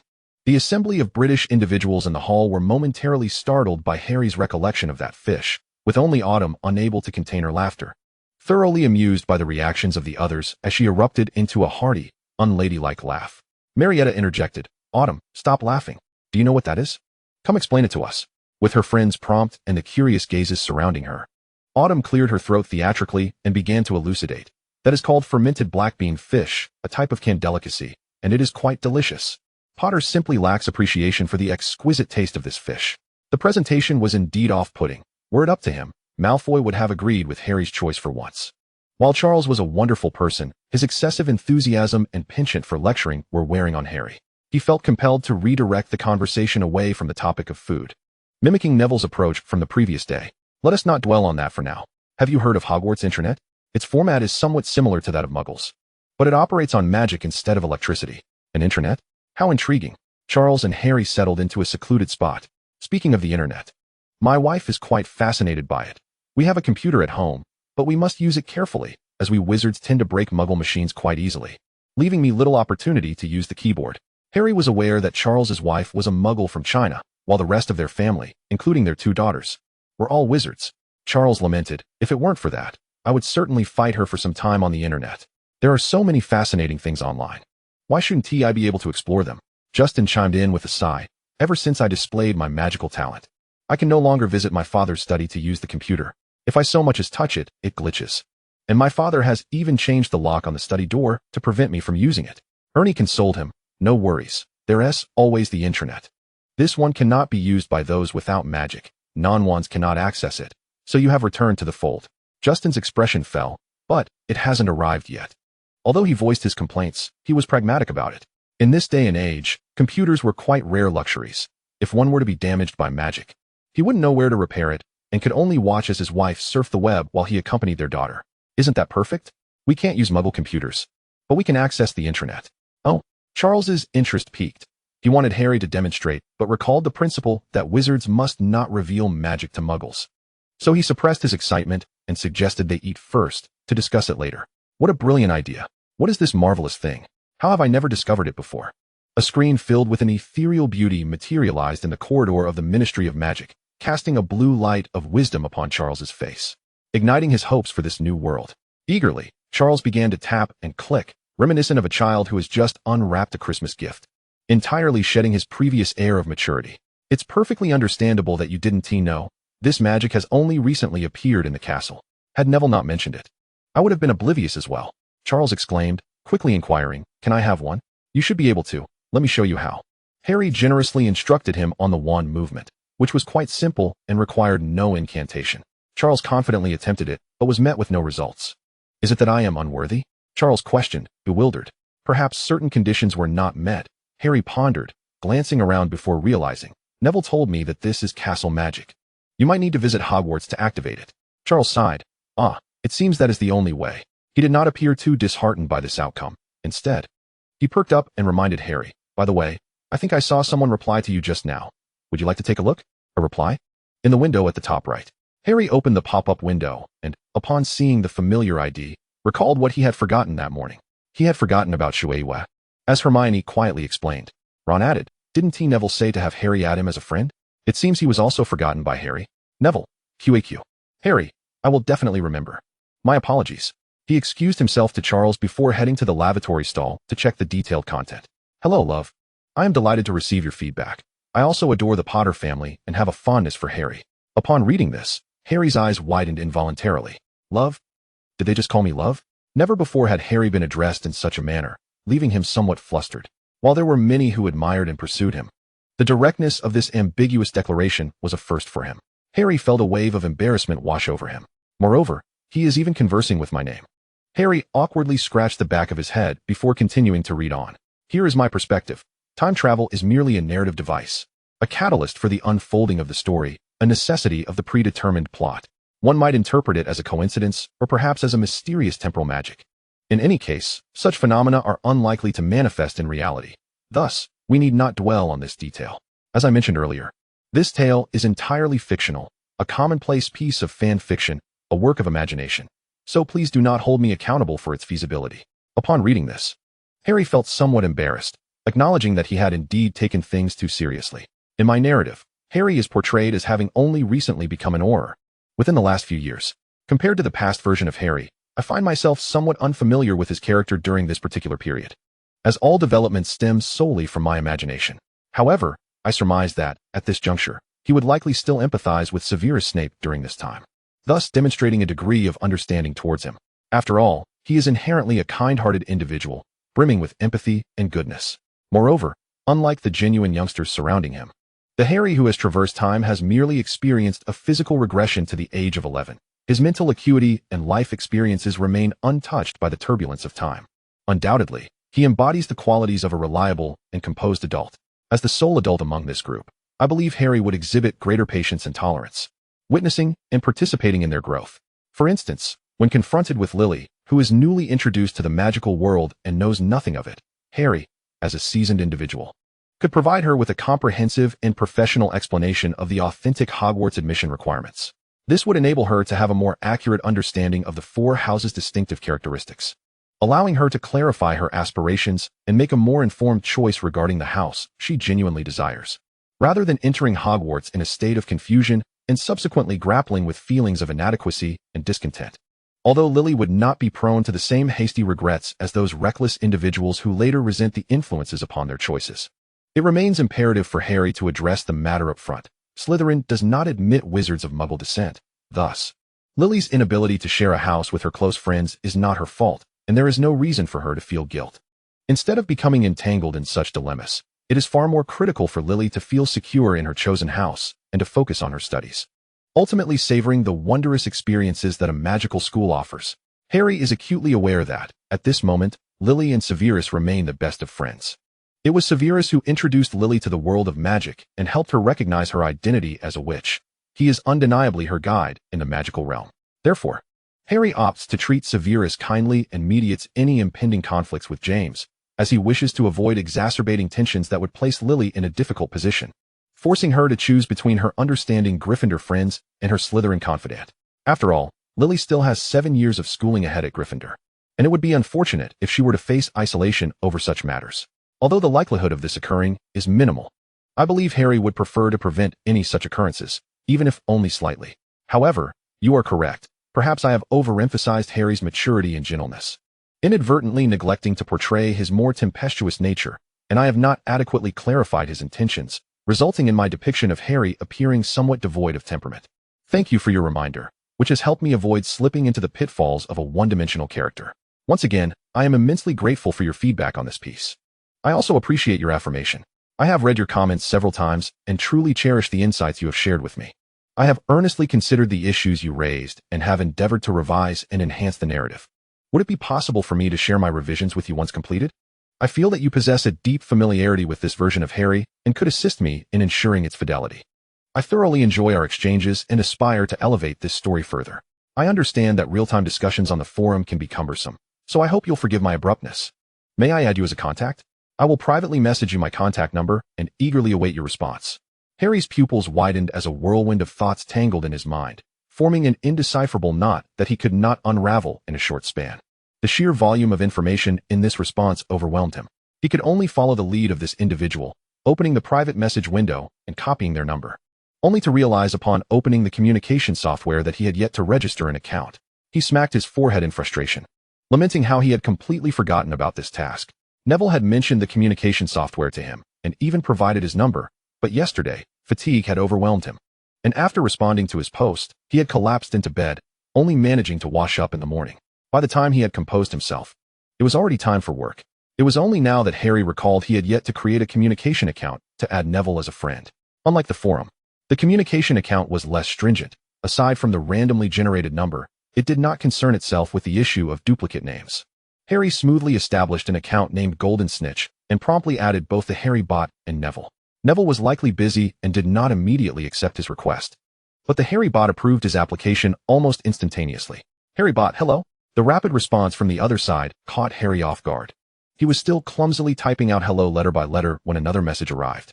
Even after moving away from the castle, the internet speed remained sluggish. And it appeared the incoming message contained an image, a circle spinning at its center. During the wait, Harry managed to complete his greeting and send it off. Golden Snitch, hello. At that moment, the image on the other side finally loaded. Harry bot, shy puppy presenting a rose. This flower is for you. Chapter 18. This lengthy exchange not only overloaded Harry's brain, but also left the young witches and wizards in the Great Hall utterly dumbfounded. What is this? What does it mean? Who knew there was so much to consider before the sorting? I certainly did not think that deeply back then. And it seems I was not adversely affected. Oh, I haven't finished reading this segment yet. Don't scroll down. Susan strained her eyes, attempting to scrutinize the lengthy message from Shueihua. However, just as she began to grasp a portion of it, Potter exited the thread to create his communication account. Bad Potter. Susan glared at him, feeling a mix of frustration and indignation. You are not as eloquent or understanding as Lee claimed. You didn't even wait for me to finish before closing the thread. However, when she and Harry, like the others who had neglected to read closely due to the overwhelming text, finally saw Shuehua's chat emoji, all prior grievances were swiftly forgotten. Shuehua's response was far too lengthy. They could not discern many details, let alone formulate any opinions. The image held an inherent advantage, capturing attention far more effectively than the preceding text, rendering it sufficient to overshadow everything that had transpired moments before. Susan gazed at the image before her, a slightly despondent dog with an expression made adorably bashful by two cartoonish rosy cheeks, presenting flowers. Her heart surged with a cacophony of thoughts. What does this mean? Why is she giving him flowers? Is this the implication I think it is? How audacious of her. Yet, she had already confessed her feelings for Potter at the outset. Thus, sending flowers to express her affection after adding him as a friend seemed rather normal. Viewing the scene from a godlike perspective, Susan overlooked the fact that Shueihua was still unaware of Harry's true identity. The more she pondered, the brighter her eyes sparkled. As a peculiar, almost mischievous grin crept onto her face, one she was barely aware of. Oh, how delightful it is to have gossip. She chuckled. By Merlin's beard. Regardless of how the protagonist, Potter, felt about the situation, Chio had already blushed crimson from Shuehua's bold proclamation. She cupped her face, feeling the warmth radiating from her cheeks, almost scalding her hands. How she exceeded my expectations in her assertiveness. Utterly charming. The scene before her, much like the astonishment within Potter, lingered on the image sent by Harry bot, which felt as if it were searing into his retina, staring at the dripping red roses and the peculiar ID that Shueihua bore. Harry mused, how strange, truly strange. Ever since he entered Hogwarts under the mantle of the Chosen One, many classmates had regarded him with a mix of awe and disdain, some even pursuing him directly, a situation he had encountered before. Logically, Lee's level of pursuit paled in comparison to the embarrassment he felt in second year when a house elf publicly broadcast its infatuation with a letter bearing a green-eyed gaze. The novelty of this approach was merely unprecedented. Yet, why did he feel so reluctant to look? After a brief moment, Harry averted his gaze, ignoring the Weasley twins' teasing and the sidelong glances of his fellow Gryffindors, forcing himself to appear nonchalant while sipping his drink and eating. Surely, it is quite normal for fans to send flowers to their idols, right? In the midst of a shared silence, Ginny suddenly interjected, her stubborn gaze tinged with urgency as she sought affirmation from Colin, who was also a member of Potter's fan club. Ignoring her brothers and Harry, it's merely a confession, just sending flowers. These occurrences are quite common at concerts. It's nothing remarkable. Ron. Only then realizing that since Harry's response to Lee, his sister had fallen silent, exchanged glances with Hermione, who sighed softly, knowing Ginny's adolescent sentiments all too well. Yes, you're right. We could do something similar at our club's next event. Colin, not as perceptive as Hermione, mistook Ginny's comment for a suggestion for the club and excitedly began outlining his plans. We could find a classroom, display the photos I took of Harry Potter in the center, and surround it with flowers and chocolate frogs to attract girls who fancy romance and boys who love sweets. I'm brilliant, always so considerate. Harry, unable to contain himself any longer, quickly interjected, this matter is unnecessary. Meanwhile, the Harry within the image remained stunned for a considerable time, yet he soon regained his composure, realizing that the other party was still unaware of his identity. The image followed a simple greeting. Its meaning might mirror that of a casual hello, perhaps merely a fresh and enthusiastic means of expression. A new etiquette within the school's network, devoid of any ulterior motives. Consequently, Harry calmly typed his forum ID to confirm his identity. He was seasoned enough to remain unflustered, despite finding the bot's approach peculiar. Golden Snitch. ID rather work than play Quidditch. Harry bot. Yes, hello? Faced with yet another series of peculiar symbols, Harry found himself at a loss and decided to copy the bot's symbols, pasting them into the dialog box to inquire directly. Asking about James and the others right off the bat might arouse suspicion, so Harry opted to begin with subtler inquiries, gradually building rapport. Golden Snitch. I became quite intrigued upon seeing your response. What do these symbols mean? Good question. I wonder too, Harry thought. Harry bot. Oh, this? It's called emoticons. Expressions made from symbols. The parentheses contain a smiling face, while the slashes represent hands, indicating a smile and wave. With this revelation, Harry comprehended. This was a whimsical mode of expression, allowing him to understand QUQ and TUT from a different angle. But what, he pondered, did the semicolon D signify? Harry bot. D and D are similar. They aren't meant to be taken literally, but require a sideways glance. Harry bot. Tilt your head to the left and take another look. Harry, perplexed yet intrigued, decided to heed the bot's advice, dismissing any reservations he had about the oddity of the request. The image of a 6-foot-tall man tilting his head at a screen, with the ends of his slightly curled hair swaying, seemed incongruous with his stature, rendering him less mature and more endearing.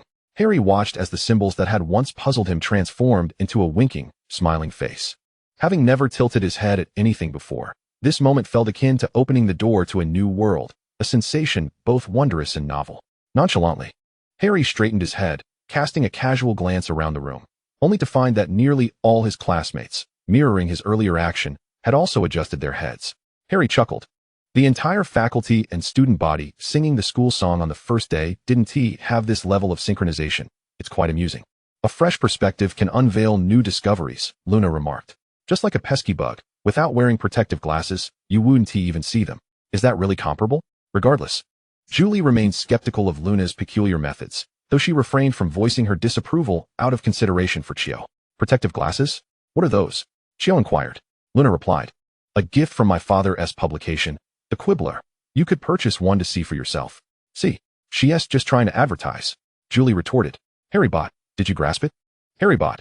Cat licking paws gif. Golden Snitch. I did. Harry bot. I'm also somewhat curious. Why are you more interested in the emoticons than in the animated images? Harry bot. Cat falling gif. Golden Snitch. Aren't wizarding photographs all animated? What is so peculiar about that? Moreover, Harry didn't particularly like cats. Although the gifs of the cats sent by the bot were far less frightening than Mrs. Fig's bizarre felines, appearing rather charming. Yet, he saw no reason to dwell on them. Harry bot. Wand points at cat. Enlightenment. Realization JPG. Harry bot. Ah, I see now. You're right. I had indeed overlooked that. Overlooked? How could that be? Harry remained cautious. If one had grown up entirely within the wizarding world, it was inconceivable to forget commonplace occurrences. Unless the bot was not raised in the realm of wizards, but rather in the static, mundane world of photographs, it would hardly expect others to be astonished. The range of speculation regarding the bot's identity has narrowed further. Ron. Wow. Harry, how can you deduce so much from a single sentence? Your guesses are quite impressive. Harry, I'm just that clever. Is that not permissible? Hermione, is that surprising? As an Auror, one must possess such insight and analytical skills. Harry is doing splendidly. Ron, feeling simultaneously outmatched by the two, silently hugged himself in dismay.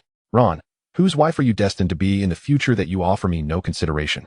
Colin's admiration for Harry only intensified. Ah, indeed, he is worthy of being his idol. So astute, so precise in his analysis. Golden Snitch. Moreover, this emoticon is quite amusing.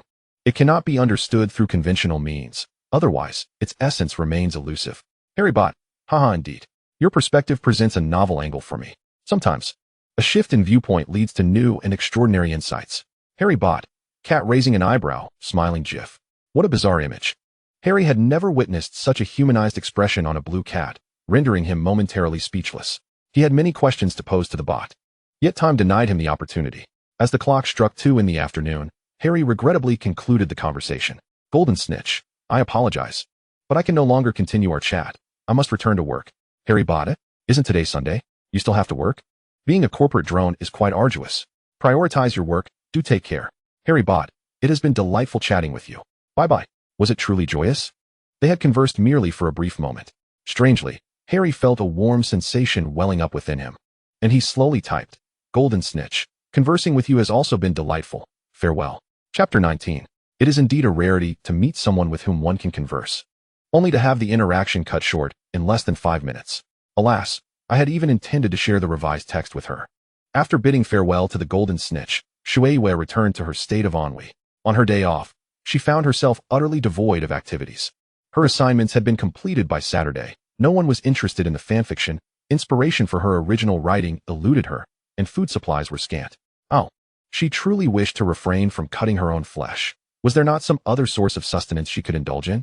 Neville, perplexed yet intrigued, could not help but voice his concern for the future students. Leg meat? Why would she desire to consume thigh meat? The ensuing speculation regarding Shuei's potential identity as a cannibal buzzed around like flies, prompting Harry to frown and glance at Hermione, who merely shook her head in confusion. Lavender, usually engaged in astrological symbolism, chimed in. Perhaps it is a metaphor?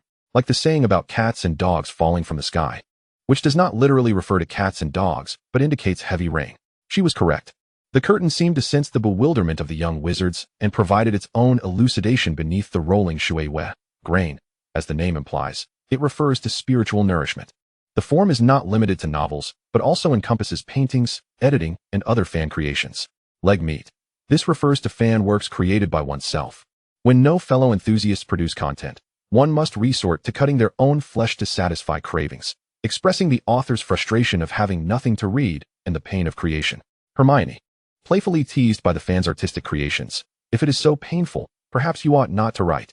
Shuei, in her inner turmoil, rolled about on her bed in frustration, accidentally striking something hard. After a moment of contemplation, she remembered her excitement upon finding an online friend. She had inadvertently neglected the nameless book, her eyes suddenly sparkling. Oh, right. I still have the nameless book. In the absence of fan content, I shall indulge in the official romance. With renewed confidence, she reached for the ancient cover of the nameless book. Perhaps I opened it thoughtlessly last time, but this time I have a purpose. Since there are no requirements obstructing my progress, I should be able to view the story as an audience member, right? In any case, I will give it a try. Rochan, my fated Rochan, I am coming. Shuei, as envisioned, concentrated her attention on her desires, and once she had clarified her thoughts, she opened the first page of the story, feeling a flash of white light in her consciousness as she was transported once more to the world of the 1990s.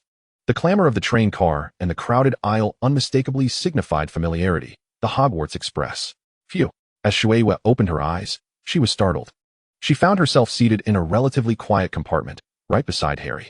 Just as Harry was gazing out at the scenery, he turned to face her. Merlin. She nearly collided with him.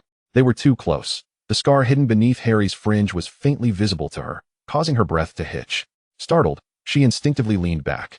Her mind blank, and her speech faltered. You. For a moment, she believed Harry might see her. His expression shifted from surprise to delight upon looking at her, akin to a solitary astronaut drifting in space, encountering another human figure. Even if it were merely a fleeting illusion, she could not help but harbor hope, yearning for the other's presence to affirm her connection to the world, alleviating her solitude. Can you see me? She ventured cautiously. Meeting Harry's calm gaze, deep as the Black Lake, sent ripples through her. Yet, he remained unresponsive, prompting her to hunch her shoulders in anxiety, unsure of what to say. It was only then that she heard Ron's voice inquiring. Excuse me, may I sit here? All the other compartments are full. Of course. Shuei could distinctly see herself reflected in Harry's eyes, yet she could only watch as he looked through her to Ron. He would only respond to Ron, who existed in the same realm as himself. He could not perceive her. Ron cheerfully settled in, dragging his luggage, and began conversing with Harry, while she remained invisible to both, leaving her feeling somewhat dejected. What am I even expecting? How could I, who cannot even trigger a plot event, ever be seen? Nevertheless, it was still quite pleasant. Being a transparent entity, a living commentary machine, was not so bad, right? And she could enjoy a 4D movie without disturbing anyone. How wonderful. The dark clouds of her emotions momentarily enveloped her heart, yet like the wind, they swiftly dissipated. Observing the animated interaction between Harry and Ron, she felt as though she were on a pilgrimage of sorts, participating in a momentous scene, and her spirits lifted once more. The difficulties were merely temporary. She would inevitably join the fray as the savior. Once Professor Flitwick had devised the card magic. Shuei recalled the exhilarating discussions she had recently shared with an intriguing online acquaintance regarding the future of the Hogwarts Dueling Club, and a wave of excitement washed over her. As for the fleeting sense of defeat that had momentarily cast a shadow over her spirits, absolutely inconceivable. She was, after all, the quintessential jester, adept at conjuring joy from thin air. The triviality of her perceived insignificance was hardly worth her concern. Witnessing splendid moments of merriment was her eternal pursuit. With this self-reassurance, Shueihua quickly revived her spirits and immersed herself in the film once more. If memory served her correctly, the next scene should be. She rubbed her hands together in anticipation. Does anyone need snacks? A server wheeled by, pushing a cart filled with delectable treats, inquiring through the compartment where Harry sat. Thank you. I already have something to eat, Ron replied, grimacing as he slowly raised his rather poorly wrapped sandwich, casting a wistful glance at the cart brimming with novel and appetizing snacks. The youth had yet to master the art of disguise. His cerulean eyes were transparently filled with longing and reluctance toward the tempting treats. Just a pauper being a pauper, unable to afford even those. Draco finally found a facet he could boast about, whether he had genuinely forgotten his fears of the previous day or was merely seeking to escape his own confusion. He feigned bravado, lifting his chin haughtily as he addressed Pansy. Look at him, clinging to his meager meal, clearly unable to purchase those snacks. Pansy, however, responded nonchalantly, huh? Indeed. Under normal circumstances, Pansy would have gazed at Draco with unabashed admiration, as if his words were not mere childish jibes, but rather the ultimate scripture. Yet, preoccupied with concerns regarding the Parkinson family, Pansy lacked the inclination to play the role of Draco's devout follower. Oblivious to Pansy's unusual demeanor, Draco continued to evade reality, while Jessie, who had been observing them closely, noted Pansy's disquiet. Ginny, too, had lost her interest in the fact that Shueihua sat beside Harry, instead glaring at Draco for disparaging her brother. What's so great about having a bit of money? You vile scoundrel devoid of any morals. Having uttered such harsh words, Draco found himself with no path of retreat, compelled to persist in his taunting. The Malfoys may not possess vast wealth, but at least we are not impoverished souls like you Weasleys, who rely on a paltry salary to support the entire family. This remark escalated beyond a mere spat between Draco and Ron, igniting fury among all the Weasleys. Every one of them, save Percy, brandished their fists in anger. Care to repeat that? Though Percy, as the prefect, was not prepared to engage physically, he could not ignore the situation. Clenching his fists, his eyes mirrored his discontent and rage. The discrimination against their family's financial situation, both overt and subtle, was countless. While the younger siblings might remain oblivious or indifferent, he, as the third child, felt a duty to uphold the dignity of the Weasley name, especially now that his older brothers had each achieved success. One day, I will rise to the pinnacle, ensuring that no one looks down upon my family. Draco, witnessing the four of them rise in unison, felt a twinge of fear. However, as he glanced around and found no one meeting his gaze, he found himself in a precarious position, caught in an awkward silence. Fortunately, Jessie, quick on her feet, intervened. Senior, why not try this? It's quite delicious. Humph. Jessie forced a smile, inwardly lamenting. Malfoy, for the love of Merlin, please be quiet. You're provoking a family of heroes. Do you dare to challenge them? Can you not learn to be as discreet as Zabini and Nod? Even your girlfriend understands the importance of self-preservation more than you do. Chapter 20. I want all of this. Yes, precisely. Shueihua beamed as she watched Harry empty his pockets for coins, purchasing every snack from the server's cart for the forlorn Ron. Observing Ron's astonished expression, Shueihua quipped. In just 3 sentences, I've managed to make Harry Potter deplete his pockets. Oh, how domineering he is. As soon as she finished her remark, she doubled over in laughter, her posture resembling that of a cooked shrimp. Chapter 21. Amidst their banter, Harry had already unwrapped and released the chocolate frog, his gaze drifting toward Ron, who was struggling to extricate his rather clumsy and unattractive pet mouse from the candy box. Noticing Harry's attention, Ron chimed in. Oh, right. This is Scabbers. P.S. Rather unfortunate, wouldn't you agree? The remnants of his past misadventures resurfaced, eliciting an obvious disdain on Ron's face. Unfortunate? Hardly. Well, Fred taught me a spell to turn him yellow. Would you like to see? The boys were animated in their discussion of magic, while Shueihua quietly scoffed at the logic of transforming a pitiful creature into a different hue. However, well aware of Scabbers' true identity, she found no reason to halt Ron from casting a spell on his pet. After all, it was unlikely to succeed. Ron wiped the crumbs from his mouth, retrieved his old wand, and aimed it at Scabbers, preparing to recite the incantation. Sunshine. As the spell commenced, Shueihua, unlike Harry, did not eagerly anticipate Ron's performance. Instead, her attention was drawn to the aisle outside the compartment, her dark eyes fixated with anticipation, as if the happenings beyond were of greater significance. She's coming. She's coming. She's coming. Shueihua's reaction was enigmatic. Aside from the subtle shift in expressions among the Gryffindor trio, the rest were oblivious to her excitement. Harry and Ron's responses aside, Hermione's hand, which held her cup of tea, trembled slightly, causing the crimson liquid within to ripple. Her gaze, once bright with enthusiasm, had dulled as she fixed her eyes on the screen, completely forgetting her intention to seek out Shui's mysterious book in the library after the film. If only she could borrow Harry's invisibility cloak to sneak out of the suffocating hall rather than endure watching her own past unfold on screen. Hermione thought, who am I? Where am I? Why am I still sitting here waiting for my own downfall? A light patter of footsteps echoed, the hem of a black robe swaying with the owner's movements, as a girl with a mane of tousled brown hair arrived at the compartment door. Upon her entrance, she surveyed the entire carriage before directing her gaze toward Harry and Ron, who were seated together. Has anyone seen a toad? A boy named Neville lost one. No, Ron replied. Unfazed, Hermione observed the scene where Ron was poised to cast his spell, her head slightly raised, exuding a palpable air of arrogance. Oh, are you performing magic? Let us see then. Oh, Merlin's beard, Hermione sighed, exasperated, as she watched her younger self, so naive and so haughty. Ever since Shui mentioned wanting to ship her with Ron, she had not cast another glance at them. Now, it was her turn to face the screen. Not everyone possesses the courage to confront their past, especially during such an immature phase. Yet, Gryffindor was not lacking in bravery, and even if she chose not to watch, others would still bear witness. After a moment of internal conflict, Hermione resolved to confront reality once more. 2 years have passed, and Hermione now gazes back at her first-year self from an outsider's perspective, finally comprehending why Ron and the others deemed her haughty and difficult to engage with. Upon her arrival in their compartment, she had scrutinized them with an air of authority and unilaterally inserted herself into their discussions, a demeanor that could hardly be described as congenial. It is no wonder that Ron and his friends took a disliking to her later on. Hermione sighed. The sunlight, daisies, and the aroma of butterbeer filled the air. Ron solemnly recited the incantation his brother had taught him, but with each passing moment, Hermione sensed that something was amiss.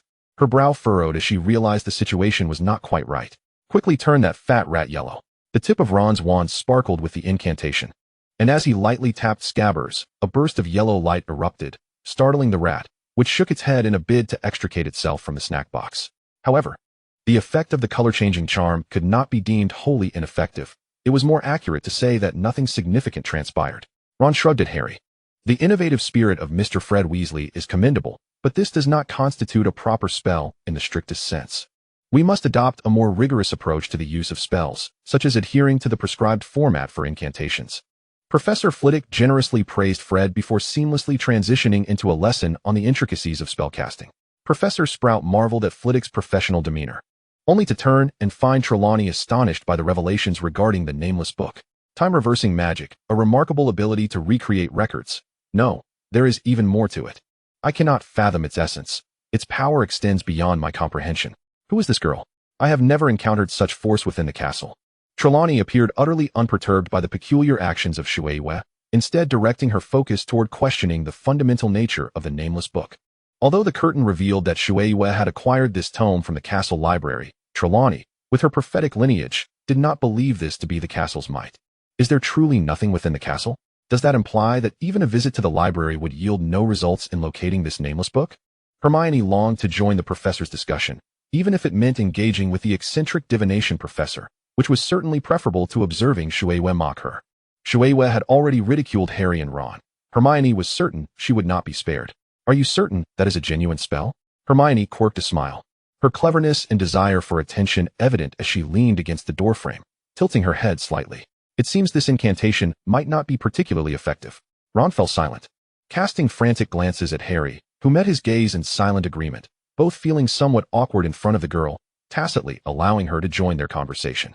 Of course, I have also successfully performed several simple spells, Hermione declared, her neck held high like a proud swan. She drew her wand from her bag and gracefully seated herself opposite Harry. Shui, considerate as ever, tucked her feet beneath her and leaned back to make room for Hermione, pointing her wand at Harry's glasses. Harry was taken aback, his pupils dilating, yet he dared not move. Heaven only knew what might occur if she trembled even slightly. For instance, the glasses could be restored to their former glory. A flash of light erupted before Harry's eyes, only to extinguish instantaneously, revealing a pair of seemingly brand new glasses before him. He removed them to inspect them closely, unable to believe that this was the same pair that had been so broken that he needed to bind them with transparent tape to wear them.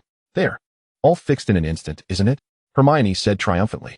Harry looked incredulously at Ron, eager to share his astonishment with this newly acquainted friend, but as he turned, the movement revealed the scar on his forehead. He heard Hermione exclaim, "My goodness, you are Harry Potter? I am Hermione Granger. The famous savior, is it not?"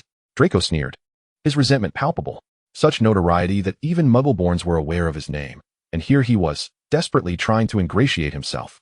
He paid no heed to the fact that Hermione had merely passed through the compartment to assist Neville in locating a toad. Instead, he seized upon Hermione's surprise regarding Harry to launch his typical barbs, his tone as acerbic as ever, albeit with a hint of caution. Aware that he could no longer brazenly refer to Harry as the mudblood, Jessie felt a sense of relief. Hermione, having just met Harry, turned to Ron and asked, "And you are?" "I'm Ron Weasley," he replied, munching on a snack. "Pleasure to meet you," Hermione responded. And she proceeded to recount the details of her changing into her wizarding robes before boarding the train. She spoke with great care, while Harry and the others listened intently. Yet Shui, who seemed most concerned, appeared entirely disengaged from Hermione's words. Harry was curious. How could Shui, who had remained silent during the lengthy exchange between Hermione and Ron, not have spoken up? This was not her usual demeanor. The curtain, seemingly imbued with sentience, shifted the focus to Shui, who was as silent as the air itself, but Harry immediately regretted this thought. "Wife!" A low cry echoed from within Shui's throat. And though she uttered no further words, her mind raced with a flurry of repetitive thoughts, flashing through her consciousness like meteors. "Wife, wife, wife, wife, wife. I am as proud as a swan and as clever as a water rat. Hermione, my darling wife. You are so adorable." Beneath her calm exterior, Shui's heart twisted and contorted like the famous painting The Scream. She gazed at Hermione, who was conversing with Ron, her hands unconsciously clenching her clothing to restrain her excitement. "Our Hermione is the best, and I will accept no rebuttals." Once Hermione had finished her explanations, she strode away with her head held high, pausing only to grasp the door handle and glance back at Ron, saying, "By the way, you have something dirty on your nose, did you know?" She pointed at her own nose to draw Ron's attention. Before Ron could react, Shui had already covered her chest, as if restraining the soul within her that was yearning to break free from its shackles. Upon hearing Shui's exclamation, Hermione appeared to be utterly stunned. As if her soul had left her body, Ron felt that she was no longer capable of processing anything. If he could, he would gladly mute his hearing to avoid listening to Shui's ensuing monologue. With a look of astonishment, Ron chewed on a snack, obediently wiping his nose. He waited for Hermione to confirm it was clean before departing. The young girl left with a flourish, unaware that her arrival had caused quite a stir. Shui cradled her face in her hands, stifling an ambiguous scream that nobody else could hear. "Aw, I can't believe she waited for him to clean up before leaving. Min, you really care about him," she muttered to herself, furiously pounding her thigh, finally exhaling a breath of relief as if about to impart some profound wisdom, only to revert to her usual humorous tone. "I declare, my wife is now with my wife. It's official. The key has been tossed into the Black Lake." Chapter 22. Wife? Not only does she refer to Hermione as darling wife, but she also calls Ron wife? Harry was utterly bewildered. Shui's words were laden with significance. Although the notion of marriage between wives is utterly astonishing in this era, the collective awareness of Shui's affection for the couple, Ro and Ron, led everyone to overlook the implications of same-sex marriage. Instead, they fixated on the absurdity of Shui referring to Ron as her wife and announcing the union of her two spouses.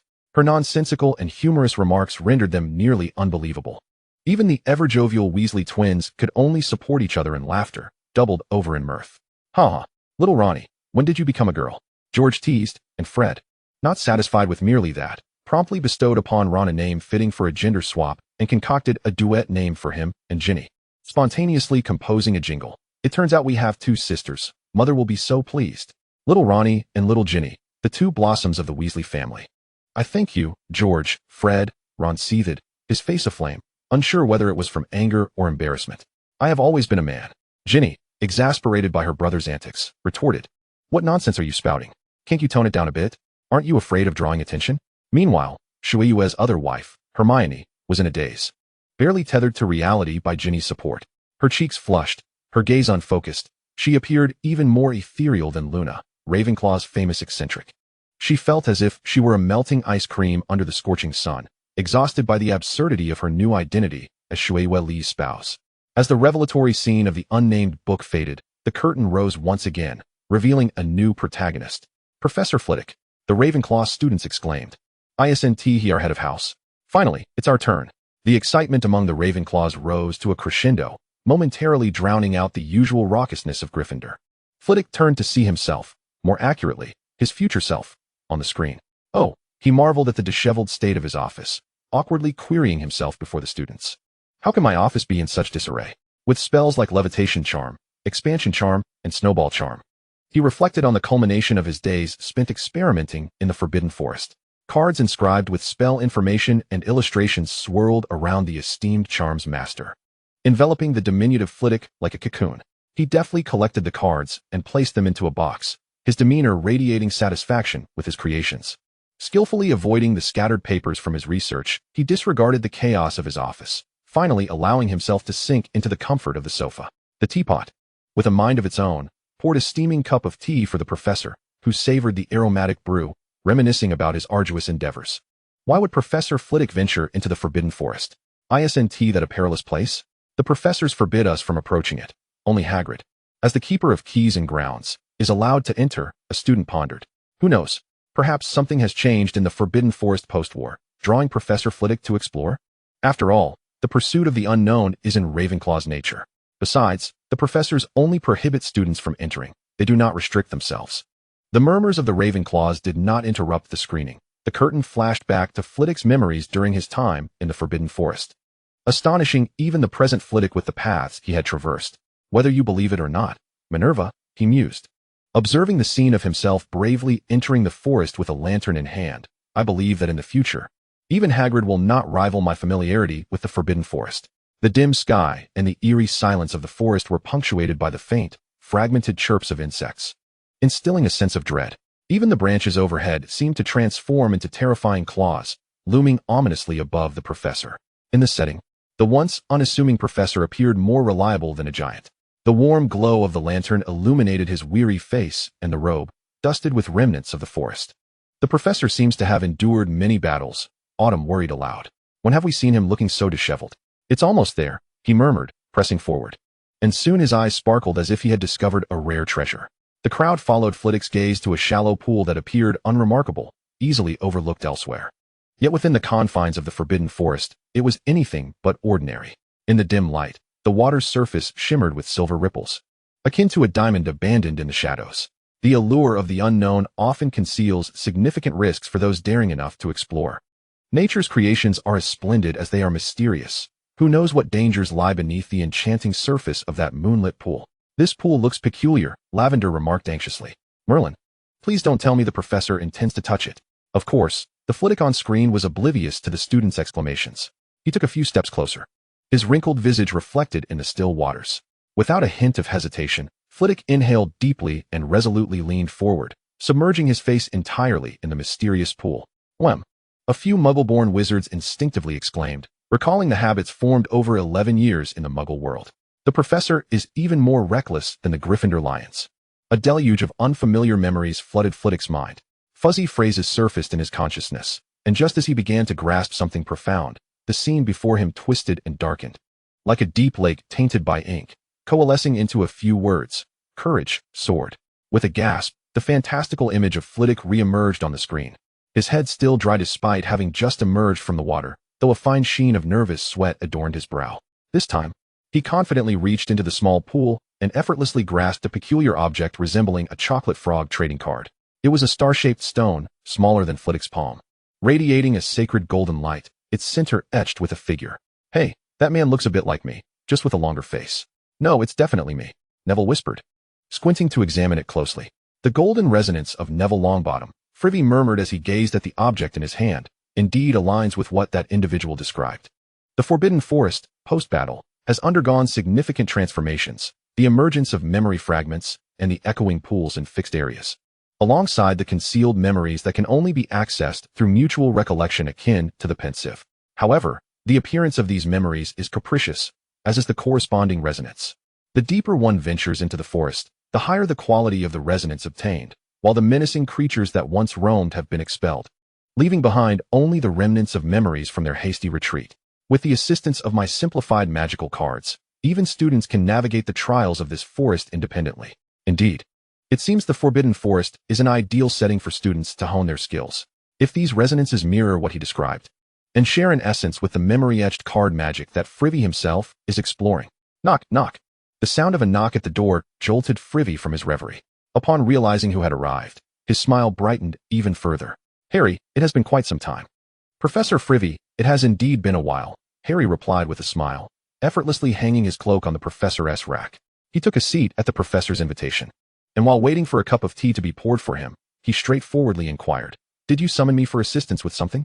Having shared 7 years as teacher and student, Frivy felt no need for pleasantries. As mentioned in my letter, I wish to ask you, Harry, if you would be interested in becoming the inaugural partner card in my card magic? Partner card? Harry echoed, intrigued. Yes. You are aware that Hogwarts has experienced numerous changes since the battle, Frivy explained, gesturing for Harry to enjoy his tea, and taking a sip himself to clear his throat. Setting aside the castle, let us discuss the Forbidden Forest. You mentioned that you dropped the resurrection stone within its depths. I surmise that this very stone has instigated unprecedented alterations throughout the forest. Although the threatening creatures that once aligned with Voldemort have vacated, remnants of their memories may still linger, manifesting as memory monsters. These entities pose little threat to us, seasoned wizards. Yet they present an apt challenge for young witches and wizards. Indeed, I have conferred with McGonagall and others, preparing to establish fixed routes within the Forbidden Forest for student training. Frivy succinctly introduced Harry to the peculiarities of the Forbidden Forest trials and the echoing pools, before transitioning to discuss his research. For the past 3 years, I have been perplexed, lingering at the forest's edge, conjecturing that its transformations are entwined with memory. Consequently, I endeavored to create magical cards inspired by the memories of the forest and castle, designed to lower the magical prowess requirements for spellcasting and allow students to preemptively experience the effects of advanced spells. It is undeniable that in the aftermath of the battle, our students have become somewhat impatient and restless in their pursuit of power. I believe that rather than suppressing these sentiments, it would be more beneficial to provide an appropriate outlet for them. This approach not only alleviates unnoticed tensions within the college, but also enhances students' familiarity with spells. Thus, I have revitalized Lockhart's dueling club under a fresh and improved framework. Oh, I am aware of that, Harry remarked, a smile creeping upon his face as he recalled something. Your innovations are unprecedented, and the re-established dueling club is quite popular among the students. I heard that from Neville. Indeed, it is remarkable how many maintain connections despite not sharing the same environment. You all certainly fall into that category, Frivy praised, continuing, aside from the basic spell cards. I have also ventured into creating various other types of cards, some that replicate potion effects, others that emulate magical creature abilities, even cards capable of summoning memory entities. However, these are all based on fixed memories from the past. Therefore, I pondered whether it might be possible to extract fragments of a wizard's memory to replicate their abilities. Akin to wizard echoes, an attempt to create summoning cards that could call forth wizards rather than magical creatures. Ah, I see, Harry responded, blinking in realization, his demeanor casual yet engaged. In regard to selecting a partner card, I have given it considerable thought, and even solicited students' opinions on whom they would most desire as a partner. Can you guess the outcome? Harry grinned, jesting. Am I the most favored choice? Indeed, but not solely. Frivy chuckled heartily. Hermione and Ron are also exceedingly popular among the students. He then revealed the voting results, which he had yet to disclose to the others. As he glanced down at the floor cluttered with papers, he smiled awkwardly at Harry, who assisted in tidying up. Results. Come forth. With a flick of his wand, a piece of parchment soared into Frivy's hand, which he then passed to Harry. As Harry looked down, he discovered that he indeed ranked first, though the vote count was nearly identical to the second-place holders, Ron and Hermione. And all three had significantly higher votes than the other contenders. The unexpected nature of this outcome sparked astonishment in his bright green eyes. Wow. Not only was Harry taken aback, but even Ron, present in the Great Hall, felt similarly incredulous. Oh, he stammered, rendered speechless, his blue eyes wide in disbelief.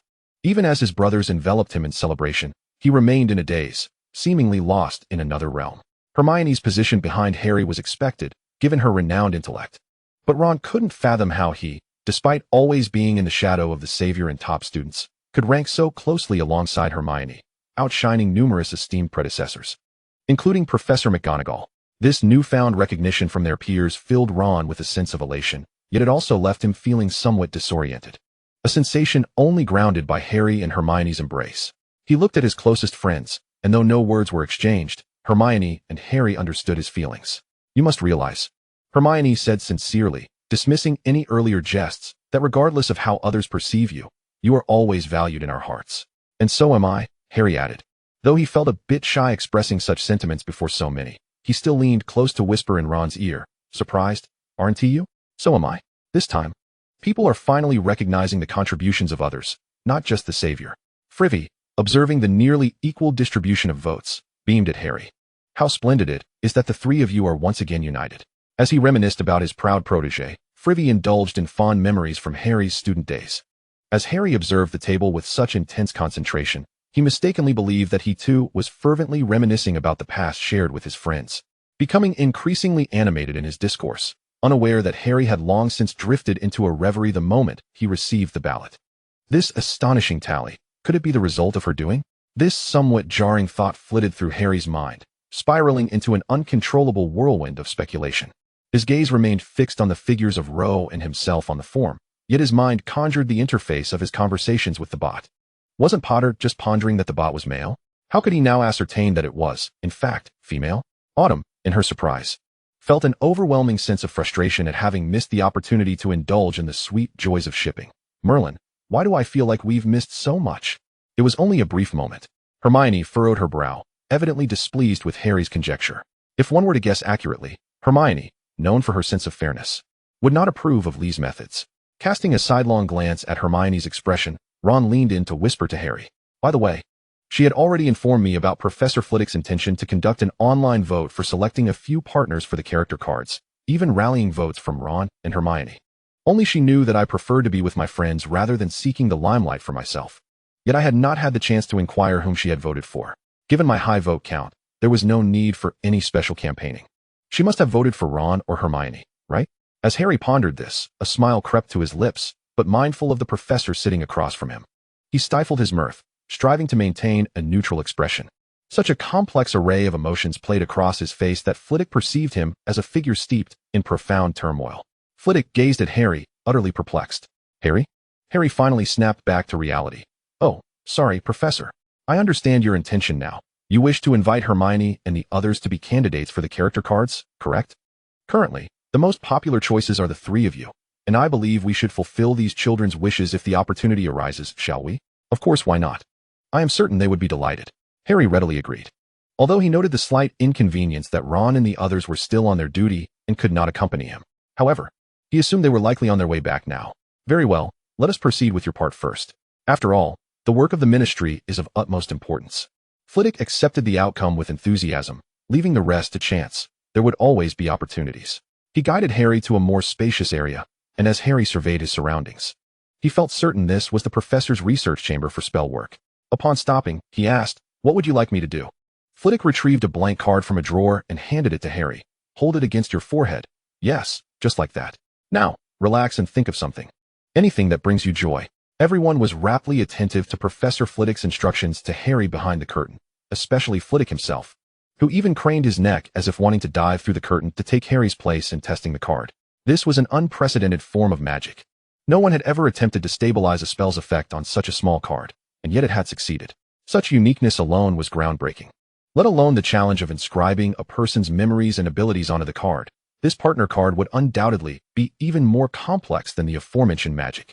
Yet here, a miracle of an experiment was about to unfold before their eyes. Who could remain unexcited? No one could resist the allure of this unprecedented phenomenon. Yet Harry found himself preoccupied with more pressing matters. What brings me joy? What would I think of if it were the present Harry? He could confidently assert that the only thing that brought him joy, apart from reuniting with his godfather, was the prospect of finally having a true home.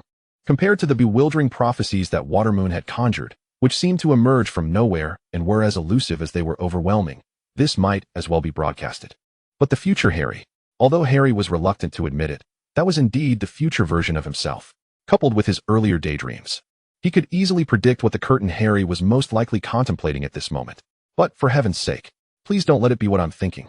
Remember, your memories are going to be inscribed on that card. Harry silently prayed to Merlin to prevent his future self from revealing too much. Joyful things. The cool touch of the card pressed against his forehead brought no other sensation. Harry closed his eyes, and the first images that sprang to mind were the smiling faces of Ron and Hermione. This was only natural, as they were his closest friends, and the professor had just been speaking of them. Yet, more prominently swirling in Harry's thoughts was another individual he had known for nearly a month without ever having met in person. It had been 3 days since the last update, and he wondered whether her writer's block had resolved. The narrative of the parent generation had reached Harry's third year, lingering at the moment when James intended to bring Harry and Sirius together to form the Marauders, and what would transpire between Harry and Lupin. I can hardly believe I missed a month of Harry and Moon Sugar, Autumn lamented, recalling the naming conventions Watermoon had whimsically devised for the ship she and Potter shared. A month, so much could happen in that time. Is there anything I should be unaware of? A month has passed, but I've only read the beginning of the story. Though he had hazy speculations about the direction of the story, Harry preferred to witness the words crafted by her own hand. Rationally, he understood that such a serious moment was not the time for idle thoughts, yet emotionally, he found himself helpless against the allure of the enchanting narratives the bot created, which captivated his heart and mind. Reflecting on the novels penned by the other, it seemed only natural to think of the author herself, right? Regardless of the passage of time. Even after confirming that the bot bore him no malice, or if there was, it was merely affection, and that there was no ill intent in crafting tales about Potter to attract attention, Harry still found himself startled by the occasional astonishing remarks that surfaced from her, such as her exclamations of Lily, my mommy, my wife, after sending him her writings, which led him to question his earlier conclusion that she was female based on her manner of speaking. She was always so extraordinary, capable of crafting such delightful tales, and she had indeed kept her promise to show him her writings beforehand, rather than merely speaking empty words. She respected every suggestion he offered, thoughtfully considering and making revisions. Devoid of the arrogance typically associated with artists, though the bot would deny it, to Harry, anyone writing stories was an artist, simply because she believed he understood Harry better than she did in certain aspects. Contemplating this, Harry nearly burst into laughter, silently thinking, naturally, the one who knows oneself best is oneself. After all, he is Harry Potter himself. Who would have thought that the savior possessed such a playful side? Fully aware of everything, yet feigning ignorance, concealing his identity while remaining close to the girl, though this could hardly be deemed virtuous. It was far more lively and engaging than the rumors surrounding him. Susan curiously scrutinized the frail figure seated at the golden-red long table. Previously, she had not considered herself ignorant of the renowned savior, yet now she felt a certain pang of inadequacy regarding her knowledge of him. Even having been led astray by rumors and misconceptions, George raised an eyebrow, seemingly amused to find that Harry had become adept at expressing emotions. At the very least, it was now evident to all that Lee did not target anyone in particular. She merely possessed a regrettable habit of calling everyone her wife.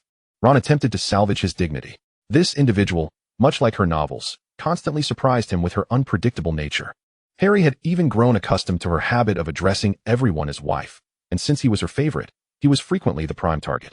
It is worth noting that he had once vehemently debated the rationale of gendered relationships with her, only to concede in the face of her relentless insistence. All right, fine. Harry is not my wife. He is my husband. Is that satisfactory? He was left momentarily speechless, embarrassed and apprehensive that she might continue, recalling her hometown saying, "Oh, right." She never fails to astonish. This was not hyperbole on his part. She was indeed the type to boast online, often unleashing her exuberant remarks without restraint. This behavior was entirely at odds with Harry's impressions of those of Asian descent, leading him to harbor doubts that she might be American or perhaps French. Ahem. Returning to the matter at hand, she had recently mentioned to Harry, albeit unbeknownst to her, that she was finally going to write about the third year, and heavens, how long had she awaited this moment? I'm about to unleash some exuberant remarks. First of all, I am not infatuated, but third-year Harry is undeniably handsome. Such a charming blend of attractiveness and adorableness is not something everyone possesses. Secondly, I am not infatuated, but who could possibly encounter third-year Harry without being smitten? He is not only handsome, but also considerate, and can cook. What woman wouldn't he adore a man who can cook? Lastly, I am not infatuated, but Harry, oh my. I could just cry. If anyone fails to recognize Harry's merits, I would be heartbroken, you know? Understanding that she was likely just speaking for effect, and having endured her frequent declarations of love, he brushed his crimson ears and jokingly retorted, "So, grown-up Harry isn't handsome anymore?" To his surprise, the one most prone to teasing him did not respond with a laugh, but rather earnestly explained to Harry, "Of course older Harry is great. Who wouldn't he exclaim about a handsome aura?" Every phase of Harry had its own charm. Just as youthful innocence had its own delightful naivety, and maturity brought stability and responsibility. Regardless of the version, she cherished them all. Though she held a particular fondness for the one existing between the two extremes, her first encounter with the legacy of the previous generation, meeting the finest defense against the dark arts professor and the best godfather, and witnessing Harry attempting her favorite Patronus charm. That moment when he successfully summoned his Patronus to fend off numerous dementors was truly both reassuring and heart-fluttering. For heaven's sake, He was the savior. Who could possibly resist such a comforting presence? Certainly not her. Little did she know that Shui Yu's words were indeed captivating. She had not anticipated such charm in her speech, repeatedly asserting she was not infatuated, yet her praises for her idol's handsomeness were unmistakable. How amusing. Even Hermione, who had just experienced an awkward moment, found herself chuckling again. People are like that. Everyone enjoys comedy, so long as the one performing it is not themselves. At this moment, Shui Yu was extolling Harry, not herself or Ron, allowing Hermione to finally relax and laugh freely. Was this a confession? It must be a confession. Chio instinctively placed a hand over her heart, attempting to contain her surging excitement. Her one and only husband, whom she adored in every form, Merlin. This was the first time she had heard such a romantic declaration. In the future, if a boy professed his feelings to her without reaching this level, she would not even consider accepting it. Marietta, half in jest and half seriously, remarked, "Dude, turns out you're quite something." Ron could not resist teasing a bit in front of his friends. "By the way, I haven't had the pleasure of tasting your cooking. When will you show us your skills?" "In the next life. I'm too busy in this one," Harry replied, his face flushed from Shui Yu's public confession. Did I really use the Patronus charm that impressively? Reflecting on his past prowess in repelling multiple foes single-handedly, coupled with the plethora of praises from Shui Yu, Harry could no longer suppress his burgeoning smile, his lips curling upward uncontrollably. Suddenly, the darkness before him erupted into a burst of blue light, startling him into opening his eyes wide, instinctively reaching for his wand. "Calm down. Harry, it's all right. Our experiment has succeeded," Professor Flitwick called out, urging Harry to remain composed, though he himself was bouncing with childlike excitement. "The first partner card at Hogwarts. It's done. I apologize, Professor. I was simply too nervous," Harry said, retracting his wand as he recalled the task of examining the card. However, unbeknownst to him, the card had slipped from his grasp, floating between Flitwick and himself. The illustration depicted him, clad in aura robes, wielding his wand while casting the Patronus charm. "Quick, let us test its effectiveness," Professor Flitwick urged, eager to experiment with his new invention, directing Harry to attempt the card magic for the first time. Harry watched as the freshly completed card ignited and burned out, centered on the point his wand had indicated. He did not feel overly concerned, as Shui Yu had mentioned this was merely a special effect, and the spell would revert after losing its potency. A figure materialized in response to his summon, proclaiming, "I shall not stand idly by." Before he could see it, the voice arrived, as a man, as tall as Harry, summoned a majestic stag that resolutely stood before him, completely shielding Harry with its silver blue shield. "Oh wow, how cool!" Professor Flitwick exclaimed, marveling at the impressive scene of Harry being protected by his own Patronus. "Thank you," Harry replied, feeling a bit embarrassed despite initially thinking it quite admirable. Chapter 24. Declining Professor Flitwick's invitation to tour the dueling club, stating he preferred to explore the castle on his own, Harry did not truly admire Hogwarts' new ambience as he had claimed. Rather, he sought a secluded spot to discreetly open his communication interface. He felt a surge of impatience, eager to share this delightful news with her. "Golden Snitch. Bot, are you there?" Harry bot. "Yes, what is up?" Harry bot. Cat winking gif. "Golden Snitch, just between us." Harry had never anticipated that before he could even send his next message, she would reply in an instant, complete with an accompanying emoji. The adorable cat winked next to Bot's name on the screen, as if she were making the gesture to him through the feline. Unconsciously, Harry found himself mirroring the wink, a natural action that suddenly felt awkward. Although Bot had mentioned that the limitations of text chatting, unlike real-life exchanges with tone and expression, often lead to misunderstandings, resulting in the use of emojis as a supplement. Sometimes sending emojis was merely a habit without any specific meaning. Nevertheless, Harry always instinctively associated the emojis with her, feeling as though he were conversing with an animagus. After being bombarded by a flurry of cat gifs from the bot, Harry found his disdain for cats somewhat diminished, though it was never significant, as the shadow cast by Mrs. Fig's cat was quite profound. He held no aversion to Crookshanks. He even began to involuntarily envision a serious feline face across from him, delicately tapping away at the keyboard with its furry paws, spelling out words. This whimsical notion brought a smile to his face and slowed his fingers in their task. When he finally extricated himself from this daydream, he realized that the other party had evidently been awaiting his response for quite some time. Hastily, Harry typed, "Golden Snidget, it's nothing. I just received some internal news. The results of the partner card voting have been announced.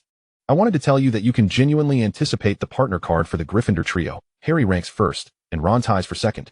Having sent this message, Harry braced himself for the inevitable onslaught of excited emoji from the bot.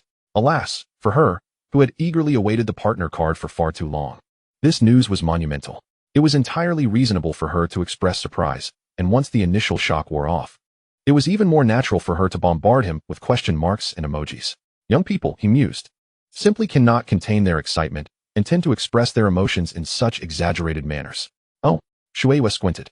Despite a month of typing practice and real-life coaching, Harry's typing speed had improved significantly, yet it still paled in comparison to the prowess of the seasoned surfer, Shui. When he paused to gather his thoughts, Shui assumed he had not yet finished and patiently awaited his response. Little did she know that her patience would yield the delightful news she had intended to share with him. Harry bot. Wow, it seems we are quite in sync. Sharing a mind. I was just about to tell you that. Golden snidget.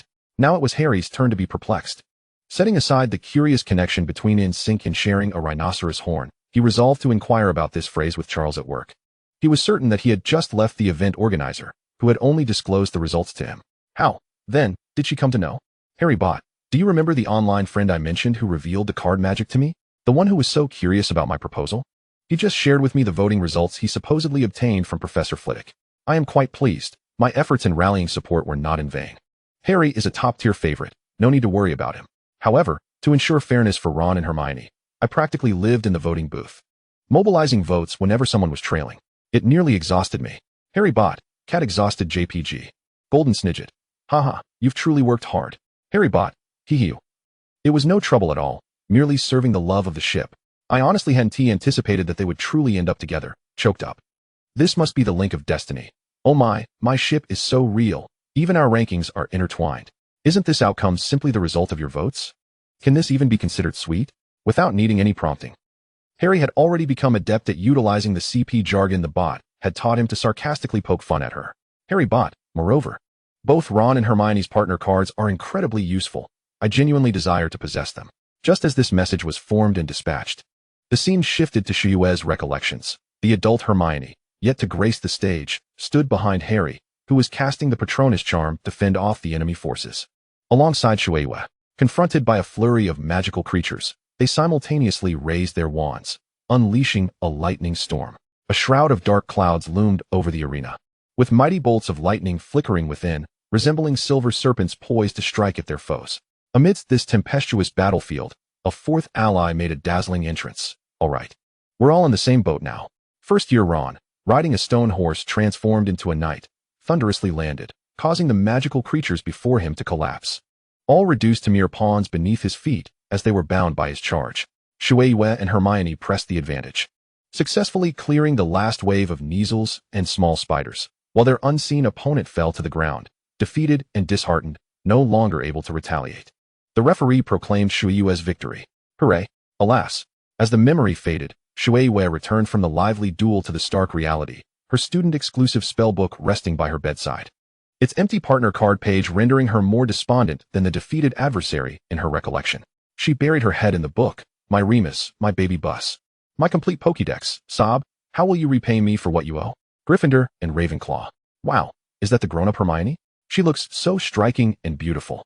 Lavender, captivated by the poised and charismatic adult Hermione displayed on the screen, could not tear her gaze away, exclaiming her genuine admiration. Embarrassed by this rare compliment regarding her appearance, Hermione blushed. It's all right. It's all thanks to the Aura uniform. Its design is quite nice. Lavender insisted. No, there's no need to be modest. You are indeed stunning. Especially that gesture when you cast the lightning storm. Merlin, you are, without a doubt, the coolest which I've ever seen.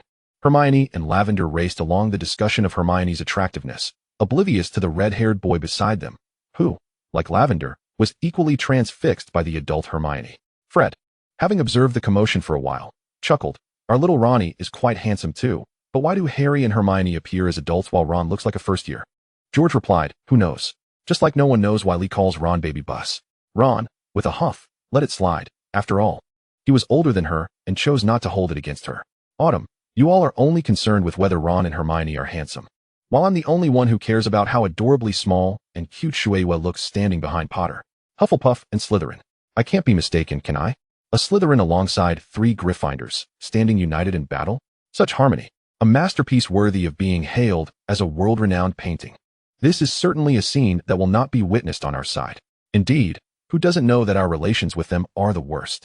However, the feeling of commanding them to fight for me is undeniably impressive and exhilarating.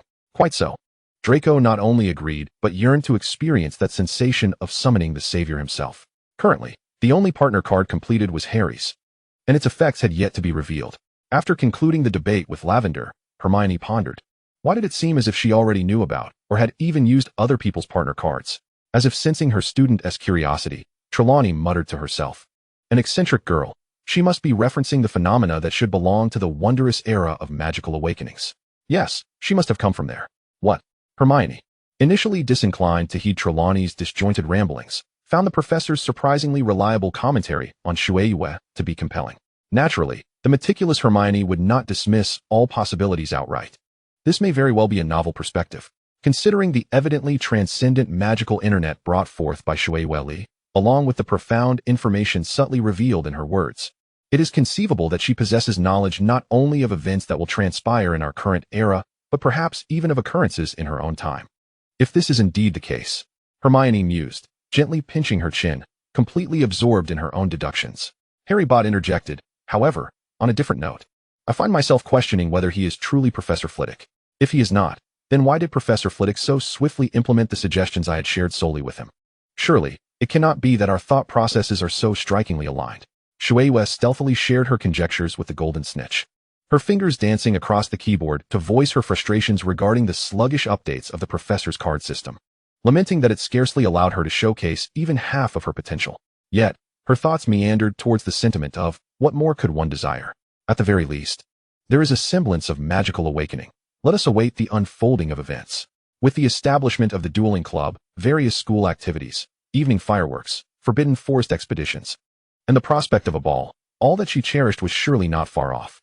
As Shueiyue's thoughts expanded, the scene shifted from the confines of the magical screen to encompass the entire Slytherin dormitory. The girl nestled in her soft bed, adorned in deep green and encircled by golden embellishments, did not draw the bed curtains.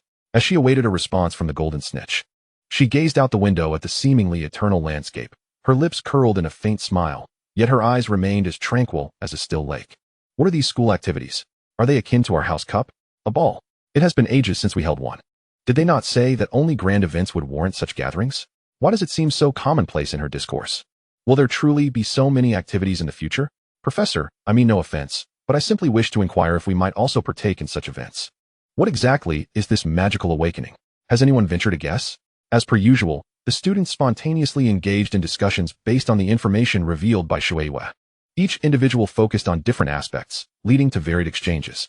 The Great Hall remained lively, abuzz with animated conversations, while Harry and Shueiyue, who had recently been the center of attention, found themselves somewhat neglected. To be overlooked, after all, is often a blessing. Harry quietly exhaled, feigning nonchalance as he surveyed the scene. The solitude stemming from the future seemed to echo within him, transcending time and space. She wore a smile. Yet how could he perceive a hint of loneliness? As he gradually suppressed the embarrassment of being teased by Shueiyue, he found himself reflecting, Li, regardless of the audience, maintains a composed demeanor, even in the face of provocation. Online, she radiates an enthusiasm akin to a Cornish pixie released from confinement by Lockhart, brimming with vitality, yet reality. Harry struggled to articulate the feelings that lingered in his mind upon witnessing this side of her. He was still too young to distill the complex emotions swirling within him into a singular term, yet undeniably, he seemed to understand her more than he had anticipated. It appears she is isolated, Hermione suddenly remarked. Though we have not witnessed much, it is evident that that group led by Blaze has been a nuisance to her previously, and she is surrounded by none who would offer her assistance. She stirred her cup of tea, sighing softly. Shueiyue appeared at ease, perhaps unaware that she was, in fact, sensing the exclusion from those around her. This very exclusion in reality only intensified her yearning for online interactions, deepening her nostalgia and desire to seek the echoes of the magical awakening era embedded within her memories. Ah, so it is not easy for her, Ron observed quietly. Even Harry has us by his side to support him, yet she. The memory of the lethargic atmosphere of the future Slytherin he had witnessed yesterday rendered Ron speechless. Is that why she indulges herself more online? Harry pondered, turning his thoughts around and finding it quite reasonable. A person long oppressed in reality would undoubtedly seek an outlet for their emotions. Even he had been enraptured by the reflections in the mirror of Ariste during his first year. How much more so for someone as solitary as Shueiyue. Thus, it dawned upon him that perhaps in the future, he might be her only friend. This notion abruptly surfaced in his mind and refused to dissipate. Harry gazed at her for an extended period, Unaware that his perception of Shui had transformed, she was no longer a stranger disconnected from him, but rather a friend whose paths had crossed through the annals of time. Chapter 25. It turned out she had long harbored suspicions, Harry contemplated. When Professor Flitwick discussed the card competition system and mentioned that these thoughts were shared by a friend and not his own original ideas, Harry was reminded of the bot. As he had heard these concepts from her long ago, even accompanied by the first-hand experiences of the participants. It was also in recalling how being chosen by the professor as a card spell tester had led her to fervently lament about the insufficient variety of cards that had resulted in her being relentlessly pursued in duels. The bot repeatedly emphasized that it was not a matter of her inability to compete, but rather the limitations imposed by the lack of card options, that Harry could not help but chuckle, nearly betraying his amusement to the professor. She had lamented to him more than once after duels, sighing, "If only there were partner cards. If only I had a Harry partner card, even without support skills. Just having him by my side would grant me a sense of security." The fatigue and helplessness she conveyed through her complaints, even from afar, were palpable. Yet whenever she mentioned Harry, a warmth would quietly seep through her words. It was these repeated exchanges, where her affection and trust in him inadvertently emerged, that led Harry to feel a burgeoning sense of closeness to the bot, despite his caution. He was confident that he had maintained his secrecy well, and that the bot was entirely unaware of his true identity, eliminating the possibility of any deliberate performance to impress him. Upon further contemplation, Harry himself was oblivious to the depth of trust he harbored for the bot, greater than he had initially perceived. He tentatively replied, "Perhaps it is as you suggested? Golden Snitch. In that case, should you have any better ideas or inquiries, you can directly discuss them with the professor, without having to wait for the planning to be implemented. Not only the professor, but even your idol is keeping a watchful eye on you." Upon hearing Harry's inner thoughts, Thomas and the other Gryffindor roommates could not help but cast meaningful glances at him. Seamus even cheekily whistled. Harry, tightening up, fists clenched. Autumn covered her face, exclaiming, "Oh dear, I've bumped into something again." Harry bot, "Haha, it does sound rather promising. However, I hope this conjecture turns out to be incorrect." Golden Snitch, why? Why? Because fanfiction should never dance before the original, Shuewa murmured. Playing is one thing, but if the professors were to discover my lair, it would be a disaster. I would become a figure of public execution. Harry bot, I feel shy, afraid of the professor. Golden Snitch, really? I do not believe you. Had it been another individual delivering that statement, Harry might have genuinely believed it. However, bot? Ridiculous. Who was it just yesterday that humorously remarked about Professor McGonagall being charmingly soft and fluffy, yearning to embrace and affectionately touch the little feline paws of the kitty professor? Wasn't it a bit absurd that the most stringent of professors would be feared less than the witty and humorous Professor Flitwick, who even performed a delightful dance with teacup cakes for his students? Surely, she must have her own reasons for concealing her identity from the professor, much like he did. Unable to suppress his curiosity, Harry was determined to uncover the truth. Professor Flitwick smiled at Harry, saying, "Thank you, Mr. Potter, for your kind words. It seems everyone enjoys my teacup cake dance." As he spoke, the little mustache on his face twitched with delight, pleasantly surprised by the positive reputation he had among his students, especially coming from the savior who typically maintained a distance from professors. How could this not fill him with joy and a desire to boast? Harry gazed skyward, Hermione sighed, and Ron covered his mouth, although he uttered nothing. It was evident to all that his trembling pupils conveyed his trademark phrase, "Bloody hell," in stark contrast to the cheerful head of Ravenclaw, Professor McGonagall, who was deemed the most austere by Harry's assessment and affectionately referred to as someone people wanted to hug, maintained a stoic expression. "Miss Lee has shown disrespect towards the professor. Points will be deducted from Slytherin," she declared. "Oh really?" exclaimed Gryffindor. "Wait, that's not fair. Professor. Shueweli isn't even a student yet," protested Slytherin. "Don't deduct our points. You can't be so petty." Shueyue's lips twitched, realizing she couldn't outmaneuver them. She decided to speak candidly. "Harry bot, I prefer to keep my online and offline lives separate, while some may not mind the distinction. I personally dislike the mingling of the two. I wish for a clear boundary between them. Besides, my online persona differs significantly from my real-life image. It would undoubtedly astonish them. I hope he is not a professor." Shuewa pondered for a long while before gingerly typing out her thoughts and sending them. "Is there really a difference between her online and offline selves?" Ron scratched his head. "I don't see any difference. She seems equally fond of Harry in both realms. Equally enthusiastic and proactive, to the point of overwhelming others. But is that really a bad thing? It's hard to say. We mostly see her private self. None of us know how she behaves in front of professors," Hermione remarked. George suddenly recalled, "You don't even need a professor, Lee isn't like this with her parents. She's much more courteous than in a typical household. Perhaps her demeanor in front of her elders is her true self?" That could explain her anxiety over the stark contrast between her online exuberance and her real-life persona. He shrugged, adding, honestly, I don't see the issue. The professor clearly isn't the type to hold grudges over such trivial matters. So, she refrains from acknowledging the professor out of fear that her online self might disappoint others? How could she possibly think so lowly of herself? Harry furrowed his brow, and without a moment's hesitation, he typed, Golden Snitch, what's wrong with your online self? You are wonderful. You haven't disappointed anyone. As soon as he sent that message, Harry felt his ears flush. Upon reviewing his words, he realized his tone had been somewhat stiff. He intended to elaborate, but, noticing the other person was typing, he panicked and randomly clicked something to send. When he looked again, he saw he had sent an emoji, specifically, the dog with flowers that Bot had sent him first. Harry covered his green eyes, filled with regret. Merlin, a sincere affirmation was ruined by his clumsiness, turning it into something comically absurd. He lamented that he had only saved the dog emojis and neglected to save the other cat images that Bot had sent. Cat images, at least, were cute and dignified, far better than this dog. Why had he only saved that dog? And why did he have to send it by mistake? If only he could retract his message. Though these two forms of communication were entirely distinct, the reality remained that once spoken, the words were like spilled water, impossible to retrieve. Lost in his thoughts, he could only watch as the typing indicator disappeared, waiting for the other person's reply. Harry Bot. Ha ha ha ha. Harry Bot. Thank you for your consolation. Honestly, I just don't want to face social embarrassment. It's quite awkward to have acquaintances discover my fanfiction endeavors. Harry Bot. Shiba Inu being pointed at, looking embarrassed gif. At this juncture, even the dimmest individual could discern her aversion to the topic and her reluctance to confront it directly. Harry grasped her meaning and pursed his lips, shifting the conversation. Golden Snitch. Actually, I haven't yet revealed all the inside information I received.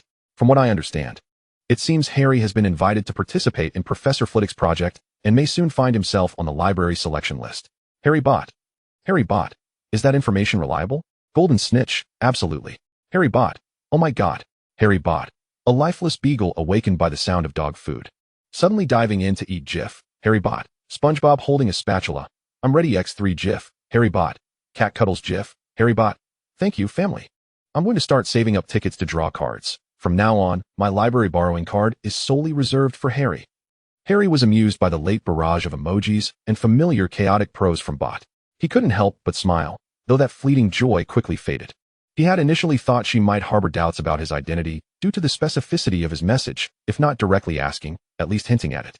Harry had prepared himself for such inquiries. He wasn't yet ready to trust Bot with his true identity and had no intention of revealing it until he learned hers. But to his surprise, she showed no interest in probing his identity, making him feel like the only one burdened by ulterior motives in this interaction. Harry's mood soured. The feeling that he was the sole villain in this narrative weighed heavily on him. For the time being, he preferred not to discuss Harry Potter matters with Bot. Golden Snitch, you participated in that vote, right? May I know who you cast your vote for? Golden Snitch, let me take a guess. Given how high Harry's vote was, it's a foregone conclusion. You love Ron and Hermione. Which one of them did you vote for? Which one do you prefer? Harry Bot. Cat looking astonished, pointing and gesturing JPG. Harry Bot. Your question is rather malicious, isn't it? It's akin to asking a child whether they prefer their mother or father, purely sowing discord, don't you think?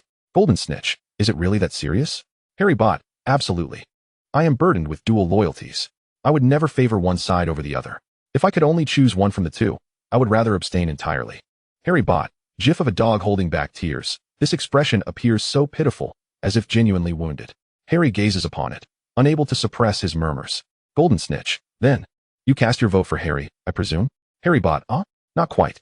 His support is firmly established. My vote wouldn't make much difference. If you are not voting for Ron or Harry, then who exactly have you chosen? Beyond us, do you have any other options?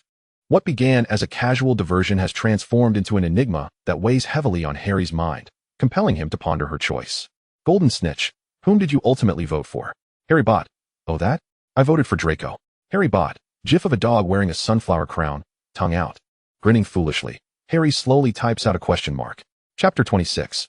It is well known that Shui Wei, despite being a Slytherin, is also a fervent admirer of Harry. Furthermore, she possesses knowledge about many events from Harry's past, as well as those he remains oblivious to regarding the future. Thus, she must be aware of the tumultuous history between Harry and Malfoy, recognizing them as arch-nemeses and sworn rivals. So, why does she not select her idol, but instead opt for that insufferable, arrogant Malfoy? Is she truly unaware of how malevolent he is? Colin, feeling as though he has been betrayed by a comrade. Expresses indignation that surpasses even Harry's own. Before Harry can utter a word, the head of the Potter Club delivers a statement aligning with Harry, denouncing Malfoy vehemently. Ginny gazes at the circle representing Lee on the screen. It serves as an abstract representation of Harry. Although it does not depict him explicitly, the black base, green glasses, and the warm orange lightning scar in the top left corner unmistakably signify Harry. There could be no other. They adore him to the point of branding themselves with his name, using it as their identifier. Would such individuals truly choose another? Could there be a misunderstanding?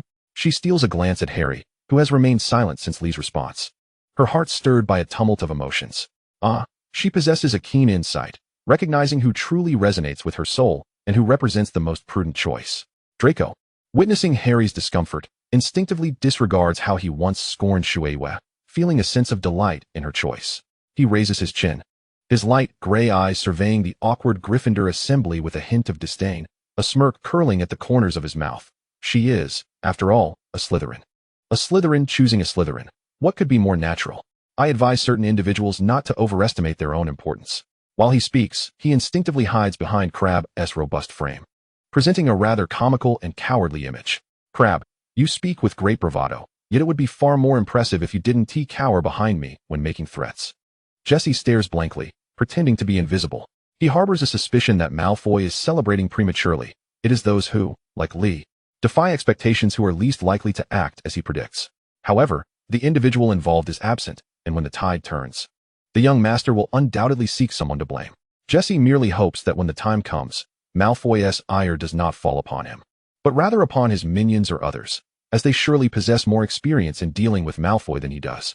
Don't listen to him, Harry. Ron, unable to tolerate Draco's self-satisfied demeanor, refuses to even glance in his direction and firmly, though stubbornly, asserts to Harry. Lee is certainly not the person he claims her to be, and everyone here knows that Lee's affections lie with you. She even stated that she would cast all her votes for you, though I'm not entirely certain what those votes entail. I can assure you that the amount will exceed the one she cast for Malfoy. In her heart, you are far more significant than Malfoy. Autumn gazes at this valiant defender with shining eyes. Merlin, your dedication to our ship is truly heroic. No wonder you are the Golden Red Knight of Gryffindor. I shall also support your relationship with Hermione. Harry, I appreciate your sentiment. It genuinely brings me some comfort. Ginny suddenly slaps Ron on the shoulder. Shut up. Can't you see Harry is in distress? Ron, ouch. He grimaces, feeling wronged. It's just words. Why hit me so hard? Hermione hands him a portion of fries. You should consume more potatoes. Next time, be mindful of the atmosphere when you speak. I genuinely fear you might get hurt someday, due to your lack of social awareness. Ron feels aggrieved, but remains silent. He munches on the fries Hermione offered, thinking stubbornly. I am aware of the atmosphere. It's just that Harry is upset because of Lee. Harry, are you all right? She meets his gaze with a hint of panic and concern, her cheeks tinged with a faint blush.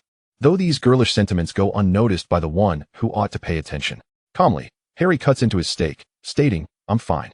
I don't care about her stance towards Malfoy, nor do I concern myself with her thoughts of me. I never liked her from the outset. Even the future me only paid attention to her because of the fanfiction she wrote. Why should I care about her? I truly do not care. His grip on the knife tightens as he slices through the steak, each incision bearing the weight of his inner turmoil. The once pristine surface of the meat is now marred with marks, each cut seemingly a testament to Harry's cruelty. Frustrated by the unexpected difficulty of cutting through the steak, he grinds his molars, abandoning the futile struggle. He sets the knife down, pressing his lips together only to realize they have grown dry, and nonchalantly sips his tea. Appearing utterly unconcerned with Shueisha, Harry is performing admirably. Unfortunately, the adult version of him fails to synchronize effectively with his present self. The veil that conceals all mysteries faithfully reveals the tumult of his racing heart. What? Malfoy? A multitude of question marks flood Harry's mind. He cannot believe it. His emerald eyes widen in astonishment, reflecting this unforeseen option that he had never contemplated. This revelation is utterly unexpected. Harry never considered Malfoy as a possibility. He had entertained the notion that the bot might select Ron, perhaps Hermione, or even the beloved Professor McGonagall, yet he never imagined this answer could emerge. Their daily exchanges have revolved almost entirely around the fanfiction pinned by the bot, and the topic of Malfoy, who had vanished from his world post-graduation, had never been broached. Whether it be a discussion on the trajectory of the narrative or a reverie about the myriad possibilities of the next generation, they were remarkably in sync. Harry had nearly come to accept that she was akin to him, yet this marked the first divergence between them, and the crux of their disagreement lay with his former nemesis. Harry's mind was inundated with a flurry of perplexing thoughts. He questioned, Golden Snitch, there are so many names on that list. Why did you choose Malfoy? Are you not aware that he is Harry's adversary? Having always been at odds with him? Is he not your idol? Are you not his friend? How could you abandon Harry for Malfoy? The mature man would not easily allow his emotions to manifest upon his visage. Instead, he furrowed his brow, unconsciously straightening his posture in the corner. Utterly absorbed in the rhythmic tapping of his fingers upon the keyboard, oblivious to the deep-seated dissatisfaction and the subtle, hidden grievances that lay beneath his inquiries. The cerulean chat interface indicated that the other party was typing, and Harry patiently awaited the reappearance of her dark avatar. Harry bot. Of course, I know that Harry despises Malfoy. They have been adversaries since childhood. However, he is he, and I am I. Even though I am a fan of Harry, it does not preclude me from making my own choices. Harry bot. Cat with a puzzled expression JPG. Golden Snitch. Do you not detest Draco Malfoy? Harry bot. I do not harbor any disdain for Dragon. Dragon? Draco? Dragon. The almost unheard-of nickname echoed from Shuyue's lips, eliciting a collective gasp from the Slytherin table. When everyone engaged in the same action, even the faintest sound could resonate like thunder. Once Daphne comprehended the situation, she not only covered her own mouth, but also hastily shielded her sister Astoria's, fearful that the two sisters might incur the wrath of the irate young heir. Astorium. Sister, you're covering my mouth a bit too tightly. I can't breathe. QEQ. Draco's expression was a complex tapestry of emotions. Akin to a palette of spilled paint, he clenched his jaw, struggling to suppress his impolite impulses, a menacing warning reverberating in his throat. Rude former muggle. Who permitted you to call me Dragon? Draco had never anticipated hearing such a nickname within the hallowed halls of Hogwarts, especially not from someone who had been a muggle in a past life. Just as he had begun to revel in a moment of triumph over his rival, he was confronted with this indignity, leaving him feeling both embarrassed and enraged, yet utterly powerless. Had there not been a curtain between them, he would have relished the opportunity to confront this insufferable individual. Golden Snitch. When I type this question mark, it is not I who have the issue, but rather, I find you to be problematic, JPG. Golden Snitch. Dragon? You still call him Dragon. This is not merely a lack of disdain, but rather an indication of affection. Is it not? Harry, your expression is rather grim. Thomas, your ever-supportive Gryffindor roommate, eagerly reminded Harry, though it was unclear whether he referred to the present or the future Harry. D. Harry bot, that school bro? Is that what you call him? Cool guy. Ha ha ha ha ha ha ha ha ha ha. Autumn could no longer contain herself and buried her head on the table, stifling her laughter. The idea of calling him cool bro is so fitting that it nearly made her laugh herself to death. Golden Snitch, are you serious? You do not despise Malfoy? Even knowing that he is the one who relishes causing trouble for Harry and often bullies him. Why? Harry bot. Wow, I just realized you can use other emojis now. Golden Snitch, answer my question. Stop dodging. Harry bot. Oh. Dog with a plaintive expression JPG. Harry bot. I truly do not harbor any animosity. To me, Draco is simply a source of amusement. Although he frequently seeks to vex Harry, he has never managed to outmatch him.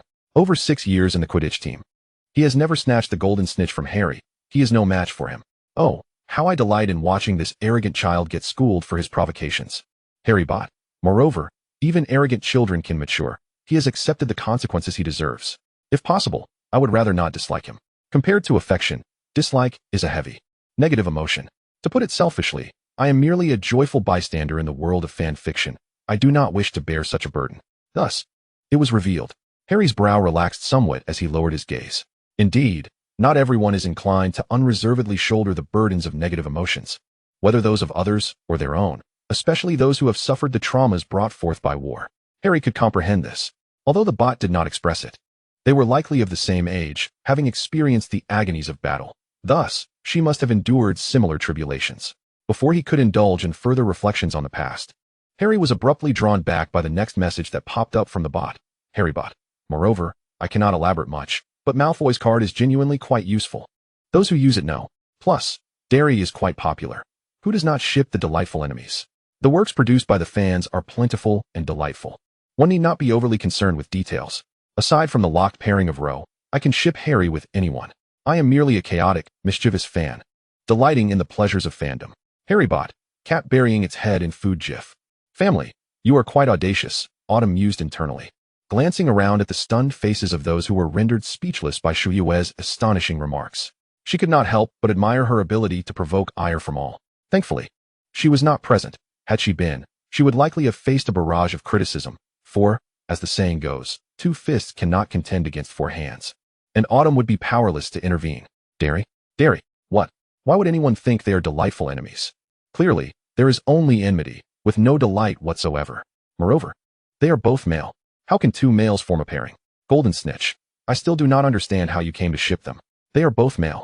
Harrybot, I cannot speak for others, but I personally relish this dynamic. The transition from enemies to lovers is truly delightful. Harrybot, as for the same gender? Oh dear. My friend, times have changed. One must broaden their horizons. Gender is not an issue. There are many homos in the world. What is the big deal? Golden Snitch, but do you not regard Harry as your husband? How could anyone accept their partner pairing with someone else? Harrybot, and so what? I am not merely a devoted wife fan. I am a Harry-centric fan. I can regard him as my husband while simultaneously shipping all his pairings, except for Ro. As long as one possesses audacity, I could even claim that Draco is my wife. I wouldn't mind my husband being with my wife. But I do mind. Harry felt a flush of embarrassment wash over him. If it weren't for the screen between them, he would have seized her shoulders and vigorously shaken her.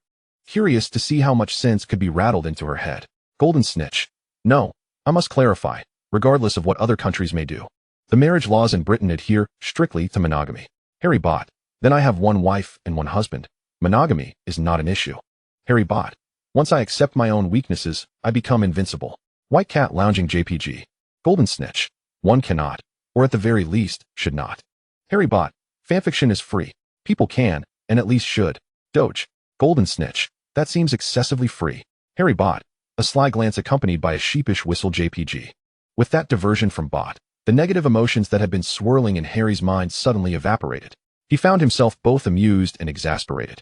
Yet he also felt a newfound ease as he considered how to tease her with Bot's words. After rereading Bot's responses, he arrived at a conclusion. She was undoubtedly not serious, at least not in the way he initially thought. Though this was the first time he had seen his name paired with Draco's in a shipping context, he genuinely did not care.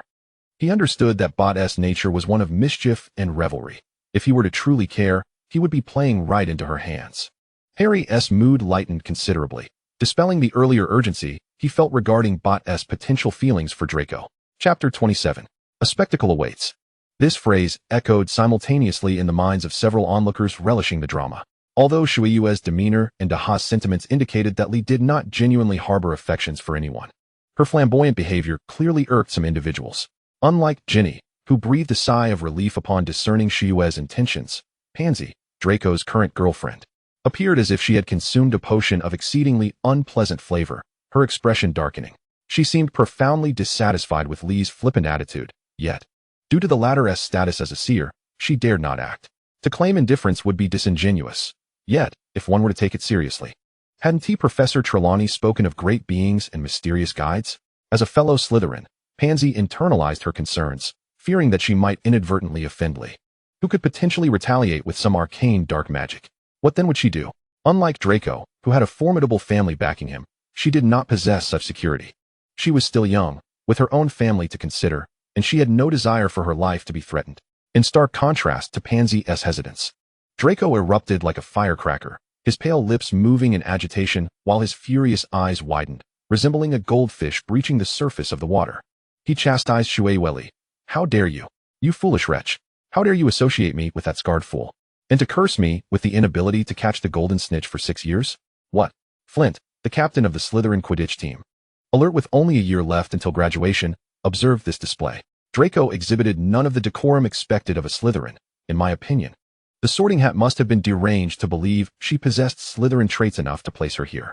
This would undoubtedly be the most foolish decision it ever made, allowing such a former Muggle to tarnish the nobility and purity of Slytherin, who claimed just a moment ago that Slytherin chose Slytherin.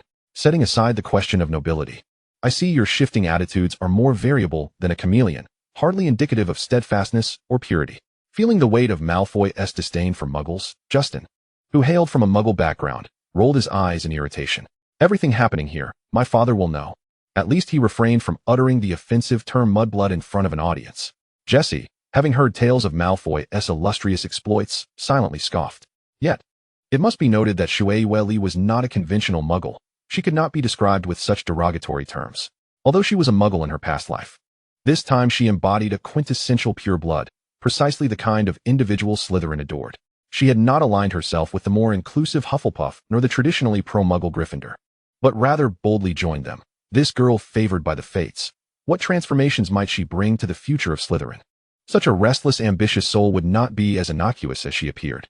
Unlike the Malfoys, who consistently rejected and even disparaged Lee, Jessie recognized her heart was destined for greatness, one filled with ambition, yearning to make a mark within Slytherin, to mold Hogwarts in her image to demonstrate her aspirations.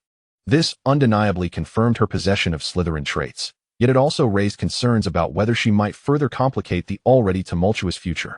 Jessie remained haunted by the vision of the lifeless head table and the weary gaze he had encountered, a glance from mature yet listless eyes that sent a shiver through his young heart. Even as his friends attempted to reassure him, he could not escape the looming dread of the future that awaited him. With his current perspective, he could scarcely imagine what he might accomplish in that future, nor how he could find a place for himself amid such complexity, protect his own interests. All he could do was watch, powerless to act.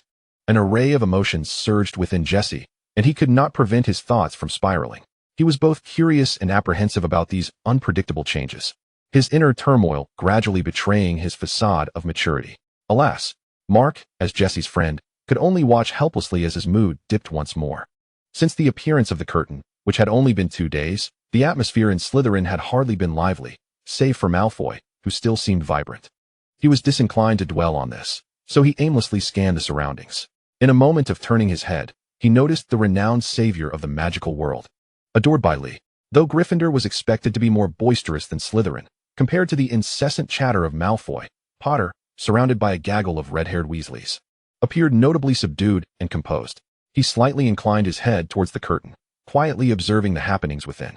Those green eyes, shielded behind glasses, were placid and unruffled, his lips resting in a neutral line, his expression devoid of any disturbance, as though untouched by the outside world, entirely unlike Malfoy, who often boasted of his achievements and sought recognition, branding him their adversary. It was then that Mark realized he had never truly taken the time to observe this savior who had grown up hearing tales of him. His understanding of Potter had always been limited to the words penned by adults and the whispers of his classmates, surrounded by the prevailing opinions regarding the so-called savior. He had never ventured beyond this discourse to truly observe and confront the individual himself. Instead, he had merely echoed the sentiments of others, constructing a phantasmagorical image that stood in opposition to his own house, even nurturing a genuine disdain for Potter, perceiving him as an attention-seeker who consistently provoked their headmaster's ire.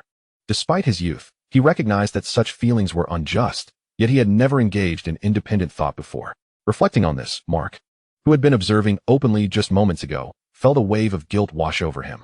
Lowering his gaze and daring not to look upon the innocent boy so unjustly maligned by public opinion. In truth, Harry felt utterly overwhelmed, unprepared to accept the emotional resonance emanating from his future self, feeling betrayed in a most profound manner. On the surface, he maintained an air of composure, yet inwardly he was rife with sarcasm. Even after a month of acquaintance, they remained little more than strangers who had yet to meet face to face, maintaining a distance that allowed for reservations, starkly contrasting the intimacy he shared with Ron and Hermione. So why did his future self seem to care so deeply about her opinions?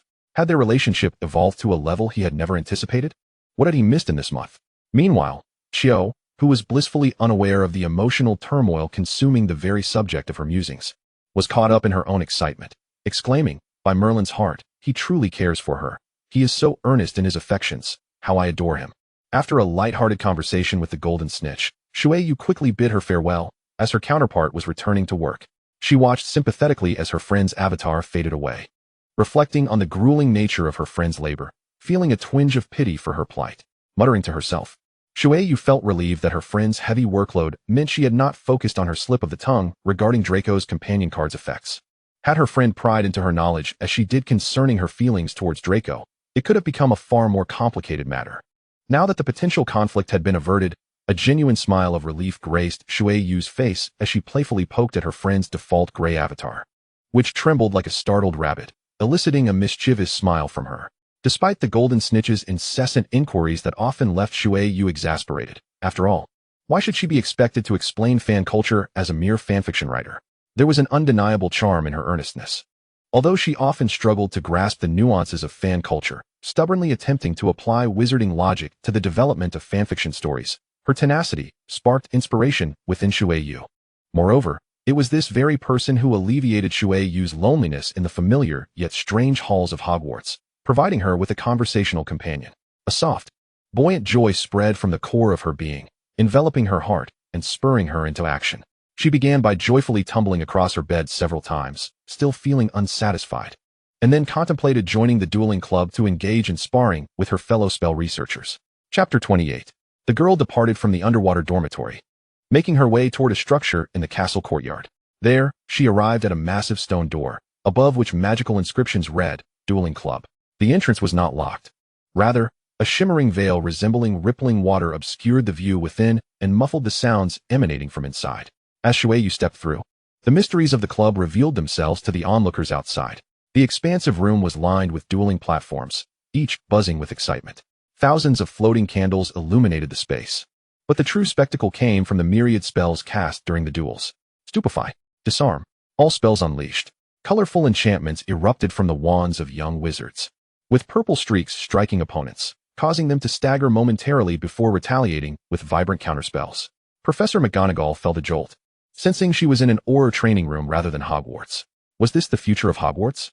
Ernie gasped, clearly alarmed by the audacious exchanges of spells taking place among the students. Such fierce competition. Surely this was not Durmstrang.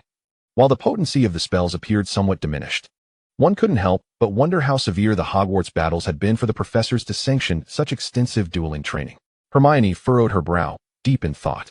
How thrilling! Exclaimed Seamus, observing the dueling scene with envy, reminiscing about the disastrous dueling club from their second year, and lamented, when will we ever get to duel like that? Sprout, a familiar face from the hospital wing, chuckled at the prospect of Madame Pomfrey's impending workload, realizing she would have her hands full in the near future.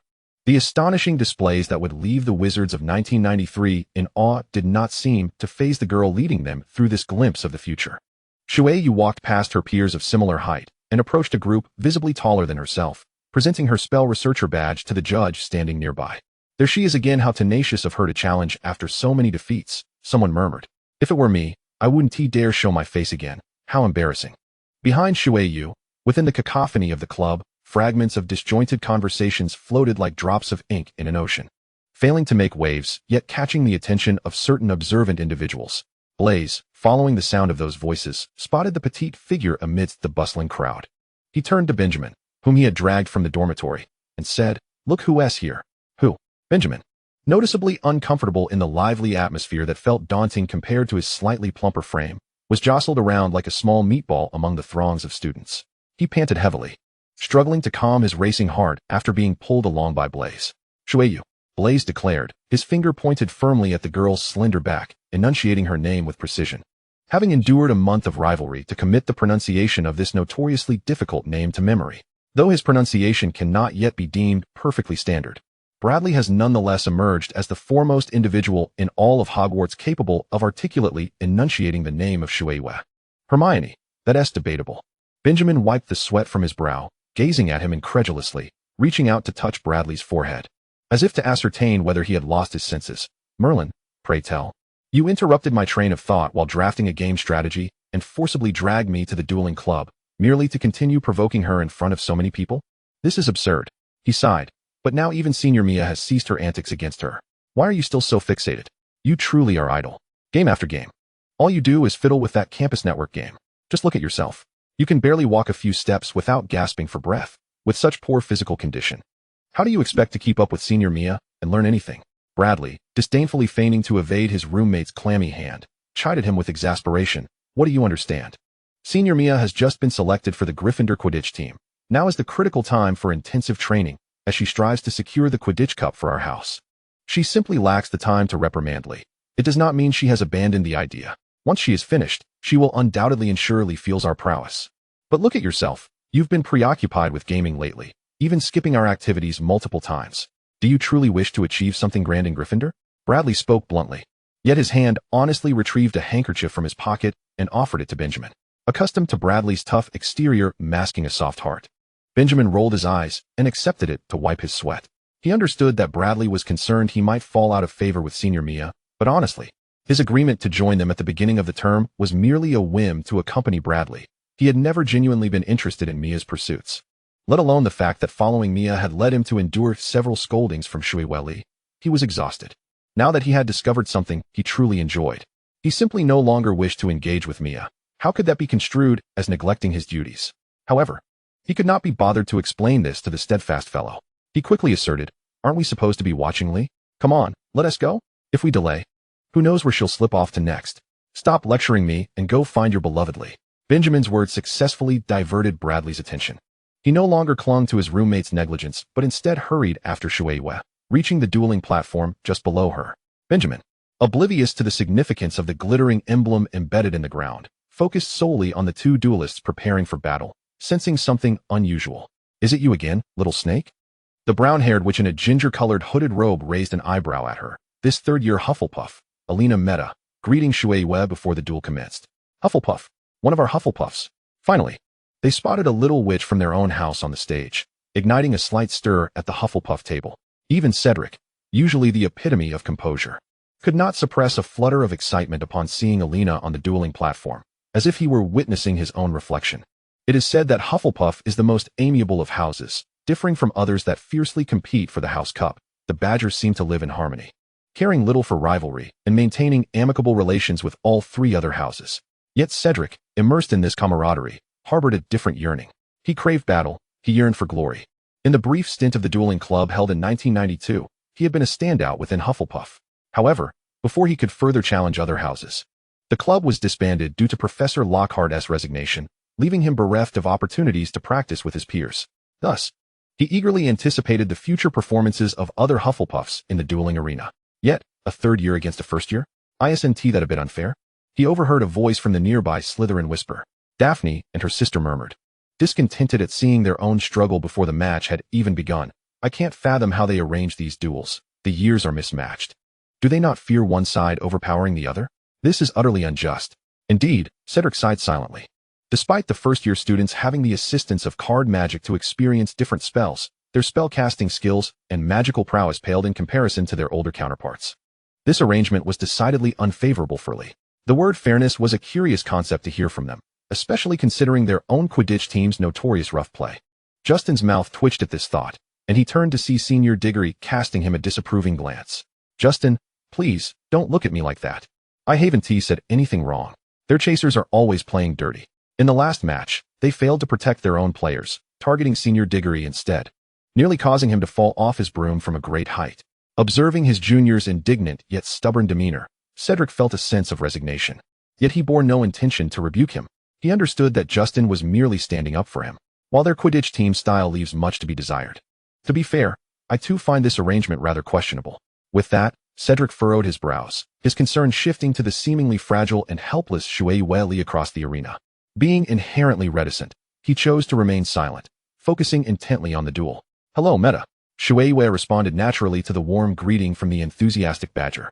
Yet inwardly, she felt a twinge of despair. How have I encountered her again? Before her stood a striking young woman with gentle blue eyes reminiscent of the ocean, renowned for her excellent temperament within her house. Yet Shueihua dared not underestimate this Hufflepuff. Not only was she an elite duelist, but she also adhered strictly to a spellcasting style, refusing to utilize creature cards even in an environment where many attempted unconventional tactics. Since the professors had re-established the club, she had steadfastly opted for a spell card deck, and it seemed she would make the same choice this time. Within, Shueihua's inner self lamented, tugging at her hair in frustration as she cursed the matchmaking system in the shadows. "I had intended to enjoy a leisurely match without injury. Why must I face a spellcasting opponent again? In 2001, can't we all just amicably duel like Pokemon trainers instead of engaging in hard-hitting magical confrontations?" Table flip. What are these spellcasting styles? Are there really that many dueling styles? The audience was left bewildered, not only the young wizards, but even the former dueling club champion, Flitwick, was at a loss. They are all wizards. How else could they fight without spells? Forget it. What is meant to be will be. What is meant to harm cannot be avoided. The duel has only just begun. The cards are not yet complete. And with the duel not yet solidified into various systems, in a scenario where everyone is still inexperienced, if I can just survive to the point of health reduction, the outcome of this duel remains uncertain. Though her complaints were utterly unfounded, Mizuki released a deep sigh, alleviating some of her inner turmoil. At the very least, she had mentally prepared herself to endure the onslaught of the cursed magic style. Her grip on the wand, though slick with anxious perspiration, bore no trace of retreat in her gaze. Merlin, how unfortunate she was. Just as she attempted to test a new dual deck solo, she found herself face to face with its rightful master. Meanwhile, unbeknownst to the nervously focused Mizuki, Alina, on the opposite side, shared her sentiment of misfortune, her seemingly composed smile betraying a hint of forced awkwardness upon closer inspection. Indeed, Alina was a traditional curse magic duelist, after all. Who among wizards entered this club without being a natural curse magic practitioner? She could not fathom why the professor had created so many creature cards, having initially thought they were mere supplementary materials for the care of magical creatures class. Yet, within the club, she found her understanding reshaped by this first-year student's unique duel records. While the duels did not exhibit the traditional sharpness and flair of curse magic, the sight of a calm figure amidst a tumult of opponents, rendered helpless against an overwhelming army of creatures, evoked a profound intrigue within Alina. She discreetly observed and documented Shizuki's remarkable deck, contemplating the idea of experimenting with it herself. Alina would never admit that her irritation stemmed from the curse magic's tendency to ruin her attire, leaving her in disarray and causing her expenditures on clothing to soar. The ease and simplicity of the creature deck seemed to beckon her to consider a defection to the zoo. Secretly clutching her still-cold zoo deck, she reassured herself, as an upperclassman, the workload may be greater, but the rewards and card levels would be substantial. When the time came to compare card levels, she would decisively crush her opponent with her creature army. With their wands held upright before them, the two exchanged formal dueling salutes, and at the judge's command, the war was set to commence. They darted to opposite corners of the dueling platform. Sniff, sniff. Mist swirled around them. Almost in unison, the summoning calls rang out, and the grand declaration of Same Master brought a surge of joy to Alina's heart, assuring her of their shared deck. Her deck remained unchanged. It was now a matter of card levels. Due to the unique effects of the mist cards, neither duelist could discern the movements of the other, relying solely on incantations and the sounds of footsteps to gauge their opponent's card usage and positioning. In her fervent quest to seize the initiative and maintain an operational advantage, Alina failed to notice Shizuki's actions amidst the fog. Instead, she focused on nurturing a unicorn within the mist, poised to unleash a Cornish pixie when the time was right, waiting for the fog to clear to surprise her opponent. Meanwhile, Shizuki was not idle. She took the opportunity to summon a costly phoenix for protection while patiently waiting to unleash a fire crab. Neither showed any intention of attacking, remaining shrouded in mist, rendering the dueling platform as tranquil as a park on a weekday morning, with only two sniffers meandering joyfully across the ground.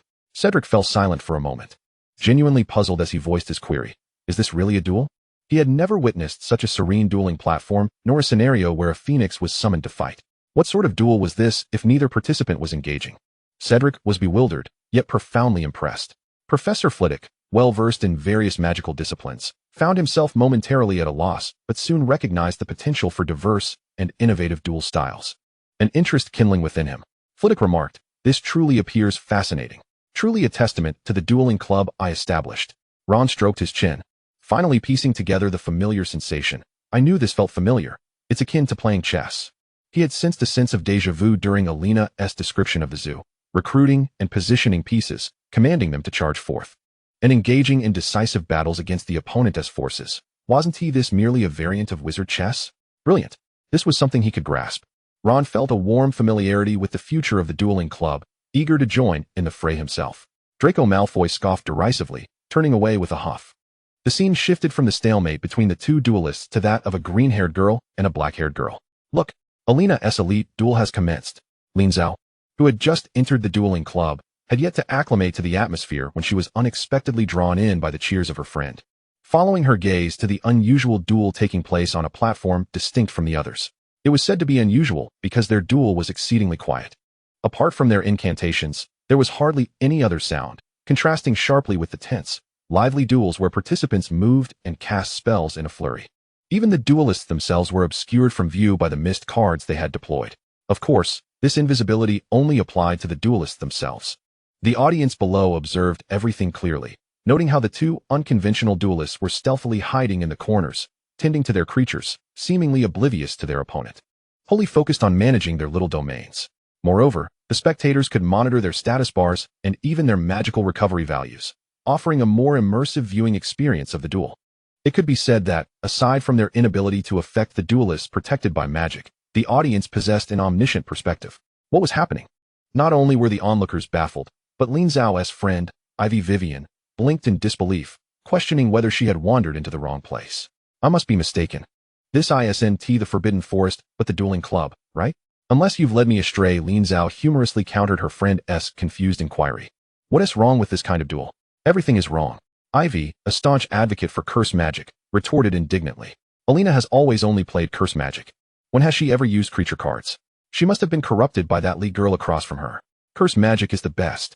After finishing her exclamation, she cast a sorrowful glare at Alina, who had summoned a phoenix at the onset of the duel and appeared somewhat drained of magical energy. As if betrayed by one of her own. What a traitor. Wasn't he promised that we would be each other as angels? How could she change so drastically upon entering elite status, abandoning curse magic for that detestable zoo? And to encounter the founder of the zoo, Mizuki Lee. In ranked matches, she would be waiting to be crushed under the weight of the legitimate director's overwhelming creature army. Ivy, whose rank had been unceremoniously severed by Mizuki, found herself stuck in the novice tier. Junior? Lin Zhao finally scrutinized Alina's opponent more closely.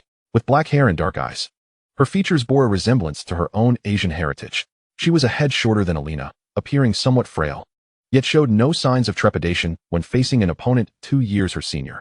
Upon witnessing the pixie being released from her opponent's side, she calmly reinforced a layer of mist, leaving the creatures confused and unable to locate any targets to attack, causing them to remain stationary.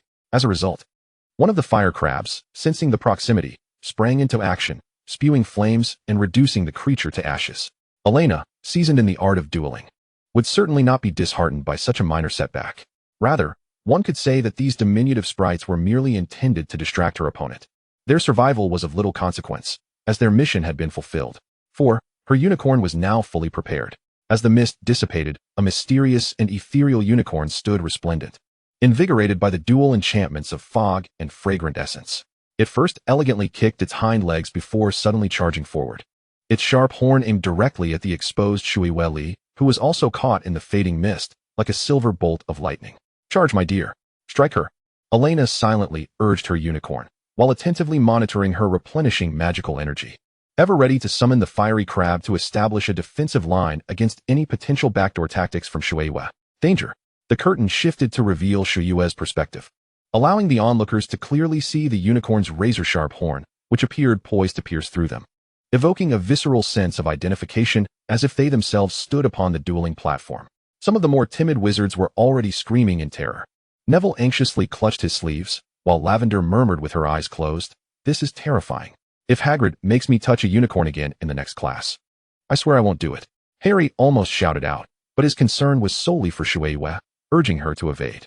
Until today, he had never fathomed that the exquisite creature he had only encountered in the Forbidden Forest could possess such formidable offensive capabilities.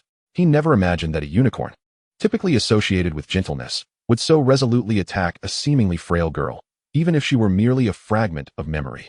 "Get away. Why are you still standing there?" He pounded the table nervously, his gaze fixed on the impending danger facing Shui, his brow furrowed and pupils dilated.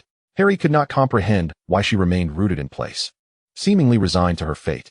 Under ordinary circumstances, any young wizard confronted with a magical beast charging recklessly towards them, even if it were not the traditionally beautiful unicorn, but rather a horned creature resembling a mass of flesh, would be utterly terrified, casting spells in a panic.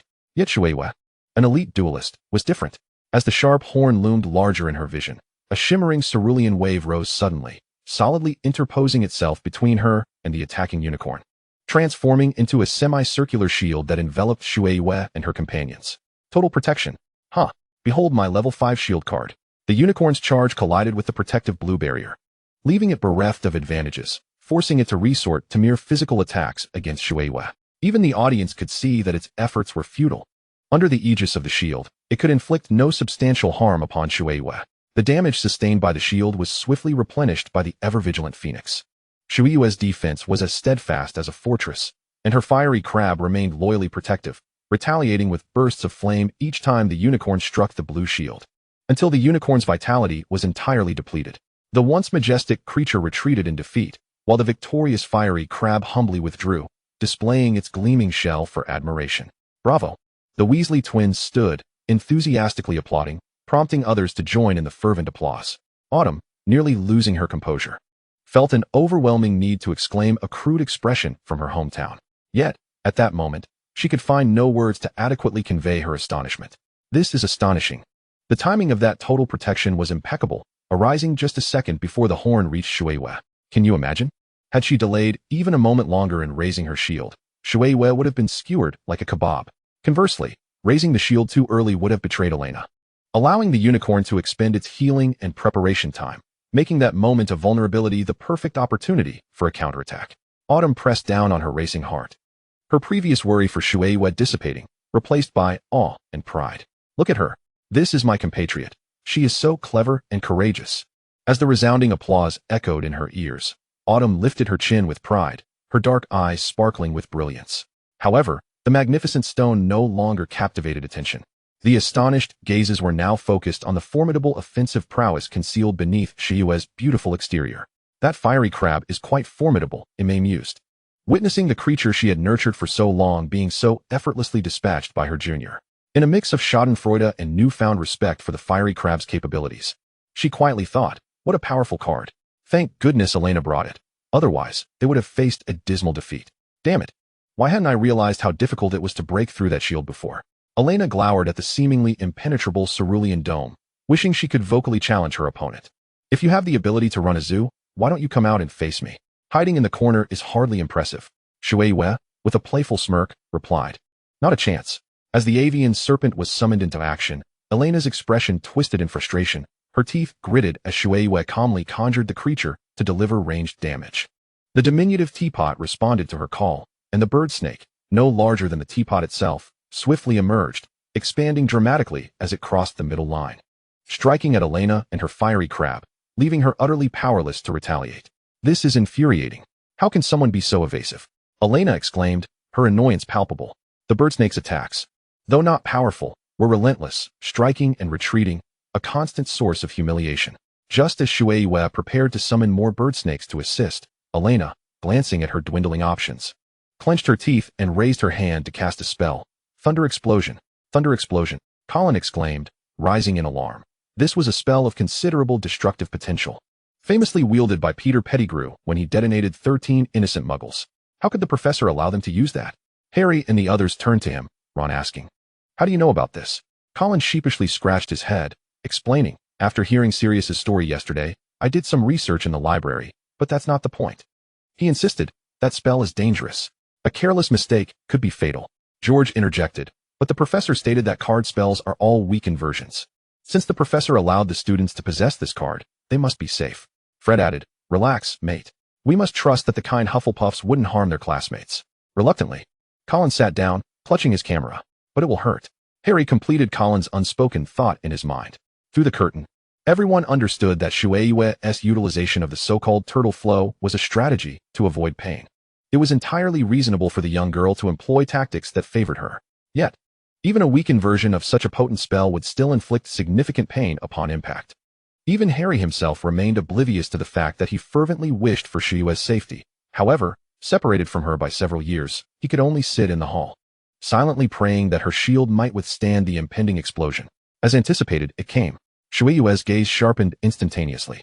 She instinctively knew that Elena would never relinquish her spells to become merely a player in a zoo. She would undoubtedly employ her most familiar and aggressive spell card. Among the myriad cards, the rare spell card, Thunderous Explosion, which inflicted cumulative damage on gathered creatures, was most likely to be retained in her deck as a life-saving trump card. Indeed, after confirming that Shui would not move, Elena confidently unleashed the Thunder card, intending to breach her defenses. In her densely packed sanctuary, it was a matter of moments before the Thunder could dismantle her shield, so effortlessly that even the mighty healer Phoenix would struggle to mend the damage. However, Shui smiled. How could she possibly remain coiled in one spot, immobile and vulnerable? The summon minion spell. What? Just as the gray beam, laden with the scent of smoke, was about to strike the shield, Shui, nearly instantaneously after Elena completed her incantation, cast the summon minion spell, relocating her entire abode. Only the beam remained, gazing at her across the divide, forlornly traversing the air to impact the protective barrier shielding the audience, rendering the scene rather awkward. Shui wept. Ah, farewell, my friend, ah. Farewell, my friend, farewell, farewell, farewell. Ugh. Ah, this is infuriating. Elena stomped her heels in fury. She had never experienced the frustration of missing a spell, not even when facing Shui, who had previously opened a zoo. What an exasperating strategy. Only permitted to strike her, yet denied the opportunity to retaliate. The slight damage she managed to inflict was swiftly healed by the golden card Phoenix, rendering it almost inconsequential. She was furious. The repercussions were dire. It was not only Lee who possessed legendary golden cards. Did she, Alina, not have any? Come forth, Australian protein-eyed hatchling. A long dragon's roar reverberated across the duel stage. The most exquisite dragon answered the wizard's call, soaring into the air. The Australian protein-eyed hatchling elegantly unfurled its massive wings. Its golden eyes fixated on Shueisha below. It stirred a tempest as it glided toward her, opening its enormous maw to unleash a torrent of flames. Though a hatchling, it was still a dragon. A single breath of dragon fire inflicted considerable damage and agony, and the cerulean shield ultimately melted away under the blazing sun, finally shattering. Alina, yes. At last, I have breached that detestable shell. Seizing the opportunity, she summoned the Ashen Serpent for assistance, eagerly awaiting additional magic to summon more creatures. Bloody hell. This exclamation was no longer solely from Ron. The vulgar phrase echoed throughout the vast hall. No one had anticipated that future young wizards could summon dragons, even if merely hatchlings, to assist in battle. They were both enchanting and perilous. Their enormous forms capable of overshadowing the young wizards, yet they obediently followed the commands of their summoners, serving as vanguards in their conquests. No way. Dragons can be summoned to fight. Jordan was incredulous, while Professor Flitwick seemed exceedingly formidable. What could they not summon? George remarked, dude. I never thought much of the future, but I envy those who can summon such cool creatures at will. Fred chuckled, embracing his good friend. It's not too late. We can still pray that our current professors will quickly bring forth these cards. Having just utilized the minion card, Shueisha was unable to relocate her entire household once more.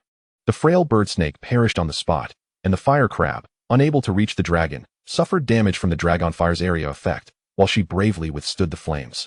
Finally drawing upon her hand to use the shielding spell, just before her shield was obliterated. With swift precision, Shueisha summoned a protective barrier to shield her diminutive abode once more, a sturdy shield standing resolutely between her and her foe, silent yet profoundly reassuring. Alina. Shueisha. Hee, did you not expect this? I've drawn another shield card. Alina. The shielding spell requires 5 points of magic, after exhausting so many cards. Where do you find the magic? She was exasperated. Surely this individual had resolved to cower in a corner and not emerge? 5 points of magic. Half of a full magic state. Would it not be wiser to summon creatures capable of attacking her, instead of cowering in the shadows, utterly oblivious to her own intentions? Sniff sniff. Shueisha innocently pointed to the sniff sniff, crawling along the midline, unbothered by the chaos. Did you not notice that my phoenix had temporarily vanished? She retorted. That 7-cost wretch went to heal the sniff sniff. It turned out that while Shueisha appeared inactive in the mist, she had been diligently summoning sniff sniffs.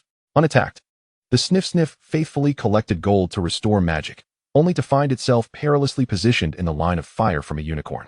The card featuring the phoenix was indeed absurd, choosing to neglect the wizard to tend to a nearly incapacitated sniff sniff. At that moment, Alina realized her oversight, previously focused on spell cards. She had not thoroughly examined the role of the sniff sniff card, as it lacked offensive power and was easily dismissed after a single use. Nevertheless, her curiosity notwithstanding, she continued to summon creatures tirelessly whenever she possessed magic, acutely aware of her own fatigue. As they exchanged blows through their various creatures, the golden 3-minute mark had elapsed, and the period of weakness had begun. Both she and her opponent would experience a gradual decline in strength. It was only now that she comprehended Shueisha's strategy of entirely foregoing offense, remaining hidden in the corner because she need not engage directly. The current dual mechanism allowed her to thrive without lifting a finger. Alina observed the emerald aura emanating from her opponent and reflected. She had never witnessed Shueisha utilize this dual rule before, always reliant on her zoo. She had unexpectedly employed strategy against an elite opponent. Such depth of cunning. Truly treacherous and astute, she was indeed a crafty Slytherin. Yet, even with this understanding, it was too late. Although the animals had been somewhat deployed, her own health was not promising, as Alina desperately attempted to restore her vitality with the white fresh essence. Her gaze towards her opponent revealed a hint of concern. Throughout the duel, she had not personally attacked, and the sensation of being underestimated by her adversary was intolerable. Shueisha's ploy of letting others do her bidding, while clever, would not earn her Alina's respect if she merely intended to outlast her in a war of attrition without engaging.